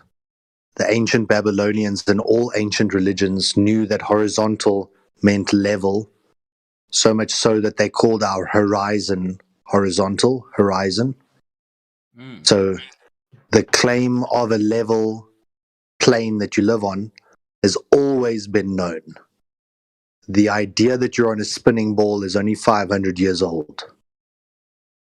I didn't realize I made it all that complicated. Yeah, I understood both. Yeah, Cool. that makes a lot more sense. Thanks, Yeah. friend. One of the things you might have heard us joking about a few minutes ago was I was showing a goofy video from 10 years ago, the dude with the propane tank and stuff, and I was saying gas pressure without a container. But it's a known fact that you cannot have gas pressure without a container. If you have pressure, then you have pressure. It's back to the A equals A thing. So pressure means pressing against the wall of a container. That's how you define gas pressure. Gas in a container pressing against the wall of the container. Gas pressure. Now, there is another claim that Earth exists without a container. Well, that's invalidated by the fact that you cannot have gas pressure without a container.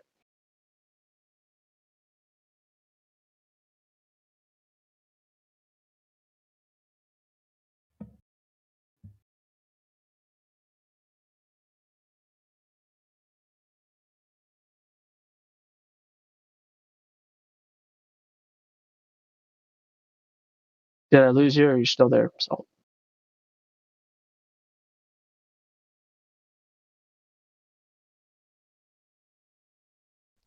Gospel Bear, what was the name of the guy you were just talking to? Can you hear me? Salt Jr.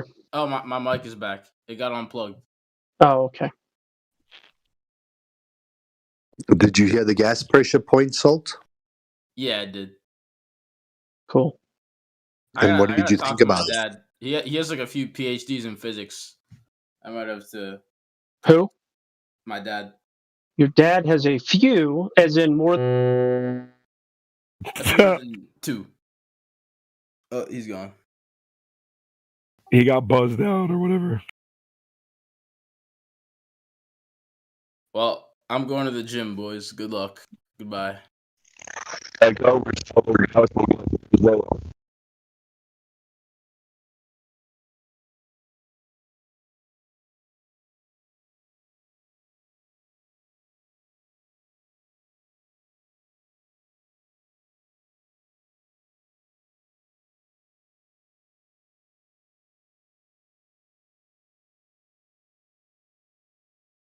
Yeah, why is the Globers always like their electricity always conveniently cuts out at the right time or whatever?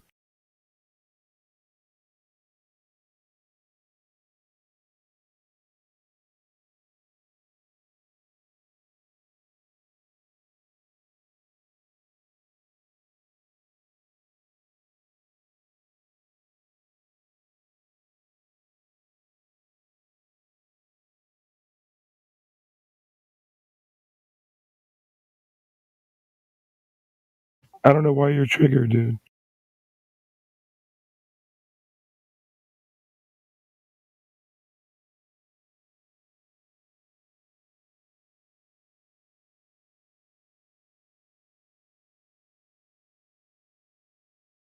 If you know how to look at the Earth, you can find the curve.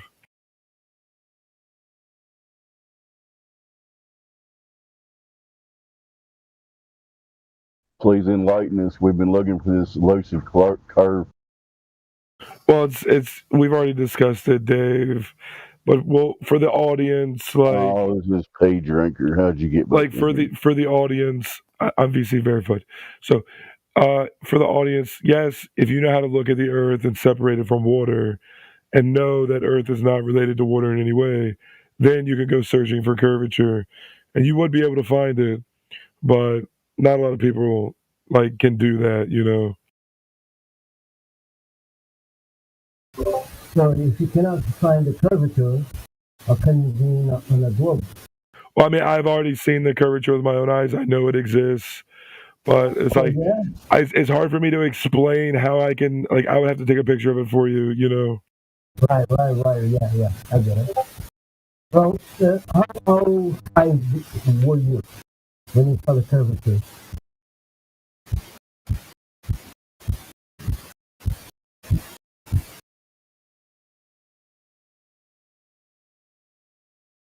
Unfortunately, your priest, Neil deGrasse Tyson, says that even at 127,000 feet, you cannot see curvature because It's you'd only be Neil's about a millimeter stupid. above your beach ball. Exactly, yeah. Neil is stupid. He has no clue. He's a physicist. He has no clue what he's talking about. Well, that's why he. Yeah, but he's your physicist. He's your not one. my physicist. He's I your don't believe physicist, anything. buddy. I don't believe No, anything Neil says. He's full of shit. We should get Neil on the show. And He's prove too him cowardly. wrong. I would Like, say listen. you're even braver than him. I can take a picture of Earth curve at ground level. If you for Neil to think that you have to be at 127,000 feet to see it is ludicrous. Okay, tell us how then, please, P buddy. I'll give you an example. So my uncle drives around the back of the trailer every day, right? And it's really muddy because the sun. Hold on, I'm not finished. Okay. So the sun hits the mud mostly around the front of the trailer. So he drives right up to the steps, and it's awfully muddy out there. So where his tires are, the threads of his tires deviate from planarity in a smooth fashion, right? So when he rolls over the earth, the track that's left from the tires contacting the earth leaves a curved earth surface. Just like Does your that make footprint. sense? Just like your footprint does on the sand. I'm just giving you an example, Sonny. You asked. That was a big like load your of incoherent in the nonsense. sand Like I said, I'm just giving you an example, sir. That was incoherent nonsense. Excuse me. Do you need me to repeat it? Dude, repeat incoherent nonsense? Why would I want you to do that? I completely understood it. So tell me something. How can you see the curvature on the ground level? The tire's curved, and so it makes a curved imprint in the mud. Exactly, Just like Larry teaches, that's the only earth is the dirt. Ever gonna So find. when you mix a little bit of water with the dirt, you can create a substance that can be formed. So then you have objects that weigh much more than this little fraction of the earth. And when you ride over it, it creates deviation from planarity in a smooth fashion. So by definition, that would be earth curvature. You should get a Nobel Prize for that, because those things are meaningless after all anyway, right? So what we're going with here is mushy equals curve. We're talking on a microscopic level, a very minuscule portion of the earth. We're talking Just to about clarify, taking a photograph of according- it and noting the curvature, the deviation from planarity in a smooth fashion. According to your, would an anthill qualify? Anthills would deviate from planarity, right? This should not be given 2 more minutes to talk. Yeah, Talking on a macroscopic level. Well, dishonesty your gets you argument has banned, always so I'm been- just trying to be honest. Dishonesty Look gets you at his banned. name. His name is incoherent too. Just a second. You Well, lied have to you ever me heard of yesterday. amniotic fluid? Just a second. Just a So it's a second. play on words. Just a second. You lied to me yesterday. You said you are a flat earther. You come here and say you are a glober. You lied to me. I give you VC verified. You are dishonest, okay? Yeah, I thought I never said I was a glober. You said you are a flat earther. Why you come here to say I glober? already told you the earth can be Bullshit. flat, the surface, in some places, but not everywhere. Bullshit. You're telling me a mountain is flat. You are dishonest. You're Dishonest. crazy. You are dishonest. If you think a You mountain's flat, you're lied to me crazy. yesterday. Miguel, do you hear what he's doing? He's playing a game. Yeah. See, I don't even think he believes what he said. Yeah, I've told you the truth. Every More mountain. non sequiturville when we All do right. that. Amen. We're talking about mountains, and every mountain is measured against the sea level. So what's the altitude above sea level? And that level spans the entire surface of this place. Right. Yeah. So If that you leads to the question, is level curved? I never said it was a planet. Is level curved? He's playing a game of semantics that's really stupid. I thought I was speaking. it's not I'm even waiting for an proper answer. semantics. Don't No, I'm give him waiting that for much an credit. Okay, Yeah. is level curved? Yeah, good point. Is level curved? Listen, if it deviates from planarity in a smooth fashion, it would be curving by definition. Is level curved? No. I'm not gonna stop. Undulation. I'm just going to keep saying it. Is level curved? Till I get an answer, I'm going to keep saying it. Once again, is level curved? There's other ways to say it, Sonny, and that would be Okay, is horizontal curving? if you take the height and the depth of all of the features of Earth and you average them out. How would you describe that? I'm not going to deny that Earth seeks its level. Everybody knows that. Level. Okay, so Earth you're just level. pretending to be retarded then. No, I said Earth seeks its level. Earth doesn't seek nothing. Water seek exactly.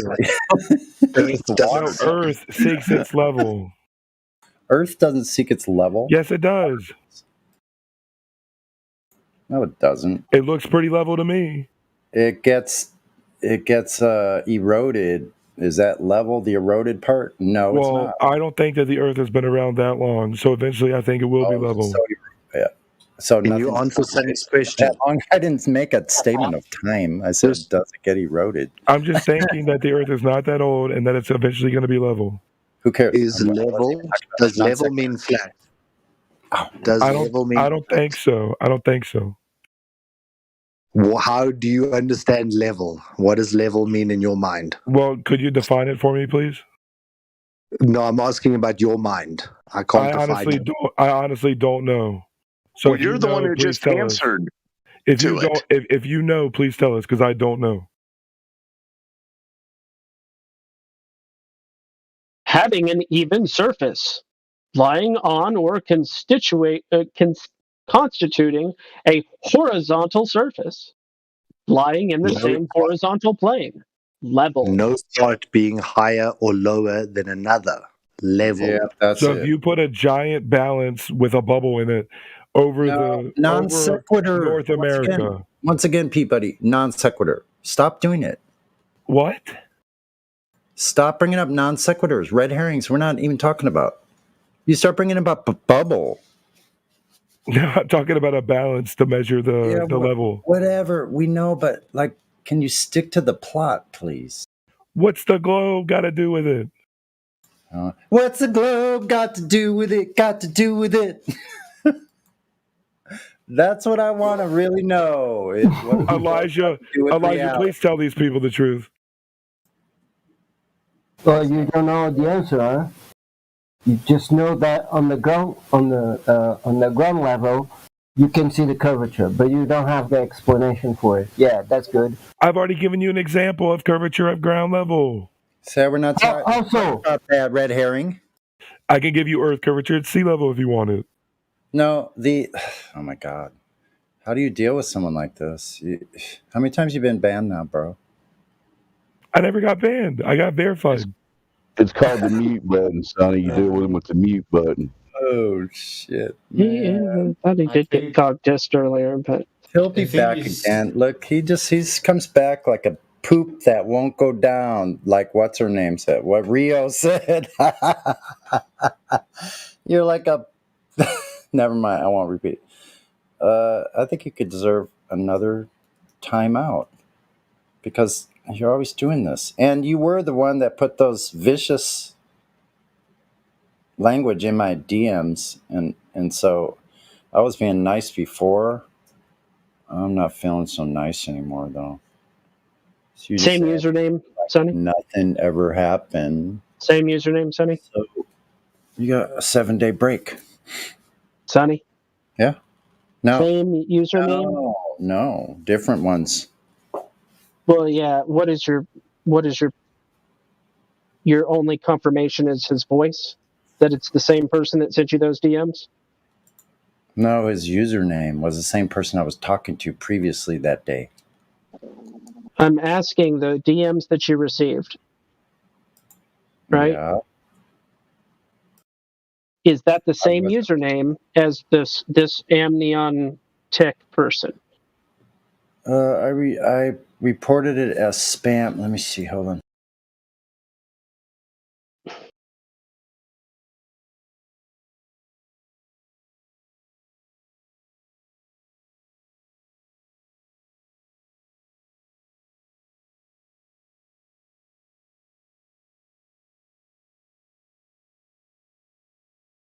Because it's important. It shouldn't be a 7-day cog dis if that's the case. And if you have evidence that it is the same person, then it shouldn't be a 7-day ban.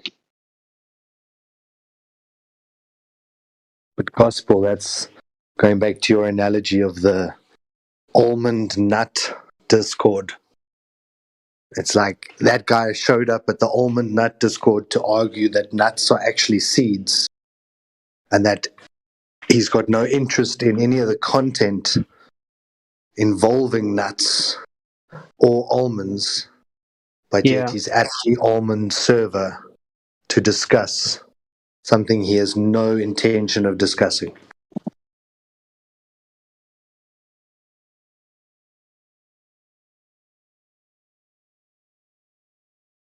Yep.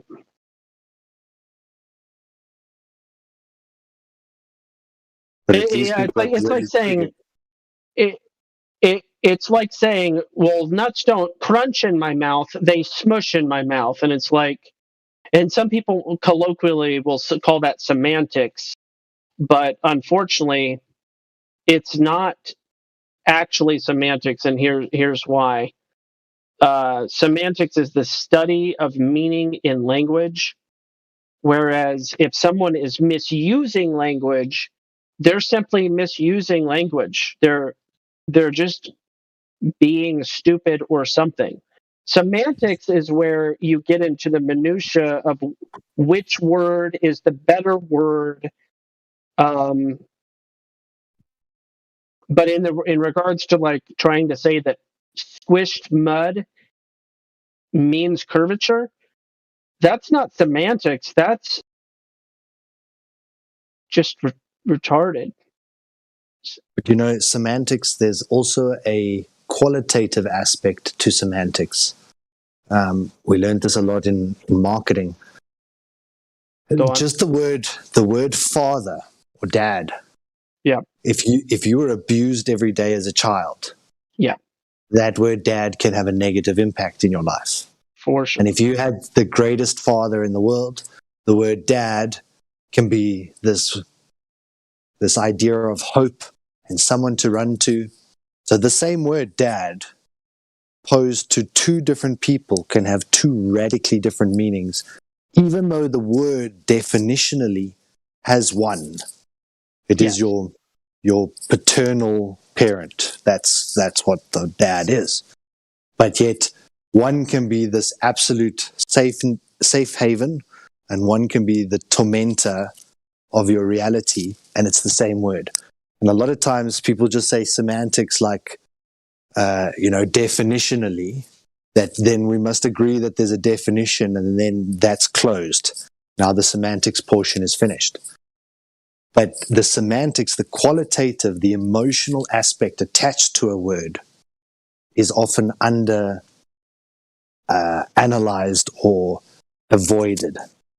And it's fascinating when you watch how certain words will trigger certain people where it won't trigger the next individual, but that individual got triggered by this word because semantically it did something to him, you know? Sure. And this guy has some problem with the word flat, I guess. Is that what you're suggesting? Or he's just an instigator? Yeah, I saw nothing there that wanted progression. I saw a 15-year-old child who wants to argue that the blue car is not blue, or that, you know, that the most obvious fact that everyone can agree on is not the obvious fact that everyone can agree on. Just deliberately. Yeah. Belligerently. Belligerent. Good word. Love it.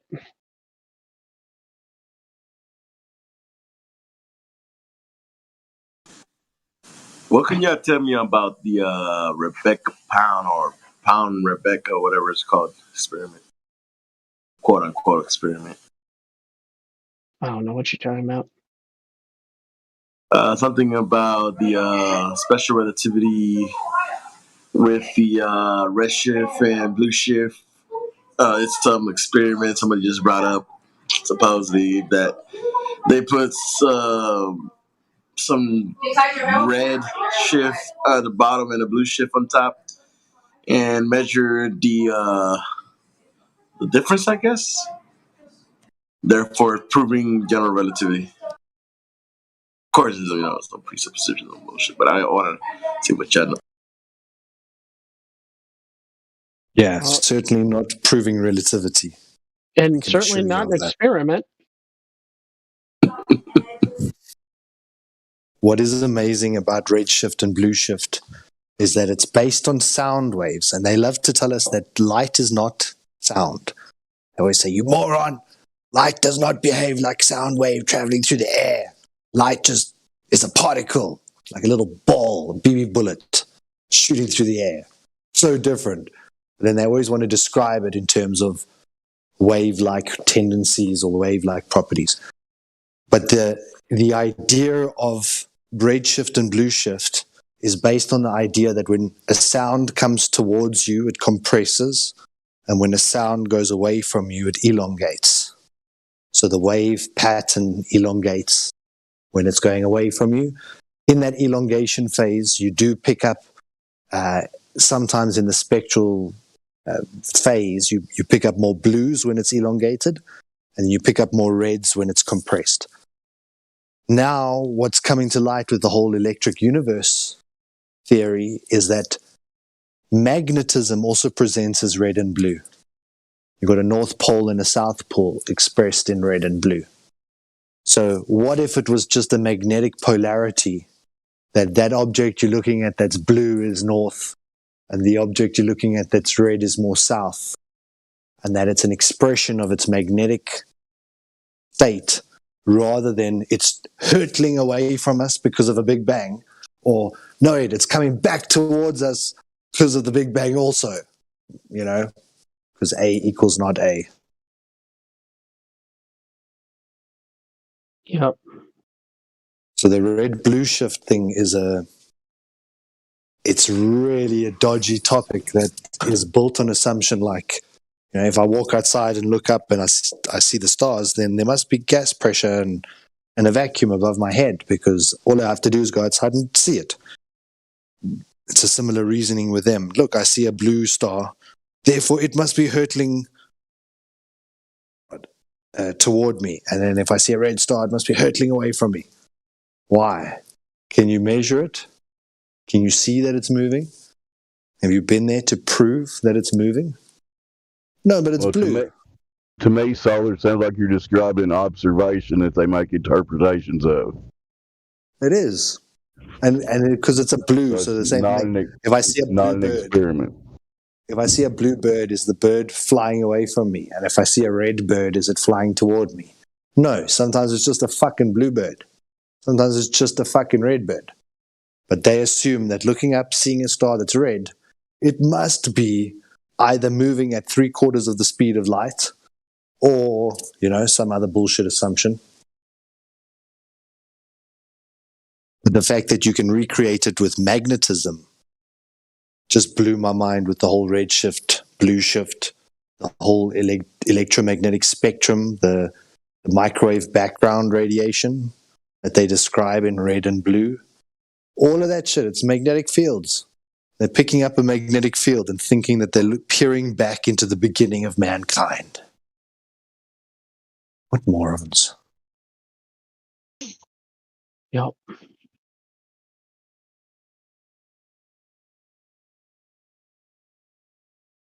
Next question, Albo.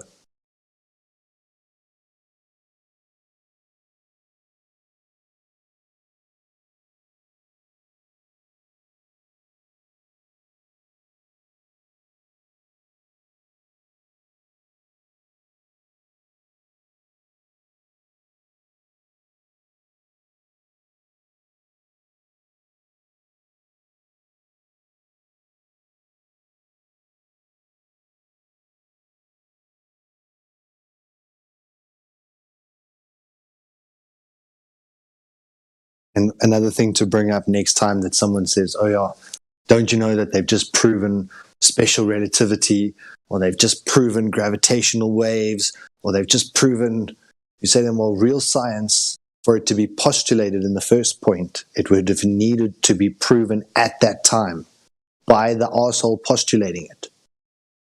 You can't have an Einstein who predicts gravitational waves, and then 100 years later, they just happen to find it supporting his 100-year-old out-of-date research. That's not the way science works. Generally, you have to go and test something, prove something, or the scientific community would rip you apart. If you have seen what's gone on in the last couple of years around the world, as soon as someone says something can heal you or make you better, everyone jumps on them saying, yeah, that's not scientifically proven. How dare you say that either something can do something to you? How dare you, even though it's a 50-year safe drug listed as one of the best drugs over the last 5 decades. It's like, no, there's not enough scientific evidence supporting that thing. And then in everything else, they just turn a blind eye. I don't need the scientific evidence to support when you've seen that there's thousands of patients that have all been healed. It's like, that's evidence, but you don't even have one shred of evidence to a blue star or red star moving toward or away from you. And every year, 365 days later, that star will reset. Well, it's a lot of inference, a lot of assumption based off of some evidence that may be interpreted this way or that. The blue shift or the red shift of the light is assumed to point to movement and expansion. Exactly. It's an assumption of movement. But the breakthroughs that are being done with magnetism are showing that you can create north polar or south polar, which also presents in a red or blue shift. So it could simply be magnetic polarity. And it's that simple, but they go, nah, it can't be. The star must be moving at 3/4 of the speed of light. Must be. Alton Harp was railroaded for showing blue shifted items that appeared to be next to red shifted items. So you have two items that appear to be in the same vicinity moving toward and away from each other at the same time, which is a little, out of order. And sometimes the blue shifted stuff appears to be in front of the red shifted stuff and vice versa. So there doesn't appear to be a direct correlation between distance, movement, and stuff. The colors of these stars based off of what's being presented and how it's being interpreted. Exactly. So I guess the main thing with this science so-called is the base assumptions and what inferences are being drawn, whether they're as justified as they make them out to be, or if there's another interpretation that's available.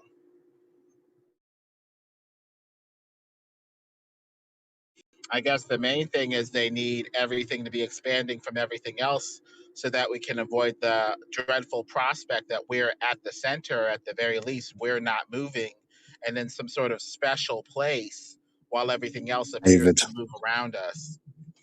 Yeah, that unthinkable favored position that we may not occupy. The axis of evil, the unthinkable prospect that we're in some sort of special place. Yeah, I think it's pretty obvious to any person who has real eyes to see that we're in a special place. I guess the fear is the next stop is religion. And they worked so hard to abrogate a lot of what religion said about cosmology, the shape of our earth, the place of our earth, the scheme of things. I think that they don't want to go back to anything like that. So, Lemon, do you believe A equals A is truthful and A equals not A is false? I believe that, yes. The law of identity, as it's called, a thing is a thing in and of itself. Yeah. So then how can a Big Bang that causes an outward expansion create contraction enough to pull certain galaxies in? Certain things can create planets, but other planets just orbit the other planets. They don't get sucked in. And then other galaxies don't suck other galaxies in. They actually expand, spread outward. And then other ones also contract. So is A equal A or does A equal not A? Like, does gravity attract or does it expand rapidly? I guess we'd need a singularity, a miracle of some sort to break the rules, at least at this one juncture, to explain the rest of the stuff. We're going to need a singularity for that.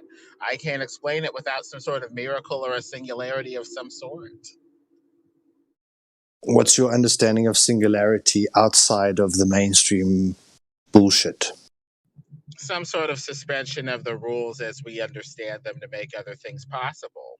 Most of the time, like you say, gravity would lead to a compression, not an expansion. But we're going to need a singularity to break that rule or invite a new way to break these rules so that it's possible for, I don't know, things to expand and compress and crunch via gravity at the same time. Some sort of special single event, some sort of singularity to make it all possible. So I always thought of the singularity as like a culmination point, like it all builds up to this single event, not necessarily a sort of side by side event or some singular like World War III event. Or to me, it was always mentioned in terms of the day that computing can start designing itself. The moment of singularity, they said 2035 will be the time that a first computer designs another computer that's smarter than the first computer, and goes on and on and on. Some sort of special one-off event that doesn't normally happen. Yeah, and on this realm, there are so many events that, yeah, they might repeat, but they are so unique in how they occur that I would call almost every event unique.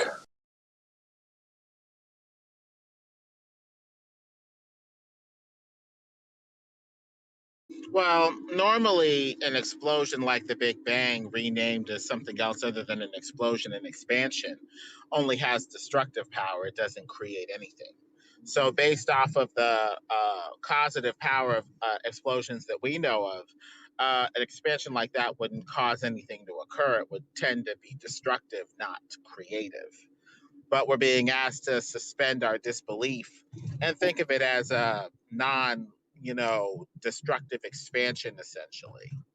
But that's a bit of, special pleading in a way, because we don't normally see expansions of matter, energy, heat, aka an explosion, do anything except tear things apart. Okay, so that's like build an explosion and then insert into the explosion all the components for an airplane. And then at the moment of explosion, that all those parts start hurtling outwards, start assembling the airplane. It's ludicrous.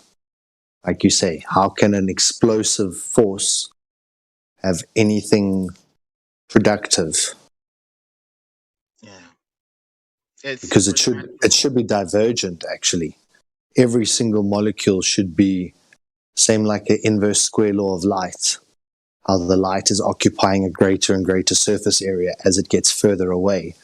With any explosion, debris starts separating on that inverse square law in all three dimensions, X, Y, and Z. So it's so divergent, how could anything ever recoalesce? It's supernatural. It breaks the normal chain of causation as we normally understand it or know it. So it does have a kind of mystical quality to it. I think people are trying to reconcile this as best they can with the natural laws and the natural causes that we have on file. But you're going to need something like a singularity or something supernatural to even, wrap your head around some of that stuff.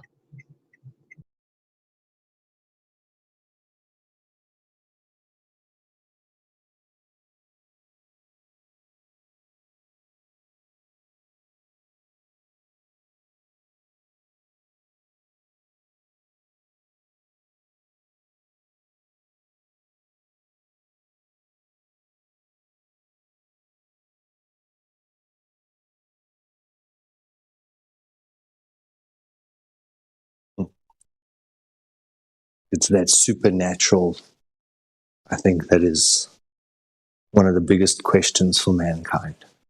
What does lie beneath the natural world? We create this thing called science to study the natural and physical world, and we assume that everything that has physicality can be measured and is real, and anything that lacks physicality and is in that supernatural realm is either not real or unquantified. It's easy to just drop that into the basket of, well, there must be some supernatural cause. But no supernatural cause has ever been demonstrated. Not scientifically, per se. Well, you kind of need something supernatural to square the circle. Otherwise, it's the same thing as saying we know all natural causes and there's no need to appeal to anything else. So, without supernatural causes to help round out, the range of explanation, you just have very limited ability to explain anything beyond just a blank or a question mark. As far as I can tell, scientists haven't discovered all causes that there are. So that opens up the door, at least for something supernatural or something that could break the chain of causation as we know it naturally.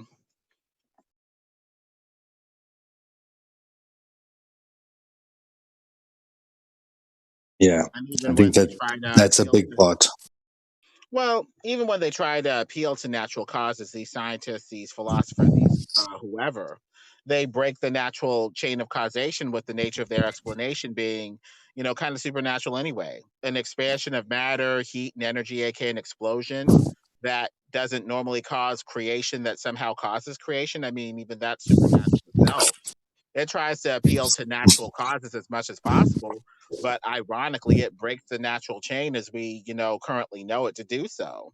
So that's a bit of a paradox and, quite a predicament to try to explain the world only via natural causation as they're trying to do. Yeah, the adage of, you just give me one miracle and then I'll explain the rest. It doesn't look like they're really doing that. Something supernatural is needed to round out these explanations. Well, it's just, I've got a friend he's a super Trekkie, into every Star Wars, every Star Trek, every single one of those things that he could find, he's watched. Galactica, all of the different ones. So trying to explain this stuff to him, he cannot fathom that all of that could be science fiction. And it's just watching, like, no matter what I present, he just, rejects it just outright without even considering it at all. And it's one of those things that how do you get through to someone like that who just gobbles up whatever they tell us must have occurred, it must have occurred, must have exploded and must have recombined. And then it must have done this and it must have done that.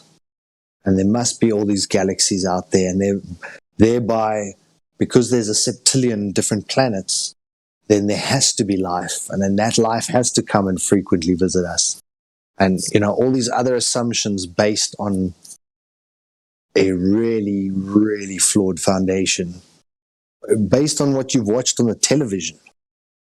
Your knowledge of, I would say 99% of what people think they know about space, they've consumed via television. They haven't gone and read that stuff.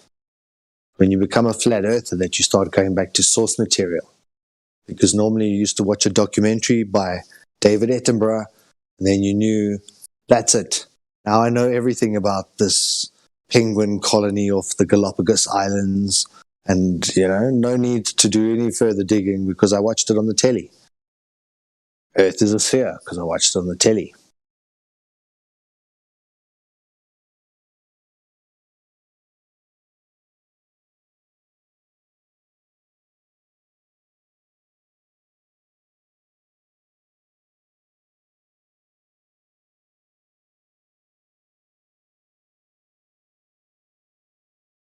They're trying to get through to someone who loves space,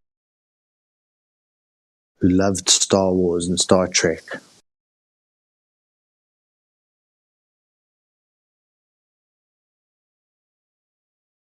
I'd say that they're probably the hardest category. Then the second hardest category would be, what's his name? Jones. That crazy American guy. What's his name?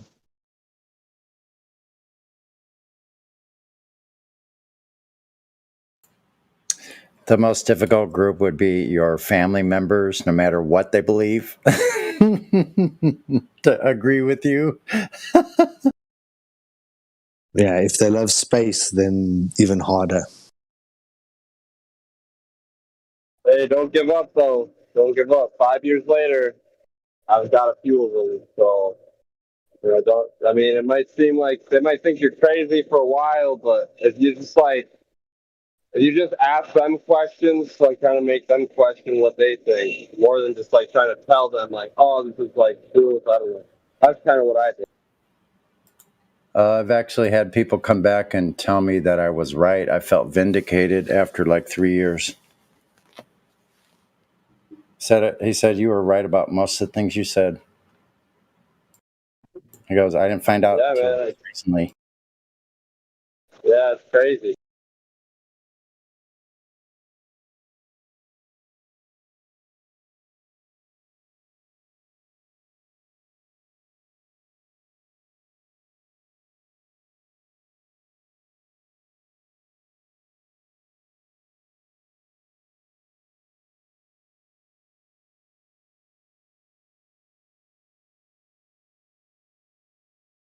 Mic check.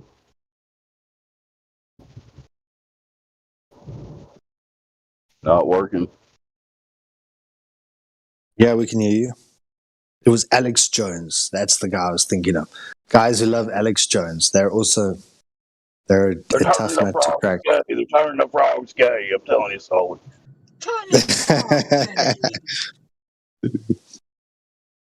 There's a couple no roles people in here. We tried to address them yet? No. Cheems Jr. and Vice. Vice sounds interesting. I can't unmute or anything. I'm driving, so maybe somebody else can.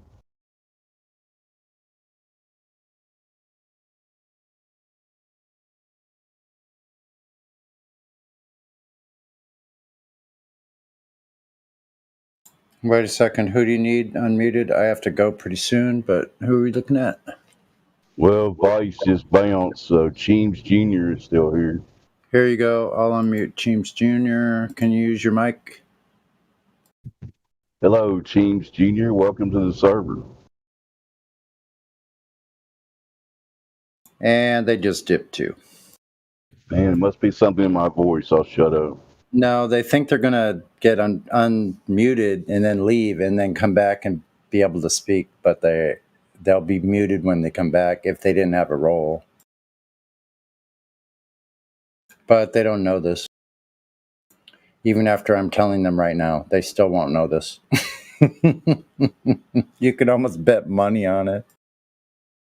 Anyway, I digress. That's funny. What the heck? Anyone else before I leave? Nope. you guys. I'll see you in a couple hours. All right, Sonny, have a good one. Later, Make it like a tree and leave right now. Go. Please don't go, Dave.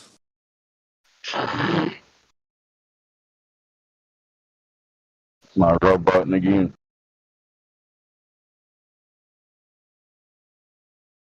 A little bit, but it was a little bit clear there at the end.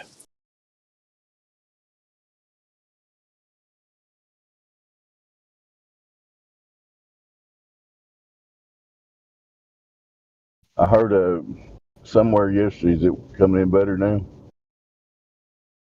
Yeah, that's good. There's several, like up to 100 astronomers throughout history that were flat earthers. Did y'all know that? It's a little tidbit that nobody ever highlights, but there's been plenty of astronomers that were not globe believers. Put it that way. How about that? Do you have any names off the top of your hand? On top of your head? I wish I was looking at the article I was saying last night, but no.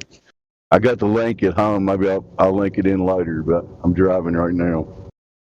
I can't remember any of the names. I mean, it's not like Galileo or any of those guys, but there's been a lot of astronomers that were flat earthers. Hey, I actually found a letter that was written by Nicholas Copernicus to a pope. I'm gonna see if I can find it, but Copernicus wrote this letter to this pope, basically saying that he wanted people to like censor. He wanted flat Earth censored, and he didn't want to be ridiculed for pushing the globe wide. But he didn't say. I mean, he didn't say like he was saying that he was a globe believer, and he didn't want the ridicule. I'm gonna see if I can find it. Yeah, I'd question that. I haven't heard that before. I mean, it was pretty hard to find. Not gonna lie. I would say, look, geocentrism has been around for a very, very long time. And with a geocentric Earth, you are assuming that it's the Earth that's stationary and everything above your head is rotating. Later on, they then attached that it was obviously a spherical Earth that everything's rotating around. But I'm not so sure about the sphericity attachment in that statement. I think that the guys who believed in geocentrism understood that horizontal meant horizontal and that the horizon is horizontal. And then understood that what's turning above them is turning above them. And that doesn't take a rocket scientist to figure out, but again, trying to map that out on a spherical based object, I think would have had so many other complications, but yet again, it may have accounted for certain perspective optical phenomenons, which is very interesting how they sort of back engineered all of the mathematics to but how our eye sees in this realm, where the limitation of our visions are at the vanishing point is right where the assumed curvature would start. So that whole relationship it's fascinating to see how they've almost leveraged it against us. But I would say every astronomer that looks at the sky and has to shift their telescope constantly to stay tracked on that star, I'm sure they all know that the sky is moving. Because it was one of the simplest proofs for me when you realize that the sun doesn't just simply rise in the east and then stay on one flat trajectory all the way up over your head and come down perfectly west of you, the way it should if you're just spinning and that object's standing still. Like if you've ever been on a merry-go-round and you go around in a circle, that object that you're looking out at will keep coming around at the same height constantly. because it's stationary and you're the one moving. But our sun seems to rise at a 45-degree angle, then it straightens up to like a 32-degree angle, and then by midday it's at like a 20-degree angle, and then later on in the day it curves back down to a 45-degree angle, sort of goes into the horizon at this slanted perspective angle. And that shouldn't occur if that's just a light source and we're spinning on it, or spinning around, observing it.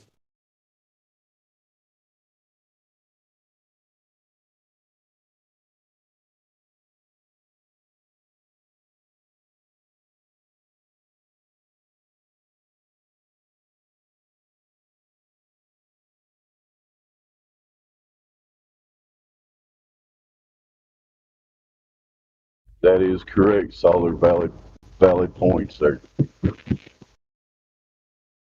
I was just thinking how that links all the way back to geocentrism, because seeing that the sun and the things above the horizon don't always behave in this consistent manner which they assume that they do, then they just discount it due to refraction below a certain angle. So any optical thing in the sky below, say, 30 degrees, we're going to discount it based on refraction. So then we'll only assume the part where it stays relatively straight so that we don't have to question other things. They always just modify and transform it. But the fact that it's geocentric, when that clicked, was also a massive milestone. When you realize that there's two ways to look at it.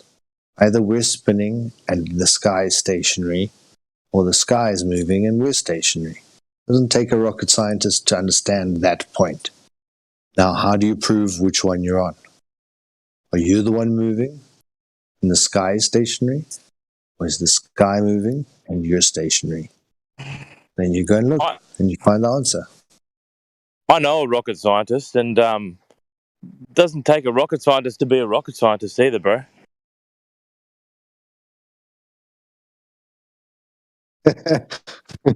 It doesn't take a rocket scientist to be a rocket scientist.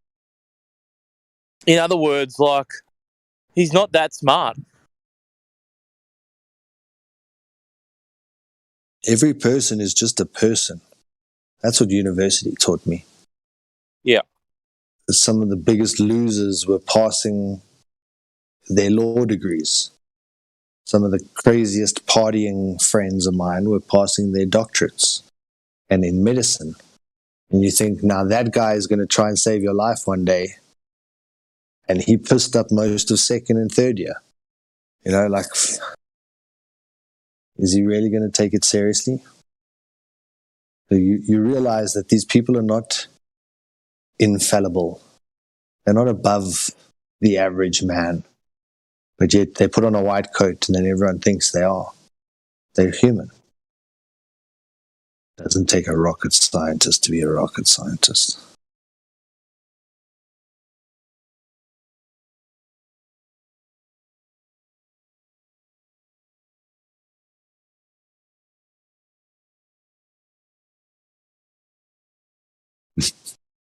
Yeah, the kid that I know that is a rocket scientist, he just smokes heaps of meth.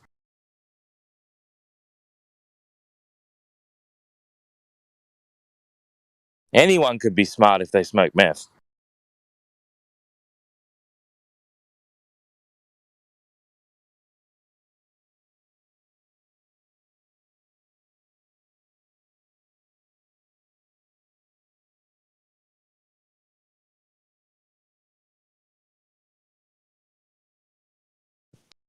That's one way to look at it.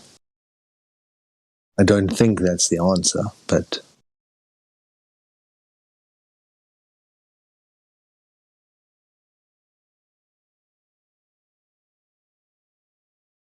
we as human beings are just creatures of habit. And some habits are easier to form than others for certain types of individuals. Some like mathematical habits. Some people like human-based habits. And those that can learn the ability to form that habit can do different tasks.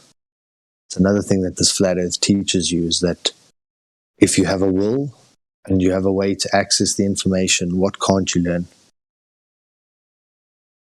When I went to university, it was a couple of years of reading textbooks and writing tests, and then you get a piece of paper. So what's the difference between a couple of years of reading and consuming 10 times the amount of information I did at university to be able to consume the amount of information you have here? Yep. What did you study at university, bro? Marketing, strategic management, and then electrical engineering.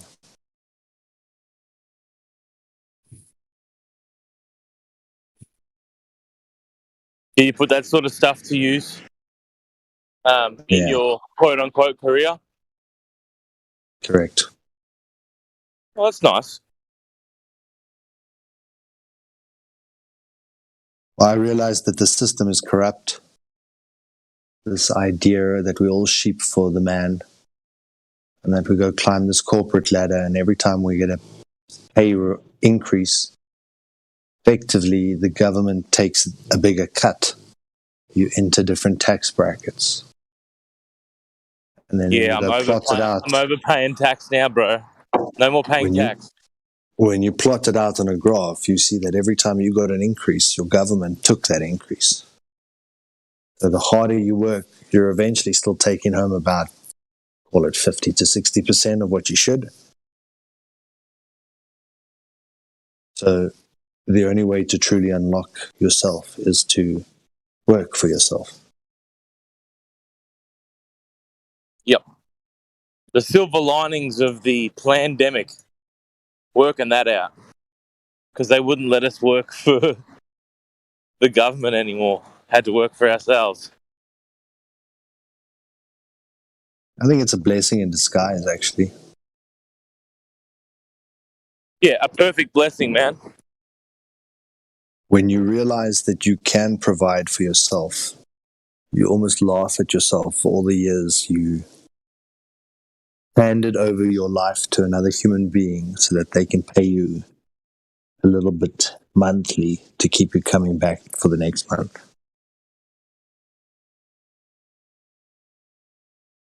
I think the funnier part was when I realised I didn't actually have to pay tax.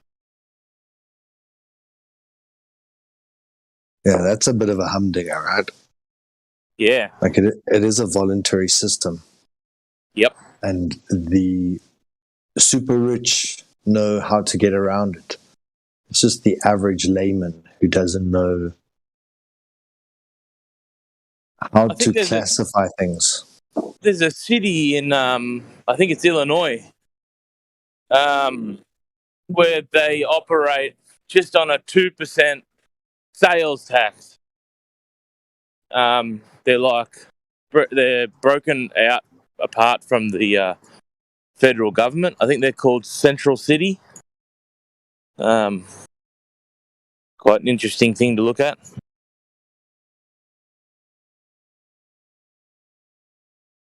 In what context? Well, they don't pay taxes, pretty much. I mean, a 2% sales tax makes sense to me. I think you know what, with this whole pandemic bullshit that's going on, it's like they gave themselves free rein to print as much currency as they need to. They were capable of printing over $100 billion US per month and injecting it wherever into society they think it's needed.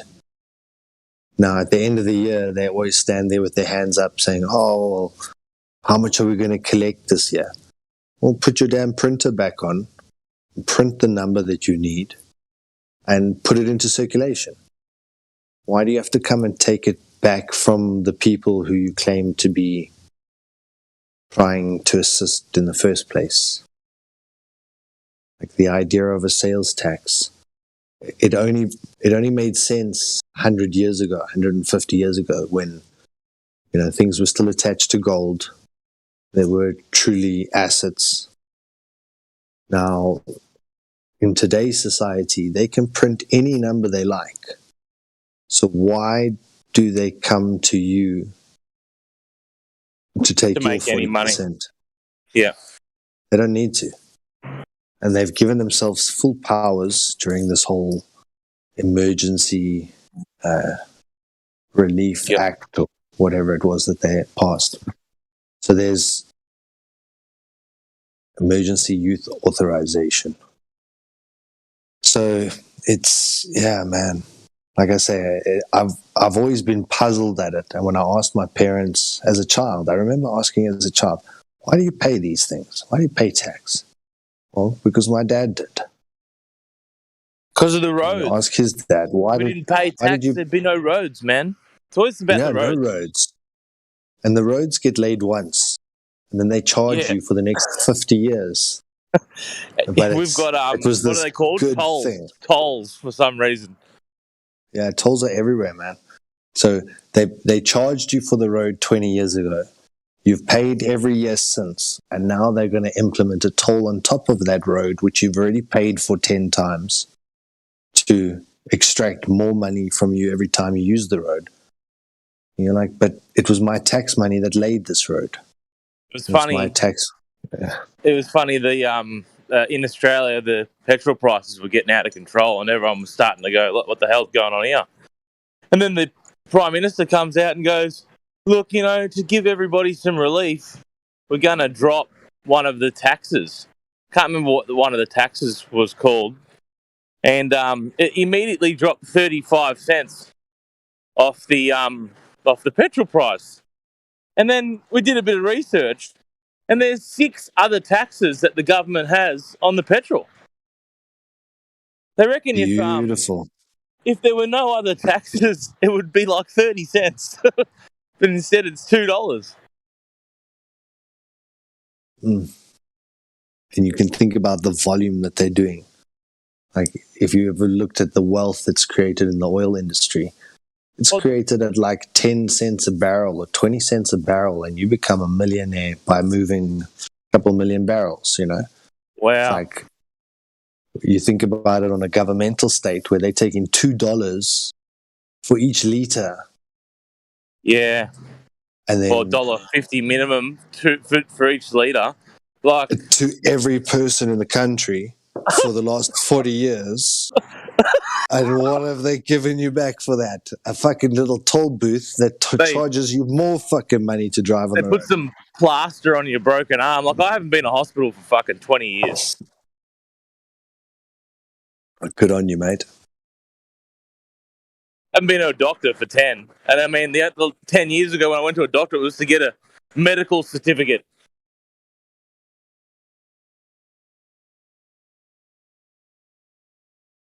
Say that you were all right.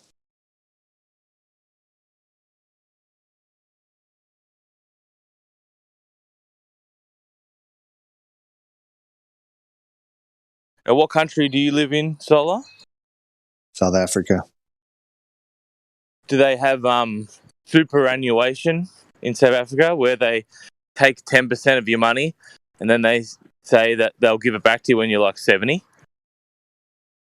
Yeah, retirement annuities. Because you can't, you're not actually capable of planning for your retirement. Yeah, yourself, it's to steal it. Yeah, so every so we'll generation it disappears, and then we always act surprised, and then we say, "Well, it won't happen to our generation. We continue to pay." And the government says, "Thank you very much." 40 years later, they repeat the same thing, and everyone says, "Oh, I never saw that coming." So this is what I love about Flat Earth. For 5 years, I'd tell someone about it, and like if they got it, they would like they sort of understand, but they'd just be like, "Well, how does it affect me?" Like I don't want to sort of know too much more because it doesn't affect my life. And I was always yelling like, "It does affect your life. You just don't realise." And now, like we've got these little freedom groups in my small town, 4 hours outside of Melbourne, and every single one of them knows exactly how it affects their lives. And you tell them, I don't know one flat earther that's taken the shot. So I told you guys, like it wouldn't have been like this if we all sort of understood the nature of reality. We would have known that mass scale deception is quite easily pulled off, isn't it?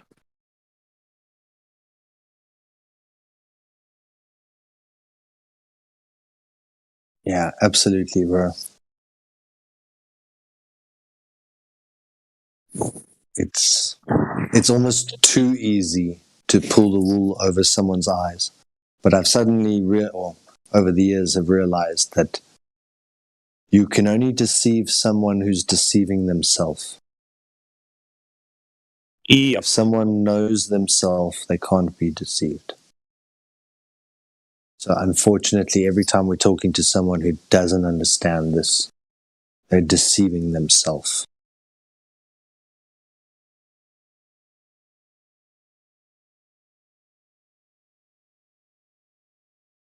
Yeah, it's taken me a few years of frustration to work that one out. Yeah, and to get less upset. Like it's really about you controlling yourself. You've done this again and again. It's like Groundhog Day. You've repeated the same thing over and over and over. You're trying the same thing and getting the same outcome. And if you think that doing the same thing is going to give you a different outcome, that's the definition of insanity. So this whole thing about learning about Flat Earth, I'm sure, is about you learning to master yourself, self-mastery. 100%. And it's real self-mastery when you go into Gem Pandas and take on 4 of them, bro. Yeah, I love it. Yeah, you're pretty good at it.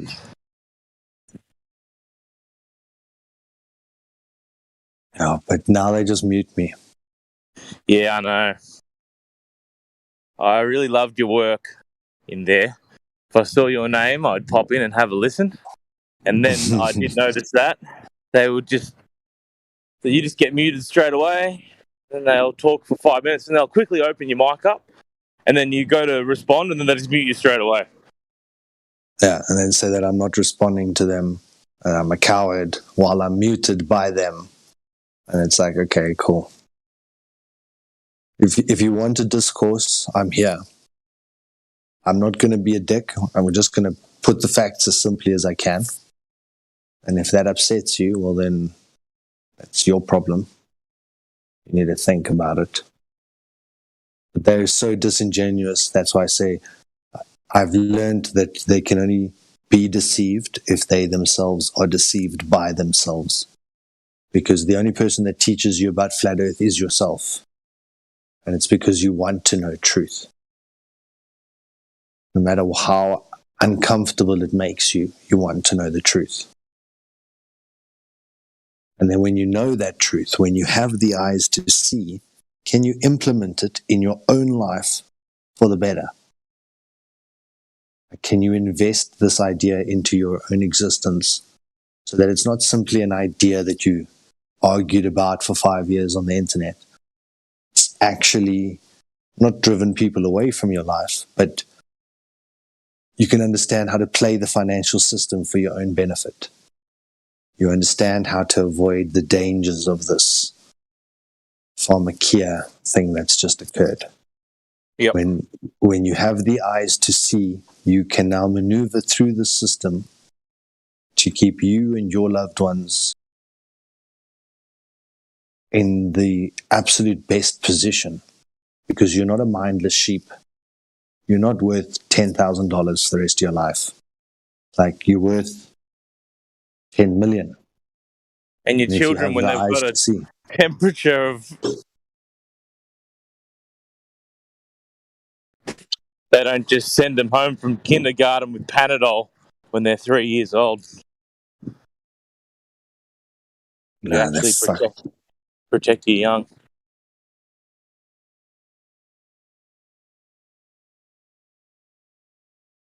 I find that was one of the biggest challenges, was like this indoctrination of that if we don't send our children to school, they're going to be like isolated.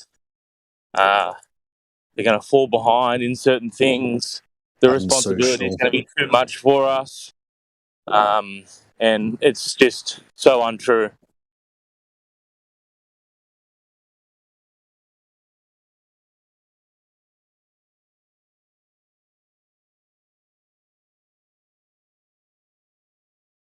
And I tell you, geez, it's easy to talk about flat Earth at a homeschool group.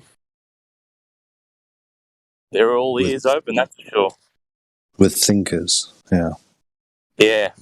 We're sitting around the table having like the best discussions I never imagined like I'd be having with, you know, a big group of people in a local town. It's really exciting. Mm. I don't know if it's the same in South Africa, bro, but like these communities that are joining together because of, you know, the pandemic, we're all starting to work together. We're all starting to help each other. When we were isolated, like my family and I, because of our quote unquote, you know, understanding or views for a long time. Now it's starting to be the complete opposite. It's like we're the only ones that are actually forming community. And the UK has done like community's dead. And the UK has done a full 180 where like they don't give a damn. They don't care about your status. They don't care about any jabs or nothing like that. They're like, you can come travel here. You don't need to show anything because they've like abolished all of their rules that they say damage their economy. It's crazy how it's given no media coverage. Every other country is like making their rules more strict. It's crazy, man.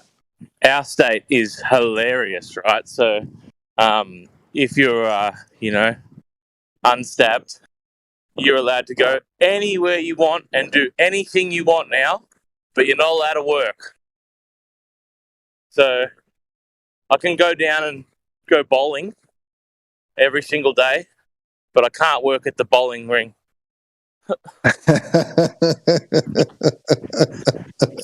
I can go shop at Target every single day, but I can't work at Target. Can't stand on the other side of the counter. You know how deadly that would make you. You know, it depends which way you're facing, north or east. Like, it makes And our government, their government, someone's government, has they've been ordered to because what they've been doing is for the last 2 years they've been saying, look, this isn't, you know, this, we don't just make these decisions willy-nilly. We have to follow the health advice, right? And everyone's been saying, can we have a look at this health advice? We'd like to see it. And for some reason, they don't want to show anybody the health advice. So eventually, they got ordered by a court to release the health advice. And they've what's the word when you challenge that decision? Like it's gone to they've appealed the decision. Yeah. They've appealed the decision to show the health advice because I think their excuse was that it might undermine the confidence in the government. Well, I mean, I would have thought that if you withhold information of why you're making decisions, that's what undermines the confidence in the government, withholding the information. And showing them is what actually helps with confidence. So it's a bit of a circus over here at the moment. But this is the whole retarded idea of, you know, it's losing public confidence. And then they do a little bit of PR campaign about how we care. And they talk about how, like you just said, oh, we're going to take away one of the taxes, which we've been screwing you with for the last 10 years. We'll take it away because we care for you. And then public confidence grows once again. And then everyone turns their blind eye and continues to pay the system. And then for 40 more years, the same bullshit. And then they create these false flags. They do all of this erroneous stuff to make your life difficult. They talk about helping small businesses while crushing small business. They talk about preventing inflation while raising inflation. and increasing money supply to drive your savings into a lower value. Everything they say they're going to do, they do the opposite. And if they are going to do something, they normally create a middle company to create some kind of fraud in between. So suddenly they enter politics and then exit politics with tens of millions behind their name. And all in the sake of helping you. And every single generation it occurs again and again and again and again. And everyone just, it's like they've got horse blinders on and they just got their blinkers set and they are just marching forward. Doesn't matter what happens. And now, as we saw with the worldwide enforcement that occurred, they are so controlling now. They are cross-border. If they have an idea that they want to implement, they're going to do it. We are getting very close to the point where we won't be able to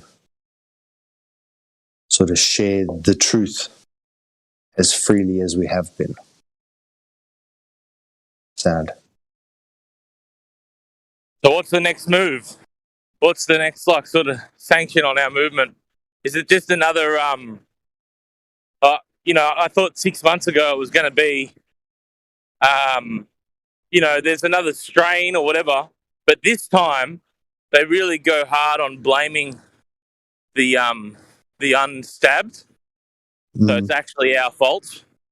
I hadn't listened to the local radio for how many years, right? I just thought this was a very bizarre coincidence.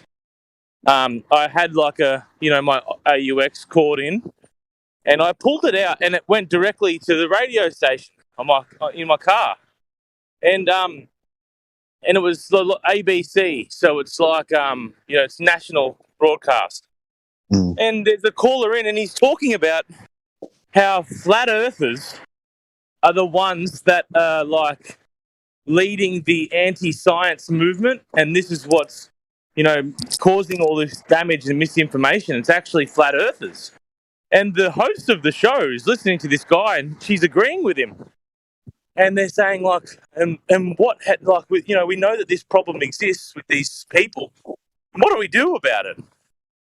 And I think the guy that rang, he's just saying, look, all I can think of is just more censorship and more control of the information. And she says, yes, you're right. There's got to be a more effective way, and blah, blah, blah, blah, blah. So I don't know. I just thought that was I remember getting goosebumps, bro, because it was like an ominous thing. But think about how many people must be talking about the topic for you to risk having to bring it up on national television to try and teach people how to deal with that person. I remember there was an all-out campaign in terms of what do you do if your friend comes to tell you about the flat earth? Don't treat them like they're stupid. I remember that one.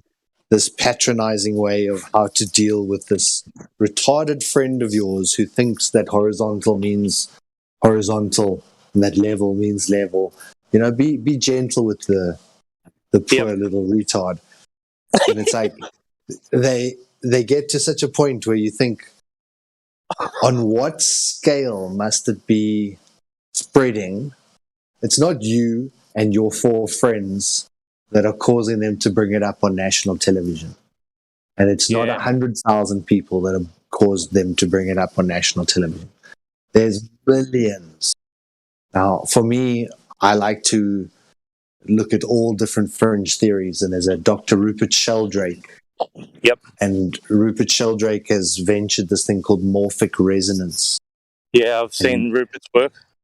The experiments with the rats, where a rat can't solve a maze in under 30 minutes, and then they're conducting the same experiment on multiple continents. So every brown rat of the same species is taking 30 minutes to solve this maze. But there's a shortcut. And the moment the first brown rat finds the shortcut, every brown rat on every other continent starts finding that shortcut instantly. And then when you place a brand new brown rat into the maze, it goes for the shortcut first. So that has been now replicated multiple times over and over. And that what he's postulating is when you look at children, you find that they pick up a tablet or an iPhone easier than the generation prior because there's almost like a hive mind consciousness. And when something is written into the hive mind consciousness, it is now easier or more readily acceptable or accepted by the rest of mankind. And it's like with the flat earth, it was so hard in the beginning, the first couple million. But suddenly everyone was talking about flat earth. Every television show is talking about it. They're bringing it up like we're retards. But they're mentioning it. And in the beginning, when you said the word, someone looked at you like you'd fallen out of somewhere. And now when you say flat earth, they say, oh yeah, I've got a friend who says that the earth's flat. Like they've got someone close to them who's also already told them before. So literally every conversation I have now, no one has got any rebuttal. 90% of people, sort of not necessarily agree, but are very passive and sort of understanding. There's still most people are scared to sort of agree, if that makes any sense. But there's been this huge shift. It's really very bizarre. I've been tempted to in my state. There's a big sport called AFL, where there's a football ground. There's fits 110,000 people. Yeah, league. Yeah, I really want to go behind the goals, on a big match, and just have a massive flat earth poster. I'm assuming that it would be disturbing the peace. No, but you see, you have to have somewhere to direct them. So, Discord. if you just say flat Earth, they go, "No, you're wrong." Yeah. But if you say, what was those brilliant ones from ODD TV, 20 questions, flat Earth 101, or one of those very first foundational things, and you put it out there, and then everyone will see it, and they Google it, and then they find that video, and then suddenly you've gotten that many people to watch that video. You've suddenly created some kind of. It's the same thing with marketing. Don't just simply tell someone, I've got this great special. They're so dumb, you've actually got to give them the next step. Call now. Call this number. Click here. It's like you've got to give them the next step, or else they fucking lost. It's flat. Call this number, then I have a website. Yeah, do it. Yeah, I'm going to do it. Fuck it. Yeah, I think I used to be when I was a complete sheep, I used to be in a cheer squad of a football team. So I've got the connections. It's all happened for a reason.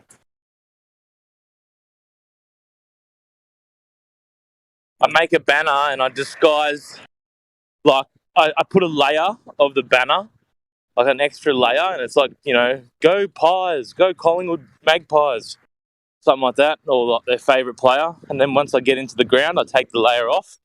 I'm behind the goals, they kick a goal, and then bang, 95,000 people plus, 1 million watching the televised. Cop that. Yeah, make sure you sit on the right side so you don't sit on the losing team's side. Yep. I really like Discord for directing people now. There's always, the one video, but a really good video. But I like how I like the way they've set up. It's just very niche. All the topics. Yeah, that's right. It's very niche. So you've got such a small percentage of people already comfortable enough with Discord to go and search out that Discord channel. Yep. Yeah, it's almost like you've got to send them, you've got to know who your audience is. If you're speaking to that person for the very first time, I would say a YouTube video or a Reddit post or something, for something simple that they can go and get curious. Once they're curious, your job's done. Yep.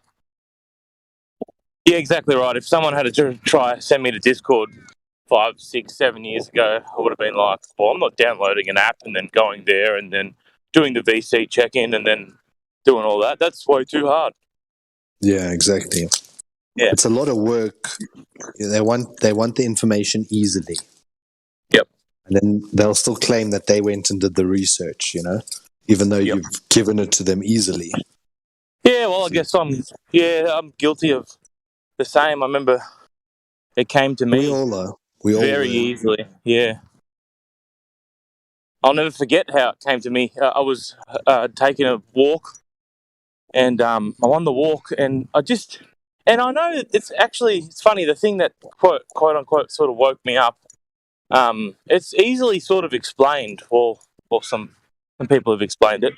I was just like taken back by the fact that different maps, like different countries are different sizes. Like, if you're closer to the center, and I was, what the fuck? Like, Greenland is this big, and it's not really as big as this place that's closer to the center. And then I just started looking at maps. And then I saw a flat map on one of, the Google images. It's like, oh, what the hell's that? Like a map, it's flat. And then I typed it in on YouTube, and then boom, 2015. So like 100 videos pop up straight away. And then I remember I immediately was like, oh, it's flat, shit. Like, I didn't even have to think about it for more than 2 minutes. I was like, oh boy, it's flat.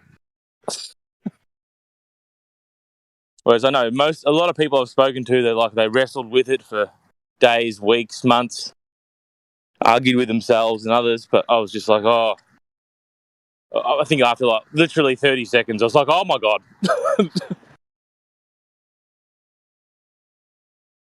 Yeah, it was a weird realization that, like, the world literally stood still. Yeah, I didn't sleep for like at least 2 days. It was like I was high on drugs. And then came like the incorrect way to talk to people about it because I was so inexperienced. And then came the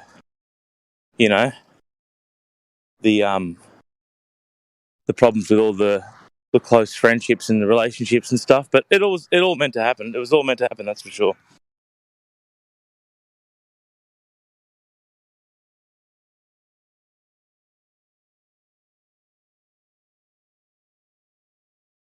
Yeah, I wish I had not gone to my best friends first.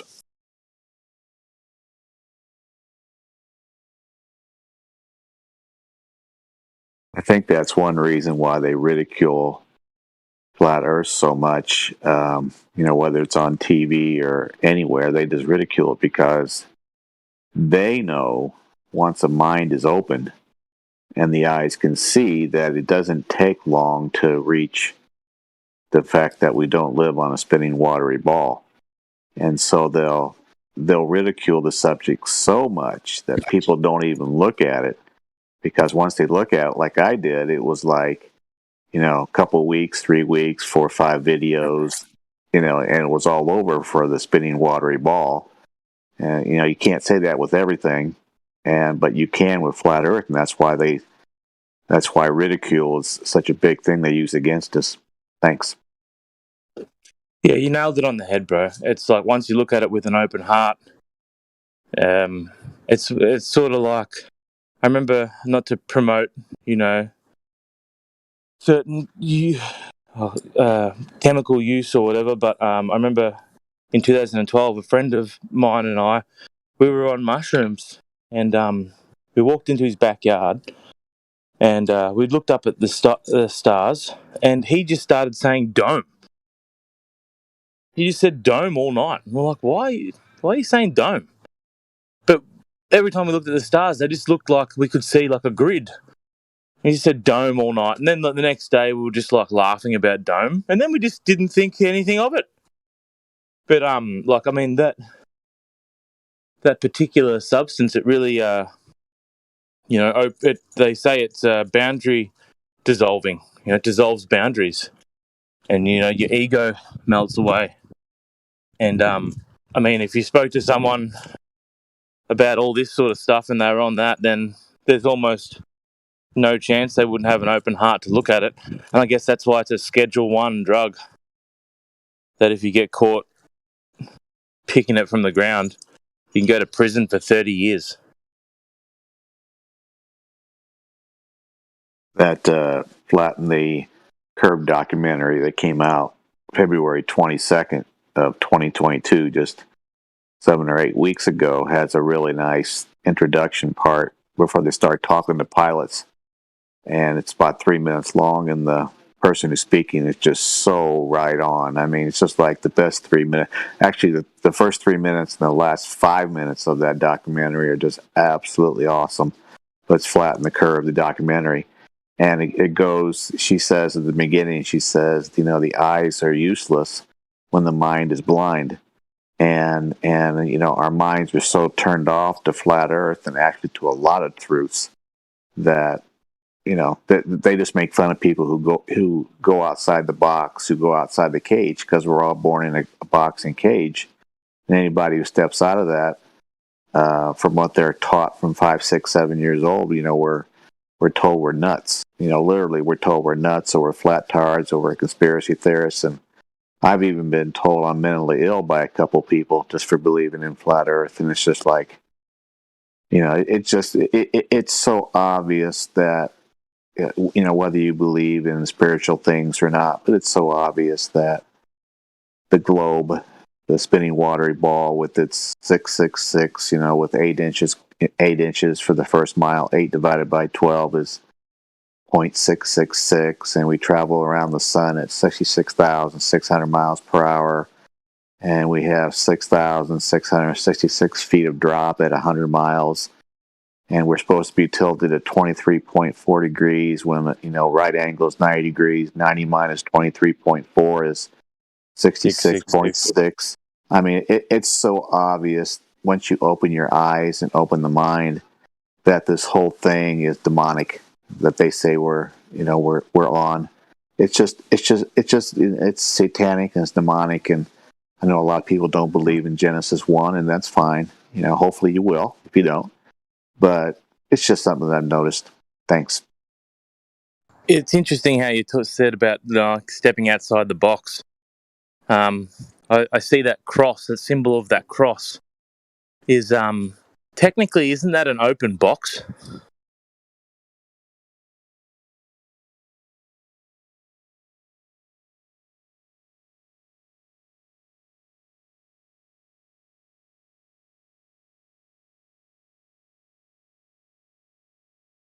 Sorry for getting a little bit Christian-y.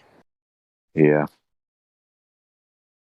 I appreciate Discord because they're running up against some tough stuff when it comes down from the governments of the world and from so they have to watch what, and sadly, controlled speech is not free speech, but that's what we have now.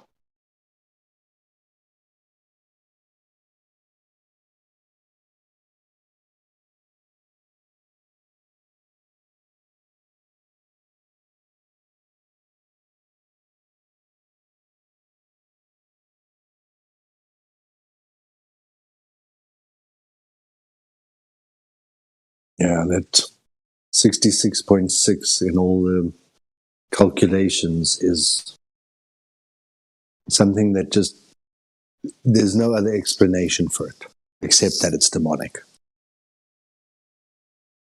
But then when you start to really dig into it a bit, like the 23.4 degrees, the 23.4 degrees is actually split into two 13.2 degree sections. The middle center point is the equator. So the sun drifts 13.2 degrees to the left of the equator, and it drifts 13.2 degrees to the right of the equator. Combined, that's 26.4. But then in their minds, they drew a globe Earth with this popsicle stick through the center of it, that they can now assert that 26 or 23.4 is off of the upright angle by 23.4 to try and make the maths work. But it's actually two 13s with the equator dividing it in the center. So what we observed is that there is a difference between the solar maximum at winter and the solar maximum at summer of this 23.4 degrees. That is measurable. But the assumption that it comes off of a 90-degree square base and that it's this planet that's been tilted, that's all assumptive based. But the fact that it still comes out at the 66.6 just makes me laugh, that it's like they can't avoid but stumbling back into that number over and over and over. Maybe they love it, but even when I repeat it to my Christian friends, they look at me as though I'm the crazy satanic person trying to find that number. And it's ludicrous, because you're not searching out that number. You're simply showing them how frequently that number comes up in their model. But they look at you as the protagonist or the person who's created the number.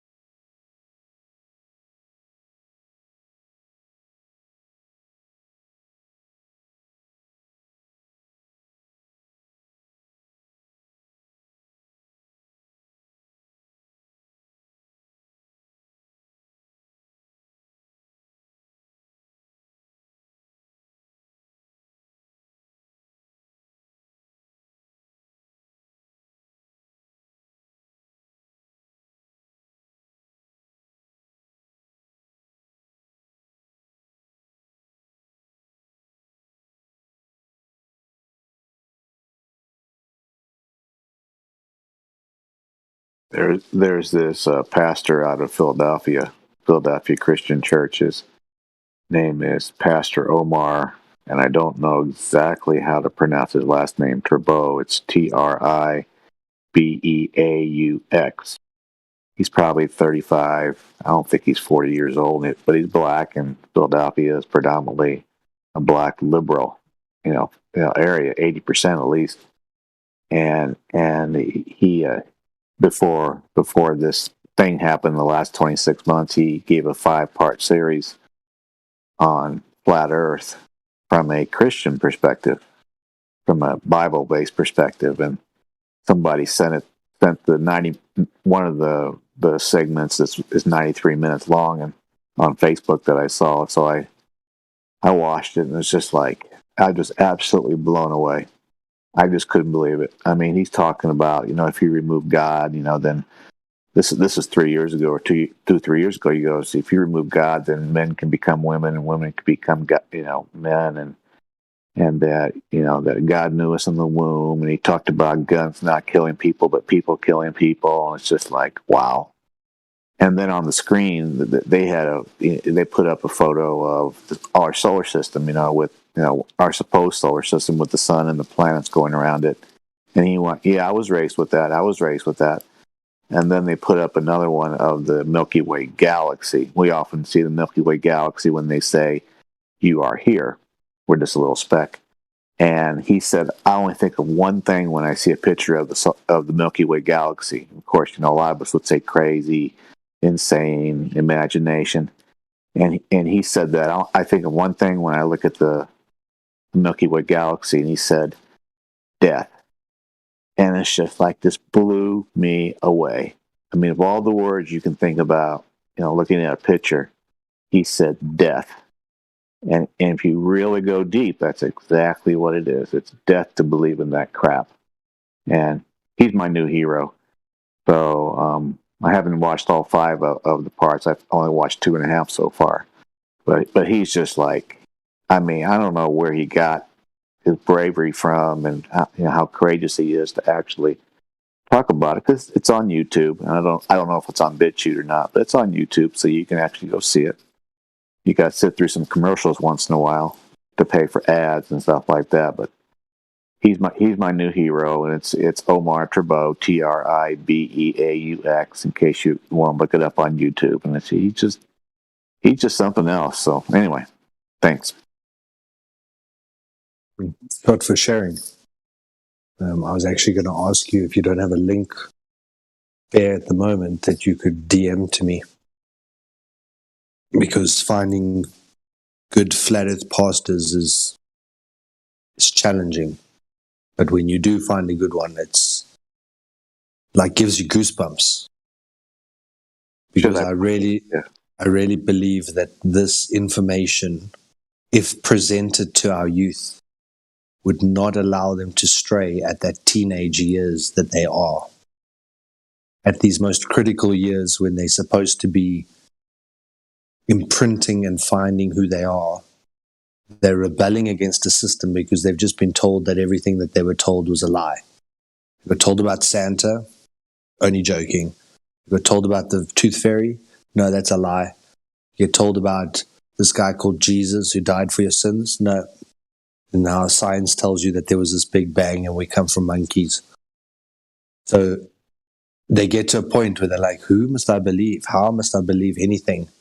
And it's designed to actually put you into a state of spin so that you're ready to obey your next master.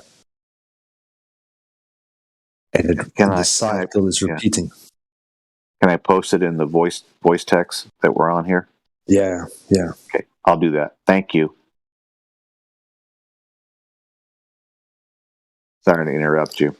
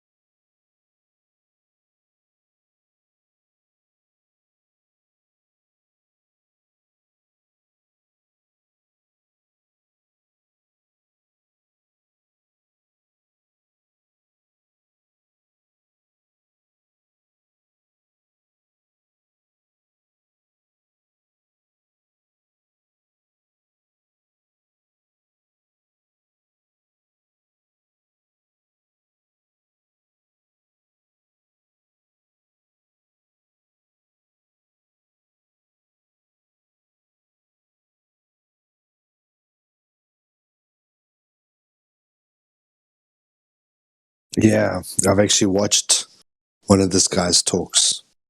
Very inspiring.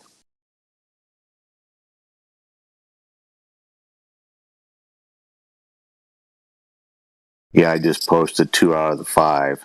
I think I have 4 out of the 5 on my.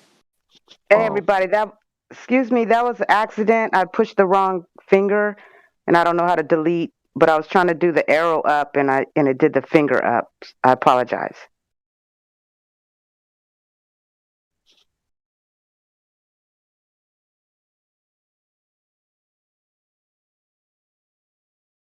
Yeah, I think if you go to YouTube, you can probably find all 5. So I posted 2 out of the 5, and so it's I think the one is 93 minutes long, and the other one is like 84 minutes long.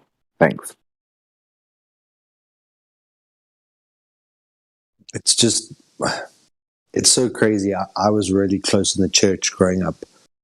My youth pastor took me aside one day and said to me, "You're going to do something like bringing people to the Lord or being a pastor."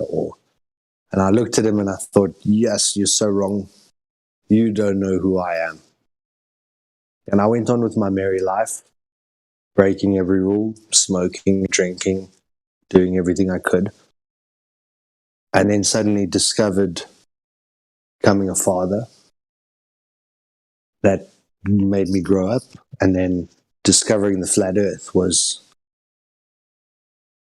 one of the most profound moments. And since then, you realize that there is a creator of this amazing creation and that you have been neglecting him or your relationship or who you could be through him.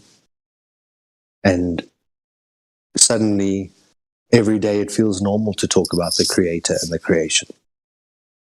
And it's so strange how in my youth I thought it was impossible. Who would want to talk about the creator every day? And yet it's become so natural, so normal, something that I actually want to do.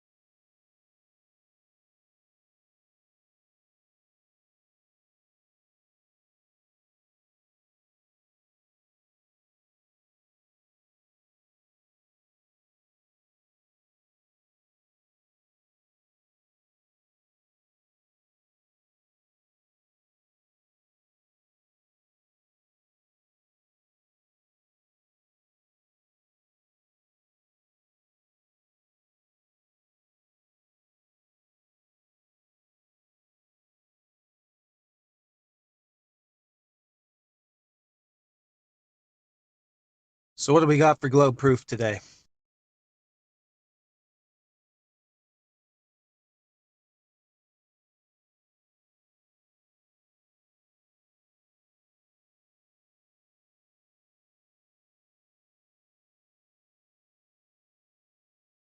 There's only one man in the house who can bring it. I think it's Sindri.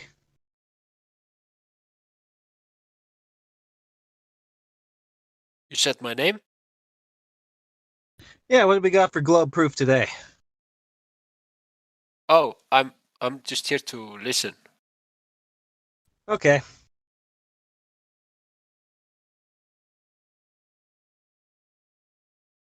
I don't always argue, you know. I'm just here to argue. All right. No, I'm good today. I'm not arguing today. I just wanted to listen. That's fair. You're always the bad guy who asks for the globe proof.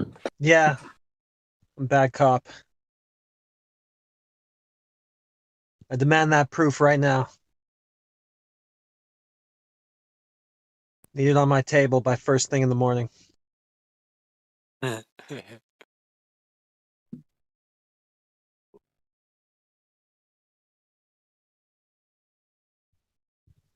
Have you examined any of the information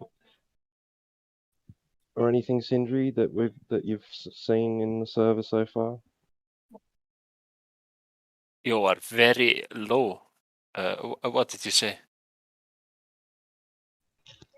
I was just asking if you've examined any of information, evidence, proofs that we've provided in the server, and how do you feel about it so far?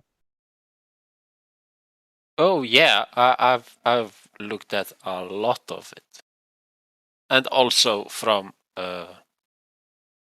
other people that believe the Earth is flat that are not on the server.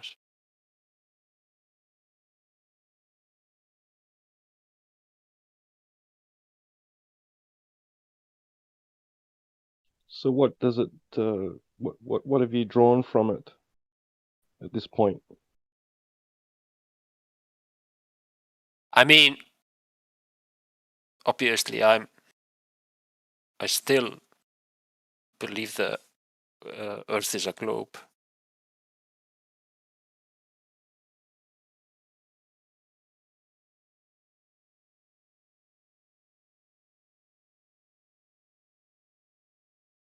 Must be a real good reason for that.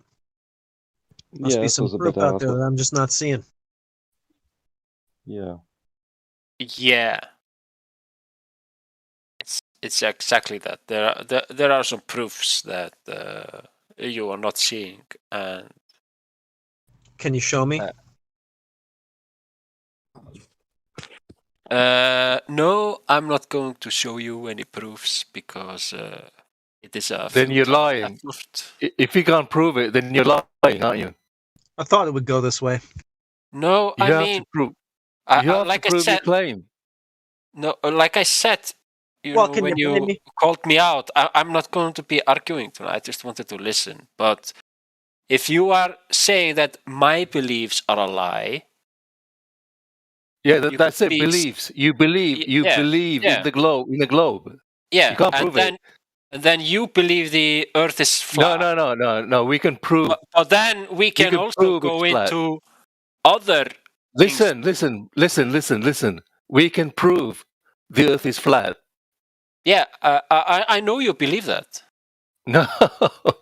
Do you know the difference between belief and proof? Yeah. Yeah. FE, flat Earth, is not a belief. Well, I said that there must be some proof out there that I'm just not seeing, and you're like, correct, there is. There's proof out there that you're just not seeing, but I can't show you. So, can you blame me? No, I don't blame you. All right. I am not going to be providing proofs for anything or anything. Like I said, I was listening. you believe. You rather than prove the globe, you'd rather believe in it, right? From my point of view, I think it has been proved. Yeah, but you're not telling us how. Yeah, where can we see this proof? I want to see it. Come on. No, guys, you're not hearing me. I'm not here to counter your claims or anything. I'm just here to listen. That's weird. Where's the fun in that? Why can't I listen in the Flat Earth Discord server without being countering everything Why can't you you say? share your globe proofs? I want to see them. Come on. I don't have a proof to share. Oh. You can't prove it. So it's just a belief then, yeah? I'll take that as a concession. Don't they call that pulling No, it? It's a belief, bro. It's a belief. Yeah, I mean, you I believe know. in the globe. Yeah, I know that's your take on it. Doesn't seem to have much of a basis. That's okay. It's just our take on it. Don't worry about it, guys. Yeah, I think something's lost in translation. You know, and obviously you don't know the difference between proof and belief. No, I absolutely do. But like I said, I am not going to be proving anything to you guys because that needs preparation. I need to have everything ready beforehand. You came unprepared, did you? I never You've have been to saying prepare that for anything. a long time. Yeah, When you can because prepare yourself. I wasn't going to be debating anything. I just came here to listen. And? Yeah, you know, listen, some people would say gravity or, you know, ISS, outer space, you know, satellites. I just want to say, like, previously there were guys talking about religious stuff. Not everyone here is religious. No. I can guarantee that. Oh, no. So Did why we do that? why aren't you attacking them for their beliefs? When did they ever say that their beliefs were fact? They never ever said their beliefs were fact. That's the difference. I just came here for Earth curve proof, though, and I thought you might be the guy to have it, so I was just getting my hopes up there, and now they've all been Oh down. no! I'm not Yeah, you that just guy. shattered all of our dreams, bro. We really thought you had something there. That was a song a long time, wasn't it? Shattered all your dreams. How many hours have we Anyway. wasted on this one? You know, you can shut down the server, you know, with just one. We're going to shut it down. Yep. That's all we need, yeah. It was finally our chance to shut her down, but nope, false alarm. Yeah, false alarm. Yeah, we had a little false alarm yesterday, too. Yeah. No, it like I said, I'm not here to. Yeah, you know that feeling that just We're all came through your so mind? tired That of little giggle? searching for globe That's how proof. we... Come on, help a brother out. Well, I would ask that, you know, he said that there's reasons that we're not seeing or proofs that we're not seeing. So I would ask that, is it that we're not seeing them, or that you're not seeing how they are fallacious or debunked? It could be either one. I mean, it could be that I am wrong and I'm just blind, or it could be that you are wrong. being You are honest. blind. You give him credit for that. Yeah, can I just ask you, can you prove curvature, spin, gravity? Just those three things. Well, I'm excited for this. I'm not going to be providing proof for anything, but based on my studies, So you came here to talk or listen, but you're talking, and you came here to what? no, I came here to listen, and you called me out. Well, that's because we want to know what you're thinking. We want to know where you stand. But when you don't have any evidence for it, then what are you doing? Then you're just coming in here with belief and telling us we're wrong. How does that work? And you guys are here with a belief and telling me I am wrong. Knowledge. No, we're here with a knowing and an understanding. We know and understand something different than what we used to. We used to be in your shoes, but And if we you take looked, us seriously we and listen to us, investigated. we'd probably show you why we believe that. We were in your shoes. I know. before. We looked, we investigated, we checked the numbers, we poured through the evidence, and it's not there for the globe. So we no longer believe the bullshit. Okay, that's fine. Also, you said you can prove the globe. No, Wouldn't you agree that when there's something is true, that it has evidence for it, regardless of whether or not that's in hard or difficult evidence? It still has evidence, right? There's still proof of it, and it gets kept somewhere, right? Like the secret formula for Coca-Cola. It's somewhere in a vault, right? We know that it doesn't not exist, right? We know it has to exist for Coca-Cola to exist, right? Yeah.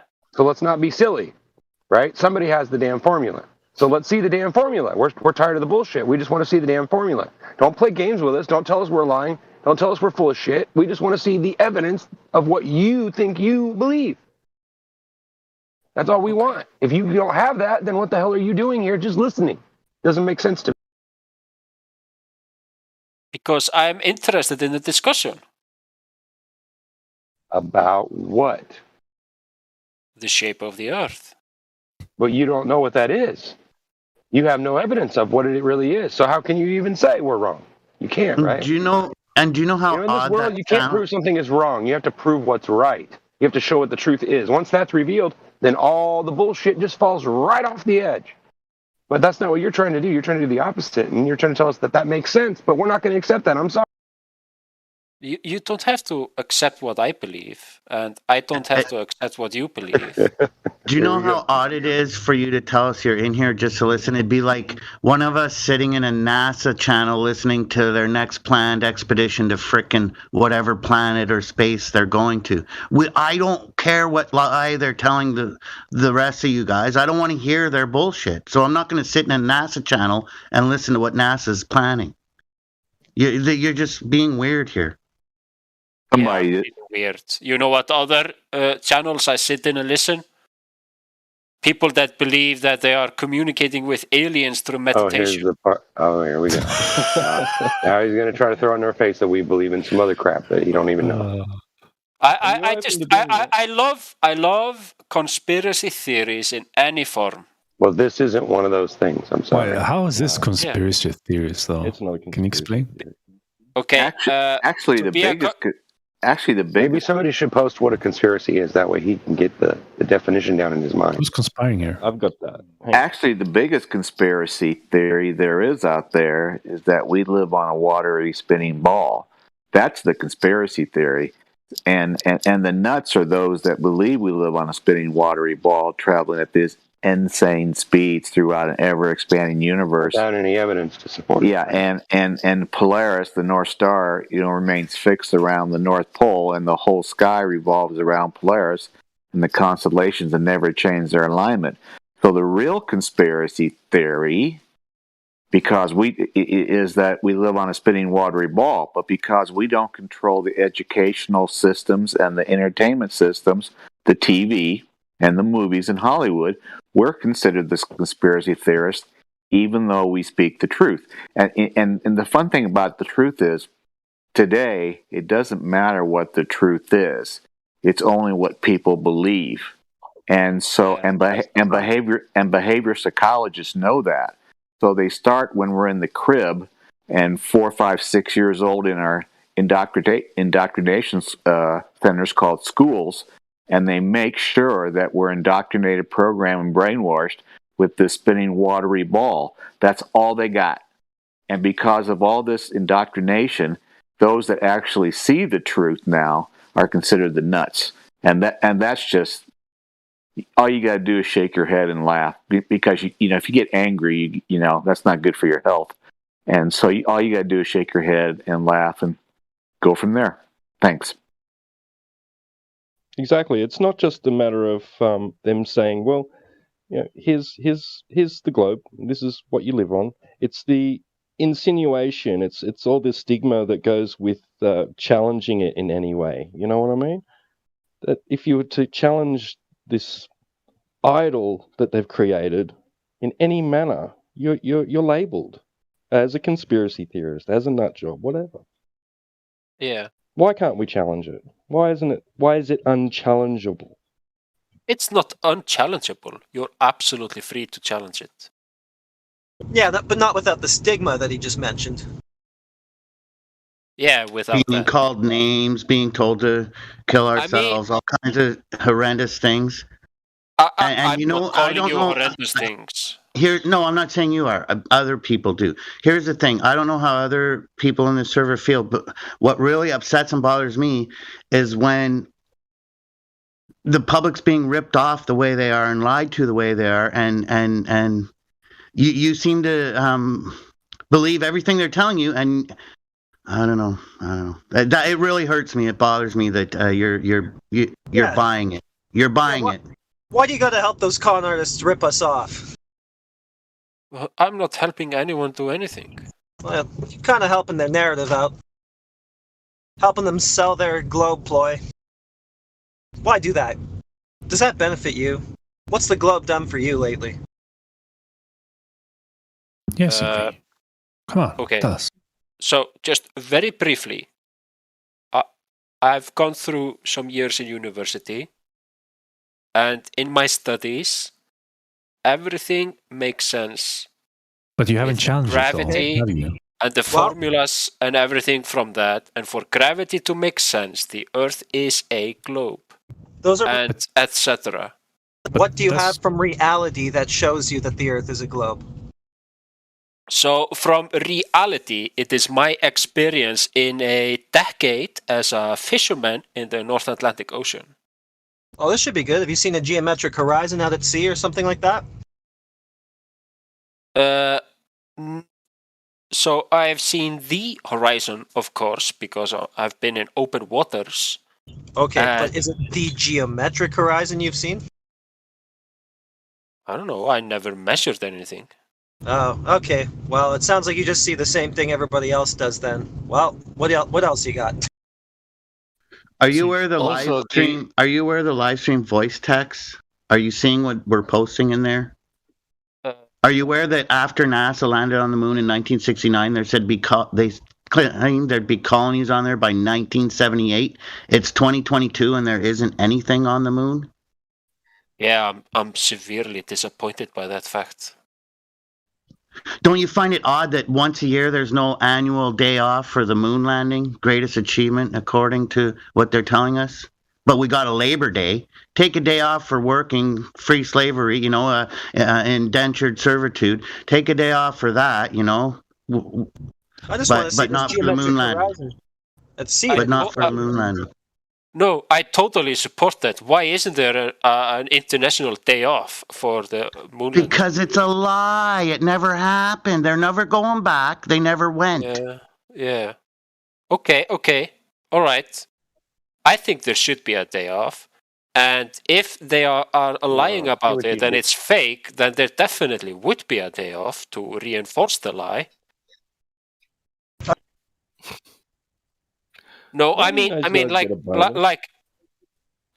I'm just participating in a discussion. We're throwing back and forth, Yeah, but that's not the way to determine whether or not the Earth is a globe. The way to do it would be to look at its surface, measure it, and see if those surface measurements conform to the globe model. Do they? I haven't done it personally. As a fisherman, right, you should know that oceans are level.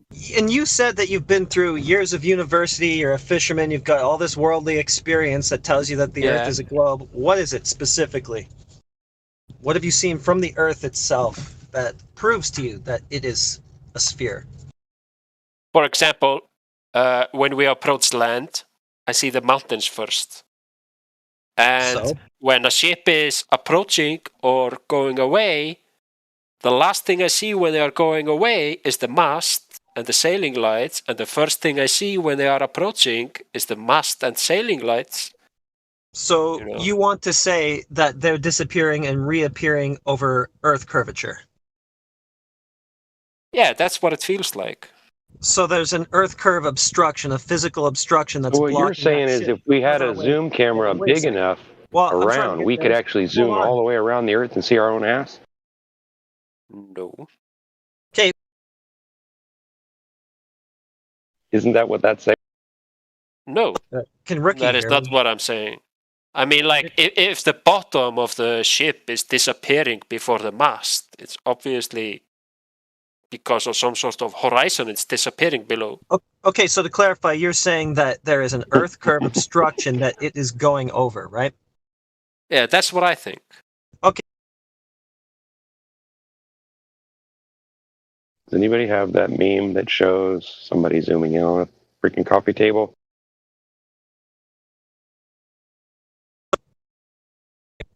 Now, I thought that coffee table was curved, at a certain, 8 inches square, blah, blah, blah. But I guess I thought a 6-foot coffee table would definitely not curve things away from you and disappear from the bottom up. Because if that were true, then that means that thing that we see in the ocean is just an anomaly, isn't it? I don't know why anybody with any sort of sense who is educated and wants to know about this stuff they're not educated, they're lying about it. Okay, so I just want to get to the point with this guy here. Okay. So, why is it then, like these guys are bringing up to you, that you can just zoom it back in if it's supposed to be blocked by a physical Earth curve obstruction? How would that be possible if it's being physically obstructed? If it's being physically obstructed. He's going to say refraction. Yeah, that was what I was going to say. Wait for it. Yeah, there you go. Hey, here we go. That's what.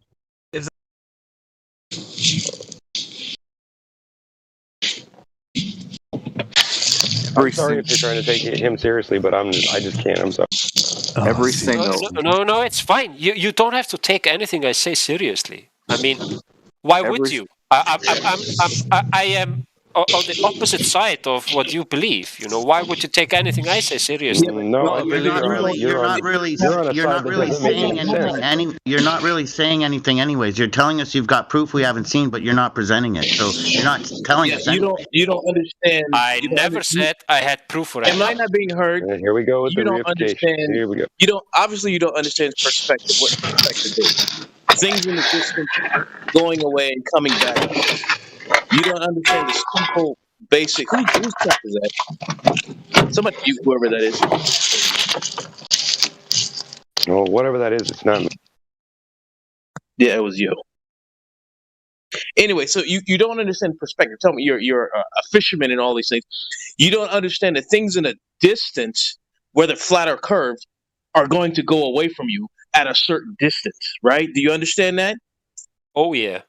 Okay, so obviously, when you're over water, what's usually the problem with water? Why you can't see as far in water? What do you think usually obstructs your view when you're looking at a distance across water?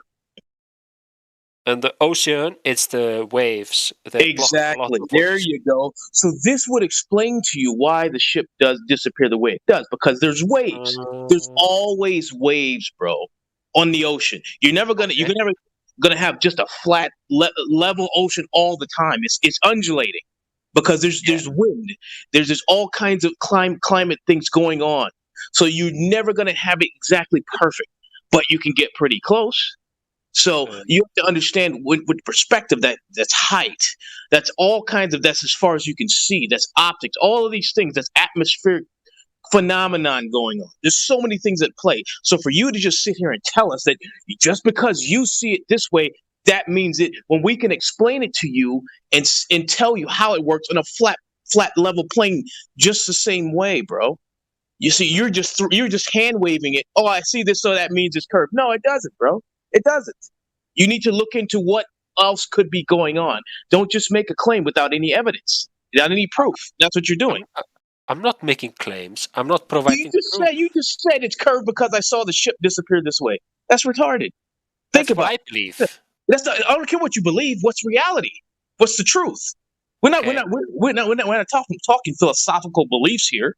We're talking about reality, dude. That's the world we live in. That's why we're questioning everything, because we live in that world, dude. Yeah, we know it's hard to believe that people who believe the Earth is flat are actually have their head together, but it just happens to be true. No, I mean, I respect everything you guys are doing. You are trying to make sense of things, like based on how things are as you see it, and I absolutely applaud it. I would like more people to be thinking this way. Does it make sense, though, to assume that ships are disappearing over Earth curvature if you can just zoom them back in with a high-powered lens? I mean, the same argument. Where I could see Norway from where I live, but I can't. Okay, you're moving the goalposts, and you also didn't answer the question. Yep. Yeah. I roll. That's fine. Yeah, so if the reason it disappeared is because it got blocked by the physical obstruction of Earth curvature, why are you able to zoom it back in? Because the lens is zooming it in. So they're seeing over a curve? Sindiri. Down and around a curve? A physical Sindiri, blockage that's in front of you? Yeah. Do you see 5:49 after the hour? Okay, there we go. Yeah, 5:49 after the hour, I posted a GIF. Are you looking at it in live stream voice text there, Sindiri? Yeah. Okay. So watch that over and over and tell me at what point is it Earth curvature making the thing disappear, or is it just because you're getting further and further away? How is it that we can zoom in and see the boat and zoom out and no longer see the boat? How is that Earth curve in between? We can see, now let me tell you, it's line of sight. From the shore to the boat, it's line of sight. There is an obstruction because we can see it clearly. So it zooms back out